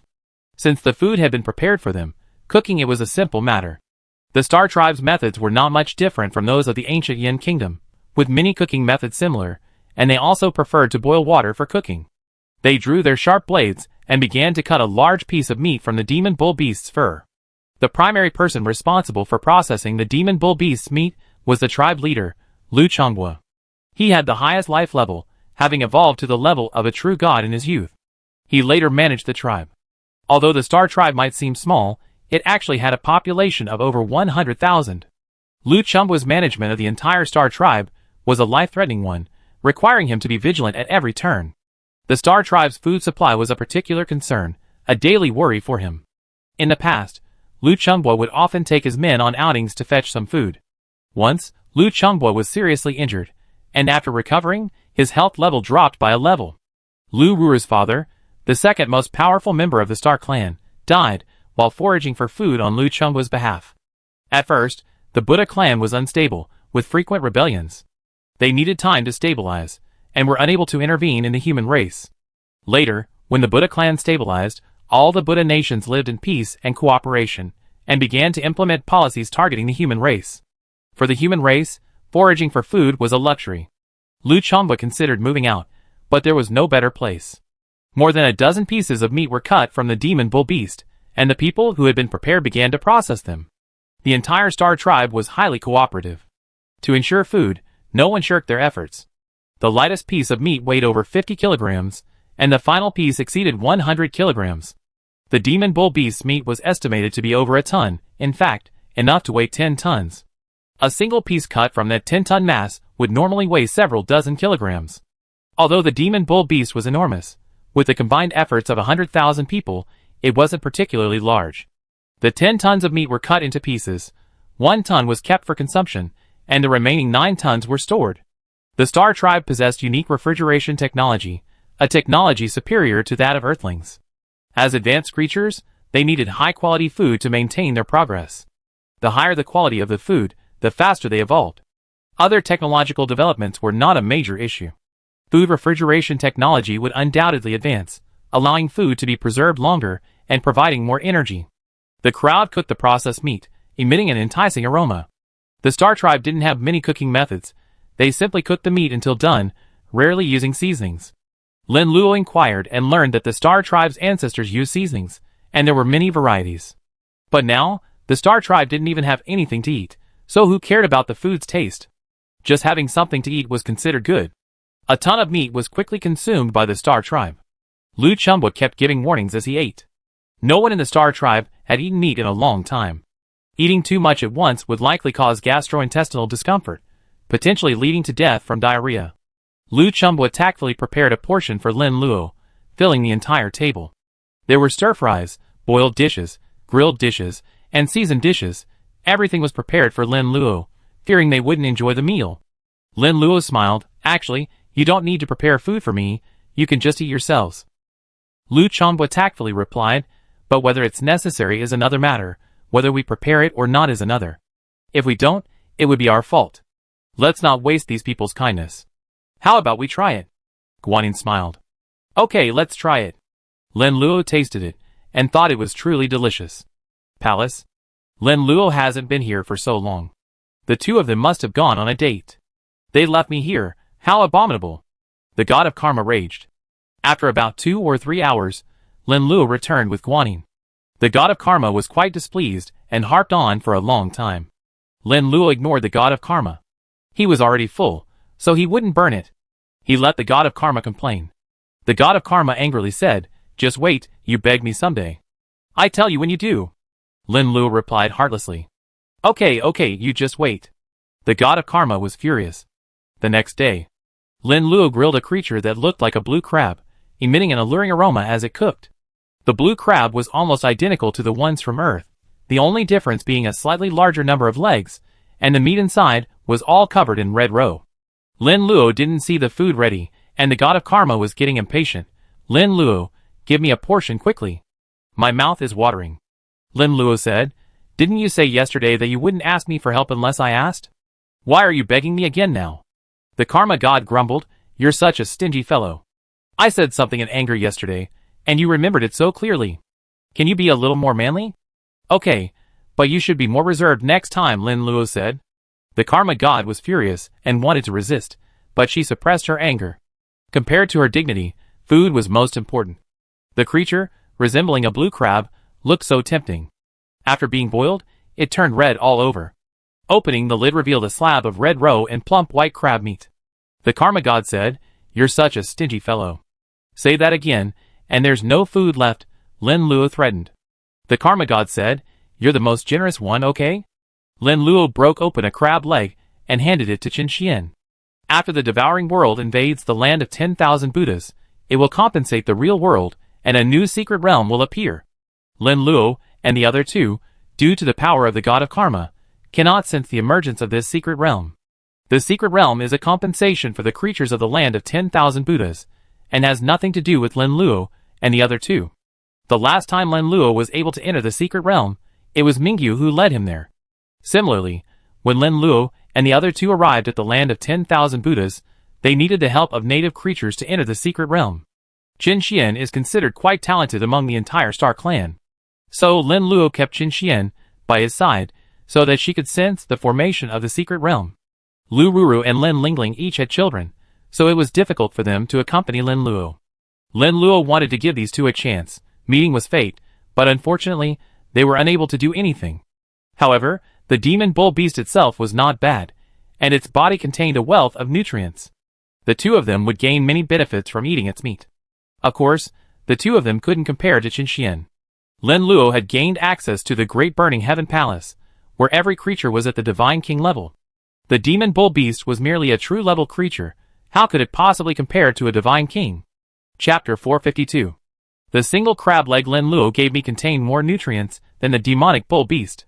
Besides, with so many Star Tribe members sharing one, the demonic bull beast wouldn't have enough to eat. Qin Xian hurriedly thanked him. Thank you, sir. You not only saved me, but also gave me food. I don't know how I can ever repay you in this lifetime. Lin Luo smiled. I don't think it'd be easy for you to repay me in this lifetime. I already evolved to the peak of the Divine King. Just eat, and don't worry about these things. I brought you here for a reason. When I need you, just do it. Yes. Qin Xian nodded vigorously. Eat it quickly, Lin Luo said. Qin Xian picked up the crab leg and took a gentle bite. The crab meat was tender and delicious, full of fresh flavor. A sprinkle of seasoning removed some of the odor and enhanced the various aromas. It's really delicious. Qin Xian's eyes sparkled. Lin Luo smiled. If it tastes good, eat more. The creature you're eating is too high level, so try to eat less to avoid overloading your body with energy. Okay. Qin Xian slowly began to eat. Lin Luo glanced at Guanyin and the god of karma. Guanyin was ethereal and ate with equal grace. The god of karma was different, looking like a reincarnated starving ghost. The god of karma, sensing Lin Luo's gaze, retorted, Can't you see the beautiful woman eating? Lin Luo replied, I never seen anyone eat like a starving ghost. I'm eating, I'm not going to argue with you. The god of karma was too busy eating to argue with Lin Luo. Lin Luo stopped paying attention to the others and began to eat. He saved a small portion of the crab's body and a large claw for himself. The crab was covered in red roe and looked incredibly plump. Lin Luo had reached level 147. This mud crab-like creature had reached the Divine King level, and the nutritional value it provided him was limited. He ate this mud crab-like creature more to satisfy his craving. An hour later, the god of karma finished first. Seeing that Lin Luo hadn't finished, the god of karma approached and said, "Lin Luo, have you had a poor appetite lately? You're having trouble eating. Would you like me to help you eat and digest it?" Lin Luo transformed into a dragon head and devoured the mud crab shell in one gulp. "I don't need your help. I already eaten it." Lin Luo didn't even spit out the shell. The god of karma was about to curse, but Lin Luo's gaze dissuaded him. There are still many powerful creatures in the palace left behind by Defintion, and there will be plenty of opportunities to devour them in the future. Just wait, kid. Sooner or later, you regret this, the god of karma said harshly. Lin Luo asked, "What are you talking about?" The god of karma quickly replied, "I'm not saying anything. I advise you to keep quiet, or you regret it," Lin Luo threatened. While the two were arguing, Guanyin finished her meal. Lin Luo asked, "How was your meal? Are you full? If not, I cook you another one." Guanyin nodded, "I'm full. It tastes especially good. Your seasoning is truly magical. It makes it so fragrant." Lin Luo said, "This seasoning is the product of technology and hard work, so it's naturally delicious." The god of karma said disapprovingly, "Don't just ask Guanyin if it's delicious. You should ask me too. I'm not full yet. You should roast another one for me." Lin Luo said, "You're just wishful thinking." Qin Xian said timidly, "Sir, I can't finish my food. Can I leave some and take it back with it?" "It's up to you. I already given you the food. What you do with it is up to you," Lin Luo said. "Thank you." Qin Xian expressed his gratitude. A vast space-time tunnel, filled with swirling clouds and a constant gust of wind. Zhundi Buddha looked at the center of the storm and said, "Our plan has succeeded. The devouring world has arrived. It has merged with the real world, forming a secret realm we can enter. Within, we can gain great benefits." Jian Buddha said, "Is the information you found true? If we die in this secret realm, we won't truly die. We will reappear in the land of 10,000 Buddhas, with almost no impact." Zhundi Buddha said, "Don't worry about that. The information I found is definitely accurate. It was left by Defintion. Defintion is our master. You should know that he is not a creature of this era. He is a smuggler from the previous era. Originally, our race was called the Brahma. Our ancestors believed in Defintion and followed him to the land of 10,000 Buddhas. Then, he came to this world, not wanting what happened before to happen again. The person in charge of the Brahma clan's main affairs is Shiva.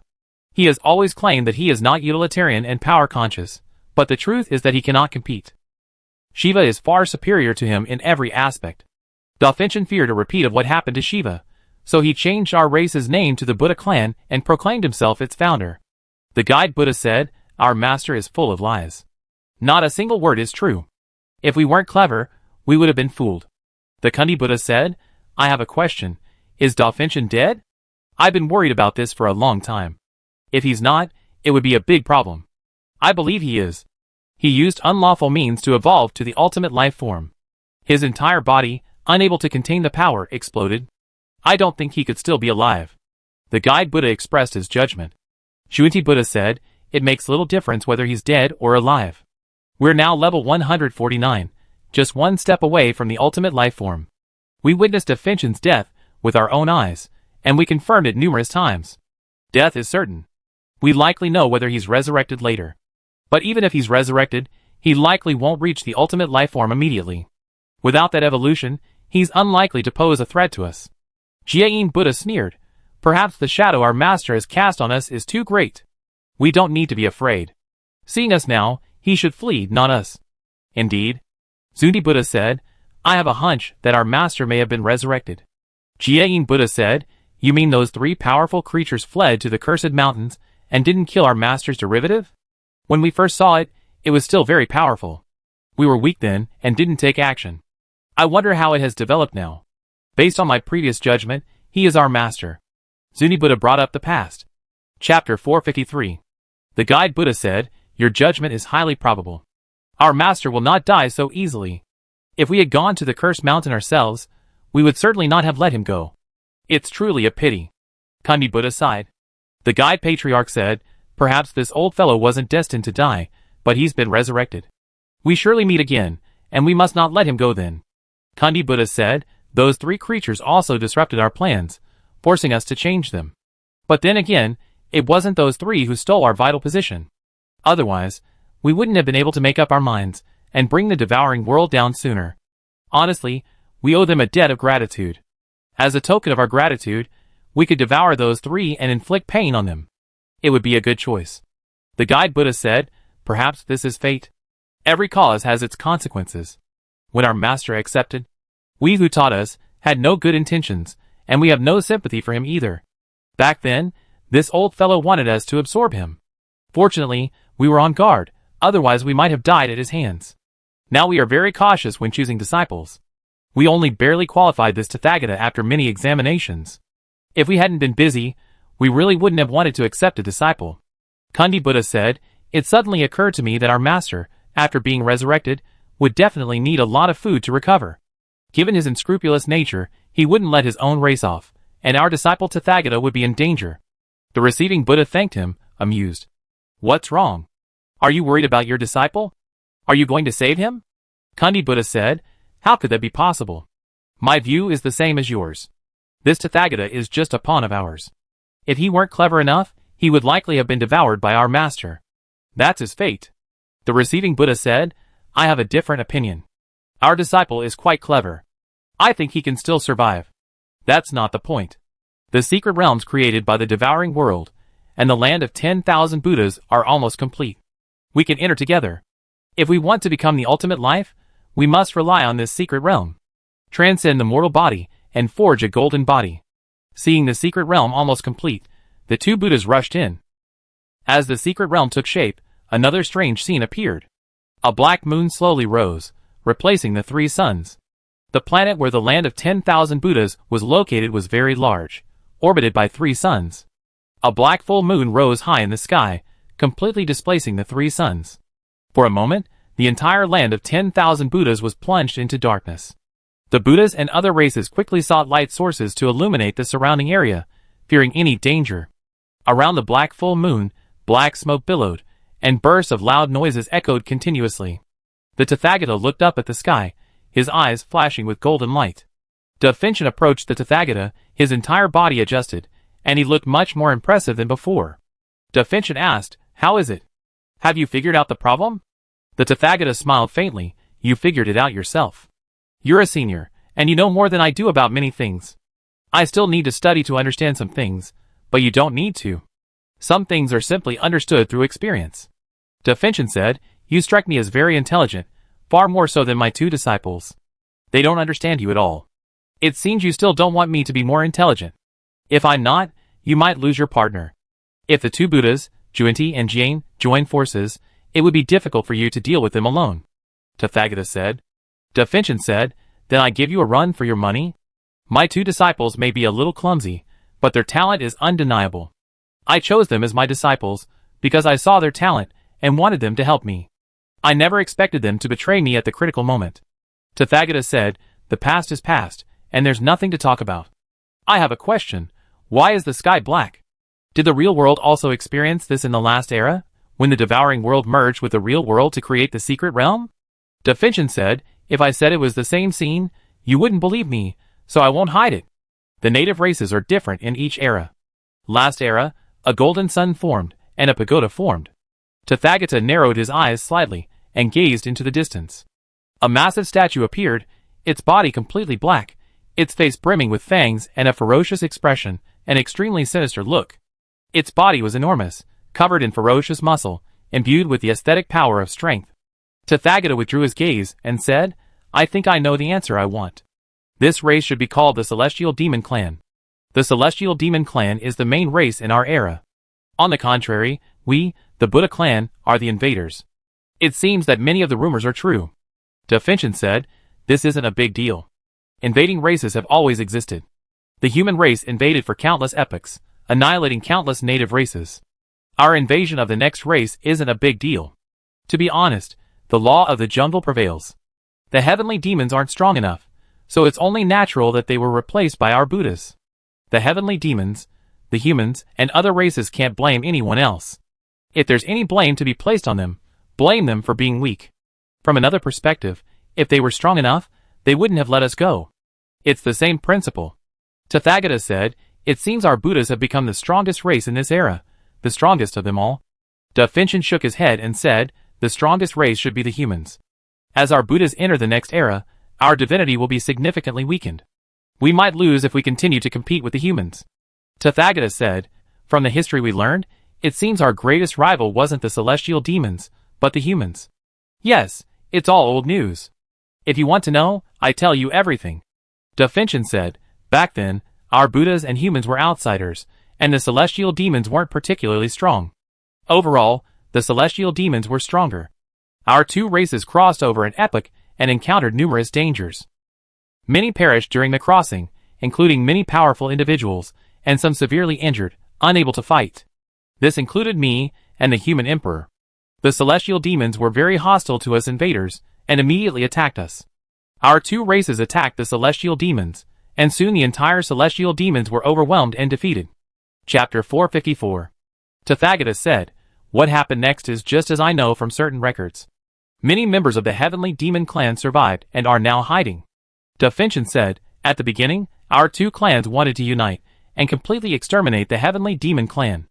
It was a joint decision of our two clans, mainly because the heavenly demon clan was too ruthless. When the heavenly demon clan conquers a place, they will kill all other races there. Both of our clans are outsiders, attracting the attention of the heavenly demon clan. Both of our clans have suffered considerable damage, attacked by the heavenly demon clan, and suffered heavy casualties. The heavenly demon clan is also an intelligent race. When the heavenly demon clan was about to be annihilated, they chose to hide. That's why there are so many remnants of the heavenly demon clan now. Tathagata continued, there's one more thing I'd like to know. Why didn't you attack the human race when you ruled the Buddha race? Back then, your life form wasn't at the ultimate life form level, so it should have been easy for you to destroy the human race. Da Finchen felt something was wrong and asked, I don't think I told you I ever evolved to the ultimate life form? Tathagata remained calm, saying, it's a very simple matter. My two masters can tell me. Da Finchen's eyes narrowed slightly. Sometimes being too smart isn't good. I have evolved to the ultimate life form, but that doesn't mean the human race is weak. The human emperor is also very powerful. He, like me, comes from the previous era. We were friendly for a while, and the reason I didn't attack him is simple. This human emperor is powerful enough that I would have to pay a considerable price to kill him. Besides, I don't have any major conflicts with the human race. I even have much to learn from them. I was able to travel through an era and reach the land of 10,000 Buddhas largely thanks to the help of the human race. He didn't mention his evolution to the ultimate life form, and his body wasn't very stable.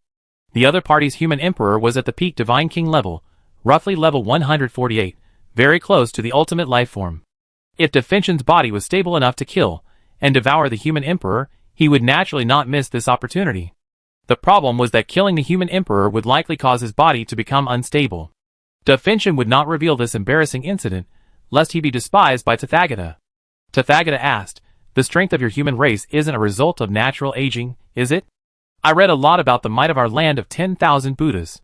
When my two masters attacked, there was no so-called human emperor. If that human emperor were still around, I don't think they would have been able to easily annihilate the human race. Their strength then wouldn't have been as formidable as it is today. Da Finchen replied, I don't know what happened after that. I don't know exactly how the human emperor died, either. My body couldn't contain the power at that time, so it's likely that the heavenly demon clan had a lot to do with it. Tathagata said, it seems the heavenly demon clan is the strongest we encounter upon entering the secret realm. Da Finchen said, you're correct. The land of 10,000 Buddhas actually rejects us. The heavenly demon clan is the true master of this planet. Our Buddha clan has never been recognized by this era. If we had been recognized, the devouring world would have descended, forming the secret realm, and we would have become the dominant race. Tathagata said, the land of 10,000 Buddhas chose the celestial demon clan. It seems the celestial demon clan is quite powerful. Da Finchen sneered, of course.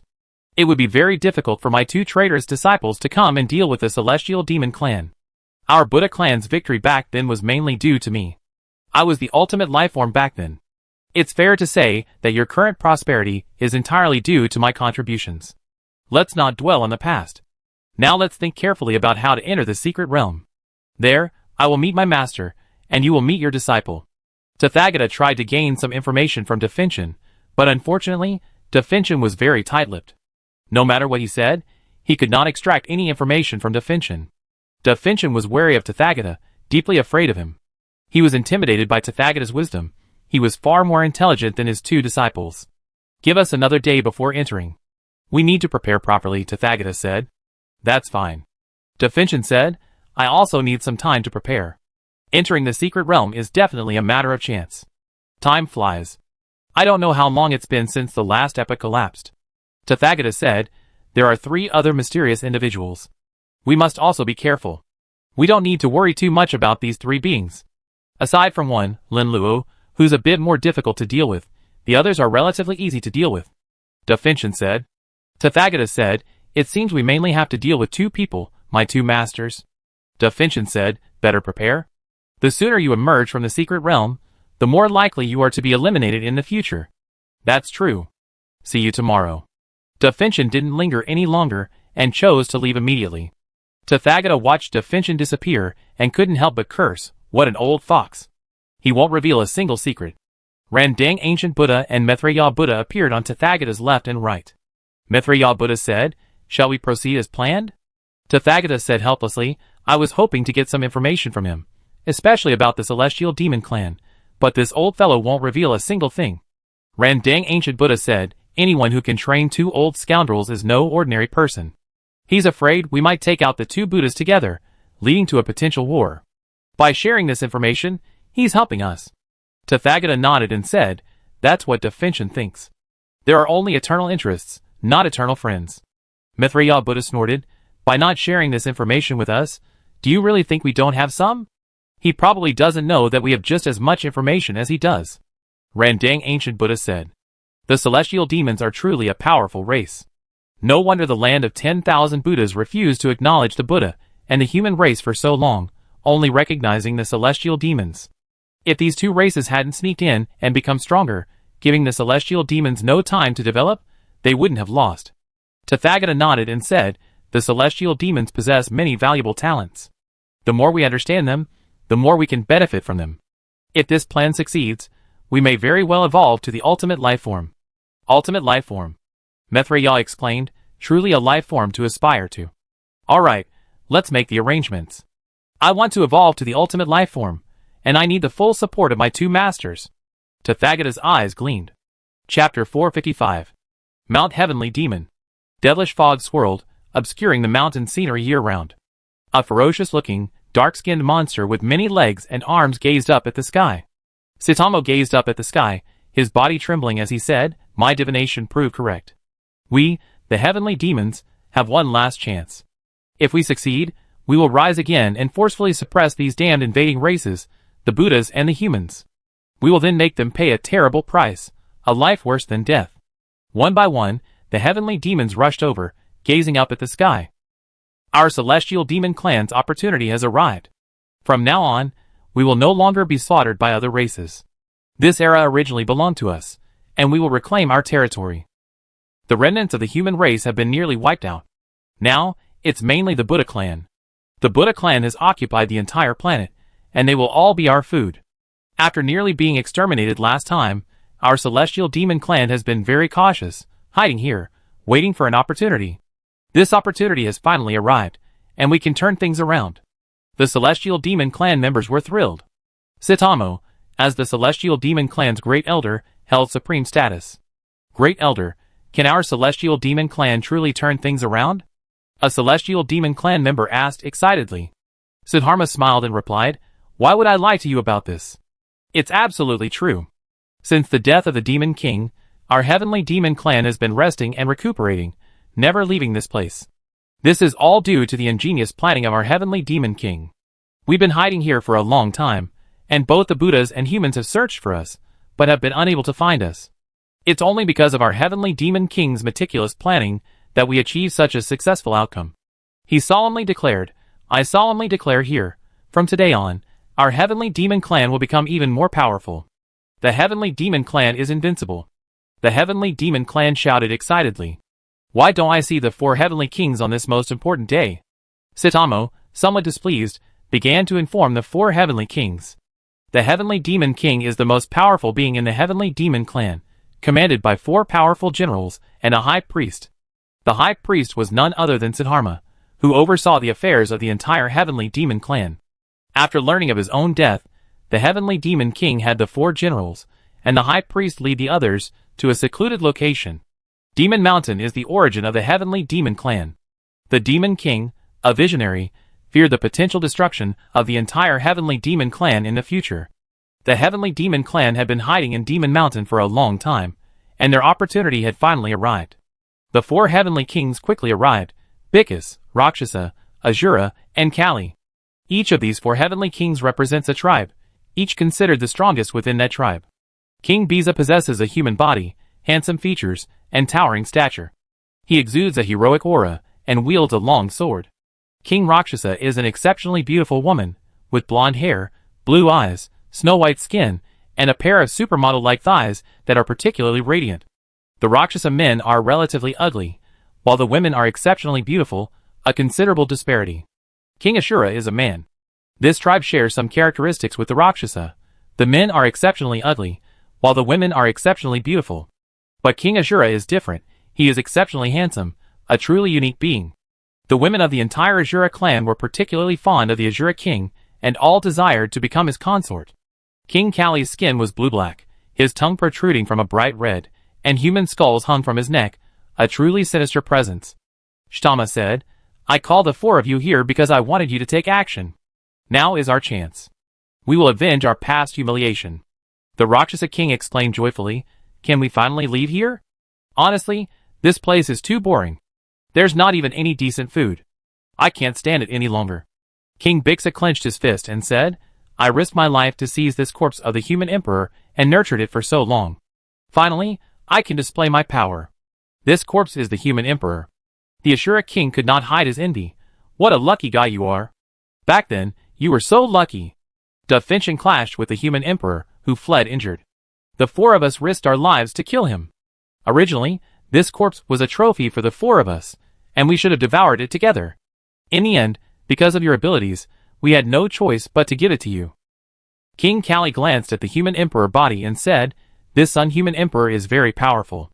He nearly killed me with a single strike, which kept me awake for a long time. It wasn't until he killed several humans that I finally calmed down. He didn't forget to show off the skulls around his neck. They were all powerful human warriors."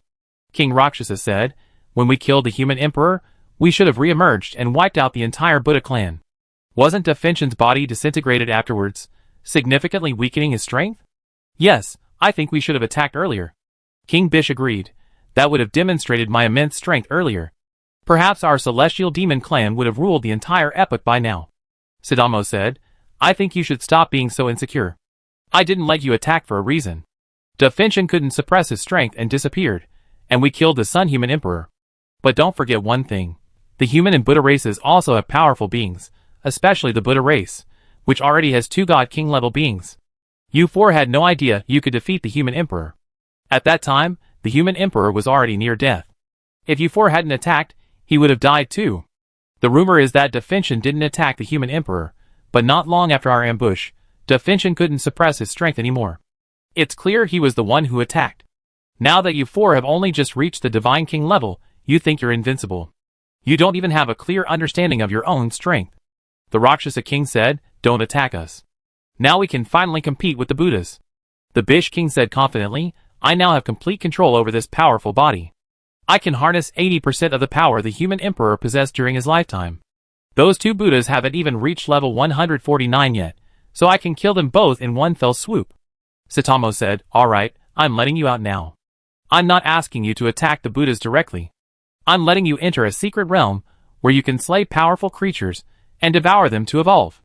The 4 of you can join forces, and I enter as well." Okay. Under Siddharma's instructions, everyone began to enter the secret realm. Chapter 456. Lin Luo led everyone to the spot closest to the sky. Qin Xian pointed ahead and said, "I sense something. If we go a little further, we enter a secret realm. Once inside, we gain immense benefits." Lin Luo said, "You're right. I also sense a familiar aura. Next, have your clansmen come over. They also be able to enter the secret realm and gain immense benefits." "Thank you, sir." Qin Xian was deeply grateful. Guanyin said, "We finally made it this far. Entering the secret realm We can become stronger again. Lin Luo asked, don't you want to go and see your past? Guanyin shook her head and said, if this were the main world, I would go and see it, but this is a parallel world. Nothing I do can change the past, so it's better not to go. It's okay if we don't go. You make sense, Lin Luo said. The Star Clan members came to Lin Luo's side, filled with confusion about the secret realm ahead. Lin Luo briefly introduced the Star Clan, and they were eager to learn about it. There's no living creature that doesn't yearn to become stronger. Let's go in together. Lin Luo and the other two led the way, with the Star Clan following closely behind. Families, like the Star Clan, entered the secret realm one after another. Those races that had spent a long time in the land of 10,000 Buddhas had received its call. A few races were reluctant to enter the devouring world, believing it to be extremely dangerous. A barren mountain. The entire mountain was bare, devoid of any vegetation. From time to time, a cold wind blew, making one shiver uncontrollably. It's so cold. There's something wrong with the wind here. My life level is almost approaching that of a god. Logically, ordinary wind shouldn't affect me at all. This wind is really making me uncomfortable. Now I can't quite tell if this is the real world or the secret realm. The scenery here is so similar to the real world, there's almost no difference. I'm starting to wonder if we die here, will we actually return to the real world, or just die? Shut up. Lord Lin said so it seems right. It's just that our leveling up is a bit difficult. This place looks so dangerous. The Star Clan members chatted and observed their surroundings. The one with the biggest reaction was Lu Chonghua. The surrounding scene reminded him of many things. Lu Rura asked, tell me what you're remembering. Lu Chonghua replied, I'm remembering the past. Before our star empire was established, I was born and played in a barren mountain.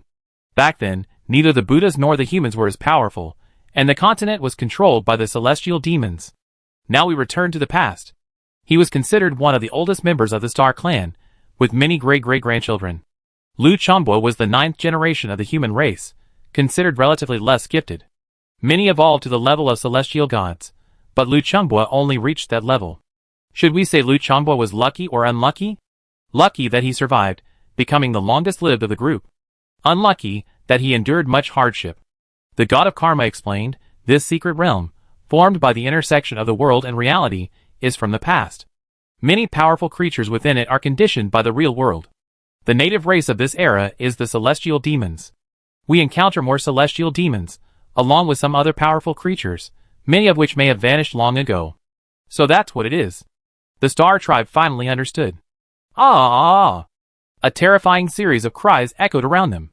Before anyone could react, dark-skinned monsters, crawling on all fours, rushed out from all directions. One after another, these crawlers charged towards the Star Tribe. What kind of monsters are these? They look terrifying. They're charging towards us. Everyone, prepare for battle. We face the onslaught of these monsters. Don't be too afraid. After all, if you die, you won't really die. The Star Tribe often encounter danger, but they remain calm when faced with it. Everyone prepared for battle, ready to face the battle. I take action this time, said Guanyin. Okay. Lin Luo nodded. The god of karma said disdainfully, none of these sky demons seem particularly attractive. I had hoped to enjoy a delicious meal, but it seems that won't be the case this time. Lin Luo said, perhaps these dishes would be delicious if cooked, they just look rather ugly. Forget it, the possibility of that happening is slim. The god of karma continued to speak disdainfully. The battle ended quickly, barely 10 minutes later. With Guanyin's intervention, these low-level creatures simply couldn't hold out. Some of the Star Clan were injured, but few suffered casualties. Everyone, please dispose of these corpses. Don't waste them. Okay. Under Lu Chonghua's command, the group began disposing of the bodies. Sun Wu, the elder of the Star Clan, was quite knowledgeable and recognized the low-level monsters of the Sky Demon Clan. This monster was called a creeper. It was considered a low-level species within the Sky Demon Clan. Its evolutionary level wasn't high, but its combat effectiveness was high. Creepers reproduced rapidly and were inherently cruel. Once, the Demon King used creepers to control the entire land of 10,000 Buddhas. Even after the Demon King was slain, the land of 10,000 Buddhas was still overrun with creepers. It took a while for the Buddhas and humans to work together to eliminate most of the creepers. After so long, many creepers still existed on this planet. The Star Tribe, highly mobile, began collecting the creeper corpses. They had experienced great hardship, having once been on the verge of starvation, and they didn't care if their food looked ugly. The corpses piled up in the square, many of them incomplete. The people began to dispose of the bodies, chopping them up with axes. A few people found iron ore and began to melt it to make a large cauldron. Others went to find water, which they would later put into the cauldron for cooking. The Star Tribe had a clear division of labor and coordinated their efforts. Once the cauldron was finished, the water was added. The creepers were rather unsightly, so the people tried to clean them as much as possible, chopping them into pieces. They placed the creepers inside and removed the scum. This technique, which Lin Luo had taught them, was primarily for removing some of the fishy odor. In the past, when the Star Tribe were short of food, they would even remove the scum. After a period of better living conditions, the Star Tribe no longer lacked food, so some changes were needed. Lin Luo generously provided seasonings, allowing them to cook the food better. An hour later, the Star Tribe began to eat. The god of karma, watching the Star Tribe enjoying their meal, could not help but drool and said, "This creeper is quite ugly, but it's still good after processing." Lin Luo said, "If you think it's okay, you can try it." Chapter 457. The god of karma said sternly, "I can't let you underestimate me. I said earlier that I wouldn't eat this creeper, so I won't eat this food either. I show you what sternness means. The choice is up to you. Whether you eat it or not is none of my business," Lin Luo said indifferently. The god of karma snorted coldly, "Anyway, I won't eat it. I'm a man of integrity." She was being stern with Lin Luo, and after a while, she started eating again. The god of karma took a bite of the creeper meat, and her face suddenly turned grim. "My goodness! This creeper is not only ugly, it tastes so bad. It almost made me throw up. You were so stern just now, saying you wouldn't eat this creeper, but now you're eating it again." Lin Luo taunted the god of karma. "You idiot! I don't want to talk to you anymore," the god of karma said angrily. Lu Chumbwa approached Lin Luo and asked if he wanted to eat the creeper meat. Whether Lin Luo ate or not was one question, whether he didn't ask was another. Lu Chumbwa watched everyone eat and said, "Thank you so much, sir. Without your help, we would have starved to death long ago and wouldn't even have been able to enter this secret realm." Lin Luo said, "You're welcome. I'm also human, so I naturally offer my assistance when I see you." Lu Chumbwa said, "Sir, if you have anything else to do, go ahead. Don't worry about us. Your matters are far more important than ours. Since you brought it up yourself, I'll be frank with you. I stay with you for one more day, and then I leave. How far you progress from here is up to you," Lin Luo said bluntly. "Okay." Lu Chumbwa was very grateful, thinking Lin Luo was very kind. Lin Luo would undoubtedly become stronger after entering the secret realm, and being able to spare a day was already very good. Lu Chumbwa was a man of measure, knowing not to overdo things. Lin Luo spent another day with the Star Clan, and the next day he left with Guanyin and the god of karma. The three had been away for some time, yet hadn't encountered a single powerful creature. Guanyin frowned slightly and said, "This time our start seems to be even worse.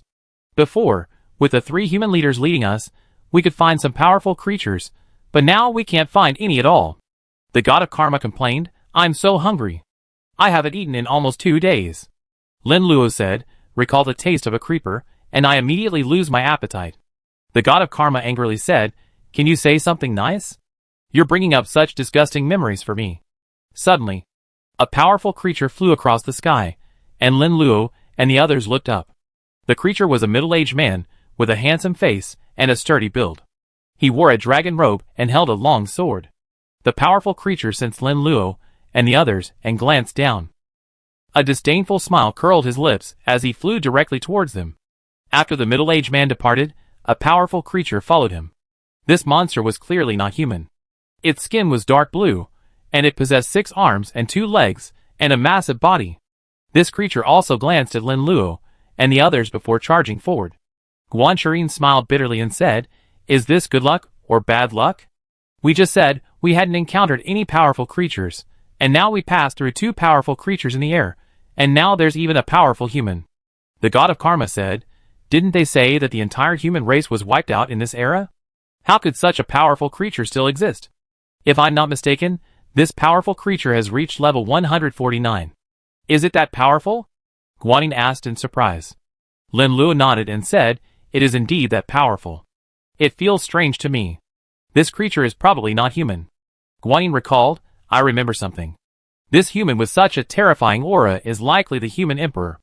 After the human emperor was killed, It seems no powerful humans have appeared, perhaps not even at the level of a god king. Lin Luo said, no wonder I have such a strange feeling. He seems to have a corpse-like stench. Perhaps the true emperor is dead, and now there's a monster inside the human emperor controlling him. The god of karma said, what the hell? The Buddha shouldn't have this ability. It's likely a member of the celestial demon clan. I have some knowledge of the celestial demon clan. It seems they also had one when they devoured the world. There's a race called the Bish. They enjoy consuming the insides of corpses, then controlling them, supposedly unleashing much of the corpse's former power. Guan Yin was surprised. There's such a terrifying race among the heavenly demons. Eating them isn't the worst outcome, being controlled by such monsters, a life worse than death, is the most terrifying. Kaori Shinto said, it's like this. I only heard of this race before, and thought some of it was exaggerated. I didn't expect it to be completely true. Lin Luo said, I go and take a look. Being able to control the former human emperor shows that this heavenly demon clan is truly formidable. I underestimated them, thinking our greatest threat was the Buddha clan. It seems this heavenly demon clan is just as formidable. The god of karma said, I don't think it's very attractive, and its nutritional value isn't high. I find the Bish tribe quite disgusting. They specialize in eating the flesh of corpses. If we kill them, it won't taste good, and will likely have a strong stench of decay. Lin Luo ignored the god of karma, and continued forward with Guan Yin. Inside the human emperor's body was a celestial demon, and the one following behind was likely also a celestial demon. The two celestial demons saw that Lin Luo and the other two didn't stop, and they knew there must be something better ahead, leaving them no time to pause. You really don't care about my opinion at all. All the things I said to you are in vain. Next time, I definitely tell you nothing. The god of karma was furious, and could only follow behind Lin Luo and the others. The Bish king stopped, and the Ashura king followed. The Ashura king said angrily, you have the human emperor's corpse, and you're afraid others won't know. So you're showing it off like crazy, not even waiting for me. The Bish king said calmly, I'm waiting for you now, aren't I? The Ashura king said, you have some conscience. If I had known, I wouldn't have teamed up with you. It would have saved me some effort if we teamed up with two of them. It's almost time. Let's get on with our journey and finish off this thousand-faced demon tree. The Bish king shook his head and said, we can't go ahead for now. We're being chased. What? Someone's chasing us. Those three guys are truly daring. We had something to do, so we let them go. They're chasing us. They're truly asking for their own lives. The Ashura king said coldly. Chapter 458. A short while later, Lin Luo and the other two appeared before two members of the Sky Demon clan. King Bish's eyes shone golden as he appraised the trio, one from the Buddha clan, one from the human clan, and the other from some unknown race, exuding the aura of world-devouring beings. They must be world-devouring creatures. King Ashura said coldly, you three are truly courting death, daring to chase us. Lin Luo said calmly, you must be remnants of the Sky Demon clan, right? King Bish laughed. Remnants of the Sky Demon clan? What a sarcastic phrase. If we Sky Demon clan are remnants, then what about your human clan? I even controlled your human emperor. Guan Yin said, it seems my guess was correct. You? The corpse you control is the human emperor. This human emperor must have come from the last era, right? King Bish taunted, aren't you quite frightened now? The human emperor's power is second only to that of the great burning heaven. Now that the great burning heaven has been resurrected, he's been significantly weakened. The human emperor I control is the strongest. The god of karma was displeased. Look how complacent you are. Borrowing the power of another's body, you think you're so powerful. You got no idea how high the heavens are, you're like a toad in a well. Are you courting death? King Bish's body began to swell, his eyes gleaming with golden light. I can see your true power is level 149, but it's been restrained, significantly weakened. And yet you're still talking back to me in a low voice. It seems you truly wish you were dead. Don't be so complacent, boy. I have Lin Luo by my side. I don't need to intervene. If he were to take action, you'd be no match. The god of karma suddenly cowered and hid beside Lin Luo. Lin Luo laughed. Weren't you quite assertive just now? I fight anyone who provokes me. It's not good to hide behind someone when you have a disagreement. The god of karma said confidently, if my strength had recovered, I wouldn't need you to attack me. I would have killed him myself. It's just that my strength hasn't recovered yet, so I'm giving you a chance now, okay? Lin Luo said, I give you this chance. I don't really need it. Today, none of you three will leave alive. It doesn't matter who dies first, We all die anyway. King Bish said arrogantly, his body rapidly expanding into a giant. He held a long sword in his hand and slashed at Lin Luo. Lin Luo transformed into a giant star dragon, his sharp claws blocking the sword and holding it firmly. King Bish said, "No wonder you dared to challenge me. Turns out you reached level 147. Such a powerful being exists in the human race. I was planning to go and kill the thousand-faced demon tree, but it seems I won't have to. Killing you would benefit me more. My luck has always been good, and this time it's no different." Lin Luo said, "You don't need to look for the thousand-faced demon tree because you're about to die, so there's no need to look for it." "Arrogant! You really think you can defeat me just because you blocked my attack? I wasn't even at my full strength." King Bish snorted. "You make it seem like I was using my full strength." Lin Luo opened his dragon's mouth and spewed forth a stream of flames. Each of the three heads spit out a different flame: black, blue, and white. The three colors merged together, forming a tricolor flame. The tricolor flames began to burn fiercely, enveloping King Bishya. King Ashura, sensing the intense heat, said, "This human is truly remarkable. He can blast out flames of such high temperature. If I were to resist this, I wouldn't be able to. No wonder this human is so arrogant." The person he was facing was King Bishya. If he had taken action, he would probably have done so. The Ashura king said cautiously, "King Bish, this human is no pushover. Let me fight him alongside you." King Bish said, "I don't need your help.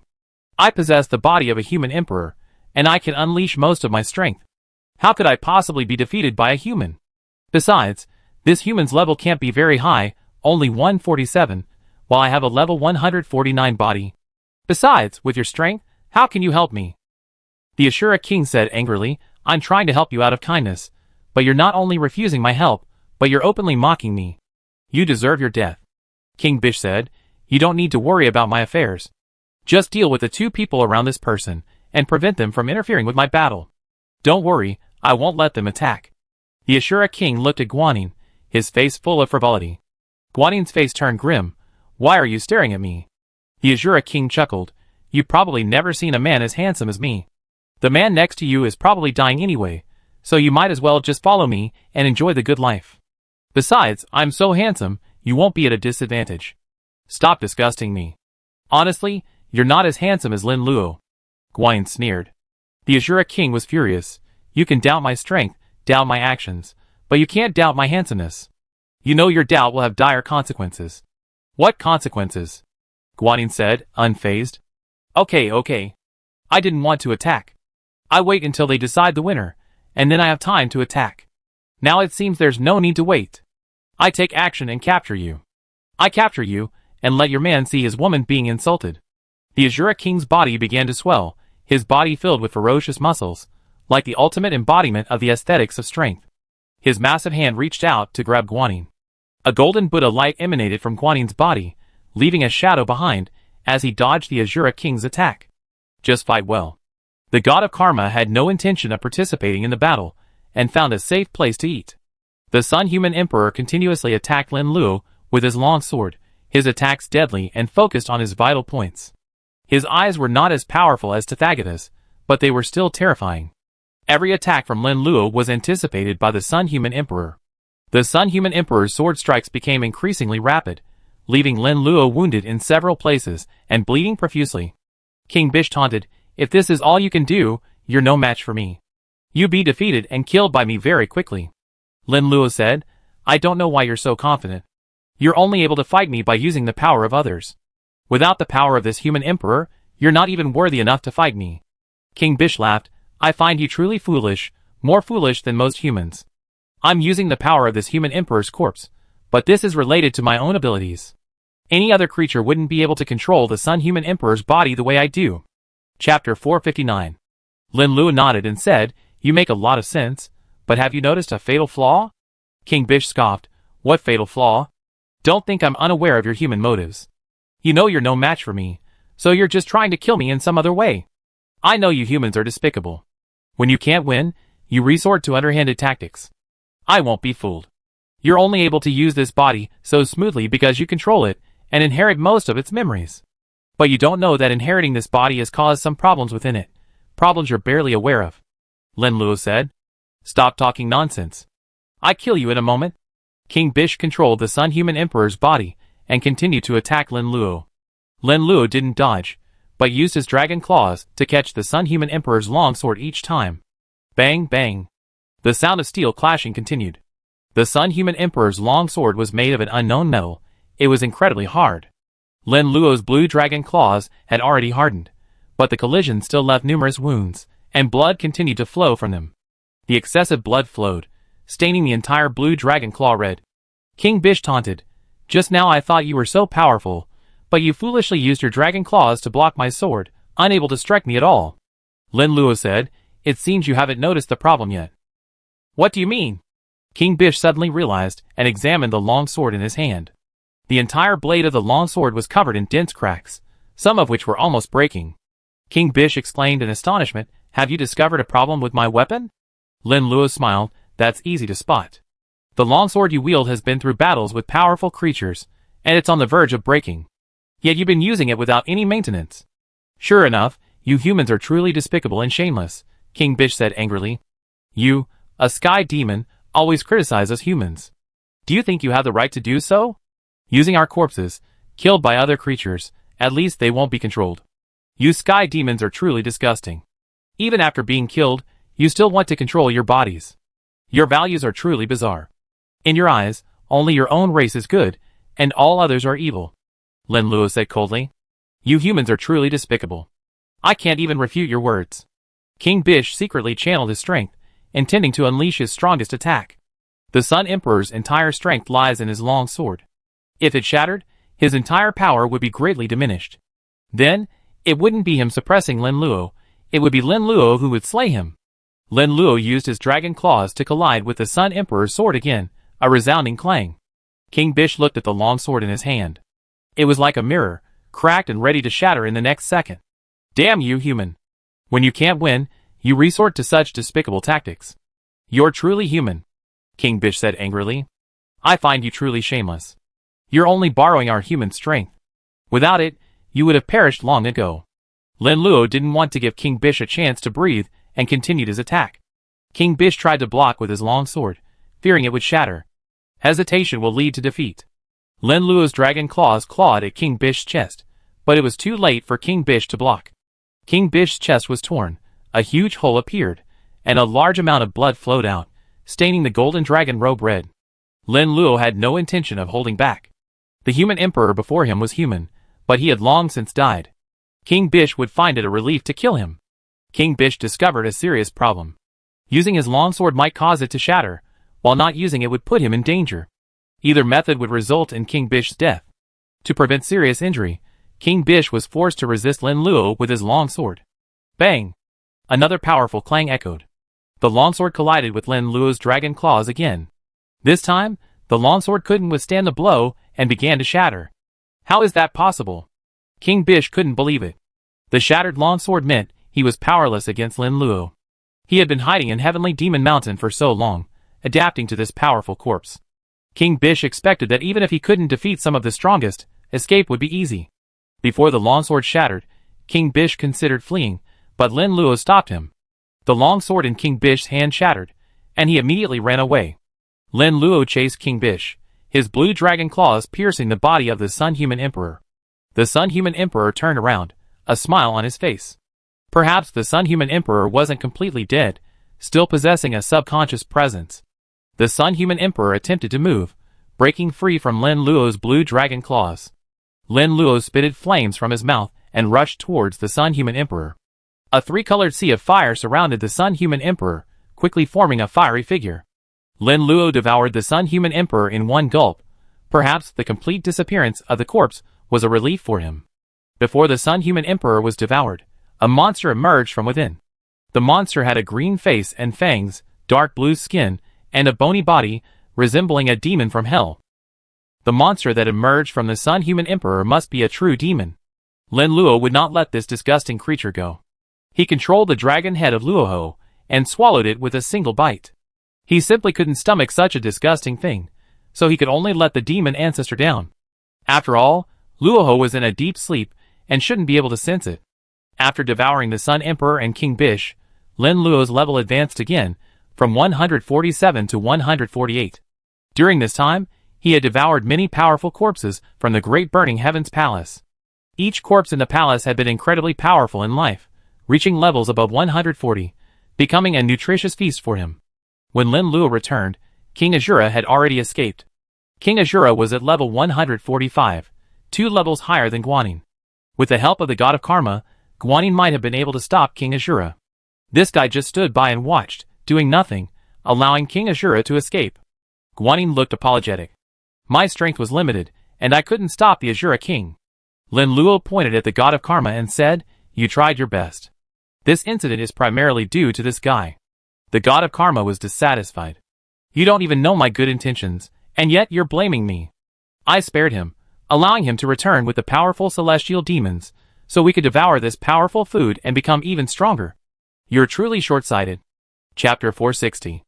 Lin Luo said disdainfully, "Others may not know your little tricks, but I do. You're just being lazy, and not wanting to take action." "Nonsense." The god of karma blushed. "Alright, enough rambling. Let's keep going forward. These 2 sky demons are charging forward, so there must be a powerful creature ahead." Lin Luo said. "Maybe there's something delicious." The god of karma said hopefully. Lin Luo said, "You're doing nothing. You won't eat later. If you're so lazy, prepare to starve. Don't go too far, kid. You're here thanks to me." The god of karma said unconvincingly. "You're able to eat food thanks to me, too." Lin Luo continued his usual argument with the god of karma as he charged forward. There was likely another powerful creature ahead, but Lin Luo was too lazy to transform into a human form. As expected, the 3 of them arrived in a dense forest, a place that was extremely eerie. The god of karma said disdainfully, "I thought there was something delicious, but it turned out to be a black tree monster. How could chewing would be delicious? This era is truly unfriendly to me." Guanyin laughed. "You left a palace in the great burning heaven earlier, and you said the food was delicious. Is it possible that the great burning heaven has killed all the delicious food, leaving only the unpalatable ones? It's possible, but if the devouring world can recreate the scene of the past, it's very likely that those delicious foods will be reborn." The god of karma nodded. "I will deal with these 1,000-faced demonic trees. They don't appear to be very powerful, but they actually hide a very powerful creature." As Lin Luo entered the eerie forest, branches immediately approached to test him. His powerful body easily destroyed the branches. The demonic trees ahead, sensing something was amiss, gathered together, forming a single, powerful entity. Combined with the numerous demonic trees, the 1,000-faced demonic tree became a giant. The tree giant reached a height of 100,000 meters, and weighed over 10 million tons. Embedded within its bark was a human face. The face was hideous, screaming, shouting, and filled with pain, filled with negative emotions. "How disgusting." The god of karma said in disgust, "Why do the faces on the trees feel like they're real, plucked from human faces and then replaced?" Avalokitesvara said, "I once heard a legend that when the Buddhas exterminated the human race, a certain race provided significant assistance. This race seems to be the demonic tree clan. These faces likely came from that time." The god of karma clapped his hands vigorously and said, "I suddenly remembered a story about Tathagata who attained enlightenment beneath a tree and later realized Mahayana Buddhism. Could this tree be the demonic tree?" "It should be." Guanyin said, "When the Buddhas exterminated the human race, the demon tree clan must have contributed greatly. Later, for unknown reasons, a conflict arose between the 2 clans. Our Buddhas grew stronger and annihilated many of the demon tree clan. The 2 Buddhas, mindful of the demon tree clan's past contributions, spared them and spared some. The 1,000-faced demon tree before us likely perished at the hands of the 2 Buddhas. The devouring world appeared, resurrecting the demon tree in front. The human faces on its body are likely those of the humans it had killed, then had their skins formed onto its bark. How disgusting." The god of karma said disdainfully, "Let little Lindsay kill the 1,000-faced demonic tree. We can just watch the show in peace. It's not some delicious food, so I won't eat it." As Lin Luo fought the tree giant, a 3-colored sea of fire appeared around them. The 3-colored sea of fire blazed fiercely, its terrifying heat significantly weakening the tree giant. The tree giant was level 146, 2 levels lower than Lin Luo. Lin Luo's flames were more effective against the tree giant, and his strength was overwhelming. Victory was inevitable. Endless demonic sea. The waters roiled continuously, and demonic creatures emerged from within. Staring at the Black Sea, Starro sighed, "It's been a long time since I last saw the sea. This is the birthplace of our Sky Demon clan. Our ancestors once emerged from the sea, and went on to rule the entire Sky Demon clan. The Rakshasa king sighed and said, I've been to the Demon Sea several times. After our defeat, the Buddha clan purified it. From then on, no one from our Sky Demon clan could escape. Kali, wearing a necklace of human heads, said, We Sky Demon clan have endured for so long. Now, emerging from the secret realm, we will once again dominate the entire era. Starro sighed. He smiled and said, That's true. We endured this long. When the Buddhas exterminated the human race, we forced ourselves to hold back, waiting for this day. Kali's tongue brushed across his lips as he said, When the time comes, the human head hanging around my neck can be replaced with a Buddha's. The Rakshasa king said, I read a lot of history about the human race and thought it was very powerful. Now it seems SOSO, and there's a lot of bragging involved. This time, we're mainly targeting the Buddhas. There should be quite a few human remnants left. They'd probably be frightened and flee the moment they see us. The human race is nothing to worry about. Sidamo said dismissively. King Kali said angrily, King Bika and King Azura are acting recklessly. We agreed to meet here, but they haven't come in such a long time. They must have been away doing something, which is why so much time has passed without us seeing them. King Rakshasa said, You're familiar with their personalities, but given their strength, there shouldn't be any accidents. Even if two Buddhas were to attack, they wouldn't be able to kill them. King Rakshasa is right. They are extremely powerful. Let's wait here a while. There shouldn't be any accidents. It's just a delay. Sitamo said helplessly, I told them earlier that upon entering the secret realm, they should gather at the endless demon sea as soon as possible, but they wouldn't listen. King Kali said stubbornly, Since they did this, I'd do the same next time. I'd be late on purpose. Sitamo and King Rakshasa smiled, not taking King Kali's words seriously. King Kali had a childish temper and a cruel nature, but he was also incredibly punctual, arriving at the appointed time. At that moment, a figure stumbled back, and the Rakshasa king quickly stepped forward to support it. Sudama frowned and asked, King Azura, what has happened to alarm you? Both King Azura and King Kali looked displeased. The Azura king had hurried over, convinced something terrible had happened. King Kali noticed someone was missing. Why are you here alone? Where's King Biza? Chapter 461. King Ashura's face was filled with fear, and he gasped, I'm the only one who escaped back. King Bish didn't make it out. He's probably dead. What did you say? Sitamo said in disbelief. That was the Sun-Human Emperor, the third most powerful being of this era. He died just like that. He had carefully nurtured him for years, hoping to turn the tables with King Bish controlling the Sun-Human Emperor. This news was like a bolt from the blue, leaving Starmo speechless for a long time. The Rakshasa king was the first to react. Do you know what you're talking about? This is the Sun-Human Emperor, only slightly weaker than the Sky Demon King. King Bisha, controlling the Sun-Human Emperor's body, should have been able to unleash 80% of his power. How could he have perished so quickly in the secret realm? Kali King asked, Did you witness King Bisha's death? Ashura King said, Almost. As I was running, the human emperor's body was burned into a fiery man, and King Bisha emerged from it. But there's nothing to say. Although the Ashura King can be unreliable at times, he wouldn't joke around at this critical moment. King Bisha may have met with misfortune. The Rakshasa King raised his question again, but was interrupted by Siddharma. The Ashura King nodded. I'm truly not lying. This matter concerns our entire clan, so I naturally wouldn't dare to speak carelessly. Tell me everything that happened. Siddharma was furious and wanted to reprimand the Ashura King. But he knew that now was not the time to blame. He needed to understand the whole story so that he could make further arrangements. King Ashura said he encountered 3 people, one a true human, one a Buddha, and one possibly a world-devouring creature. Originally, the 2 joined forces to annihilate the thousand-faced demon tree, a race considered extremely abominable. The demon tree originally sided with the Sky Demon clan, who were also very kind to the Demon Tree clan. The 2 races supported each other, and survived the Sky Demon era. At that time, before the arrival of the Buddha and the human races, the Sky Demon clan was still the dominant race on this planet, also known as the Sky Demon era. In the Sky Demon clan's view, the Demon Tree clan's success in the Sky Demon era was entirely due to their own kindness. However, when the Sky Demon clan was fighting against the combined forces of the human and Buddha races, and after the Sky Demon King was killed, the Demon Tree clan immediately rebelled, currying favor with the human and Buddha races. The Demon Tree clan has killed as many Sky Demons as any of the other 2 races. To a certain extent, The Sky Demon clan's hatred for the Demon Tree clan is even greater, exceeding that of the other two races. In particular, the Bish tribe, to which King Bish belonged, was once ambushed by the demonic Tree tribe, killing even King Bish's direct lineage.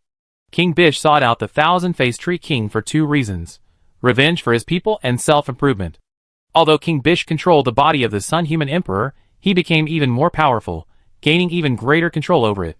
King Ashura said, one of the humans was incredibly powerful. The other two remained silent, but this one took action. He transformed into a massive three-headed dragon and battled King Bish. In the end, this human emerged victorious.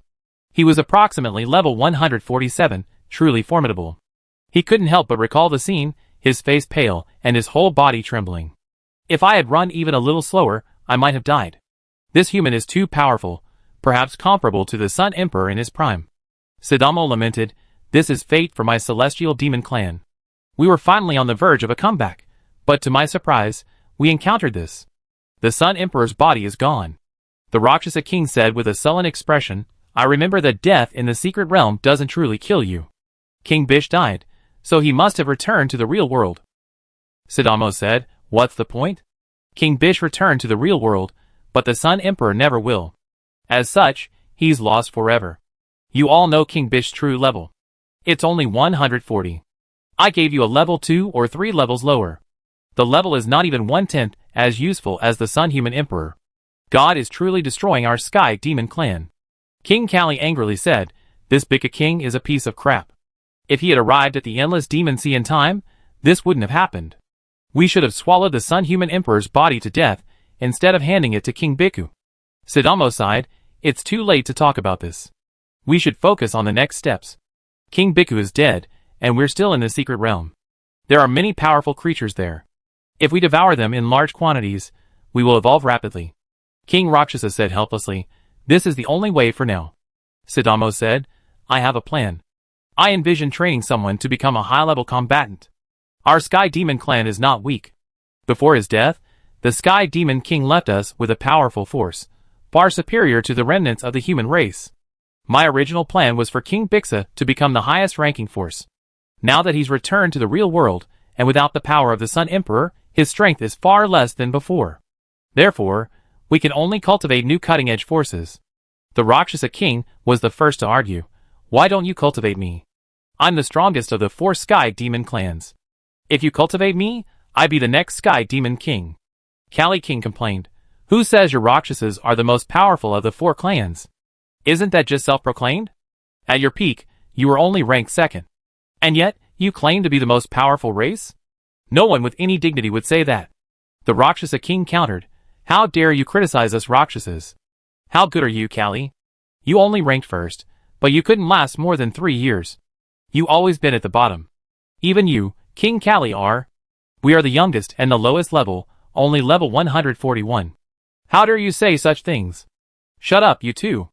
The Ashura King said, the Demon King is from our Ashura clan. The entire Demon clan was under his rule for a long time, which made it the strongest race. We Ashuras are the natural kings. Now that King Bishya has lost his position, it's our turn. Kali King accused, does any Ashura have any dignity? King Bishya controlled the Sun Emperor and was killed by a powerful human. You, along with him, bear great responsibility. If you had asked him to come sooner, this wouldn't have happened. With the 3 of us helping them, no matter how powerful they are, they wouldn't be able to defeat 5 of us alone.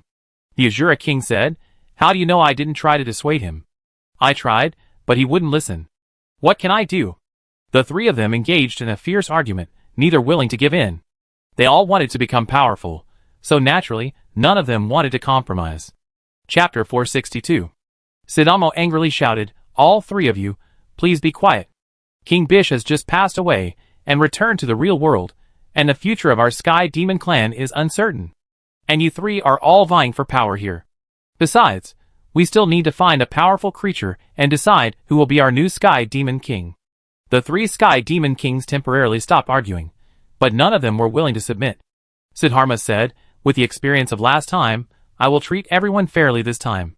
This time, I will judge the winner based on their performance. The better you perform, the more I will decide who will win. The Rakshasa King nodded and said, that's more than enough. The four of us fought tooth and nail to kill the Sun Emperor, and we nearly perished. King Biku had gained the advantage for nothing. I also hope for fairness. The Azura King said, fair competition is best. I believe that with my strength, I can easily secure this position. Kali King said coldly, be confident, you two. I will show you my true strength. I kept it hidden for so long, but I decided not to conceal it anymore. What a joke. You think you can do that? The Rakshasa King sneered. The Azura King scoffed, I said I was hiding my strength, but you sounded like a joke. King Kali angrily said, how about a duel now? Let me show you if I'm hiding any strength. Well, we just took a break, and you're arguing again. Don't you think things aren't chaotic enough? Saitama said sternly. The three of them fell silent again, and he began to discuss his plan. No creature was more familiar with the former demon continent than the demon clan, and Siddharma quickly formulated a plan. Your plan is excellent, as expected of the celestial demon clan. We, the Buddha clan, have occupied the celestial demon continent for so long, yet our understanding of it is still inferior to yours. As expected of you. The celestial demon clan still has remnants, and their numbers are quite large, even far greater than those of the human race. I hadn't anticipated this. Two discordant voices echoed around them. The Rakshasa King angrily shouted, who are you hiding in the corner cowering? Come out if you dare. The Azura King said, in front of me, the Azura King, any race is trash. The Kali King angrily said, don't say anything, you two. At our level, we can't sense their whereabouts for the time being, which is enough to show how powerful they are. Sidamo's face darkened. He suspected it was the two Buddhas, but something was amiss. You two are already here, so why don't you dare come out and meet them? Saitama asked. We are ready to devour you, so we must reveal our true forms. Are you prepared to die? A member of the Buddha clan, one whom Siddharma was very familiar with, appeared. Defintion. Siddharma was completely uneasy. He had thought it might be the two Buddhas or someone else, but he had never imagined it would be Defintion. Defintion was the strongest being in the demon continent. The demon king and the Sun Emperor had both fallen at his hands. The two Buddhas were still far inferior to Defintion. What? Defintion? High Priest, are you sure you're not seeing things? The Rakshasa King was the second. The first was already dead, slain by Defintion. The Azura King replied, I participated in that battle too. I saw Defintion from a distance. He was incredibly powerful. I didn't dare move a muscle in his presence. Terror filled my heart, and I barely escaped. King Kali angrily declared, you are truly no good. You just killed King Bika, and now you return to us, trying to kill us again. You are the reincarnation of the god of luck. King Rakshasa said disdainfully, King Kali is right. You truly are an unlucky fellow. King Azura began to doubt himself. I guess I am a bit unlucky. King Rakshasa said, well, now is not the time to complain. Let's think about how to escape from here. Mahafari is very powerful, and we have no chance of winning. King Kali said, did you hear something just now? Mahafari seems to have died once. Has his strength been weakened? King Rakshasa nodded and said, I have inquired about this matter, and have verified it many times. It should be true. However, I will try to find some. The other party said they wanted to devour us, so they must be very powerful. Defintion said, I know you. You seem to be a priest of the heavenly demon king. I didn't expect you to be alive. I died once, and yet you're still here. Sidamo's face darkened. I didn't expect you to be alive either. Defintion said, I was already dead, with little chance of survival. But my fate wasn't meant to end. I met 3 benefactors who brought me back to life. Sidamo said angrily, these 3 benefactors are truly despicable. Defintion said with deep conviction, you're right. These 3 benefactors truly deserve to die. I agree. The thought of the god of karma filled him with hatred. He had seized his palace, and repeatedly insulted him. Defintion, regardless of whether he was of the Brahma or Buddha clan, held supreme status, and had never suffered such an insult. Whenever he recalled the previous events, he wished he could kill Lin Luo, and the other 2 immediately. As for the life-saving grace of Lin Luo, and the other 2, he had completely forgotten it. Defintion believed that Lin Luo, and the other 2 had a strong motive in saving you, perhaps having long known about his palace. Sidamo said, it seems these 3 saved you for a purpose. Defintion said, they did have a purpose, and it's only right that I take revenge on them. Tell me what would be the best way to die. Returning to the real world sooner would also be a good idea. Sidamo's face was grim as he said, returning to the real world would only mean a lingering existence, a little longer, but death would come sooner or later. Defintion said, as expected of the Demon King, you are truly clever and know a thing or two about everything. You should also know that the devouring world will absorb the entire demon continent. High Priest, who are you? The Rakshasa King, the Azura King, and the Kali King all looked at Sidamo. Starmo's face darkened. I don't know what you're talking about. Defintion said, I might not recognize you from others, but I certainly do. The Sun Emperor and I nearly killed you, and in the end, your body was devoured by the Sun Emperor and me. But I have a feeling you're not truly dead yet. This body must be your backup. I have an ability to distinguish blood. I killed your real body before, and I felt a very familiar sensation in your body. Of course, if you were farther away, I wouldn't be able to sense it. Starmo no longer denied, it seems you know everything. I have nothing to hide. Chapter 463. Great. We're saved. I always thought the High Priest was strange, but I never thought he was the Heavenly Demon King. We don't need to think about escaping. Defintion has already died once, and his strength has been greatly weakened. With the Heavenly Demon King on our side, our chances of winning are greatly increased. Do you think we can defeat Defintion and devour him? Defintion is no longer as strong as he used to be. After devouring him, we can evolve many levels. Sidamo admitted to being the Heavenly Demon King, and the 3 Heavenly Demon Kings were delighted. It's good that you admit it. We can stop talking nonsense now, Defintion said. The Demon King, still brooding over past events, said, you 2 races have been here since the last era. Now you occupy our territory. You, the Buddhas and the humans, deserve to die. Defintion said unconcernedly, this world is one where the strong reign. Your heavenly demons are weaker, and failed to hold out in this era. That's your fault, not ours. The Demon King snorted coldly, we, the heavenly demons, have experienced the previous era just like you 2 did. So, you 2 races aren't necessarily stronger than us. Who doesn't make sarcastic remarks? What? Defintion said, you have a point, but the winners and losers are already determined. No matter how much you say, it's useless. The Heavenly Demon King narrowed his eyes slightly. You just said you died once. Your strength must have been greatly weakened. Your life level must have dropped from ultimate life to level 149. Without food for so long, your true strength is probably not even level 148. After so much time, my body has recovered well, and my life level has reached level 149. Do you think you can defeat me? A disdainful smile rose from Defintion's lips. Your words are full of confidence, but the truth is, you're still very afraid of me. If you truly thought you could defeat me, you would have attacked me already. The Heavenly Demon King said, I didn't attack you because there was someone else beside you. Really? I thought I caused you too much psychological trauma, and you couldn't help but feel afraid. Defintion's eyes were still filled with disdain. Amitabha, Heavenly Demon Benefactor, you must be talking about me, right? Tathagata appeared beside Defintion. 142. The Heavenly Demon King had the ability to detect, and could sense Tathagata's true level. The Rakshasa King taunted, Defintion, you become senile. I thought you had some powerful external support, but you're just a level 142 God King. We have 3 more God Kings on our side, so we can easily defeat you. That's right. The Azura King said, Your Majesty, let's attack together.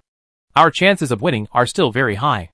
The Kali King said, Could it be that the other side doesn't understand the strength of both sides? Don't be impulsive. This old guy is not that simple. He must be very powerful with this little guy, otherwise, he wouldn't come to us on his own initiative. The Sky Demon King said cautiously, You know me better. Defintion looked at Tathagata and said, Tathagata, it's time to show your true strength, otherwise they will look down on us. It seems that if I don't show my true strength this time, even you won't let me go, said Tathagata. Defintion bluntly said, Both parties must be of equal strength to be eligible for cooperation. If your strength doesn't meet the requirements, then I will have no choice but to give up on you. Okay, I don't think your idea is wrong. 2 figures appeared beside Tathagata, then vanished. His level quickly rose from 142 to 145. After entering the secret realm, Defintion devoured numerous creatures, gaining immense energy. His strength declined somewhat, reaching approximately 145, similar to Tathagata's. The Heavenly Demon King's claim of 149 was also highly exaggerated. His true form was only 147, while Defintion was only 146, having come from the previous era. The strongest individual was the Sun Human Emperor, at 148, slightly stronger than both of them. However, both suffered numerous injuries during their journey through the era, significantly weakening their strength. The Heavenly Demon King hoped to seize this opportunity to kill both Defintion and the Sun Human Emperor. Alas, the two joined forces and killed the Heavenly Demon King. Later, Defintion forged a new path, devouring various life energies, causing many races to die before they were even born, ultimately evolving into the ultimate form of life. The Sun Human Emperor sought peace with the Great Burning Heaven and sensed no danger. By the time the Great Burning Heaven had evolved to its ultimate form, the Sun Human Emperor was already too slow to react. The Heavenly Demon King's true form had perished, having taken immense effort to create. No matter how much he cultivated his second clone, it could never surpass the original. After such a long period of dormancy, the Heavenly Demon King had recovered considerably, reaching a level of approximately 145. Tathagata's Buddha eyes shone brightly, and he demanded, "Heavenly Demon Donor, it seems you lied. Your strength is comparable to ours, at level 145. The three of you combined might not be my match. You're already struggling against the Great Burning Heaven.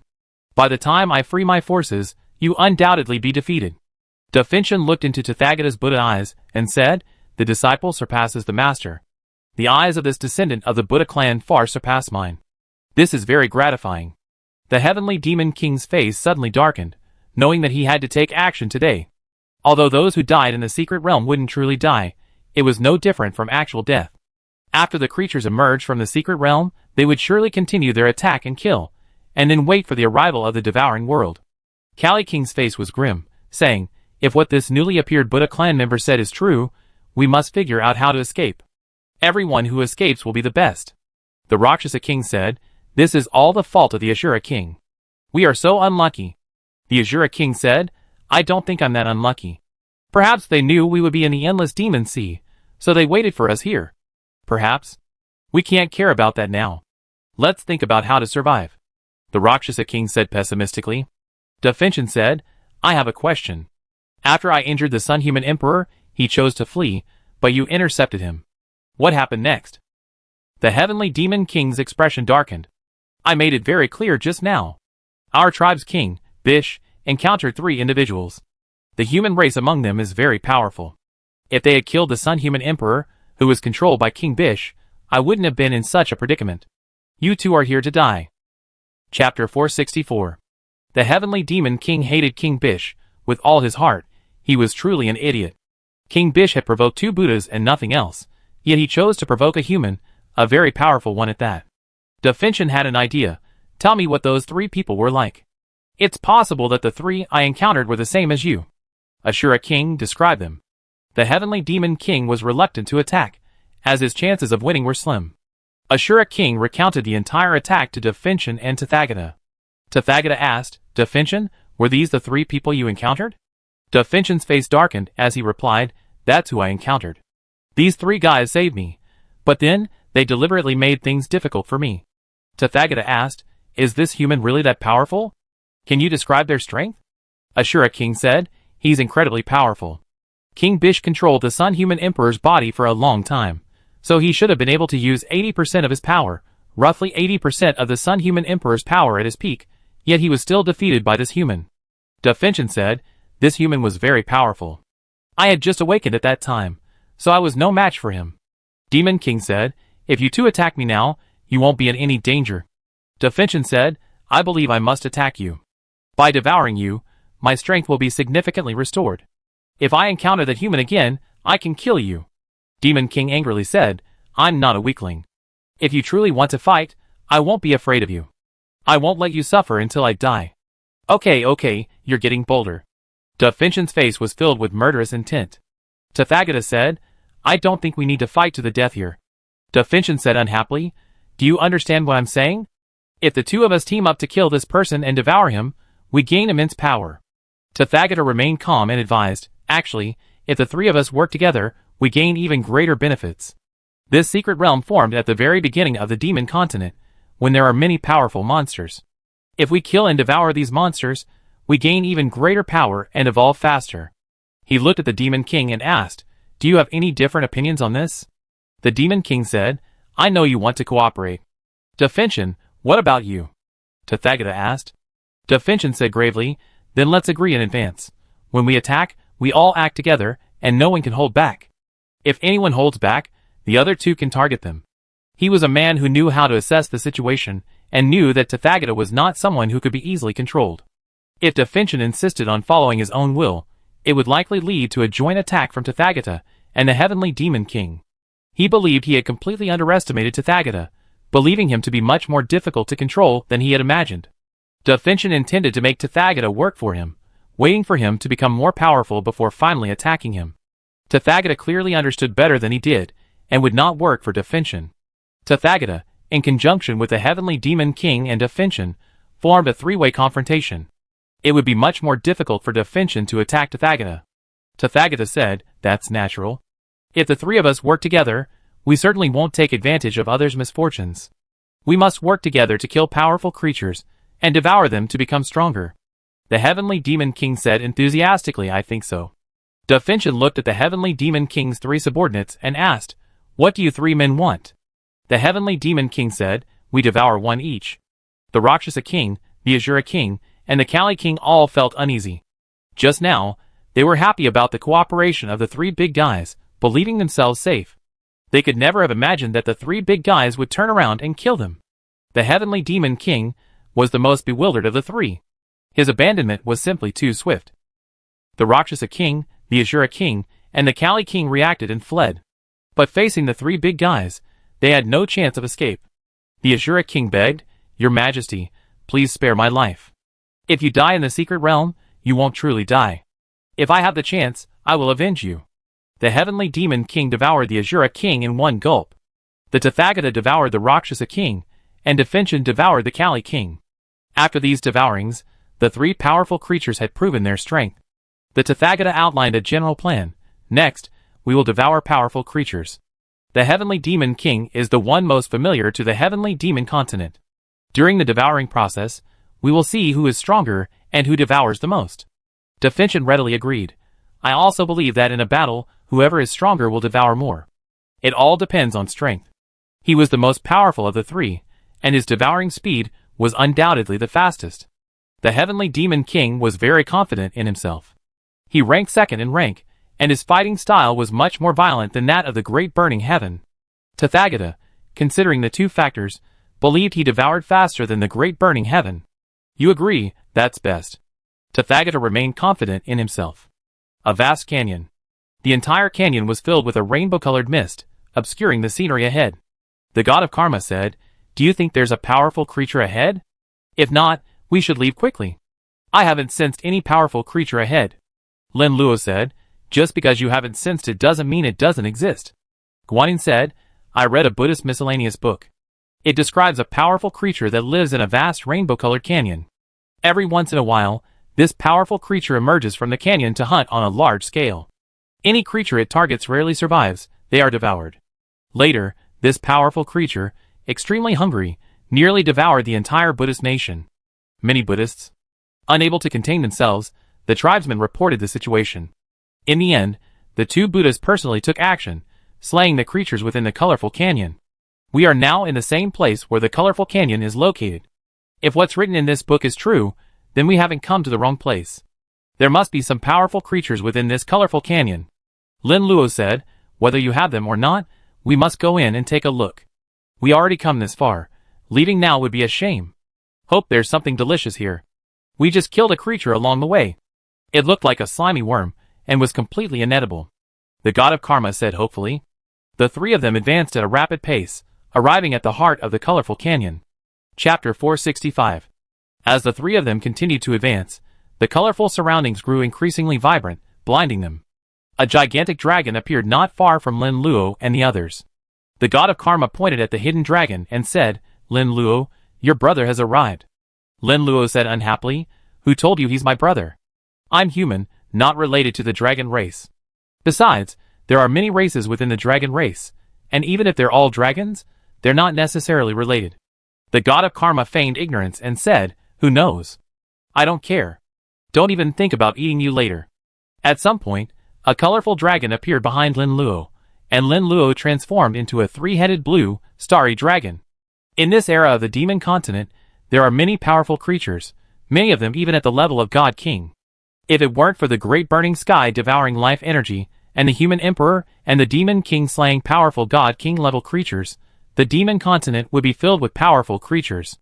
If Lin Luo didn't use his full strength, he would likely be defeated. Of course, he wanted a quick victory, and didn't want to waste too much time. The two heads suddenly bit at the colorful dragon. Only when Lin Luo got closer did he see its true appearance.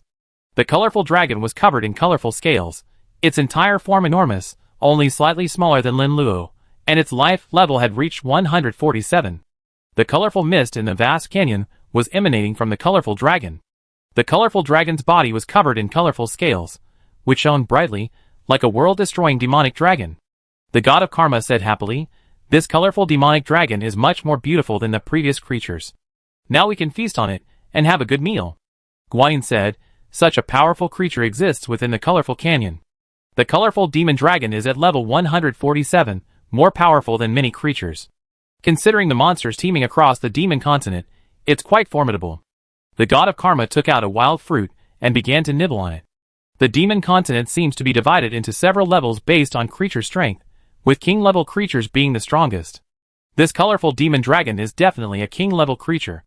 Guanyin's face showed concern. "Do you think Lin Luo is in any danger?" The god of karma said, "You're worrying too much. If you're in danger, he can't be. Lin Luo is incredibly powerful now, though there's still a significant gap between him and me. I also think my worry is unnecessary. No matter how intelligent Guanyin may be, she often resembles an ordinary woman." Ouch! The colorful demon dragon, bitten by Lin Luo's two dragon heads, immediately let out a shrill scream. Lin Luo opened his mouth, and spewed out an extremely hot star flame. The star flames emitted a sacred light, illuminating the entire colorful canyon. The massive body of the colorful demon dragon was entangled in a sea of blue flames. The blue sea of fire burned fiercely, tormenting the colorful demon dragon. Although the two creatures were one dragon, Lin Luo, transformed into a three-headed dragon, nearly crushed the colorful demon dragon. The colorful demon dragon's colorful scales burned, momentarily appearing dim. The colorful mist within the canyon suddenly vanished. The colorful demon dragon struggled frantically, finally freeing itself from Lin Luo's grasp. It retreated frantically, putting distance between itself and Lin Luo. With every movement of the seven-colored demonic dragon, a large amount of colorful mist emanated from its body. The mist gathered together to form a cloud, which then converged again, forming a vast sea of colorful clouds. The colorful sea of clouds surrounded Lin Luo, and for a moment, the entire canyon was enveloped in a sea of colors. The god of karma said, "Let's retreat quickly. This seven-colored cloud hall is highly corrosive. If we stay here, we'll likely be corroded." Guanyin glanced at Lin Luo, still a little worried. "Don't worry. I think the battle is almost over." The seven-colored demonic dragon sensed Lin Luo's power, and used its full strength from the start. If its colorful cloud formations failed to kill Lin Luo, it will be the next to die, the god of karma analyzed. "That's right." Guanyin nodded. The colorful sea of clouds grew larger and larger, almost enveloping the entire canyon.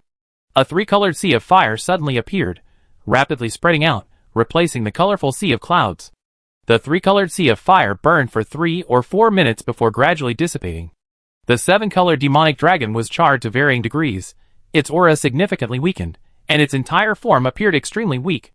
Lin Luo pounced on the seven-colored demonic dragon, delivering a fatal blow. The seven-colored demonic dragon attempted to escape, but Lin Luo stopped and killed it. The god of karma hurried over. "Lin Luo, grill this quickly. I'm going to eat the meat." Lin Luo said, "You can't grill it yourself? When I was fighting just now, you were the one who hid the furthest away. Now you need my help to eat."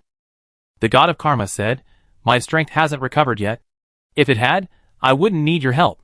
If I had helped myself, this seven-colored demonic dragon would have been dead long ago. You have the most excuses. I'm too lazy to waste time with you." Lin Luo roasted the seven-colored demon dragon, devouring most of its body, leaving a portion for the god of karma and Guanyin. The god of karma and Guanyin followed Lin Luo and gained immense benefits. The god of karma's power was sealed, and he ate powerful creatures without any reaction. Guanyin's performance was more pronounced, reaching life level 144, an increase of more than 10 levels. Lin Luo's leveling was much slower. His own high level and excessive power led to a much slower leveling. He had killed and devoured so many God King level creatures in the secret realm that he hadn't even gained half the experience. Leveling up to 149 was still extremely difficult for Lin Luo. "Delicious, delicious." The god of karma munched on dragon meat and said, Finally, we encountered a creature that's relatively tasty. Those creatures before us were all bizarrely shaped. Some looked pretty, but they tasted terrible and were downright disgusting. Lin Luo said, "Just shut up. Eating a thigh like the seven-colored demon dragon isn't enough to keep you sated, are you?" The god of karma said, "I don't want to bother with you. I need to eat." Guanyin said, "We're almost done with the entire demon continent. With the two Buddhas, Tathagata, Definchen, and even the demon clan, we might be able to intervene. There might not be many powerful creatures left on the entire demon continent. Almost there. Let's keep going." "Okay." Lin Luo left with Guanyin. The god of karma hurriedly said, "I haven't finished eating yet. Wait for me." The two pretended not to hear the god of karma and walked forward. After a while, two great monks descended from the sky, their appearances solemn and radiating a dazzling golden light. Chapter 466. The guide Buddha said, "This seven-colored demon dragon once lived in the Grand Canyon for a long time, rarely leaving. Because it would occasionally emit colorful clouds and mist, filling the entire canyon with a rainbow of colors, it was called the Seven-Colored Canyon." Kandi Buddha said, "Actually, I heard this legend. It says that the seven-colored canyon is constantly shrouded in colorful clouds, making it sacred. This attracts many pilgrims, and many Buddhists consider it the site of a miracle." The guide Buddha said, "Before I attained enlightenment, I visited the seven-colored canyon and encountered a powerful creature there. It resembled a dragon, reaching level 147, its scales covered in rainbow colors. In the sunlight's reflection, it radiates a dazzling light. This seven-colored demon dragon hasn't left the canyon, otherwise, we would be able to control the entire demon world. The continent was far more difficult to navigate than it is now. That time I entered here, I was lucky I ran fast enough, otherwise I would have died at the hands of this seven-colored demon dragon. A seven-colored demon dragon is likely far more powerful than even the heavenly demon clan." Kandi Buddha said disdainfully, "With our current strength, few creatures can threaten us. We can easily annihilate them." Jain Buddha smiled and said, "That's true. Being strong is truly wonderful. Back when we were weak, we were bullied everywhere. Now that we're so powerful, no creature has the slightest resistance. It truly feels good to be powerful. When this seven-colored demon dragon was slain by Definchen, I sought revenge, but there was no chance. Fortunately, the secret realm allows me to return to the past, giving me another chance. This time, I must personally slay it."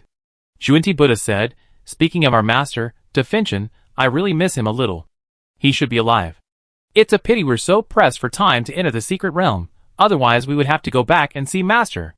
Jiayin Buddha said, "Master would surely be very happy to see us. After all, we haven't seen each other for a long time, and we once had a very good time together. I think we would be very happy." "That's true. We were very happy together." Zuni Buddha looked into the depths of the canyon.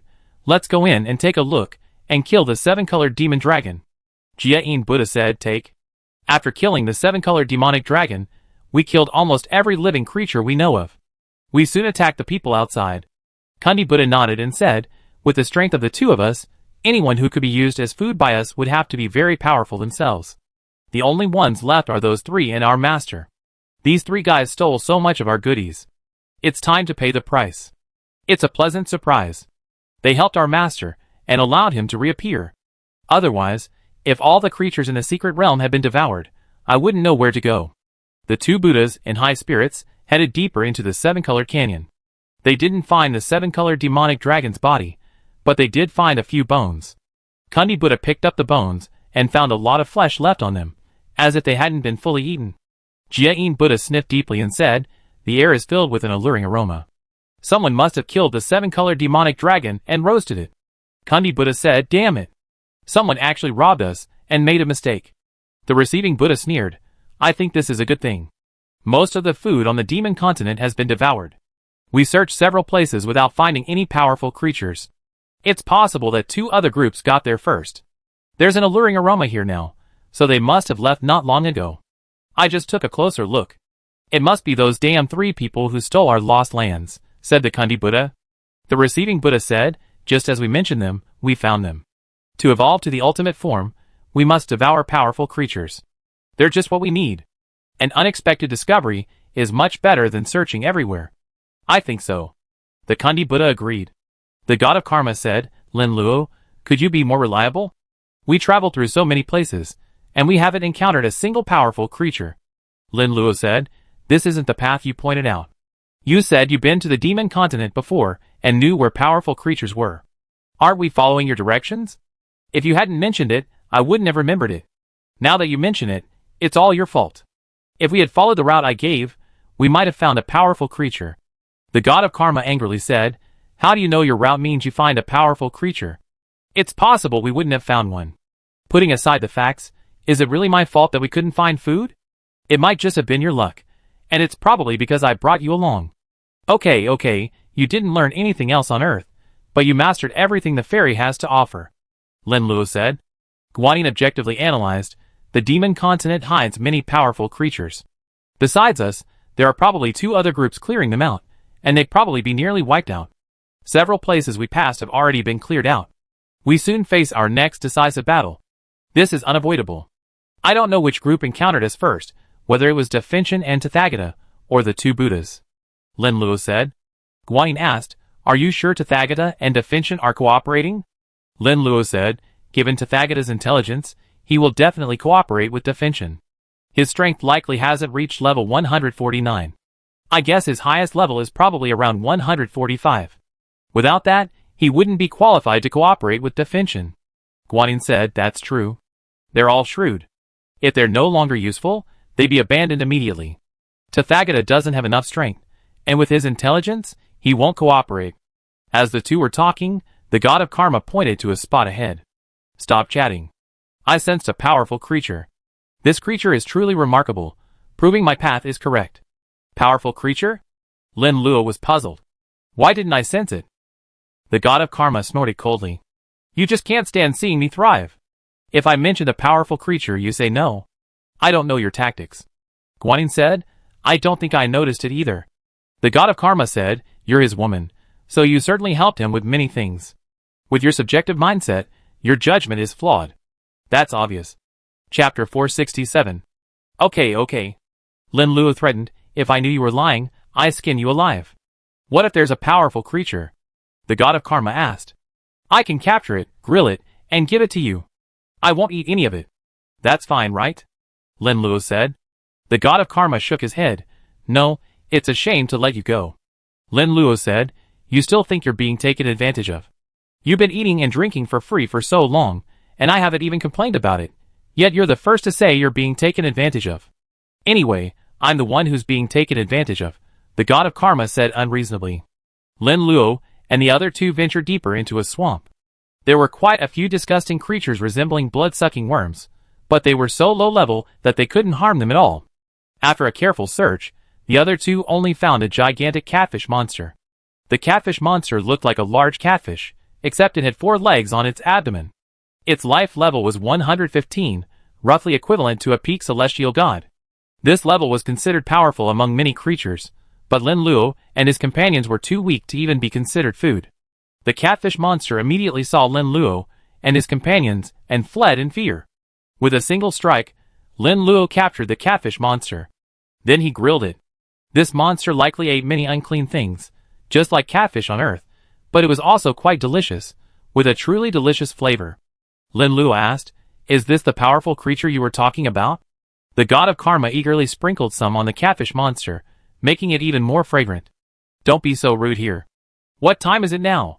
You consumed a lot of food, and now you need 2 groups of people to do the same as us, specifically killing some divine king-level creatures. There are basically no god king-level creatures left now.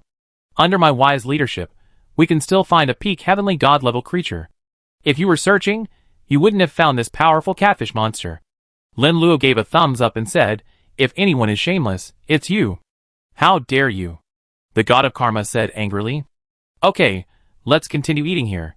Soon, we won't need to look for others, they will come looking for us. Lin Luo dismembered the catfish monster and gave each person a portion. Lin Luo, you're really petty. Why are there so many of you, and I only get this little? The god of karma said dissatisfiedly. It seems you're very dissatisfied with this distribution. Let's settle the accounts. Lin Luo said with a deliberately cold expression. I don't want to bother with you. Knowing that things were not going well, the god of karma quickly ate her portion. The fact that Lin Luo had given her food was already quite good. If Lin Luo strictly counted, she hadn't even eaten.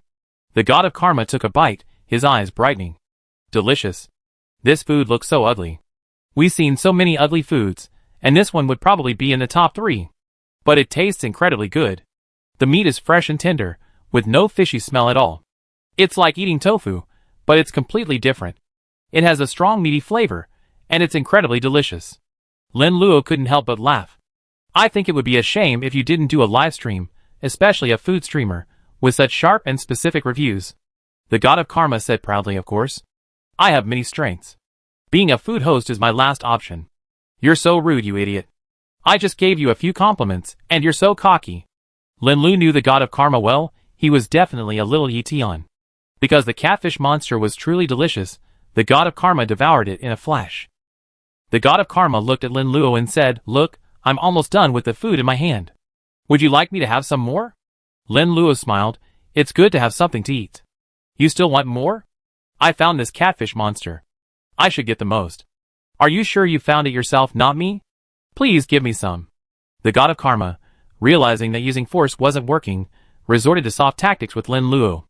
Lin Luo, annoyed by the god of karma, gave it most of the catfish monster. He was very picky about his food. The catfish monster had been living here for a long time. The entire swamp was filled with mud, and from time to time, disgusting creatures would crawl out, enlarged versions of blood-sucking worms, leeches, and so on. The catfish monster primarily feeds on creatures within the swamp, occasionally devouring creatures from outside. Lin Luo watched the catfish monster's daily life, but he simply couldn't muster the desire to devour it. Additionally, Lin Luo's level was too high. While he could use some God King level creatures, devouring creatures below that level was completely useless. Lin Luo had devoured most of the powerful creatures in front of him. He wasn't very hungry right now, so whether the catfish monster devoured him or not wasn't a big deal. The god of karma devoured the catfish monster, his mouth dripping with grease.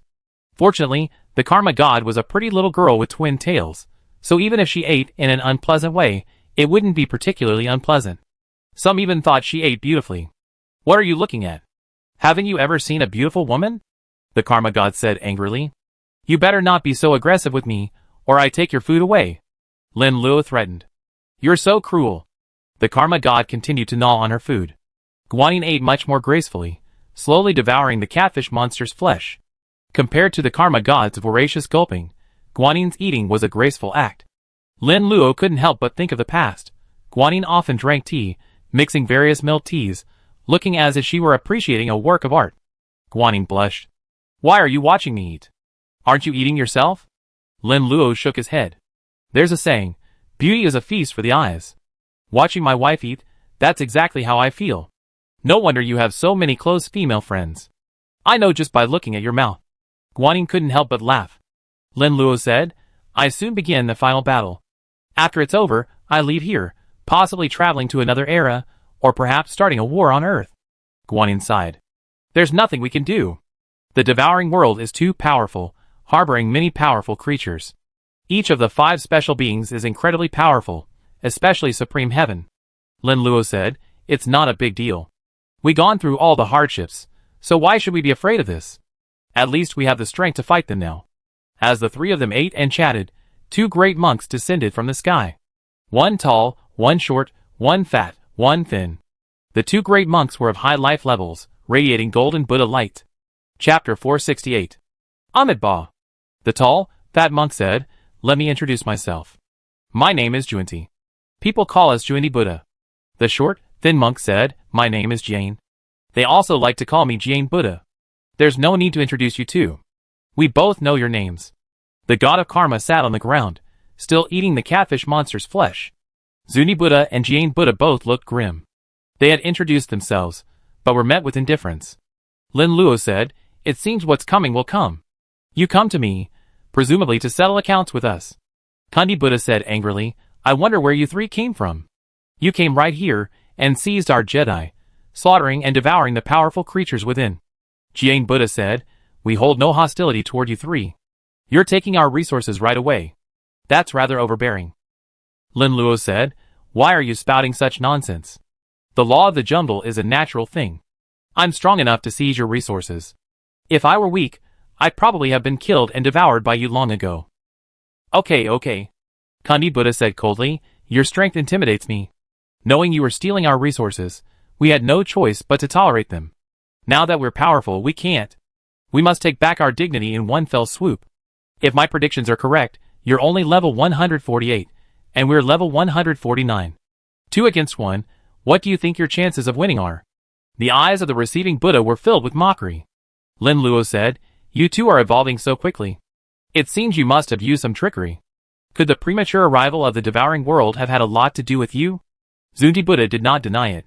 The devouring world's premature arrival was indeed our doing. You forced us to do it. You stole 6 of our forbidden lands, so naturally we had to use other methods to become stronger. Lin Luo said, don't talk nonsense.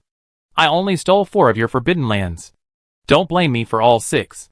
You didn't take 2 of them yourself. Receiving Buddha said, your participation disrupted most of our plans, but we have to thank you.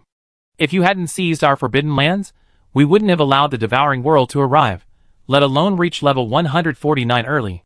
You're welcome. It's my duty. Lin Luo replied with a smile. Zunti Buddha sneered, it seems you have a strong ability to manage your emotions. We too didn't really want to thank you. Lin Luo said, well, I wasn't serious either.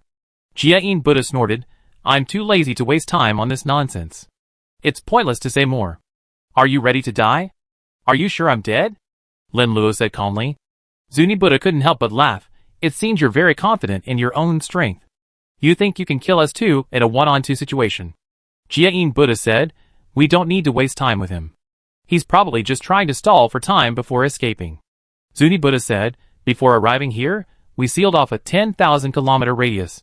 We used our immense energy to create a powerful energy wall. I'm kindly reminding you that escaping will only accelerate your death. The receiving Buddha sneered, when you first sabotaged my plan, didn't you anticipate this day? If you had, you probably wouldn't have dared to act. Do you prefer to hear the truth or lies? Lin Luo was speechless. The 2 Buddhas were full of empty talk and arrogance. No wonder Tathagata ultimately triumphed. This wasn't surprising. The arrogance of the 2 Buddhas made it easy for them to overlook certain things. If Tathagata wanted to succeed, he could simply keep the 2 Buddhas in the dark. Kundi Buddha said, it's okay if you don't want to talk about it. We encountered many powerful creatures.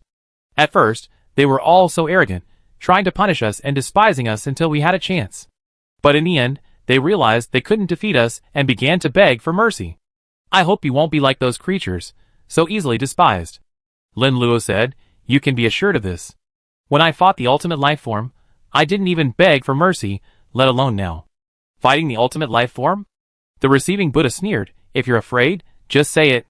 There's no need to. What a boast. Do you think you're capable of battling the ultimate being? Kundi Buddha sneered, it's not that we doubt you can do it, but the facts are clear. Your strength is only around level 147, which is beyond our reach.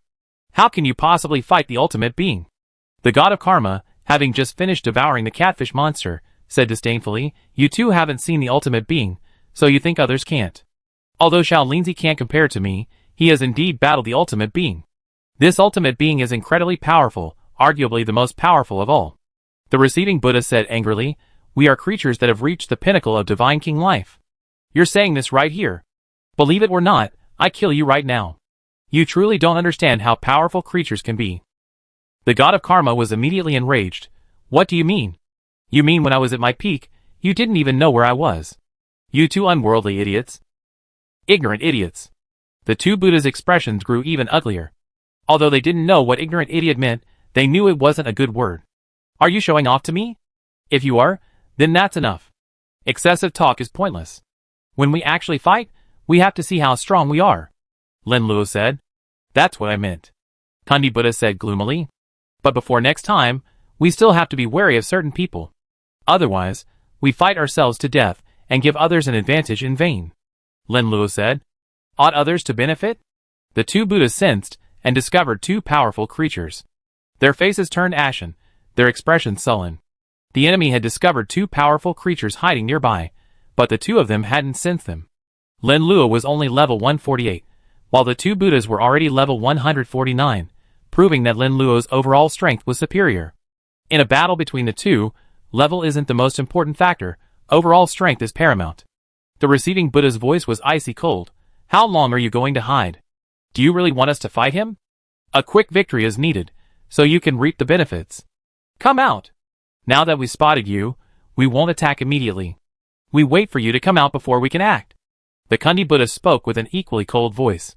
Chapter 469. A familiar figure appeared, surprising the faces of Jiayin Buddha and Zhuandi Buddha. Definchen said with a forced smile, "Aren't you happy to see me, my two good disciples? I have endured many hardships before I was able to be resurrected and appear before you." Jiayin Buddha said, "Why are you saying this, Definchen? You should know the relationship between us as master and disciple better than we do. You never considered us disciples, and we didn't consider you as master either. It can only be said that we were a relationship of user and user." Zhuandi Buddha said coldly, "You had your own purpose in training us. Your body consumed the life force, leading to your sudden death. This allowed us to survive. Given your personality, you might not let us go." Definchen said, "I always been a poor master in your eyes. Now, after hearing your descriptions, I finally realized how incompetent I am. You truly are my good disciples." Kundi Buddha said, "It's the same here. You're not a good master either. You act as if you won't attack us." Jiayin Buddha said, "You were hiding in the corner just now, mainly hoping to watch the two of us fight to the death, with the humans before us, so you can reap the benefits." Kundi Buddha said, "Definchen, you don't need to explain yourself to us. We are your disciples after all. We've been with you for so many years, and yet we don't know your character. You do anything to achieve your goals." Jiayin Buddha looked behind Definchen and said, "Tathagata, please come out too. I can sense you." A handsome, tall young monk appeared behind Definchen. "Hello, masters." Tathagata greeted. "You are truly a good disciple." Kundi Buddha said, "I expected other powerful creatures to appear behind Definchen, but I never imagined you. Your life level is so high, already reaching level 147. It seems we underestimated you. How long have you been hiding among the Buddhas? We were completely unaware of all this time." Kundi Buddha snorted coldly, "We spent so long searching for a qualified successor, only to find a traitor like you. With your life level at 145, you're likely a creature of another species." Jiayin Buddha said grimly, "Hadn't someone alerted us today that we discovered you hiding nearby? By the time we found you after the battle, you'd likely be dead." Tathagata shook his head, "Masters. Father, you misunderstood. I'm not some other creature. I'm a member of the Buddha clan." Kundi Buddha said gloomily, "Do you think we would believe that?" Definchen laughed beside him, "How dare you two criticize me? Look at the disciples you trained yourself. They come out the same way. Don't think I don't know what you two are thinking. You're looking for a disciple who's easy to control, someone to help you manage the land of 10,000 Buddhas, someone who obey your commands in everything. But you never imagined your disciple would be so formidable. His talent far surpasses yours, and he's already reached level 145 after only half the time you spent training." Kundi Buddha said with a dark face, "You mean this Tathagata isn't some powerful creature from another race, but a member of our Buddha clan? His strength is self-made." Definchen taunted, "My two disciples, I watched you grow up, so I naturally know what kind of people you are. You two are despicable, and everything you do is centered around yourselves. You just said I was quite capable, but you're doing things yourselves. You're afraid of what happened before, like you two taking away my power. You're madly suppressing Buddha geniuses, preventing the rise of some, like Tathagata, a rare talent among many races. If you had discovered them, you would have killed them prematurely, not giving them time to develop. But Tathagata is too clever, and he concealed it well. Honestly, in all my life, I never seen a creature as intelligent as Tathagata." Tathagata said, "Thank you, Definchen, for the compliment." Definchen smiled, I'm not deliberately praising you. I'm simply stating the truth." Kundi Buddha said, "If what Definchen said is true, my dear disciple, you're still a bit terrifying. We carefully selected someone who would obey us, had decent talent, and held a high prestige within the Buddha clan. Now that I think about it, it's truly terrifying." Jiayin Buddha said, "Jiayin, we consider ourselves clever, and often our opinions differ. But regarding Tathagata as the successor, we were remarkably unanimous. We decided on Tathagata without much discussion. Now it seems everything was planned out for Tathagata, and many coincidences are no longer coincidences." Kundi Buddha said, his face murderous, "We ruled the land of 10,000 Buddhas for so long, the life and death of every living being at our beck and call. Yet, we've been fooled by a member of the Buddha clan whom we ignored." The receiving Buddha said, "I'm also furious now. It seems we're surprisingly unanimous in our desire to kill our beloved disciple." The Tathagata said, "Amitabha, you two masters, there's no need to take the wrong side. In fact, if I hadn't done this secretly, I would have died at your hands long ago. If you were willing to release the oppression of the Buddhas, I would naturally not resort to this method. The Kundi Buddha said coldly, you, a traitor, have the nerve to speak such words? Don't think I'm unaware of your hidden agenda.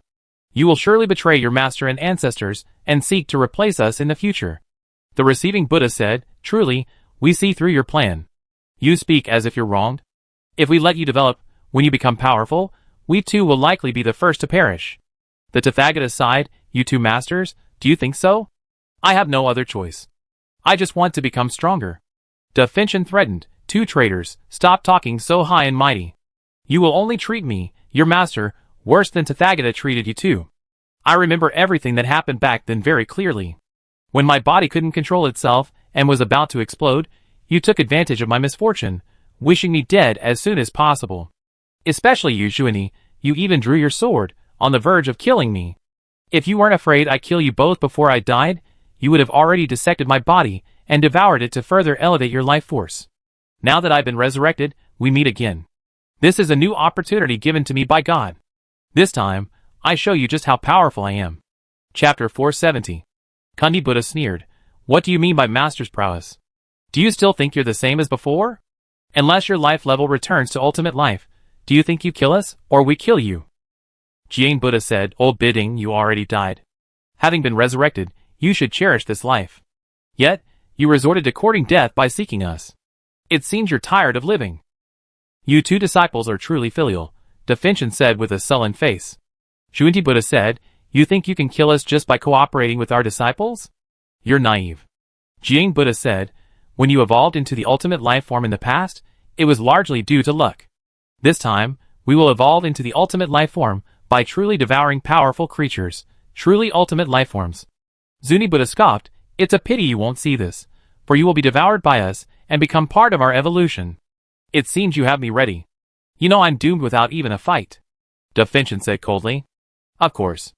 Jian Buddha said proudly. Okay, any more talk is just nonsense. We know who's stronger once we fight. Just as the two sides were about to fight, Tathagata stopped the three. Da Finchen, two masters, can you please listen to me before you decide whether to attack? Traitor, do you have anything to say? Jian Buddha said coldly. Xuanyi Buddha said, there's no longer any good master-disciple relationship between us. When I strike, I won't hold back. Don't even think about taking advantage of me. Tathagata said sincerely, masters, you misunderstood me. I meant that our feud can be resolved slowly, and we shouldn't let outsiders take advantage. His words instantly drew the attention of both parties to Lin Luo and the other two. The god of karma paused to eat his delicious meal and said, you four can fight, but we're not doing anything. Why are you staring at us? Da Finchen looked at the god of karma coldly, I didn't expect we meet again. It truly is fate. The god of karma said, I don't know you well. Who are you? You've forgotten so quickly. Whether you truly forgot or not, I remember it clearly. You saved me, but you insulted me in every way. You, in particular, didn't even treat me like a human being and even occupied my palace. Da Finchen, recalling the past, was filled with anger. He had encountered few setbacks in his life. Born into a powerful family, he later became the second venerable of the Brahma clan. At the end of the era, Da Finchen entered the next, founded the powerful Buddhist clan, and became a leading figure. The only insult he suffered was the attitude of the god of karma, who treated him like a slave, not a human being. Recalling the past, Da Finchen felt that the god of karma would be more satisfied if he killed him. The god of karma said, so it's you, you ungrateful bastard. We saved your life and ordered you to do certain things, but you shut up about occupying the palace. You were the one who said you would give it to us, but now that your strength has recovered, you've gone back on your word and forgotten everything you said. The two Buddhas and Tathagata stared at Da Finchen, who felt humiliated. You're really courting death. Da Finchen gritted his teeth. Tathagata said, Da Finchen, there's no need to be angry. This guy isn't very powerful. It's mainly because of the person you mentioned, who can transform into a dragon. We need to deal with this guy. It's not a simple matter. Da Finchen suppressed his anger and said, that's true. Once we take care of this human, the other two will be easy to deal with. Tathagata said, if you two masters have no objections, let's attack this human together. Kill this human. Then, we can put an end to our feud and slowly resolve it. What do you think? Kundi Buddha nodded and said, of course, that's fine. But when we attack together later, I don't want anything bad to happen, like you taking advantage of the opportunity to sneak attack us. The Buddha of Reception said, yes, We can cooperate, provided everyone uses their full strength and doesn't try to sneak attack their teammates. The Tathagata said, of course we can. Once we kill the outsider, we can settle our feud. What do you think, Defincian? Defincian said, as long as those two don't act recklessly, I'm fine with it. If everyone agrees, we can cooperate and kill this outsider, said the Tathagata. Guanyin saw something was wrong and quickly said to Lin Luo, we can't let these 4 people work together. That would be very disadvantageous to us. The god of karma tugged at the corner of Lin Luo's clothes. If all else fails, let's flee. Without us, these 4 people will likely fight. Once they decide the winner, we still have time to return. Lin Luo shook his head and said, I'm afraid that won't work. It's going to be difficult for us to escape. With 4 people surrounding us, escape is practically impossible. Then we're doomed. The god of karma was extremely nervous. If Lin Luo and Guanyin died, they would likely return to the real world. She was originally a world-devouring creature, and her death would likely require the life disc fragments. Lin Luo laughed. Who told you to be so harsh just now? Otherwise, they only be targeting me, and you could have chosen to escape.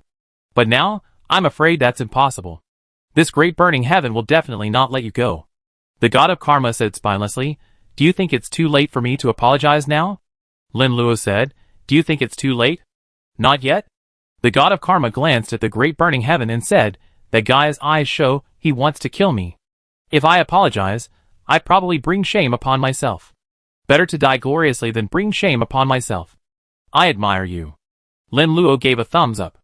The god of karma immediately shouted, Lin Luo, you really don't have any ideas? This isn't the time to joke. There are 4 of them, and if they were to surround us, we'd be doomed. I advise you to flee quickly. You might even have a better chance of survival. If you stay with me, you're guaranteed to die. You have a point. After hearing Lin Luo's words, the god of karma was about to flee when he realized something was wrong. It seems you made up your mind. Otherwise, you wouldn't have told me to flee. You're not that kind. Lin Luo smiled, believe it or not, but don't blame me if you die. After much hesitation, the god of karma decided, I'm not that foolish to listen to your lies. I stay by your side. If I die, I can be resurrected. Chapter 471. The 4 had finished their discussion, and were ready to attack Lin Luo and the other 2. Tathagata stepped forward and said, fellow Taoist, your face looks unfamiliar. I never seen you before in the land of 10,000 Buddhas. I sense the aura of another era in you, and I also sense a particularly familiar aura. This familiar aura makes me feel that we will definitely meet in the future. Lin Luo said, as expected of you, you can even sense this. Tathagata said, as expected of me, my intuition is correct. You are not a creature of this era, but from another. Kundi Buddha said, no wonder I was wondering why a powerful being suddenly appeared. We have never seen this powerful being before. It turns out he is from another era. Jieyin Buddha said, it seems you have some understanding of us. That's why you came to the land of 10,000 Buddhas, and seized our position immediately. The Jedi? Defincian said, things are getting more and more interesting about the creatures that arrive in the future eras. The human race is truly powerful, having been able to survive for such a long time. Given your strength, the life form level in the era you're in should be considered top tier. Tathagata said, my fellow Taoist, I think you better take the initiative. If the 4 of us attack, you surely die. It's better to give up resistance. I can promise to spare those around you. Defincian said, I can spare that Buddha woman, but I can't spare this karma god. I never suffered such an insult before, and I absolutely cannot tolerate it.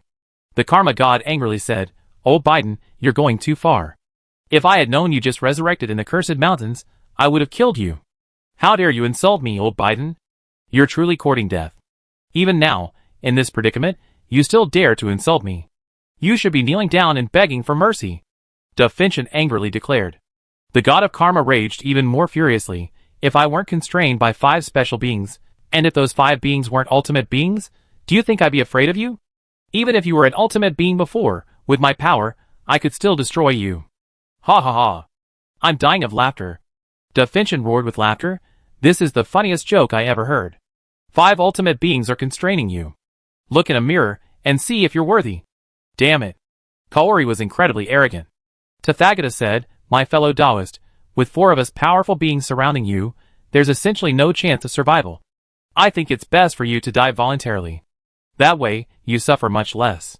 Defincian, Juinti Buddha, and Jieyin Buddha, three powerful beings, stared at Lin Luo with greedy expressions. Lin Luo was like a piece of delicious meat, being watched intently by three jackals. The three of them were in complete agreement with Tathagata's suggestion. Tathagata already held an absolute advantage. Lin Luo's life and death depended on his single whim. The god of karma bluntly asked, "You three are so-called seniors, yet you are now being controlled by a junior. Don't you think there's something wrong?" Da Finchin interrupted, "Shut up. You have no right to speak. How dare a junior god king bring such a tirade here?" Kundi Buddha said, "Our personal grudges are our own, and have nothing to do with others. It's not your place to criticize." The receiving Buddha said, "There are many grudges within the land of 10,000 Buddhas, but these can be dealt with later. Foreign invasion is intolerable." "You?" Cao Yin's face flushed with rage. Guanyin said, "There's no point in you saying this. The four of them want to eliminate us, and then deal with their own internal affairs. That's their plan. Once I'm dealt with, the rest of the situation will be easier to handle." Lin Luo nodded. The Tathagata's lips curled in a cold arc, clearly mocking Lin Luo and the other two. His greatest strength was his wisdom.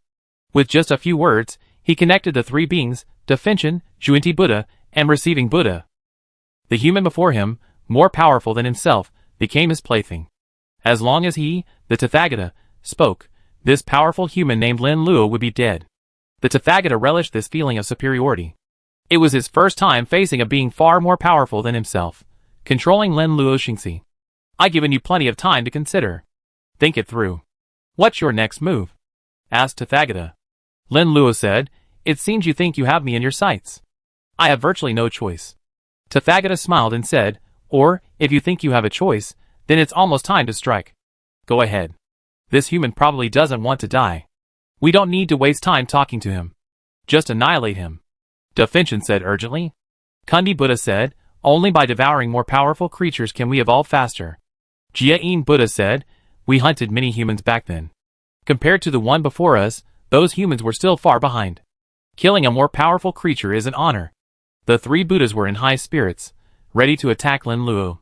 Lin Luo couldn't help but laugh. "You too, you lived a long life and experienced so much, yet you're so easily deceived. Are you sure there's only one person beside your disciple?" "What do you mean?" Kundi Buddha was the most suspicious and stopped first. Tathagata said, "Don't exaggerate here, Master Kundi. This human race is deliberately stalling for time, trying to undermine our cooperation from within." Jian Buddha said, "I have a very unpleasant feeling, as if I'm being manipulated. Come out, another powerful being."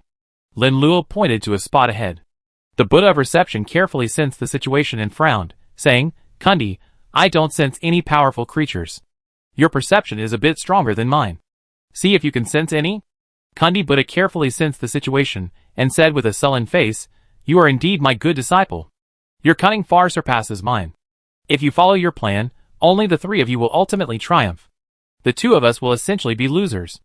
The Buddha of Reception said angrily, Well, the disciple truly surpasses the master.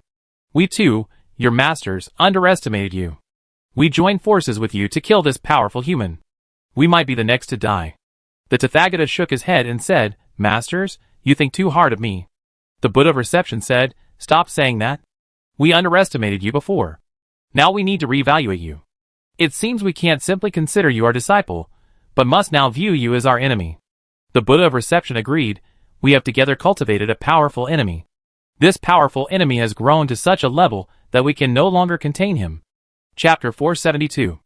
The two masters' high praise for me is a testament to my integrity. Tathagata remained calm, without a trace of anger. The god of karma said, "This Tathagata is as terrifying as ever. I thought Lin Luo had broken his plan and he'd be furious, but I didn't expect him to be so calm, as if unaffected." Guanyin said, "If Tathagata panicked, he wouldn't be Tathagata. Even when he lost the battle against Lin Luo, I didn't see a single glimpse of panic on his face, so I think he's probably not dead yet." The god of karma said, "Now what you're saying? I thought you were overly suspicious. Now that I've seen Tathagata again, I'm changing my mind." Guanyin said, "After this battle, we fully understand Tathagata. Whether he's dead or not will reveal what he'd do after returning to Earth." Kundi Buddha said, "Those hiding, please don't hide. We already located your approximate location. Don't force us to take action." Jian Buddha said, "They're likely remnants of the celestial demon clan. I can't think of any other race besides them." A massive, dark figure emerged from hiding. Xuanti Buddha exclaimed in astonishment, "You are the heavenly demon king. You are the heavenly demon king. You are not dead, and you have even reached the secret realm formed by the devouring world." Jian Buddha said angrily, "Tathagata, you are truly my good disciple. You actually have hidden such a great surprise.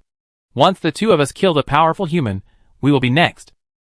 Tathagata said, "Masters, you are exaggerating. Things may not develop as you predict. What's wrong? You want to rely on our strength to kill Definchen?" Jian Buddha snorted coldly. Definchen's face turned grim. "Tathagata, is everything my traitorous disciple says true? You're planning to unite with my two traitorous disciples to attack me." Kundi Buddha said, "That's very likely. My disciple has been hiding for so long, he's capable of anything. If you team up with him, who knows who will be the one plotting against whom in the end?" The god of karma suggested, "I think this Tathagata is the most dangerous. Why don't we kill him, eliminate this threat, and then we can decide the outcome?" "I think that's a good idea." Kundi Buddha nodded. Jian Buddha said, "We can give it a try." Definchen didn't speak directly, but the meaning was pretty much the same. The heavenly demon king didn't say a word. Sometimes silence is better than words. He was the weakest of the six, and had just agreed to Tathagata's plan. After Tathagata and the three Buddhas slew the powerful human warriors, the heavenly demon king could strike. 3 against 2, Tathagata's chances of victory were high. Of course, the heavenly demon king didn't intend to follow Tathagata's plan completely. He had many options. Having lived for so long, the heavenly demon king possessed his own wisdom. Since the powerful human warriors had been slain, he didn't seize their flesh and blood to devour them, making him significantly weaker than the other powerful warriors. In the subsequent battles, the heavenly demon king would be at a significant disadvantage. Especially after killing Xuanti Buddha and Jian Buddha, a civil war between the three would ensue. The heavenly demon king had his own hidden agenda, but Tathagata and Definchen were equally formidable, indicating they possessed their own hidden cards. He was waiting for Definchen and Tathagata to unite and slay the powerful human race, and then he was ready to come out. The heavenly demon king believed that with his own strength, it would be easy to achieve his own goals. The heavenly demon king had been hiding in the corner, but he hadn't been idle, observing everyone's situation. Among the 5, he was likely ranked second to last. Definchen was at level 149, likely capable of unleashing the ultimate power of life, ranking first. Kundi Buddha and Jian Buddha were both at level 149, tied for second. Lin Luo's life level was at level 148, placing him third. The heavenly demon king's strength had recovered significantly, returning to level 148, which was considered his peak. His true body had been killed and devoured, making recovery impossible. The heavenly demon king was using a clone.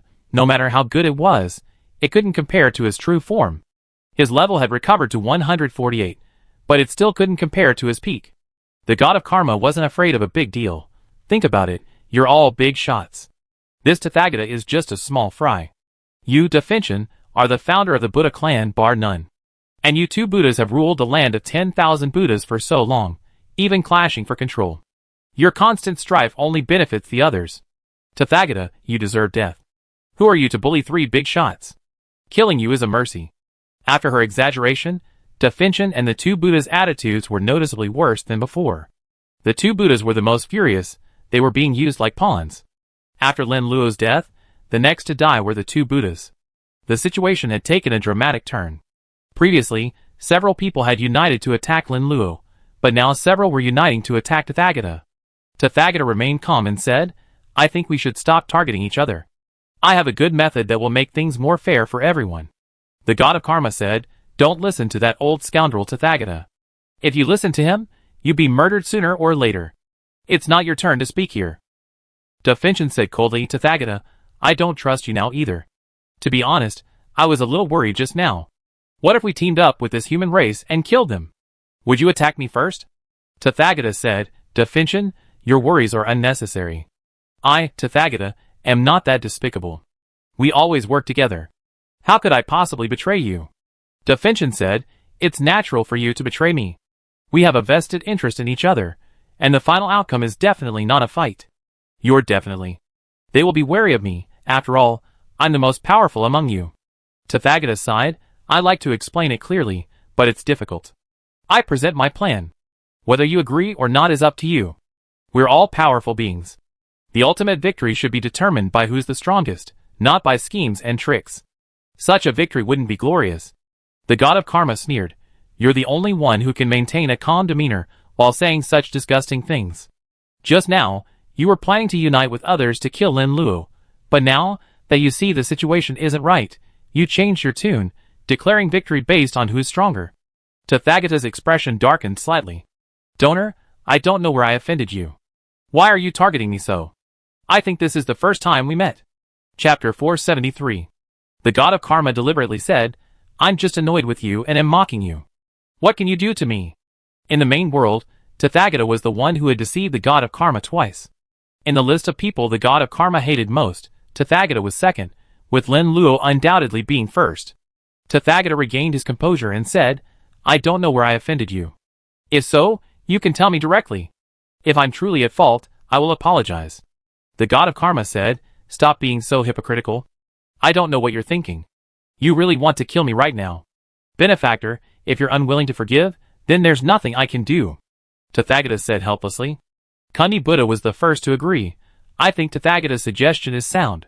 The most powerful creatures are determined by their own strength. Even if you succeed through scheming and trickery, even if you win, it's dishonorable. I agree, Jiang Buddha nodded. Da Finchen looked at Junti Buddha and said, My good disciple, you wanted to stab me to death with a sharp weapon before. Now that we meet again, it can be said that our relationship is destined. Junti Buddha's face turned grim. Da Finchen was the strongest among them, so why did he have to choose anyone else? He was ranked second, several orders of magnitude weaker than him. Da Finchen sneered coldly, Why are you afraid? You wanted to challenge me so badly at first, and now I'm fulfilling your wish, and you're backing off. This won't do. Jiayin Buddha said, Junti, when you face Da Finchen, I will deal with the heavenly demon king first. Once I kill him, I will come to your aid. Alright then. Kundi Buddha had no way out, facing Da Finchen's challenge. Da Finchen said, To prevent interference in our battle, let's fight further away. I thought so too. I don't want to be influenced by others during the battle. Da Finchen and Kundi Buddha left, setting up a battlefield far away. Jiayin Buddha looked at the heavenly demon king and said, It's our turn next. We can fight. The heavenly demon king reluctantly agreed. Jiayin Buddha wasn't the best option, but there was no other choice. Tathagata was too clever and very difficult to deal with. This human was too mysterious and equally difficult to deal with. Fighting with either of them, he wouldn't necessarily gain the upper hand. When I was still very weak, you were already a powerful being at the top of the biological spectrum. It's an honor for me to fight you.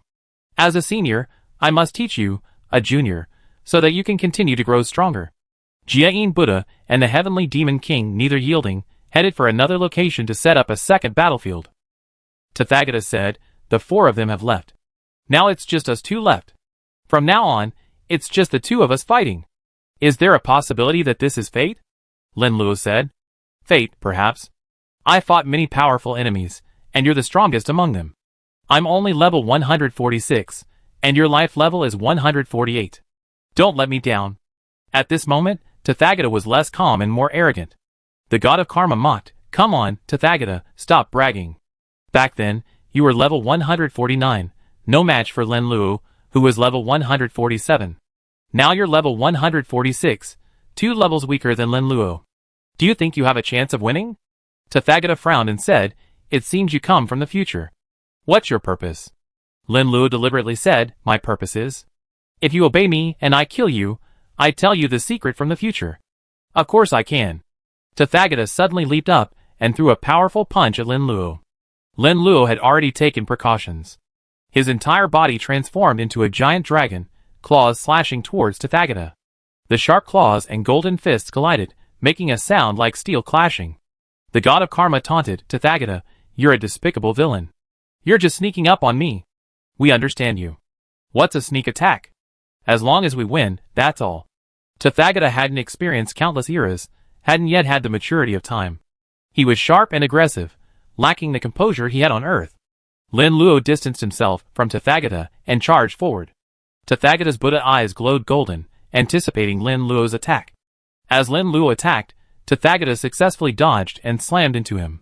Lin Luo's dragon claws landed on his shoulder, tearing open large swathes of flesh. Blood flowed continuously from the wound, staining the entire golden body red. Lin Luo's condition was slightly more serious, with several bones broken and deeply embedded in the forbidden area. Tathagata said proudly, I have always challenged those above my level, using the weak to defeat the strong. I have slain countless powerful warriors, many of whom were higher in rank than me, and I have always triumphed. I believe this time will be no exception. Lin Luo said, I was just warming up. Besides, you didn't gain anything from that fight. Really?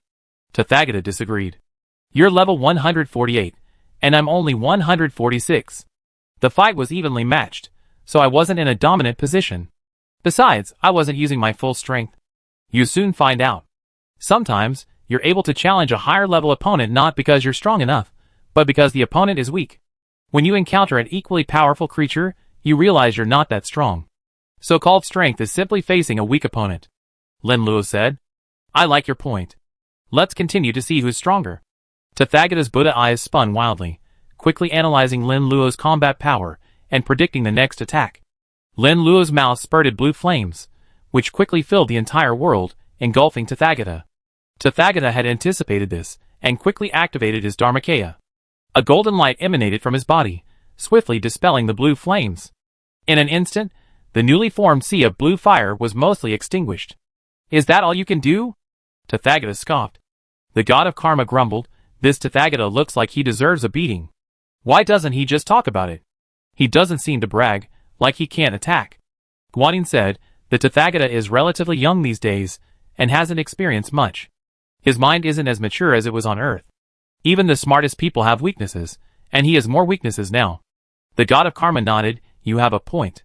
Lin Luo ignored the Tathagata's taunts and manipulated the other two heads to spit out flames. The three-colored sea of fire descended once again. The three-colored flames were far more powerful than the blue flames, quickly engulfing the space. After devouring the seven-colored demon dragon, Lin Luo gained some benefits. The seven-colored light within the three-colored flames was the supernatural power of the seven-colored demon dragon. The seven-colored light amplified the power of the three-colored flames, making them much more powerful than before. The three-colored flames were so powerful that the entire space was trembling, as if it was about to burst open. Chapter 474. Tathagata attempted to repeat his old trick, attempting to extinguish the three-colored flames with the golden light of his Dharmakaya.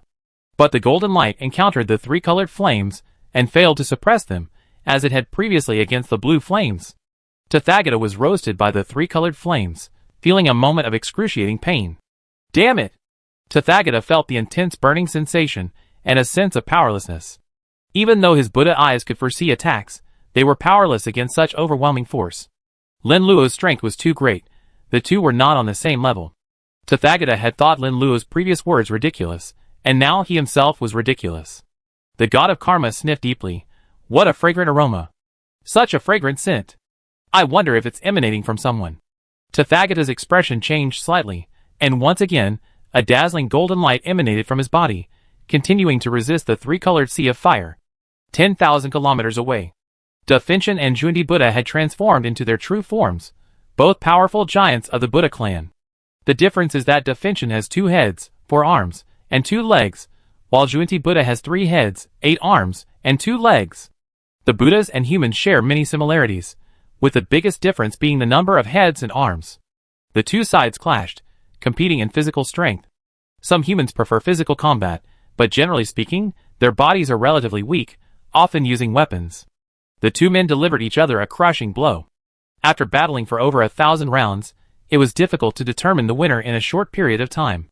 Devour was the first to separate, blood trickling from the corner of his mouth. You are indeed my good disciple. You have grown to this point, capable of fighting against me, and I cannot kill you in one blow. Junti Buddha's body was dented. Don't keep calling yourself my master. I achieved most of what I have today thanks to myself. There's very little you can do to help me. I show you that you chose the wrong person. Really? Soon, I settle the score with you. Devour rushed towards Junti Buddha, hoping to quickly decide the outcome. His true form was already dead, so he was using a clone. Devour's condition was similar to that of the Heavenly Demon King, perhaps even more serious. The Heavenly Demon King was using his second clone, which had been meticulously crafted. Devour's body, on the other hand, was the decayed remains of his original corpse, which he had improved through various means. If he continued to fight a protracted battle, his body might not be able to withstand it. If his body collapsed, his death would be imminent. Devour was determined to kill Junti Buddha before his own body collapsed. Junti Buddha stood still, waiting for Da Finchen's desperate attempt. Da Finchen charged at such speed that he was forced to meet his blow. If he had chosen to flee, he would have died even faster. Da Finchen pressed close, his arm striking at Junti Buddha's vital points. Puff, puff, puff. His 4 arms suddenly transformed into terrifying claws, ripping through Junti Buddha's body. Junti Buddha's once sturdy form became incredibly fragile beneath the claws.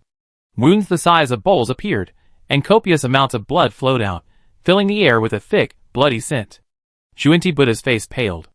Your body can't hold out for much longer, so you chose to fight me to the death, hoping to devour me before your own body collapses. That way, you can recover. A creepy smile played across Da Finchen's lips. My good disciple, you are quite clever. You immediately understood my intention. Now, give up resistance and become my food. As long as you give up resistance, you will still be my good disciple. Kandi Buddha's aura weakened considerably. You are truly cunning. I always thought you were resurrected in your own body, but I didn't expect your current body to be even worse than the Demon King's second clone. Da Finchen said, there's a reason I became your master.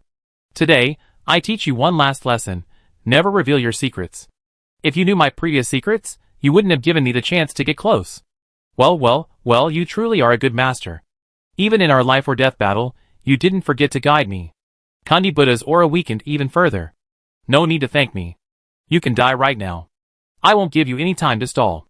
Are you waiting for the Jia-in Buddha to eliminate the Heavenly Demon King, and then come looking for me? With the Jia-in Buddha's help, you have a chance to kill me. Da Finchen used the corpse poison in his body to begin to corrode the Kandi Buddha. Only Lin Luo and the other 2 knew of his resurrection from the corpse. The only person who truly knew the details was Lin Luo. Da Finchen often didn't target Lin Luo, but deliberately targeted the god of karma.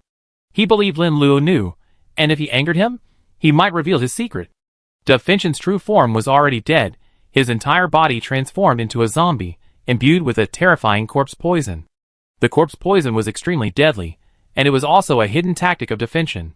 Junti Buddha's body continued to change, his skin turning a livid blue, as if poisoned. Disciple, stop resisting. The more you resist, the more pain you suffer. It would be better for you to be eaten by me as food. This will greatly alleviate the pain, and I promise I won't torture you. Don't be too confident. You can't claim victory until you see me devour you. I originally wanted to alleviate your suffering, but I didn't expect you to. Well, there's nothing I can do. Die! Da Finchen continuously injected corpse poison into Junti Buddha, attempting to poison him to death. Junti Buddha's skin turned from golden to dark purple, and he was on the verge of succumbing to the poison.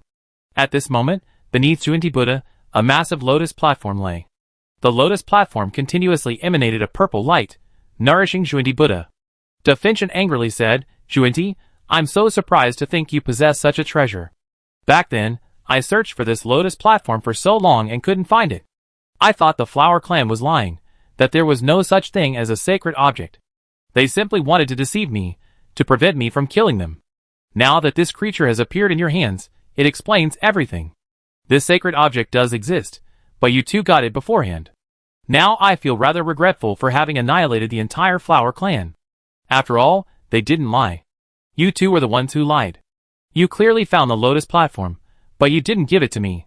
If you had given me 2 lotus platforms, my injuries would have healed long ago. It's very possible that I wouldn't have died. With the healing power of the 2 sacred objects, I would have regained my health and become countless times stronger than before. You 2 traitors, my biggest regret is accepting you as my disciples. Chapter 475. Nourished by the lotus platform, the corpse poison in Junti Buddha was temporarily controlled. He said, Da Finchen, don't act like a victim. You're not a good person either. When we gave you the 2 sacred objects we found for the Flower Clan, we would have been the ones killed. Don't think we don't know what you've done. In your quest for strength, you even spared your own family. Living too long is a disaster not only for the 2 of us, but for the entire Buddha clan. Da Finchen dropped his pretense. It seems you understand me well. Things have come to this point. It's hard to say who was right or wrong before. Now it all depends on who survives. I believe Jia-in can win. By the time he arrives, you'll be dead. Junti Buddha, nourished by the lotus platform, was already in critical condition. Even on the other side, the battle was nearing its end. The Heavenly Demon King had transformed. His body had become immensely stronger, his skin black, and he possessed terrifying power. Twin horns sprouted from his head, and his overall strength increased many times over. A black lotus platform appeared in the hands of the Buddha Jiayin, and he smashed it down hard on the head of the Heavenly Demon King. The Heavenly Demon King tried to dodge, but it was too late. His head was bruised and bloody, and both of his horns were broken. Black Lotus Platform. Blood continued to flow from the Heavenly Demon King's head. He was nearing his limit, his horns broken, and his strength greatly weakened. I never thought that the Flower Clan's sacred artifact, which was once destroyed, would be obtained by you too. The Heavenly Demon King had searched for the Flower Clan's sacred artifact, hoping to use it to recover. The Flower Tribe is also a powerful race in the demonic continent. While the members aren't particularly numerous, each one is incredibly powerful. When the demonic continent was still relatively weak, the Flower Tribe was already quite powerful. However, the Flower Tribe is a peaceful and aloof race, living in peace with every race. Otherwise, the demonic continent would have to change its name to the Flower Tribe continent sooner or later. When the demonic continent, the Buddha tribe, and the human tribe fought, the Flower Tribe remained neutral, with no intention of participating. The Flower Tribe's strongest creature, the Flower King, was also incredibly powerful, with no creature knowing its life level. While the three races were locked in a life-or-death struggle, the Flower Tribe remained neutral and enjoyed peace. When the outcome of the battle was determined, the Flower Tribe was annihilated. A race that is too peace-loving is not a good thing. The laws of the biological world are the survival of the fittest. The Flower Tribe's actions violated these laws. If the Flower Tribe were strong, it could have survived. If it were weak, it would have likely suffered genocide. The Flower Clan was destroyed because the Flower King's lifespan had reached its limit. A powerful creature, the Flower King should have lived a long time. The Flower King was unwilling to attack certain creatures, constantly living in a state of deficit. The Flower King's initial strength stemmed from absorbing the life force from the beginning of the era. After this life force was depleted, the Flower King's energy supply remained unreplenished for a long time, and he was unwilling to devour more powerful creatures for energy. Over time, the Flower King died prematurely, transforming into two sacred artifacts of the Flower Clan, two lotus pedestals. One pink lotus platform is the Lotus Platform of Salvation, and the other black is the Lotus Platform of Destruction. The Lotus Platform of Salvation is said to have powerful healing properties, capable of resuscitating even those on the verge of death. The Lotus Platform of Destruction, unlike the Lotus Platform of Salvation, is designed to destroy. It is extremely hard and can be used as a weapon, and the black energy within it possesses the power to corrode flesh and blood. The Flower King never imagined that the two Lotus Platforms his body had transformed into would become the fuse for the destruction of the entire Flower Clan. Defincian's body was rapidly losing its vital energy, and he needed a treasure to stabilize it. The Lotus Platform of Salvation was the best option. The Lotus Platform of Destruction had an effect that could help draw out the energy of decay. The interaction of the two Lotus Platforms had a high probability of reviving Defincian. Kundi Buddha and Jiayin Buddha were the first to find these two treasures, and claim them for themselves. Defincian, unable to control his body, died prematurely without these two sacred artifacts of the Flower Clan. The Heavenly Demon King had searched for it before, but had found it in vain. He thought of using the Lotus Platform of Salvation to help his body recover, making his second clone as powerful as his main body. In his hands, the Lotus Platform of Destruction would become the ultimate weapon. Even Defincian had failed to obtain the sacred object, so the Heavenly Demon King naturally had no chance. The Buddha Jain chuckled smugly, "Success is the king, failure is the enemy. You are too weak. This Lotus Platform of Destruction can only be fully utilized in my hands. Giving it to you would be a waste. Don't think you have me defeated." The Heavenly Demon King, unwilling to be killed, rapidly recovered from his injuries, a billowing black aura trailing behind him. "There's no time to play with you. If I don't kill you soon, Zhuinti won't be around any longer." The Lotus Platform of Destruction in the hands of the Jiayin Buddha absorbed a vast amount of his energy, rapidly growing in size, completely enveloping the Heavenly Demon King. He blasted the Heavenly Demon King with all his might, his head once again bruised and bleeding, countless bones broken. The Heavenly Demon King had reached his limit, injured again beyond repair. "You can die now." The Jiayin Buddha slammed down again, leaving the Heavenly Demon King powerless to resist, unable even to escape. After confirming the Heavenly Demon King's inability to resist, the Jiayin Buddha suddenly opened his maw and devoured the Heavenly Demon King in one gulp. "It's truly delicious." The Jiayin Buddha, still lingering, moved towards the Zhuinti Buddha. Defincian's sharp claws penetrated Zhuinti Buddha's body, continuously pumping corpse poison. No matter how Juenti Buddha resisted, he could not escape defension. The golden glow on Juenti Buddha's body faded, and his golden body turned bluish-purple. The corpse poison had reached a very serious level. He possessed the lotus of salvation, constantly emitting healing light, which allowed him to resist the corpse poison within his body. Defension sighed, Zunti, you are my disciple after all. Seeing you in such pain, I cannot bear it. Give up resistance now, and devour me obediently. Master will not let you suffer. Zuni Buddha's face was filled with pain, and he said, stop talking nonsense. If you have the guts, kill me instantly. It's absolutely impossible for me to give up resistance. Defension said, okay, just keep holding on. Let's see who gives up first. Zuni Buddha didn't have to give up the fight. After a while, he would naturally be close to giving up, and Defension would be able to strike and devour him. Defension looked towards the battlefield where Jia-in Buddha was. He was most worried about Jia-in Buddha coming. Although he was very dissatisfied with his two disciples, he had one thing to be certain of. The two rebellious disciples were growing at an incredible rate. They had the potential to achieve ultimate life in the future. They were far more talented than him. Chapter 476. Defension said that Tathagata's talent was immense, surpassing his two disciples. In his heart, he had to admit that his two disciples were equally superior to their master. Where's Jia-in? Defension's face darkened, a bad feeling welling up in his mind. Master, are you looking for me? The cold voice of Jia-in Buddha echoed nearby. Juenti Buddha beamed with joy. Jia-in, you successfully slew the heavenly demon king. Jia-in Buddha said, if I hadn't slew that fellow, I wouldn't be here. This heavenly demon king is indeed a powerful ancient being, and his strength is immense. Fortunately, I have the world-destroying lotus platform, which enabled me to slay him. You two are both my good disciples. Defension's voice was tinged with anger. When I asked you two to search for the Flower Clan's two sacred artifacts, I did something very foolish. Jia-in Buddha smiled and said, that's not your most foolish act. Your most foolish act was training us too. Juenti Buddha pleaded for help. Jia-in, stop talking nonsense. I'm in great pain. This old man's body has transformed into a zombie, carrying a terrible corpse poison that's almost corroding my entire body. Kill him quickly, or I won't be able to hold on any longer. Master, if you die here, you won't truly die. When we return to the real world, we kill you immediately. You've hidden so much, old man. I thought Juenti could restrain you even if he couldn't defeat you. I didn't expect you to nearly kill him. I received his message for help, paid a small price, and quickly killed the heavenly demon king. If I had arrived any later, and allowed you to kill and devour Juenti, the consequences would have been disastrous.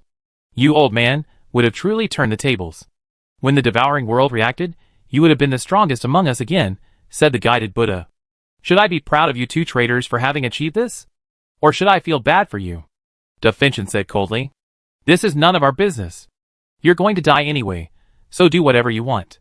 The guided Buddha unsheathed the world-destroying lotus platform and slammed it down at Defension. Defension's hand pierced Juenti Buddha, continuously pumping corpse poison into him. To increase his speed, Defension threw all his weight, leaving no arms to resist. He was forced to withstand the blow, completely exposed to the guided Buddha. The guided Buddha raised the world-destroying lotus platform and attacked, smashing Defension's head and causing a bloody mess. Juenti Buddha said joyfully, Master, it seems we won this round, and you're the loser. All your resistance seems quite ridiculous. Defension said angrily, don't be too complacent, kid. Who will win, and who will lose is still uncertain. Zuni Buddha said, isn't it obvious? As long as the two of us kill you, then if we unite, who can resist us? Zuni, how are you feeling now? Jane Buddha asked from the side. Zuni Buddha smiled and said, I feel very good now.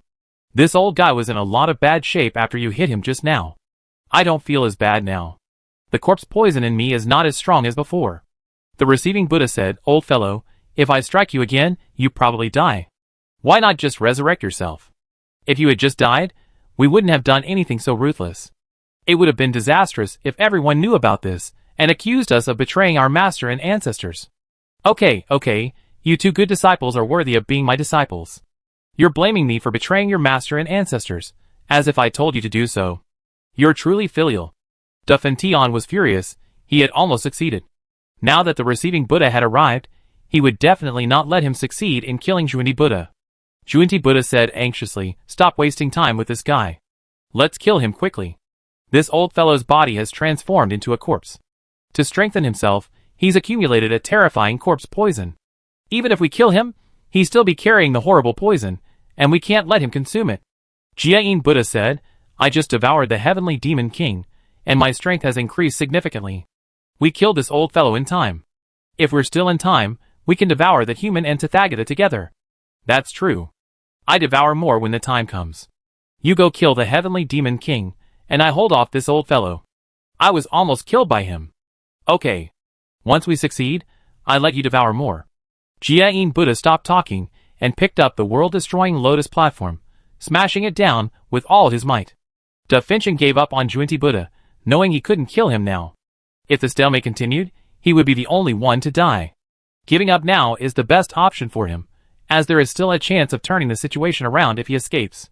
Da Finchen gained limited benefits in the secret realm, far less than the two Buddhas. When he returned to the real world, the outcome wouldn't be good either. Master, you want to leave now? Didn't you just want to kill me? Kundi Buddha sneered and grabbed Da Finchen's arm. No matter how hard Da Finchen tried, he couldn't shake off Kundi Buddha. You're worthy of being my good disciple. You're willing to help me at the critical moment. Seeing he couldn't break free, Da Finchen resorted to the gecko-like method of cutting off its tail, completely abandoning its arm. He was incredibly fast, leaving behind a trail of afterimages as he swiftly fled. Master, why are you fleeing so quickly? As a master, you should help your disciple. We are now only one step away from ultimate life. If you were a good master, you would sacrifice yourself and be devoured by us, the Jiayin Buddha said from behind. Da Finchen's speed was limited, and he ultimately couldn't escape Jiayin Buddha's grasp. He was captured by the Jiayin Buddha, and both of his heads were severed. In Da Finchen's dying moments, Jiayin Buddha taunted him, Master, return to the real world and wait patiently. When we return from the devouring world, we will utterly destroy you, leaving you painless. You can rest assured. Da Finchen angrily declared, You two traitors, even if I die, I will not let you off easy. That's beyond your control, Jiayin Buddha said coldly. After he killed Da Finchen, Junti Buddha followed. Jiayin Buddha asked, How are you doing now?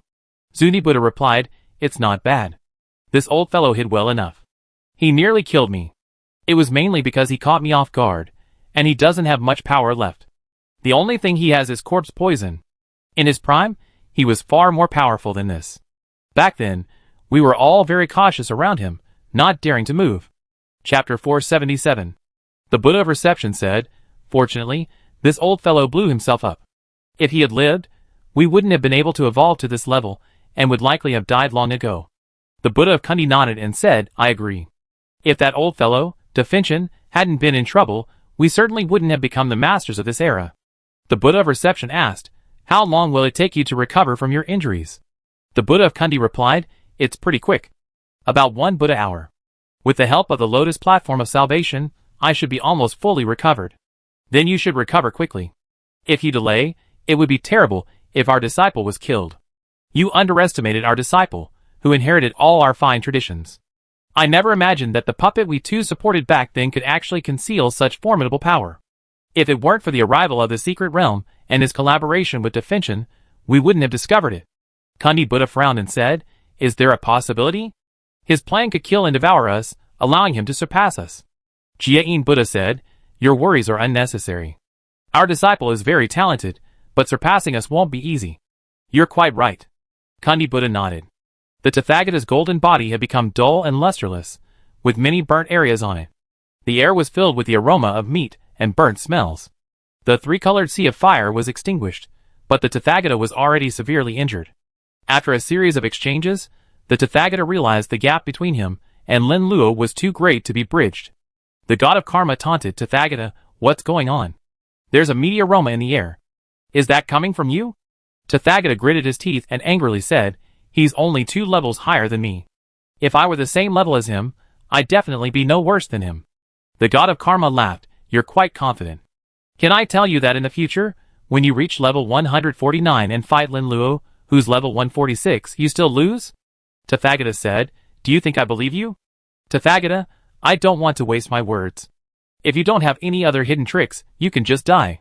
Lin Luo said, Fellow Taoist, I don't think a fight of life and death is necessary. You can't kill me right now, and the other 2 battlefields are about to be decided. Even if you kill me, you won't gain any direct benefits, and you likely face 2 even more powerful opponents. Tathagata said in a negotiating tone. You have a point, but I don't accept it. Lin Luo had come to the land of 10,000 Buddhas primarily to see Tathagata's hidden methods.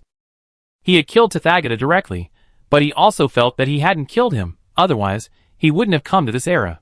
Lin Luo charged at Tathagata, his sharp blue dragon claws slashing at his chest. Tathagata's face darkened, and he quickly dodged. Just now, he had suppressed the three-colored sea of fire, using almost all his strength. Tathagata's stamina was nearly exhausted, and his reaction to Lin Luo's attack was even a step slower. He dodged Lin Luo's attack just in time, but the sharp claws pierced his skin, leaving a deep wound and drawing a large amount of blood. The god of karma taunted, Tathagata, you weren't very impressive just now, claiming to be challenging opponents of higher rank. How come you can't handle Lin Luo? You were boasting too much, and now you've been slapped in the face. Doesn't it hurt? Tathagata said grimly, shut up. That's hilarious. I used to think you didn't have any emotions, but it turns out you get angry too. Seeing you angry makes me even happier. The god of karma, with a wide smile on his face, taunted Tathagata.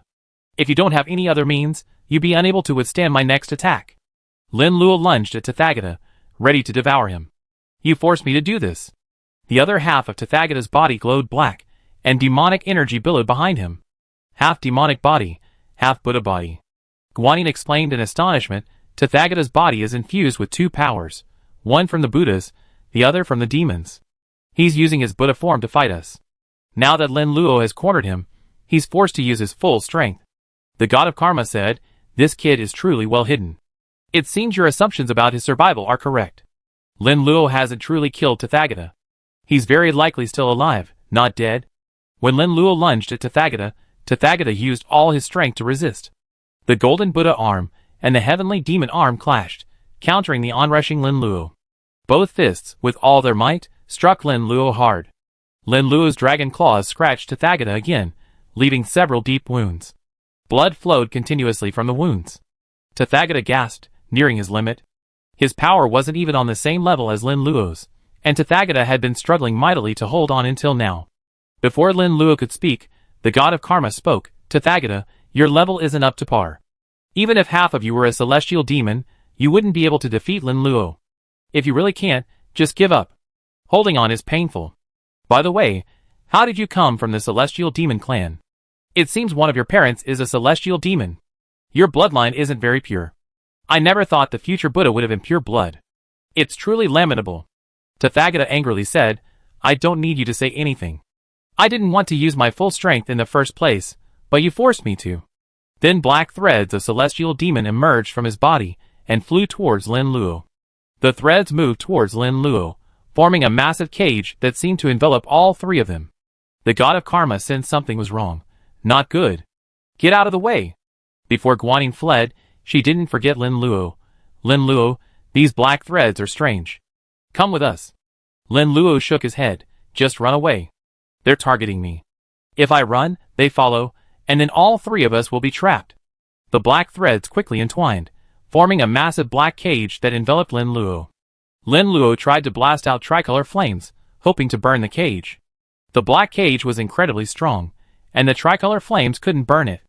Lin Luo tried to break it with his dragon claws, but found he couldn't tear it apart. Tathagata scoffed, don't waste your time. I originally left this heavenly demonic technique to my two masters. I imprisoned them so I can absorb their energy and rapidly grow stronger myself. Guanyin frowned slightly. You're no ordinary heavenly demon. I read heavenly demonic texts before, and they claim to possess a lost technique that allows them to transform their bodies into thin black threads, creating a black cage that's incredibly strong and indestructible. Chapter 478. Tathagata's eyes fell on Guanyin. I sense a very familiar aura in you. I value this person very much, but it's a pity she's a woman, otherwise I would have wanted to take her as my apprentice. It seems you could be her. Fortunately, I didn't take you as my apprentice, otherwise I would have received the same treatment as my two masters. Your inference is correct. I am indeed not of the Buddha clan. I am the ancestor of the Heavenly Demon clan, and the Heavenly Demon King is my descendant. The Heavenly Demon King is the most outstanding of my descendants. He evolves very quickly, and surpassed me in no time. There can't be two tigers in one mountain. If his strength surpasses mine, he would definitely not allow me to continue to rule the entire Heavenly Demon continent. So he planned to kill me, and I happened to know about it in advance. The Taoists and Buddhists descended upon the demon continent. The arrival of these two races evoked a profound sense of crisis. I knew I couldn't resist the siege from either side, and I also desired to be reborn with greater power. I chose to be slain by the demon king and began awaiting my successor. Finally, the Buddhas and humans were victorious, and the Buddhas became the reincarnated race. I selected countless children with potential and finally chose the most outstanding one. The god of karma exclaimed in astonishment, ancestor of the demon clan. You, Tathagata, truly possess a wealth of secrets. Tathagata said, I've been planning this for so long, hiding all my secrets within myself, and finally revealing them today. Honestly, if you hadn't pushed me so hard, I wouldn't have used this tactic. We're waiting for you to use this tactic, Lin Luo said. Tathagata said, from your actions, I can roughly deduce what happened. My future self must have fought you, and most likely was killed by you. You believe I hold many secrets, and refuse to believe I will die. That's why you came to this time and space to discover my secrets. You succeeded. The god of karma said with disgust, sometimes people are just too smart, and that's truly disgusting. Tathagata said coldly, many stupid people hate smart people because they're just too stupid. Sometimes, they can't handle what smart people say. The god of karma said angrily, who are you calling stupid? Tathagata sneered, isn't it obvious? Lin Luo said, it seems you're quite clever. You guessed what happened, but your secrets are. Now that everything's exposed, aren't you afraid we return to the future and slaughter you? You make a lot of sense. Tathagata sneered, but you've forgotten one thing. If I reveal all my secrets, I definitely have preventative measures to prevent you from returning to the future. Lin Luo asked, is this cage a prison where I can't leave? Tathagata nodded, you're honored to have me use the heavenly demonic technique. I originally intended it for my two masters. Now I trap you here, preventing you from returning to the future. The god of karma taunted, it's useless for you to trap Lin Luo. Returning to the future is my ability. Thank you for the reminder. Tathagata used the heavenly demonic technique, and thin black threads quickly emerged, trapping the god of karma and Guanyin. The god of karma and Guanyin were treated like Lin Luo and imprisoned in a new black cage. Now you can try to see if you can use your powers, Tathagata taunted. I'm just using my powers now to see if you're lying. My powers are beyond your control. The 5 special beings are ultimate beings, and even they can't completely block them. I don't believe you can. The god of karma used his powers several times in succession, only to find that they were ineffective. Tathagata taunted, now, why don't you use them a few more times to see if I'm lying? Don't get complacent, kid. You'll be crying later. The god of karma knew he couldn't use his powers. Tathagata said, I don't know if I cry, but you're doomed. My good disciple, you've done very well. Kandi Buddha and Jiang Buddha descended from the sky, maintaining a safe distance from Tathagata. After this incident, they realized their disciple was dangerous and harbored many secrets.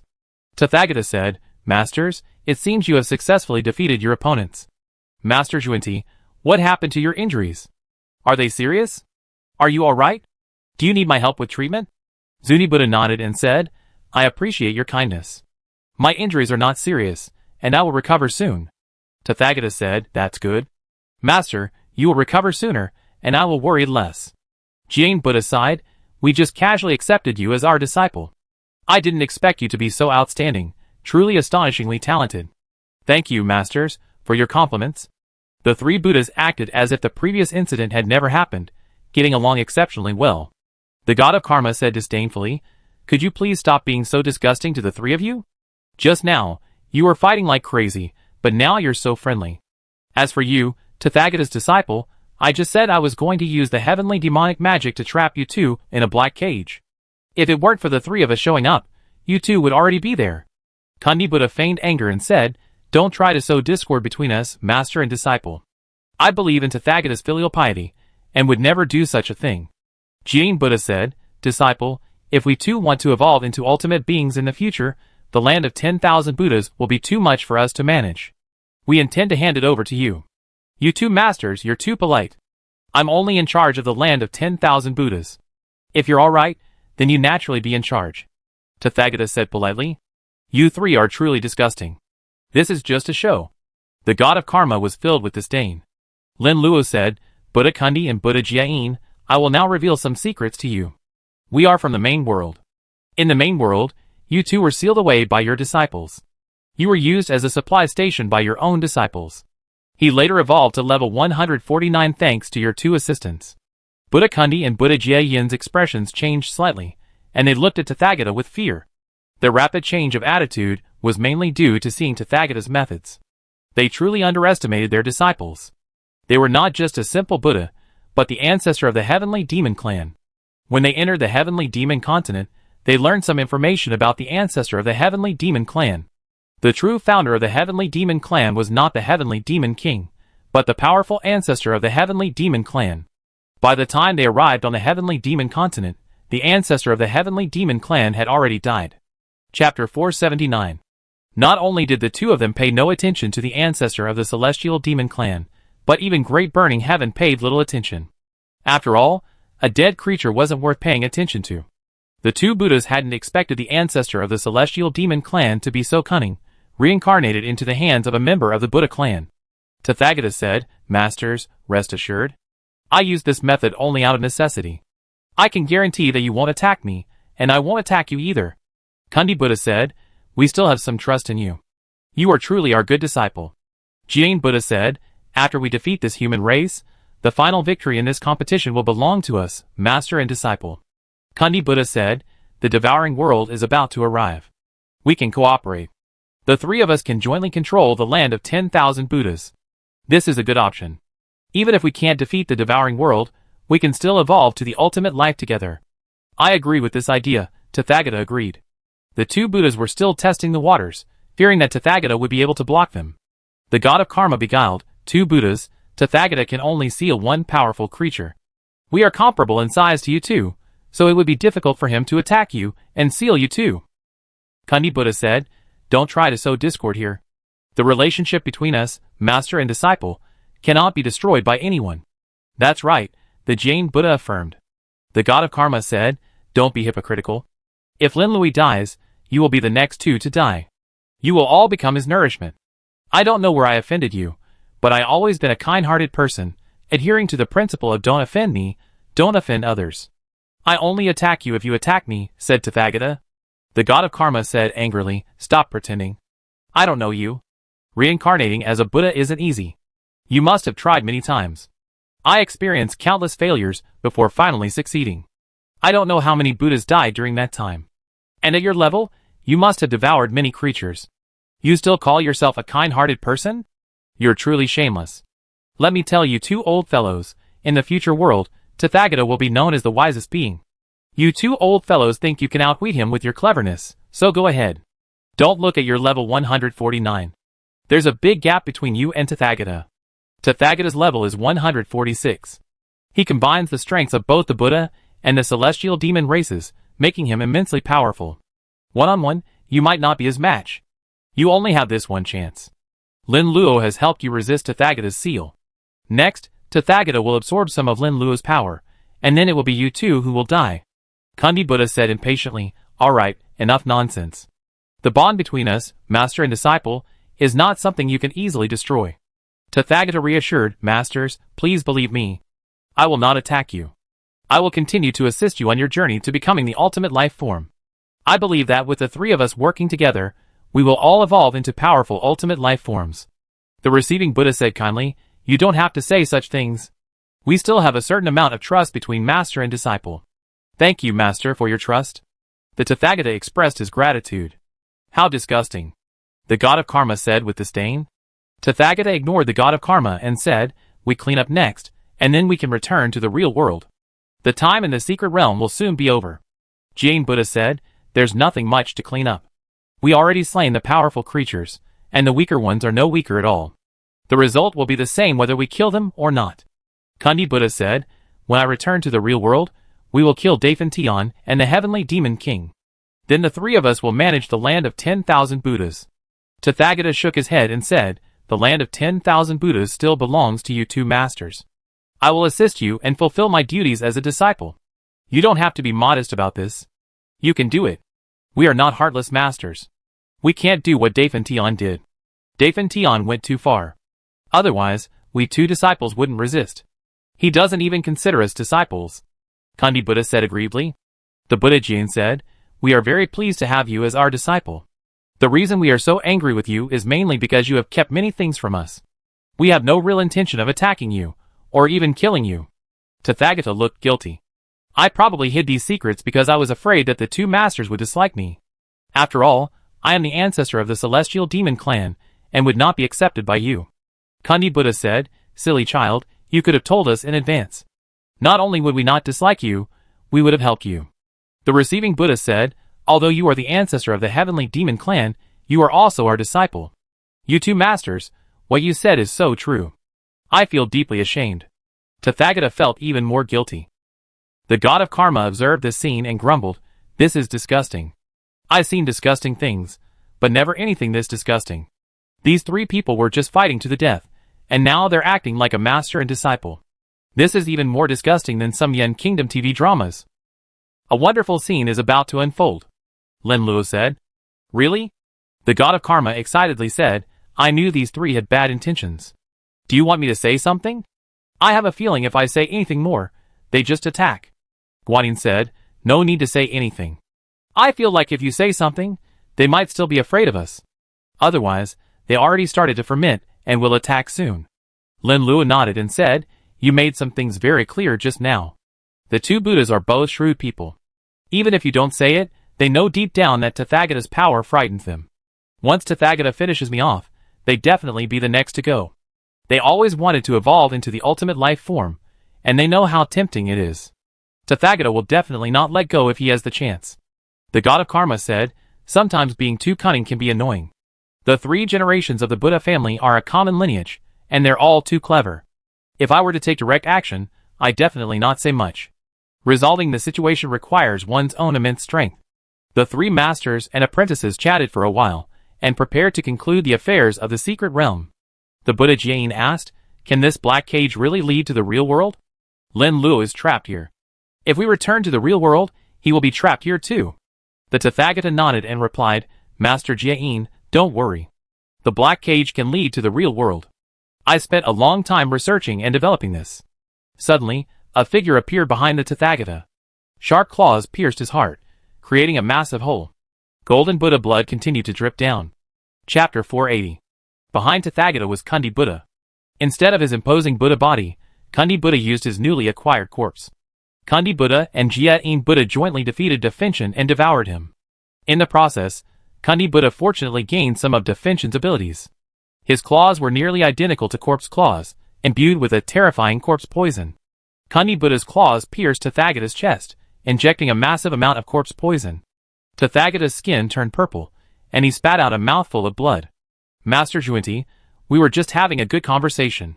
Why are you suddenly attacking me? Zhuinti Buddha sneered, if I were to attack you suddenly, you should know full well. You, an old man, have lived longer than us. We are definitely no match for you in terms of intelligence. Are you planning to devour this Lin Luo? Once you become powerful, your next target will be us. Don't assume we know nothing. Tathagata said, no, truly. Everything I said before is true. We must cooperate with the two masters, and together the three of us will evolve to the ultimate life form. Jiayin Buddha said, even if what you said is true, we must act. Power is best held in our own hands. If we control it in the hands of others, we will all die if we are not careful. Zhuinti Buddha said, my dear disciple, please do not resist. The more you resist, the more pain you will suffer. This corpse poison is almost incurable. Masters, you have indeed not disappointed me, Tathagata said helplessly. What do you mean? Kundi Buddha frowned. You two attacked me, but I actually anticipated it. I might even outlive Defincian. Actually, our heavenly demon clan isn't native to this era, but rather creatures from the previous era. We also have a reputable name, the Outer Heavenly Demons. Tathagata said. Jiayin Buddha was shocked. Weren't the Outer Heavenly Demons eliminated by the Brahma clan long ago? Tathagata explained, I was born too late. By then, the Outer Heavenly Demons were doomed to failure. Extermination was only a matter of time. I studied the human race's journey through eras and finally found a way to survive, so I came to the next era. Jiayin Buddha said, it seems the native race of this era is the Flower Clan. I read in the Flower Clan's history that this world was originally called not the Heavenly Demon Era, but the Flower Clan Era. The Heavenly Demon Clan was an alien race. Now it seems these records are true. The Heavenly Demon Clan descended from the Outer Heavenly Demons. No matter which race you come from, only after you die can you be our good disciple. Kundi Buddha's eyes were filled with murderous intent. Amitabha. Tathagata said, just now, you two masters were acting with me. Isn't that also me acting with you two? His body turned into a shadow, reappearing a kilometer away from the two. Okay. The receiving Buddha exuded a terrifying murderous aura. You are indeed our good disciple. I knew you were wary of us too as well. The outcome will likely be what I described. Once you devour Lin Luo, we two masters will suffer next. Tathagata shook his head helplessly and said, Masters, you harbor too much malice towards me. I never considered attacking you. Stop your nonsense, you bastard. We heard from old Biden, the great burning heaven, that the extraterritorial demons, besides their physical prowess, also possess the ability to control the minds of living beings. We won't be fooled so easily. We won't rest easy until you're dead. Kundi Buddha attacked Tathagata again, and Tathagata dodged to the side. It seems there's no chance of reconciliation, Tathagata said helplessly. Stop acting like that. We only used your tricks before, and we won't believe them. Jiang Buddha displayed his majestic form, radiating a dazzling golden light. The two Buddhas were terrified. Tathagata's methods were too strange. Tathagata could imprison Lin Luo in a black cage and bring him directly back to the real world. Even though the two Buddhas had exhausted all their means, they were unable to kill a living being in the secret realm, and thus in the real world. They had to slay the great burning heaven, and then return to the real world to kill him again, to truly slay him. Tathagata possesses the ability to seal a living being and bring it into the real world.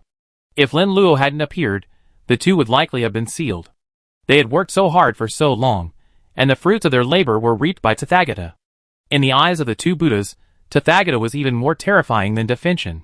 It seems there's no way out. The battle between us master and disciple is inevitable. Tathagata's entire body was demonized, and black smoke surrounded him. Within the black smoke emerged the souls of the wronged, those of the human race, dragons, Brahma, Buddhas, and others. Fuck! The god of karma exclaimed in astonishment. This Tathagata has so many hidden cards, so many identities. Every one he reveals is terrifying. Not long ago, I thought he was doomed, and now he's pulled out a new trick. Guanyin said, if we hadn't come here, I wouldn't have realized how powerful Tathagata is. When I first learned about Jiayin Buddha and Jundi Buddha, they were trapped by Tathagata, and I began to doubt their strength. Now it seems Tathagata is too powerful, and has too many tricks up his sleeve. The god of karma asked, Little Linzi, who would win in a battle between the three of us, master and disciple? Lin Luo replied, I don't know yet. Tathagata's full strength must have come at a cost, otherwise he would have used it long ago. The two Buddhas combined are quite powerful. Indeed, Tathagata is truly a formidable opponent. In some ways, he's even more terrifying than the 5 special beings. The god of karma said. Guanyin said, then let's watch a good show. However, I'm starting to feel like returning to Earth isn't such a good idea.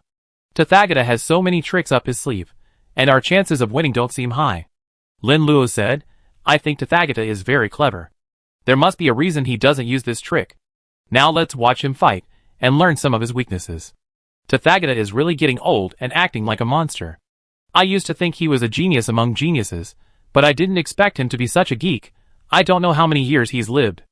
I feel like the more powerful creatures we encounter later, the higher their intelligence, not only their inherent strength. Guanyin said. It's a matter of survival of the fittest, not just in terms of strength, but also in terms of wisdom. Creatures that are too stupid will die prematurely. Lin Luo nodded. The two Buddhas were already engaged in combat with the thoroughly demonized Tathagata. The powerful race of extraterritorial demons is primarily characterized by their powerful physical bodies. The two sides fought fiercely, each punch delivered with all their might, intent on crippling the opponent. Chapter 481. Bang, bang, bang. The fists of Jiang Buddha and Jundi Buddha struck Tathagata, making a sound like the impact of steel. Similarly, Tathagata struck the two Buddhas, punching them hard and delivering blows to the flesh. The god of karma exclaimed in surprise, this Tathagata is so terrifyingly powerful. As an outer devil, what level is he? Even 2 level 149 demons combined couldn't kill him in one blow. Lin Luo said, Tathagata just said that when he was born into the outer devil tribe, it was on the verge of extinction. Perhaps, he was a leader among them. I was the one who killed Shiva. I don't think he's that powerful. The outer devil race was exterminated by the Brahma tribe, so I don't think they can be very strong. Tathagata is very talented, and he's lived for so long. IA theory, if a pig lives a long time, it will also Become a powerful being. Guanyin said, the Tathagata is known as the most intelligent being. Their birth is the product of many coincidences. There can only be one Tathagata, and it's almost impossible for there to be another. The god of karma said, your analysis makes sense. The Tathagata is quite special, but I always feel like you're scolding me. Lin Luo smiled, I was just saying it casually. Just don't use the code name. The god of karma angrily said, don't treat me like a fool. I don't know you yet. You just want to settle a personal grudge. I noted this. Don't give me the opportunity. After fighting for hundreds of rounds, both sides finally separated from the Tathagata. The Tathagata said, Masters, I feel our battle is pointless. It's difficult for you to kill me, and it's difficult for me to kill both of you. It's better to stop here. Okay, stop, said the Buddha Jiayin. Kundi Buddha appeared behind Tathagata, two clawed arms lunging for Tathagata's back. The claws contained a terrifying corpse poison, intent on truly poisoning Tathagata. The last time, he hadn't succeeded, not allowing the poison to truly penetrate Tathagata. The corpse of the ultimate being of definition possessed a terrifying corpse poison, threatening even ultimate beings. Tathagata dodged in time, avoiding Kundi Buddha's attack. Two masters, you're still so despicable. You're outnumbered, yet you still resort to deception. Tathagata locked eyes with Kundi Buddha, attacking him repeatedly. Kundi Buddha was momentarily unable to resist, and the claws he had taken from definition were broken. Master Kundi, you can die now. Tathagata had 2 extra arms, and for the past 2 days, they had become completely black. Demonic energy constantly formed around them, and thick black smoke billowed. A golden light shone brightly within the demonic smoke. 6 arms pointed their palms at a single point, and a black energy sphere formed, continuously merging the powers of the heavenly demons and the Buddhas. As the energy sphere grew larger, it stirred up hurricanes. The hurricane's intensity surpassed a certain level, blinding even the Buddha Kundi. Feeling the threat of death, Kundi Buddha said, Jiayin, act quickly. Don't let Tathagata unleash this energy beam. Don't worry, I won't let him succeed. Jiayin Buddha appeared above Tathagata and struck him hard on the head, intending to kill him with a single blow. Just when he thought he had inflicted a heavy blow on Tathagata, Tathagata suddenly vanished. With a loud boom, Tathagata appeared not far from Jiayin Buddha. The energy sphere transformed into a powerful beam of light and struck Kundi Buddha. After a burst of dazzling light, a large hole appeared in Kundi Buddha's massive body, located at the waist. The massive wound tore apart flesh and blood gushed out continuously, staining the golden body red. Tathagata sighed, it's a pity you dodged at the critical moment, otherwise I would have killed you with one strike. Kundi Buddha said with a gloomy expression, I truly underestimated you. You possess such terrifying power, using a powerful life method to seal a formidable enemy, and even in a battle with the 2 of us, you were able to severely injure me. Jiayin Buddha said, your power is unjustified. You have already surpassed the ultimate life. Using this power must come at a price, which is why you haven't been able to use it for so long. Masters, your wisdom is beyond words. I initially considered many ways to approach you, but I rejected them all. You are so clever that I didn't even dare experiment on you. If a single experiment fails, you will become wary, and my subsequent plans will be difficult to implement. After much deliberation, I finally formulated my current plan. As for the hidden power you mentioned, why I haven't used it until now is a great secret, and I cannot reveal it to you, Tathagata said. The god of karma was not afraid of the truth. You 2 masters are so useless. Even if you join forces, you can't beat one of your disciples. You 2 are no ordinary losers. Juinti Buddha shouted angrily, shut up. You have no right to speak here. The Tathagata's display of power had instilled fear in the 2 Buddhas, who felt they shouldn't have attacked. The 2 Buddhas were quite dissatisfied with Lin Luo and the other 2, believing it was their provocation that led them to attack Tathagata. The god of karma, in particular, provoked the 2 Buddhas to sever ties with their disciples. The god of karma said, you 2 are truly shameless. You are the ones who chose to attack, and now you're blaming me for everything. Will you shut up? Juinti Buddha shouted angrily. You bastard. The god of karma was furious. Lin Luo said, stop talking. If you talk too much, it's dangerous. They might kill you first. Forget it, I won't say any more. The god of karma thought for a moment, and decided to give up. The 3 masters and disciples hated her the most. They were fighting, so they had no time to deal with themselves. If she angered the 3, they would likely stop fighting and become the first to be killed.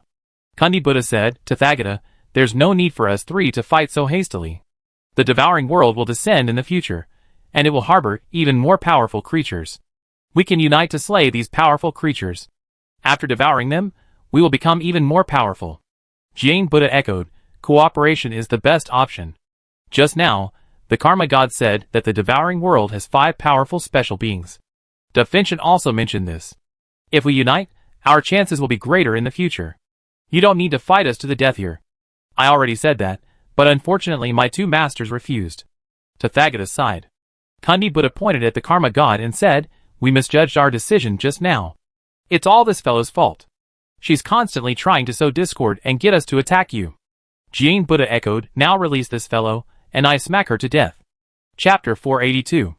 The God of Karma said displeasedly, I've seen shameless people before, but I never seen anyone as shameless as you two. What do you mean it's my fault? You control your own hands and feet. How can you say it's my fault? Guanyin shouted, the God of Karma is right. If you don't take action against your own disciple, I can't force you to do so. That's right. The God of Karma said aggrievedly. Lin Luo said, 2 Buddhas, I don't think there's anything wrong between master and disciple. Why don't you apologize to your disciple, and let this matter be over? Kundi Buddha said with a scowl, our affairs don't need an outsider to divulge them. Lin Luo's suggestion broke the 2 men's defenses. There were no 2 masters apologizing to their disciples. Furthermore, the 2 had never considered Tathagata their disciple.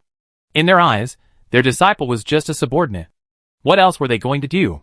This subordinate would take over the management of the land of 10,000 Buddhas. Zhuinti Buddha and Jiayin Buddha were saying, how could they, being so high and mighty, apologize to someone so much lower in rank? Jiayin Buddha said, a little more assertively, disciple, that's enough. If you continue fighting, you can't be 100% victorious. We have the Flower Tribe's sacred artifact. Even if we use it, you might not win. Zuni Buddha said, let's stop here. This is good for both sides. Tathagata dropped his pretense and threatened, masters, you're being too naive. You can fight if you want, and not if you don't. What do you think of me? What do you want? Zhuinti Buddha said with a sullen face. My request isn't excessive. Just apologize to me. Tathagata said bluntly. Kundi Buddha and Jiayin Buddha's faces darkened terribly. They wanted to kill the Tathagata before them. The God of Karma smiled and said, Lin Luo, you still have a way to solve the problem instantly. Lin Luo said, it's okay. I just observed them more carefully and learned their weaknesses. The God of Karma said, I just gave you a few casual compliments, and you're already being modest. Tell me, will these 3 continue fighting? Will Kundi Buddha and Jiayin Buddha apologize? I don't know, Lin Luo said. Are you deliberately hiding this? The God of Karma's cheeks puffed out. I can't tell you the final outcome, because I don't know who will win, but I can tell you one thing. The battle between the 3 will soon be over, Lin Luo said. After weighing the pros and cons, Kundi Buddha apologized to Tathagata. Kundi Buddha said, what we 2 masters did just now was wrong. I apologize to you. Jian Buddha said, after this incident, let's work together. If anyone rebels, we will attack them together. Tathagata said, this doesn't look like an apology. I hope you remember this. I'm no longer your disciple. You didn't teach me anything, you simply used me. Now that we've fallen out, the master-disciple relationship is gone. I hope we can still be treated as equals.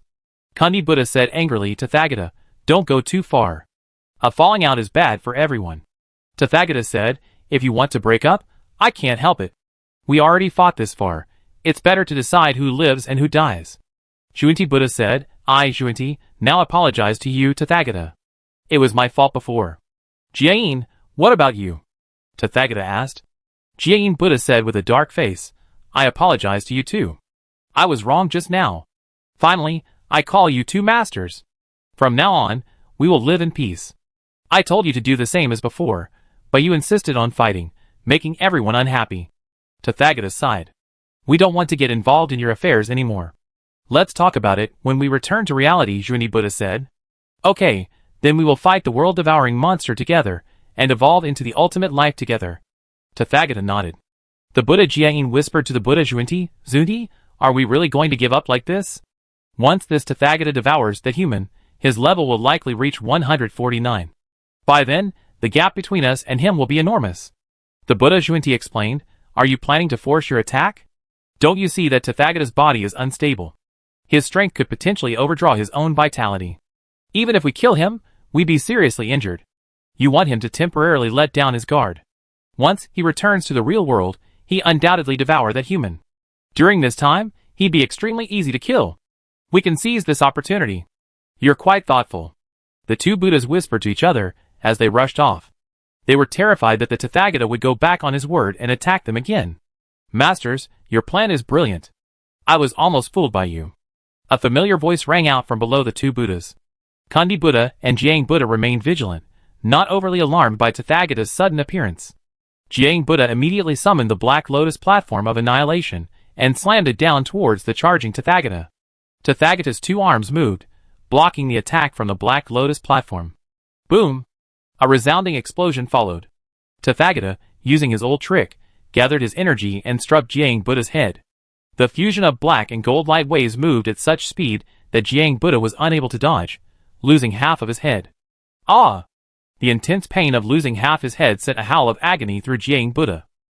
Golden Buddha's blood splattered, and the air was thick with the scent of blood. Damn it! Kandi Buddha quickly summoned the Lotus Platform of Salvation, allowing it to radiate healing light to heal Jiayin Buddha's wounds. Jiayin Buddha was already seriously injured, this injury far more severe than his own. The head is a vital part of any powerful creature. While severe head injuries don't kill many higher-level beings instantly, their strength is severely diminished. If Kandi Buddha didn't summon the Lotus Platform of Salvation to aid Jiayin Buddha, Tathagata would have been able to slay Jiayin Buddha next. Kandi, you still have time to save others, you should take care of yourself first. Tathagata fired another Buddha demon beam at Kandi Buddha. Kandi Buddha had just helped Jiayin Buddha and hadn't paid attention to himself, resulting in a large hole in his chest. A large amount of blood flowed from the hole, pouring down from the air. You've been recovering all this time. Your attack consumed a lot of energy. Kandi Buddha, unable to focus on his own injuries, quickly distanced himself from Tathagata. Chapter 483. The Buddha Jiayin, half of his head was struck. We shouldn't have heard what we heard just now. If I had continued to attack you, you might have been out of strength. Who would have won or lost is still uncertain. You two are only realizing this now. Don't you both feel it's a little too late? The Tathagata was in no hurry to attack, looking down on the two before him. The Buddha Zhuini said, you don't keep your word. You clearly agreed not to attack, yet you still did. Ha ha ha. The Tathagata laughed heartily. Zhuini, are you truly without any other means? That's why you say such things. Everyone who has evolved to this level has experienced everything. Tricking each other is commonplace. Don't think I don't know what you're thinking. You are trying to buy time to recover from your injuries. You're just buying time to recover. I might also be buying time to recover. Let's see who recovers faster. It's your turn later. Should you die first, or should I? Kandi Buddha asked Jiayin Buddha, how are your injuries now? Jiayin Buddha said, thanks to the Lotus Platform of Savior, I'm feeling much better now. Let's attack. This guy won't let us go, and will definitely kill us. Kandi Buddha said angrily, we've been tricked. We shouldn't have sought peace with this guy just because he was so strong. We should have fought to the bitter end. You no longer have that chance. From now on, you will die peacefully. Tathagata once again gathered his strength before him and blasted at the two men separately. He harnessed the power of the Heavenly Demon Clan and the Buddha Clan, creating a terrifying energy wave that was too much for the two to withstand. Tathagata appeared beside the Jiayin Buddha and delivered a powerful punch to the newly healed head. The massive black fist, radiating a terrifying black demonic light, struck the healed half of the head. The Jiayin Buddha immediately tried to dodge, but Tathagata's attack was too swift, leaving him no chance. Bang! Amidst the roar, there was the sound of bones breaking, and the Jiayin Buddha's newly healed head exploded once more. The Jiayin Buddha screamed again, his entire body trembling with extreme pain. Kandi Buddha chose to attack proactively, radiating golden beams of light. These beams possessed terrifying power, and rushed towards Tathagata. Instantly, dozens of bloody holes appeared on Tathagata's body, and a large amount of Buddha's blood spilled. Before Tathagata could even rejoice, Tathagata struck him in the chest. Tathagata's chosen location was always fatal, striking the newly injured chest. His force was so immense that it shattered the newly healed flesh, causing it to explode and ooze golden Buddha blood. The Jiayin Buddha lifted the Black Lotus Platform of Destruction and struck Tathagata from behind. Tathagata reacted with remarkable speed, dodging the Jiayin Buddha's attack. Since his initial pause, Tathagata had completely overpowered Zhuinti and Jiayin Buddha. The god of karma gloated, I find these two old Bidens truly foolish. They clearly had the advantage just now, even if not the advantage, It was at least a 50-50 chance, but they voluntarily gave up their chance. Now, Tathagata has them completely pinned down. Guanyin said that Tathagata's terror is unpredictable. We don't know how many cards he has up his sleeve. Every time we think he's doomed, he pulls out another. Lin Luo said, the best way to deal with Tathagata is to fight him head-on. Don't play any tricks on him, or you be killed without even realizing it. Guanyin said, I understand the thinking of these two Buddhas. They lived for countless years, and are very confident in themselves. They thought they could toy with Tathagata, a plan they hoped for, but their cleverness backfired. The god of karma snorted coldly, these two old fellows are irresponsible, self-righteous, and deserve this fate. Let their disciple, Tathagata, teach them a lesson. Guanyin said, it's not as simple as a lesson. They're likely dead this time, but they've been devoured, so they shouldn't die in the real world, right? Lin Luo shook his head, no, they weren't originally sealed by Tathagata, without even a chance to resist in the real world. Now we take in their place, bearing the seal. The god of karma said, Lin Luo, you don't have any more cards up your sleeve, do you? If you were sealed by Tathagata, and weren't restricted, I could still pull you out. I understand my current situation. Don't worry, while the three of them are fighting, we shouldn't interfere. It's best to just stay on the sidelines. Lin Luo said, I knew you weren't using your power, and you must have hidden tricks up your sleeve. Let these three fight it out.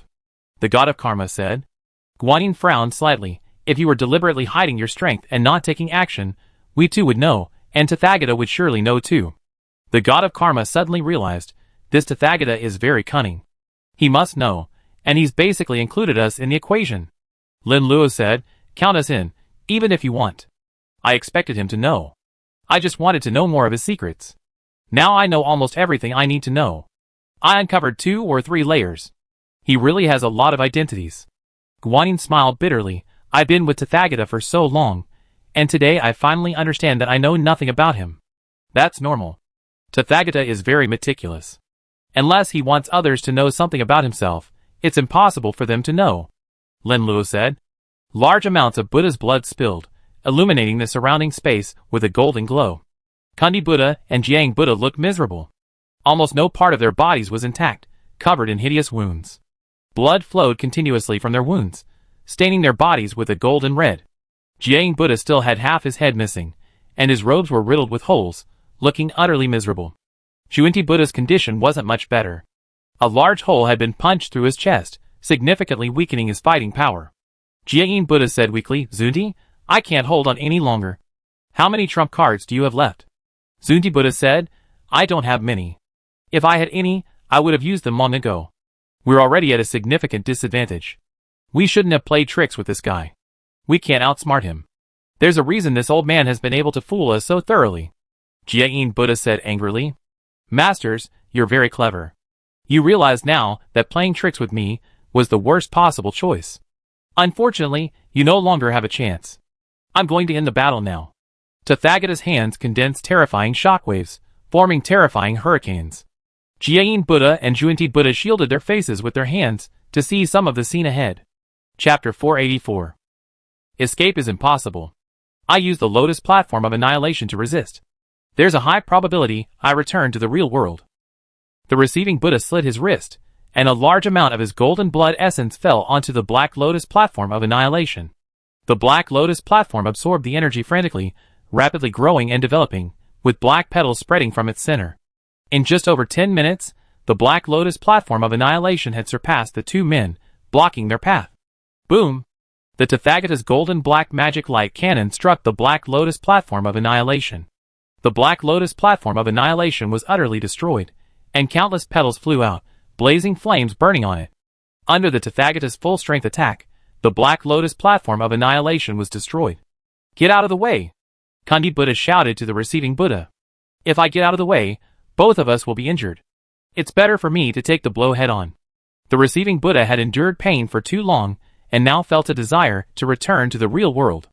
If he insisted on staying in the secret realm created by the devouring world, the pain he would endure would only intensify.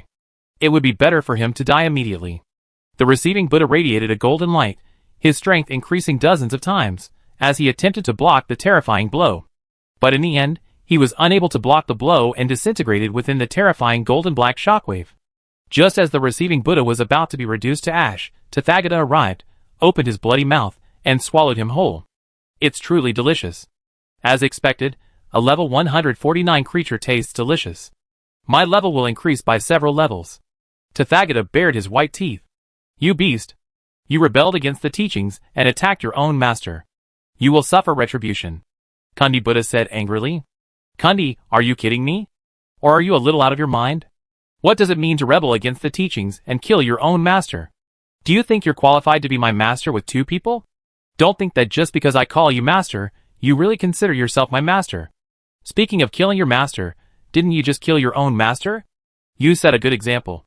I learned from you. I think you should stop resisting. The more you resist, the more painful it will be, and the more you get hurt. You might as well learn from the Buddha Jain and foolishly stand in front of the lotus platform of destruction. I kill you directly, and you save yourself a lot of pain.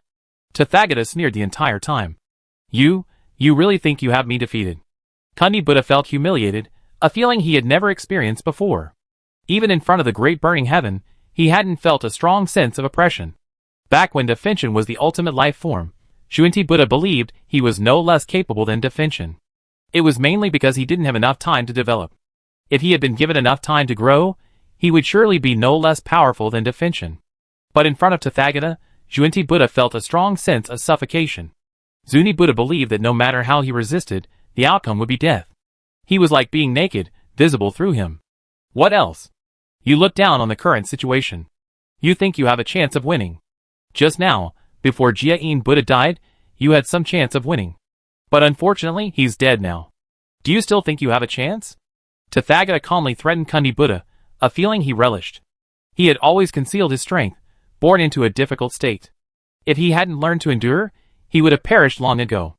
After overcoming countless hardships, Tathagata finally achieved what he desired.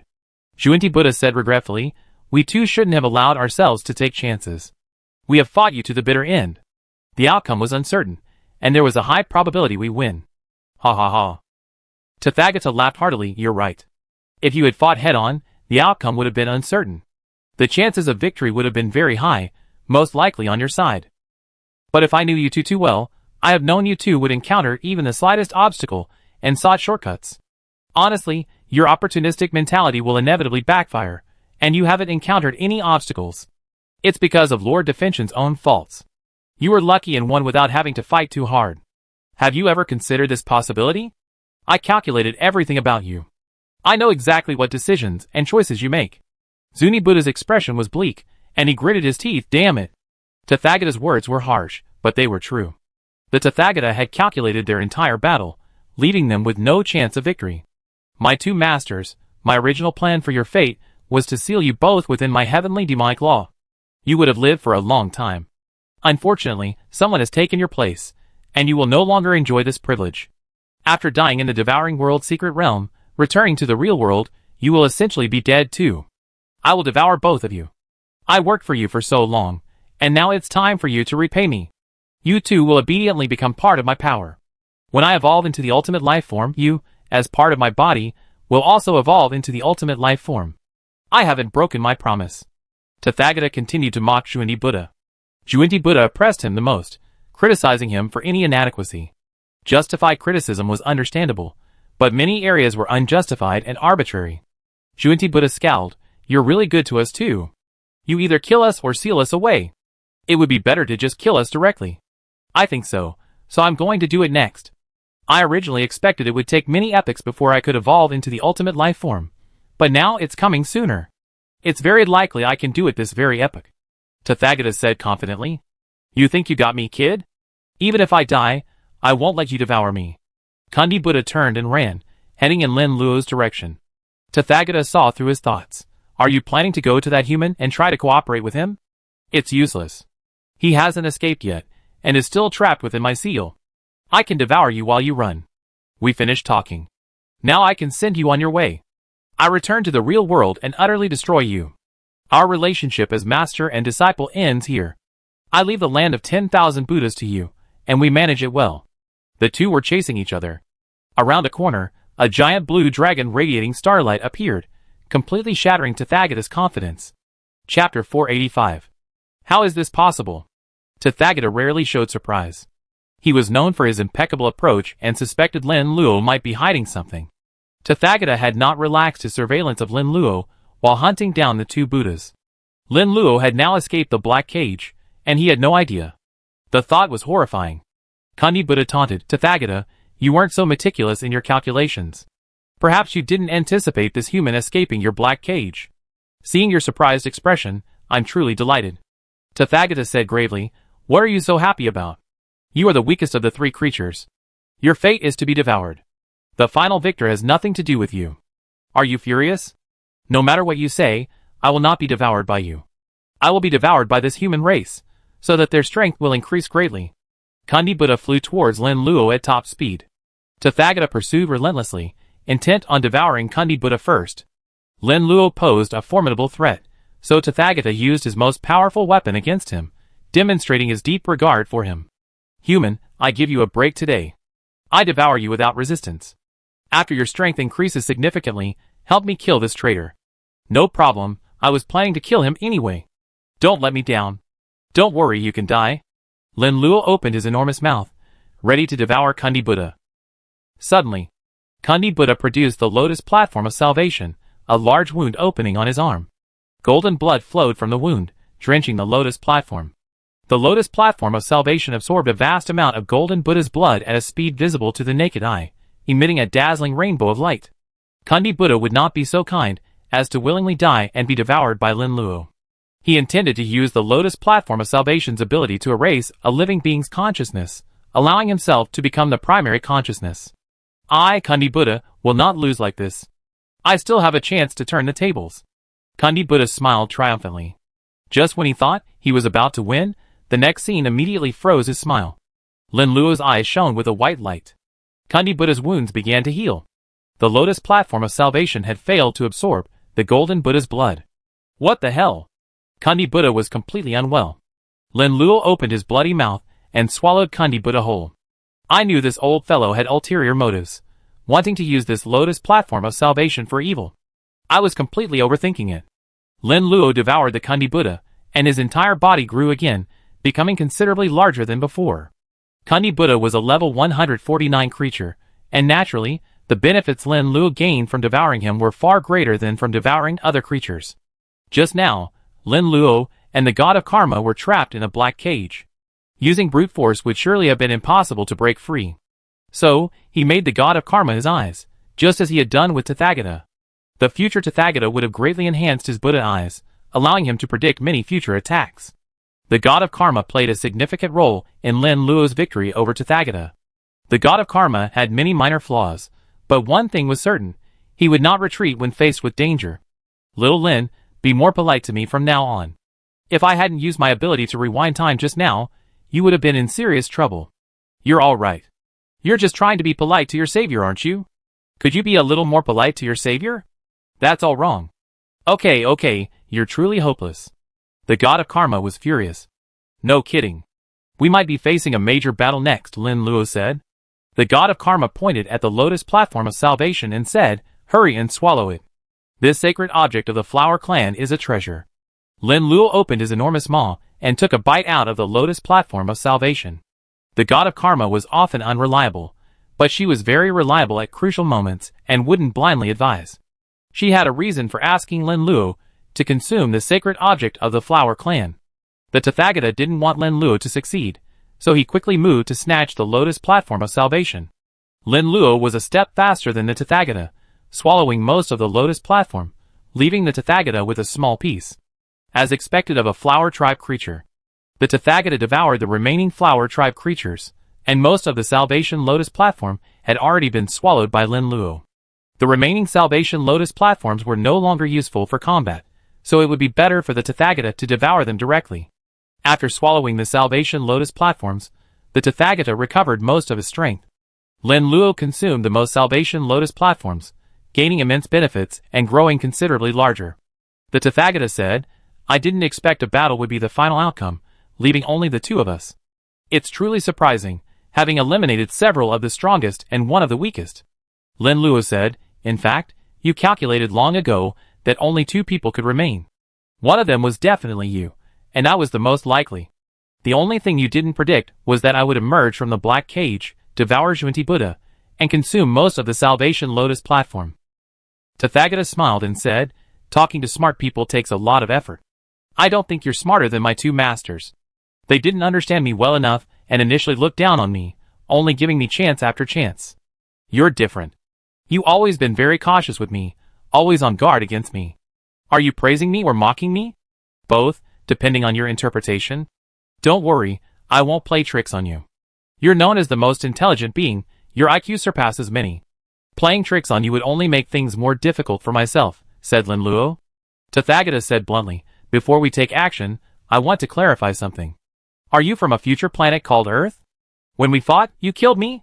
But you couldn't be sure I was dead, so you had the god of karma manipulate time to travel to a parallel world to find me, hoping to uncover my secrets there. And then you planned to return to the future Earth era and kill me again? The god of karma was surprised. You truly become a demon. You're just a person from a past parallel world, yet you predicted everything. As expected, you're called the most intelligent being.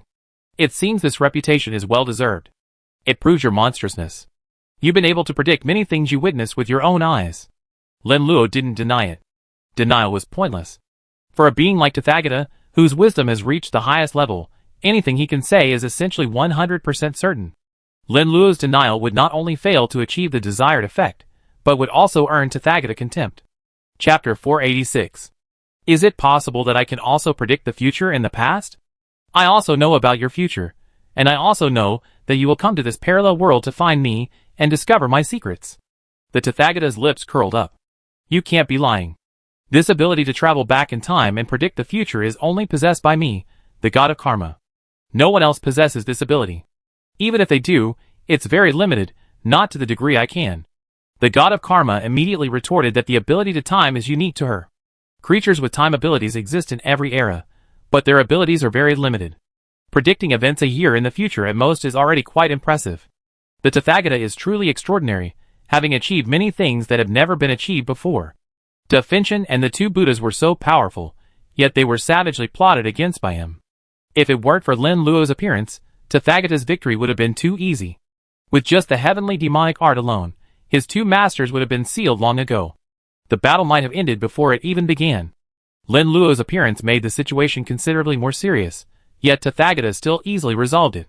The dire situation not only didn't harm him, but actually brought him immense benefits. Tathagata asked, why isn't this possible? Is it only your devouring world that can produce powerful creatures? Isn't it also impossible for the real world to produce creatures with powerful time manipulation capabilities? The god of karma continued to refute, because your real worlds are generally weak. The devouring world is a virtual world. When it was first created, it was a real world. For other real worlds to give birth to an ultimate life form is already quite impressive. The devouring world is far more powerful. It took the birth of 5 powerful ultimate life forms. Only we, the god of time, could possess the ability to travel through time and space. I don't believe you could be that powerful. Tathagata said, your suspicion is correct, but the term gifted can also appear in the real world. I am such a powerful being. I am born with the ability to travel through time and space. This is my greatest secret. I may be weaker than you in your prime, but even after so many weakenings, I am still stronger than you. The god of karma said with a firm expression, I still don't believe you. My ability cannot be replicated. It seems you won't believe me unless I demonstrate it. Tathagata's level began to climb, from 147 to 149. After reaching 149, he didn't stop immediately. He continued to climb. Finally, his level stopped climbing when he was very close to ultimate life. Tathagata was enveloped by a force of time, and it was this force that made him so powerful. Now you should believe that my time power is no less than yours, Tathagata asked. How could you possibly be so powerful? The god of karma was filled with astonishment, forced to believe Tathagata's words. Are you the Tathagata of Earth? Guanyin approached Lin Luo's side, staring at the figure in astonishment, a familiar feeling forming. Tathagata said, long time no see, Guanyin. I never thought we meet here. I nurtured you for so long, never thought you betray me. Guanyin's pupils trembled slightly. You truly are the Tathagata of Earth. Tathagata said, it's normal that you don't believe me. I've been planning this for a long time. My plan is incredibly complex and incredibly difficult to execute. I thought it would be difficult, but I never expected it to succeed in the end. Guanyin still had some doubts. Tathagata recounted many of the events that took place in the land of 10,000 Buddhas. Tathagata suggested that Guanyin come to the real world to find Lin Luo and help him with various matters. What the two of them discussed was known only to them. Tathagata recounted everything in detail, forcing Guanyin to believe. Guanyin sighed and said, "It seems I underestimated your wisdom. I thought you died on Earth. It turns out you set up a false alarm on Earth. The real you must have come to this parallel world to wait for us." Tathagata smiled and said, "You are indeed the successor I have cultivated for so long. I just gave you some information, and you immediately understood it. It's a pity you're a woman, otherwise I would have considered handing over the land of 10,000 Buddhas to you." Guanyin said, "Don't say such things. My philosophies differ from yours. Sooner or later, we will part ways. Lin Luo was just the trigger. You want to rebel against the devouring world, but that's almost impossible. Evolving into ultimate life, the next natural step would be eternal life. You know that evolving into eternal life will likely cause the collapse of all realities. Do you think one person alone can destroy all the creatures in the devouring world? It's impossible to kill all 5 ultimate life forms." Tathagata said, "No matter what you say, I still disagree with your idea. The devouring world has already destroyed too many realities, and it may destroy all of them next, killing countless lives in the process." Guanyin said, "The strong prey on the weak. This is the eternal law of life. If they are weak enough to die, it is only natural." Tathagata said disapprovingly. Guanyin said, "Didn't you tell me that at the beginning? You said you wanted to establish a peaceful Buddhist kingdom, where all living beings are equal, and can accommodate all creatures?" Tathagata said, "That was in the past. After so long, I learned that such a thing is impossible. Even if I evolve into the ultimate life form, I can't fight against the world-devouring creature. You have your choice, I have my persistence." Guanyin said firmly. "Okay, I've given you the chance. You place your bet on Lin Luo, a human. If this Lin Luo loses next time, I won't show you any mercy." Tathagata said coldly. Guanyin said, "You don't have to be soft." Tathagata looked at Lin Luo and said, "I've seen many powerful creatures, many of them very talented, but compared to you, they're all far inferior. I never thought my final battle would be against you. When I first saw you, I didn't have such a strong feeling. But in the following battle, I can almost tell that my final battle will most likely be against you. As expected, my feelings are never wrong. I met you." Lin Luo said, "I now roughly understand why you're actively evolving into ultimate life. Perhaps you're collaborating with some powerful being to evolve into eternal life. As expected of someone who can challenge me, you're quite intelligent." Tathagata gave a thumbs up and said, "When the devouring world nears maturity, there will be 7 spots available for eternal life. I will blossom and bear fruit in the devouring world and evolve into ultimate life. The last battle doesn't count. This time, we see who's stronger." Lin Luo thought about it and understood the whole story. Chapter 487. Tathagata's battle on Earth was a test. He had no real intention of killing Lin Luo. He believed Lin Luo's level was too low, and the benefits of devouring him would be limited. Tathagata predicted that Lin Luo, sensing something was amiss, would surely draw upon the power of the god of karma to return to the land of 10,000 Buddhas. The land of 10,000 Buddhas' resources were far richer than Earth's. By devouring powerful creatures, Lin Luo could evolve even faster. The next battle will be the final one. I revealed all my cards, holding almost nothing back. If you can kill me, you already killed me completely." Tathagata had a playful smile on his face. Lin Luo had killed himself on Earth, and Tathagata didn't take him seriously. Every move of Lin Luo's was part of his plan. Tathagata was like a chess player. No matter where Lin Luo went, he was still a chess piece in Tathagata's hands. Lin Luo said, "I still value you. After killing you, I need to confirm whether you are completely dead." "Yes, yes." Tathagata's body began to transform, golden light emanating from it. He had now harnessed the full power of the heavenly demon clan, causing his entire body to revert to its original form, transforming into a supreme demonic form. Tathagata had always claimed to be the most gifted being, and this was no exaggeration. He possessed not only a powerful demonic body, but also a powerful Buddha body. Tathagata was considered exceptionally gifted among all the extraterritorial heavenly demons. He had evolved to level 149 in just over half an epoch. Ultimate life forms are extremely difficult to evolve into. The process of evolving into ultimate life forms requires the devouring of numerous living beings, and a very powerful one is required as a catalyst. Tathagata devoured the powerful creature in one gulp, and with the energy it provided, he instantly reached the ultimate life form. Because Tathagata's Buddha body was obtained through a special method, he lacked perfect control over his body. It took Tathagata a considerable amount of time to resolve the Buddha body's rejection. Both the demonic body and the Buddha body were powerful, but their properties repelled each other. For many epochs before Earth, Tathagata had been perfecting them. Two heads emerged from either side of Tathagata. One had a hideous, ferocious face, emanating a surging demonic aura. The other had kind eyes, a solemn and majestic appearance, and radiated a golden Buddha light. In the center was Tathagata's true form, emanating the power of time. He had 6 arms, 2 golden, 2 black, and the last 2 white. Tathagata alone controlled 3 powers: time, the celestial demon, and the Buddha clan. This is a direct transformation.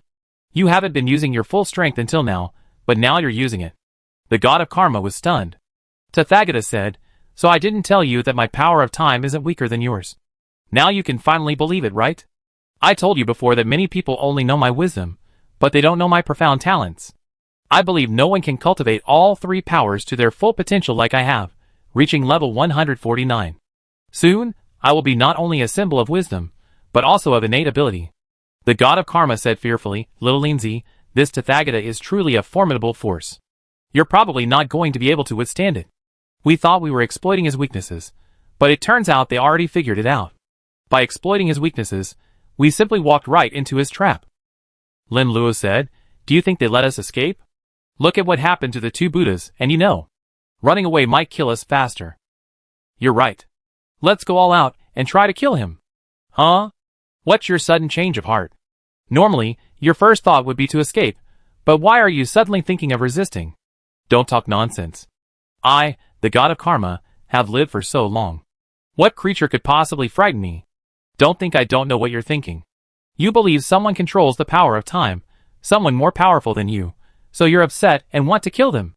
The god of karma dropped his pretense and said, "The power of time is the strongest. No one can surpass me. This Tathagata is just showing off." Of course. Lin Luo transformed into a 3-headed dragon. One head possessed the Tao attribute created by the Taoist ancestor Hong Jun, while the other possessed the demon attribute created by the demonic ancestor Luo Ho. It was similar to the heavenly demon clan, but also very different. Lin Luo also possessed the attributes of the starry sky, combined with the time attributes of the god of karma, for a total of 4 attributes. Tathagata launched a fierce attack on Lin Luo, instantly moving in front of him and slashing out with one arm. The Black Fist, imbued with the unique attributes of the celestial demon clan, was brutal and domineering, forming a massive vortex. Lin Luo chose not to resist the blow, opting instead to dodge and counterattack Tathagata. Tathagata had anticipated this, and his figure vanished, striking Lin Luo. Just as Lin Luo was about to be struck, he vanished again. Both sides possessed powerful temporal powers, capable of predicting the future. Every time they made a change, they were able to predict it, and a situation they hadn't been able to reach for a long time occurred. Bang! Tathagata's fist and Lin Luo's dragon claw collided with a resounding sound. Lin Luo was sent flying. Tathagata's power was far greater. "Little Lin, you can't do this. Your physical body is much weaker than his. You lost the previous encounter." The god of karma sneered. "Don't blame me for everything. You're not much better yourself. Aren't you a master of time, far more powerful than this Tathagata? Why didn't I feel you were stronger than him during the previous duel?" Lin Luo said. "I told you I'm limited.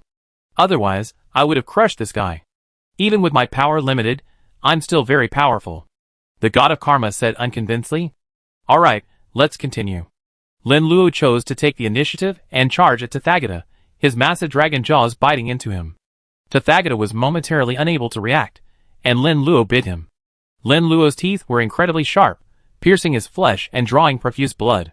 Tathagata's face was filled with agony as he punched Lin Luo. Lin Luo didn't hesitate, his sharp dragon claws slashing forward, piercing his flesh with ease, drawing blood. Tathagata continued to strike back, the sound of bones snapping reverberating. The battle reached a fever pitch, each unleashing their most powerful weapons, each seeking to bring the other to a standstill. Lin Luo was a dragon, after all, possessing sharper fangs and claws, and his body was no weaker than Tathagata's. Tathagata didn't dare to continue the fight, and with a single punch, he sent Lin Luo flying and quickly distanced himself from him. Many of Lin Luo's bones were broken, and many parts of his body were in a vacuum, slowly healing. Tathagata was in a much worse condition. His lower abdomen was scratched, leaving a big hole.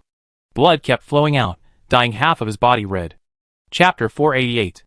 The god of karma said proudly, Tathagata, aren't you quite formidable? How did you get caught by Lin Luo just now? You're still far behind me. Tathagata said, just now, I was just testing the waters. I'd be serious next time. Let's quickly decide who's the winner. You're really tough, even tougher than Lin Zi. The god of karma taunted. Tathagata placed his hands together, and the three powers quickly converged. The aftermath of the energy formed a series of hurricanes. The hurricanes were incredibly fierce, constantly destroying the surrounding environment. The devouring world was the ruins of the celestial demon clan. There was a large palace surrounded by other buildings, surrounding the enormous palace. After 2 battles, the ruins were completely destroyed, plunging into a vacuum. A 3-colored light wave blasted towards Lin Luo. Lin Luo chose not to dodge, but instead spit out 3-colored flames in resistance. If he used the power of the god of karma to dodge, then Tathagata would also use premonition. Dodging or not dodging would have the same result. The 3-colored flames and the 3-colored light waves collided, temporarily resulting in a draw. If Tathagata wanted the 3-colored light waves to advance further, Lin Luo could use the 3-colored sea of fire to push them back. The battle lasted for over 10 hours, with neither side able to determine the winner. Luckily, the two fought in the secret realm formed by the devouring world. This battle took place in the real world. For those who were weaker in the real world, the entire world could have been destroyed. The god of karma panted, Little Lindsay, how are you feeling now? What else can I do? You only helped me use my power for a while. Maintaining it for over 10 hours is exhausting. I've been using my own skills the whole time. Do you think I'm tired? Lin Luo also panted. I see Tathagata is breathing heavily too. He's not pretending this time. He must be genuinely tired. The god of karma said. I don't know. This guy is very cunning. He might deliberately hide some things. Lin Luo said. Tathagata said, I didn't expect you to be this strong. Without the power of time, both of my masters couldn't handle it. Now I'm using the power of time, using a single move, and you've been able to withstand it multiple times. Do you regret raising me so powerful? Lin Luo asked. Tathagata shook his head and said, no regrets. I want to reach the ultimate life form, on par with the 5 special beings. Therefore, I must find a very strong stepping stone to transcend myself. Have you ever felt that when you use others as a strong stepping stone, sometimes they use you as a stepping stone, and through you, they can evolve to new heights? Lin Luo said without a hint of weakness. Perhaps. Tathagata's eyes narrowed slightly. Next, I will use my utmost strength to determine the outcome with you. Our strength levels are similar. In the previous clash, we both used almost all our strength. Then we see who is more powerful. Lin Luo tried to awaken Taoist ancestor Hong Jun and demon ancestor Luo Ho, but they showed no sign of awakening. The last time Lin Luo killed Tathagata, they had exerted considerable effort. Tathagata's lips curled in a mocking arc. You must be trying to contact the two within your body, hoping they will increase your attack and kill me in one fell swoop. It's only been a short while since you used this power, and these two powerful beings haven't awakened yet. It seems you see right through me, Lin Luo said coldly. I have to make you a bit of a threat, but you can't actually kill me. Tathagata came up behind Lin Luo, his 6 arms suddenly grabbing his body. Lin Luo tried to dodge but was too late, as Tathagata's entire grip held him tightly. Didn't you just say you were concentrating completely lately and wouldn't make a mistake? How come you're suddenly so much slower than everyone else? I'm already being hugged by someone, and you didn't even notice? Lin Luo mocked the god of karma. You can't rely on me for everything, can you? Even experts make mistakes, and it's normal for me to make a few. You're the only one with so many excuses, Lin Luo said. You two are so laid back. You're practically dying, and you still have the energy to chat here, Tathagata said coldly. The god of karma angrily demanded, what are you talking about? Who said we're doomed? This isn't over yet. Then let's see how you can dodge this move. The Tathagata continuously gathered energy balls, which exploded violently beside Lin Luo. Some exploded when one energy source converged, some exploded when 2 energies converged, and quite a few exploded when 3 energies converged. For a moment, Lin Luo was engulfed in the blast, unable to see his figure within. After the explosion, a 3-colored sea of fire engulfed the surroundings, engulfing the Tathagata. Lin Luo, you must win, Guanyin prayed. Both sides were formidable, and she had no power to intervene. After the explosion and the 3-colored sea of fire subsided, two figures emerged. Tathagata suffered extensive burns and scratches, and blood mixed with pus continued to flow. Lin Luo's condition wasn't much better, with several blasted areas and scales ripped off, and blood continuously oozing out. Tathagata said, "I think I overtrained you. Your strength is now on par with mine, and I can't kill you right now. How about we put aside our struggle, sit down for a cup of tea, and end this fight?" Lin Luo asked. Tathagata nodded and said, "I feel pretty good, but don't worry, I'm leaving now." "Are you comfortable with me leaving?" Lin Luo asked. Both sides are worried. Tao Ai laughed, neither of us trusts the other. One is lucky, and has grown so quickly. Over the past few days, I wonder how far he grow. The other is too wise, and after leaving, the other is also worried. Lin Luo said, "Aren't I talented? How come you're saying I'm lucky?" "You're being a bit disparaging." Tao Ai said, "It's not disparaging. Sometimes luck is a testament to your strength. You've grown to this point, and so quickly. Others might not reach your level even after more than a dozen epochs." Lin Luo retorted, "If that's the case, your wisdom is remarkable. Many things are unpredictable. Your ability to survive to this point, and evolve to this level, is also due to a certain amount of luck. You have a point. I have also relied on a lot of luck. Your current growth was beyond my reach. I can't defeat you right now. Wisdom is a factor that determines success or failure. Whether I can succeed depends on luck," Tathagata said. "Alright, you've been stalling for time long enough. It seems I have to attack." Lin Luo knew that Tathagata was stalling for time, and that his recovery speed was faster than his. He had almost recovered, so he naturally didn't give Tathagata time to recover and launched his attack early. Chapter 489. Your wisdom is becoming increasingly impeccable. You can now discern my purpose from every move I make. Tathagata sighed. Lin Luo flew at an incredible speed, arriving near Tathagata. His sharp dragon claws slashed towards Tathagata's head, attempting to rip it apart. Tathagata dodged the attack and reappeared behind Lin Luo. He attempted to grab Lin Luo from behind once more. Lin Luo anticipated Tathagata's move and slashed his sharp dragon claws towards Tathagata's chest. Tathagata intended to seize Lin Luo, threatening to inflict a large wound on his chest. Lin Luo expected Tathagata to move aside, but Tathagata showed no sign of doing so. His sharp dragon claws pierced his chest. Tathagata dodged Lin Luo's attack, failing to pierce his heart, only creating a large hole. "Now, die and become a part of me." The Tathagata's body began to transform, disintegrating into a series of hideous heads, each biting Lin Luo. Lin Luo was bitten by numerous heads, his scales and flesh pierced, exposing his bare bones. The god of karma said, "Little Lin, think of a solution quickly. If you don't, you might be devoured by this creature." It's obvious that the Tathagata thinks he can't defeat us, so he's resorting to this cunning scheme. Before Lin Luo could speak, the Tathagata angrily retorted, "What do you mean by can't defeat? It was clearly a draw. Anyway, I think it's about the same." "You're just desperate," the god of karma said scornfully. "Very well, I devoured this human, and you be next," Tathagata said grimly. The flesh on his body continued to separate, transforming into heads that bit at Lin Luo frantically. Tathagata intended to use this separation to devour the enormous Lin Luo whole. The god of karma said, "Lin Luo, quickly find a solution. If we die here, we're truly dead. This has become a world between the devouring world and the real world, and death won't return us to the real world." Lin Luo frowned and asked, "Are you sure of that?" The god of karma said, "I usually like to joke with you, but now that things have come to this, I still joke with you. Tathagata will definitely not give you a second chance." "I see. Then I won't give him a second chance either," Lin Luo said. "Are you kidding? What power do you have left to resist him? Aren't we planning to escape now?" The god of karma asked in surprise. "Why run away? We're not doomed to fail," Lin Luo said. "Do you have any other tricks? Haven't you used up all the tricks you know?" "Who said I used them all? It's already this hour, and you're still pretending to be so clever. Don't I know you well enough? I know all your tricks very well. Have you forgotten that I just devoured the Buddha of reception? My ability is to absorb the abilities of others." "You're right. I almost forgot about that." The god of karma suddenly realized. In the past, Lin Luo could acquire the abilities of a living being by devouring it. Lin Luo was too powerful, and many of the creatures he devoured absorbed a significant amount of supernatural powers, though none of these were good. Suddenly Lin Luo's body was covered in a golden aura, radiating a dazzling Buddha's light.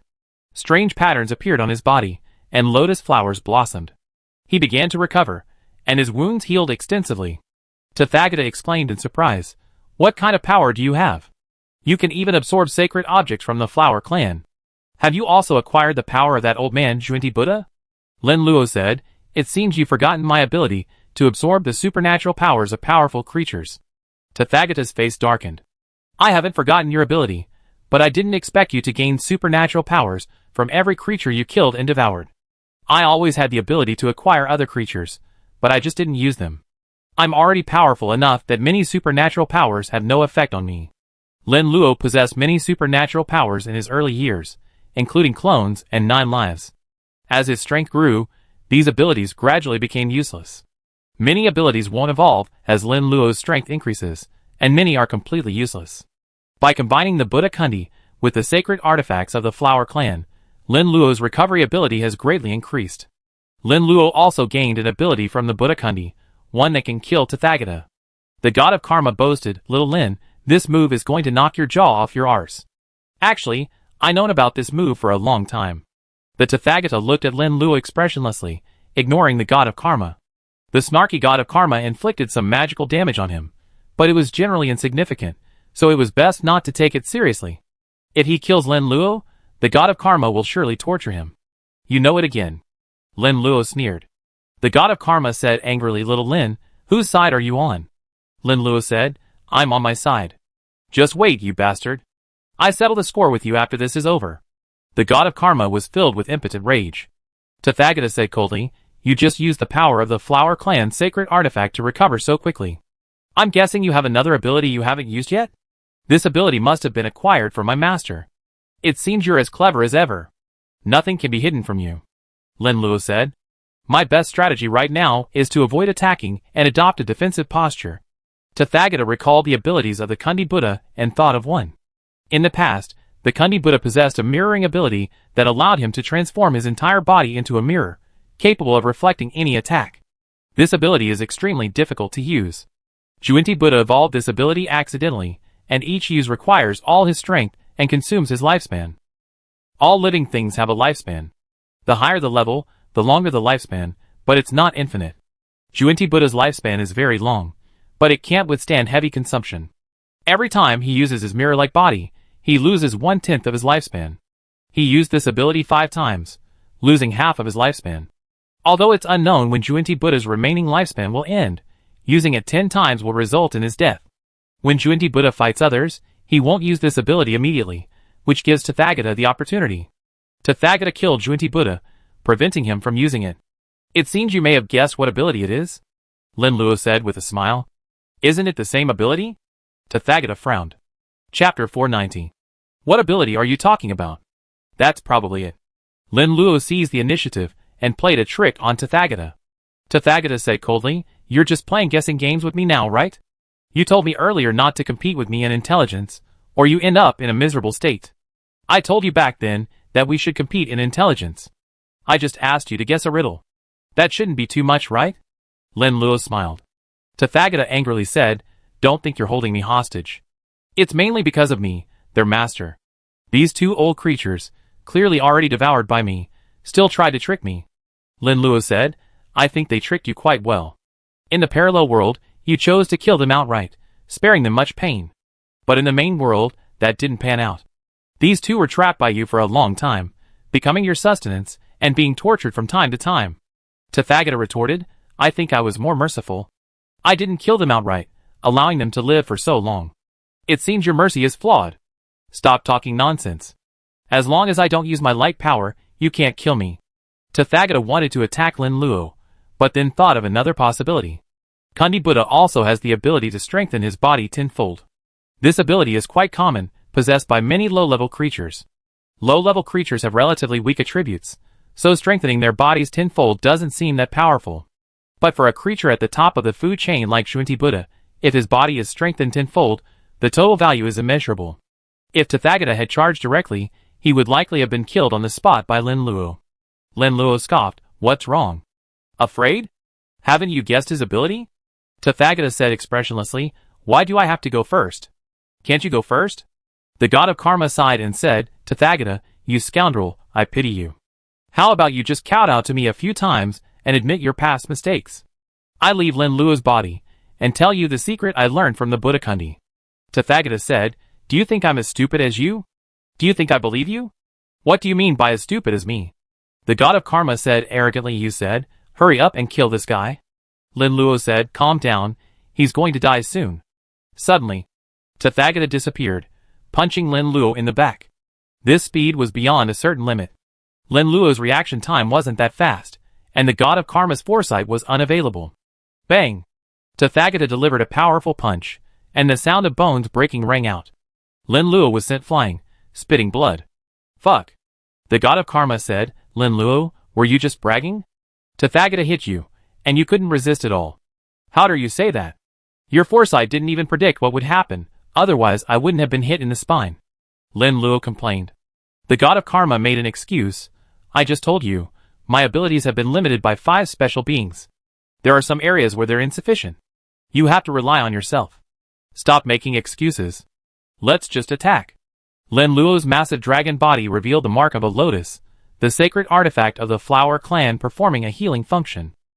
With the help of the lotus platform of salvation, his body quickly recovered. Lin Luo's previously broken spine was restored. "Have you truly gained the power of the Kundi Buddha? You've been threatening me," Tathagata said with a gloomy face. "Yes," Lin Luo said. "It's possible that you gained the power from the Kundi Buddha. This power is quite useless. If you can't use it, it won't have any effect on me. Then, you're pretending to be powerful, intimidating me, and making me afraid to unleash my true strength." Tathagata was highly calculating and considered several possibilities. "Guess again," Lin Luo said. Okay, you're so bold." Tathagata was already losing control of his emotions. He hadn't felt this way in a long time. Despite the extermination of the outer demons, the trials of the 2 Buddhas, and other dangers, Tathagata never lost control, remaining calm throughout. But this time, Tathagata lost control, desperately seeking to kill Lin Luo. He only had one last step left. After devouring Lin Luo, Tathagata would evolve into the ultimate life form. The path ahead for the ultimate life form would be smooth, free from suffering and torture. The final victor will undoubtedly be me. I endured so much suffering and torture, much of it unknown to you, far more difficult than you ever known. I rely not only on my wisdom, but also on unwavering perseverance. How could I possibly fail in this place? I made it this far, and no one can stop me." Tathagata's wisdom masked his character flaws, and he quickly adjusted. He didn't care what abilities Lin Luo acquired, his only desire was to kill him. Tathagata used his strongest abilities, pushing his physical body to the limit, launching a continuous and frenzied attack. Facing Tathagata's constant attacks, Lin Luo occasionally counterattacked. Unlike the previous back and forth, this time Tathagata simply had the advantage, and Lin Luo's counterattacks were ineffective, leaving him on the receiving end. Every time Lin Luo sustained a serious injury, a lotus pattern would appear on his body, helping him quickly recover. Of course, Lin Luo's damage to Tathagata was minimal, and some of his wounds healed quickly. The god of karma angrily said, "Little Lin, you're usually quite formidable, but why are you so useless against Tathagata? Just now you were a little better, able to fight back and forth, but now you're just being beaten, powerless to resist." Lin Luo said, "What do you know? Didn't you see Tathagata was furious? You saw how serious my injuries were, but with the help of the lotus platform of salvation, they're gradually recovering, and I'm almost completely unharmed. But being beaten constantly isn't very pleasant either. But your abilities are incredible. I told you to swallow the lotus platform of salvation and you. Gaining such powerful abilities, I'm envious. To be honest, I didn't think much of it when I first devoured the lotus platform of salvation. I never expected it to bring me such a significant benefit. It seems the Flower Tribe Saint Ancestor was likely only one step away from the ultimate life form in his lifetime. This distance was incredibly close, closer than any level 149 creature could possibly be. If anyone tried to kill him, the ultimate life form could have appeared. This Flower Tribe Saint Ancestor is truly bizarre. He's on the verge of the ultimate life form, yet he managed to starve to death and possess his own lifespan. The god of karma grumbled. Lin Luo smiled. Perhaps this world is full of wonders. The Flower Tribe Saint Ancestor was the first to defy the iron law of the jungle. But one thing is certain, he was a truly exceptional saint, bringing me numerous benefits. If it weren't for this lotus platform of salvation, I might not have been able to handle it.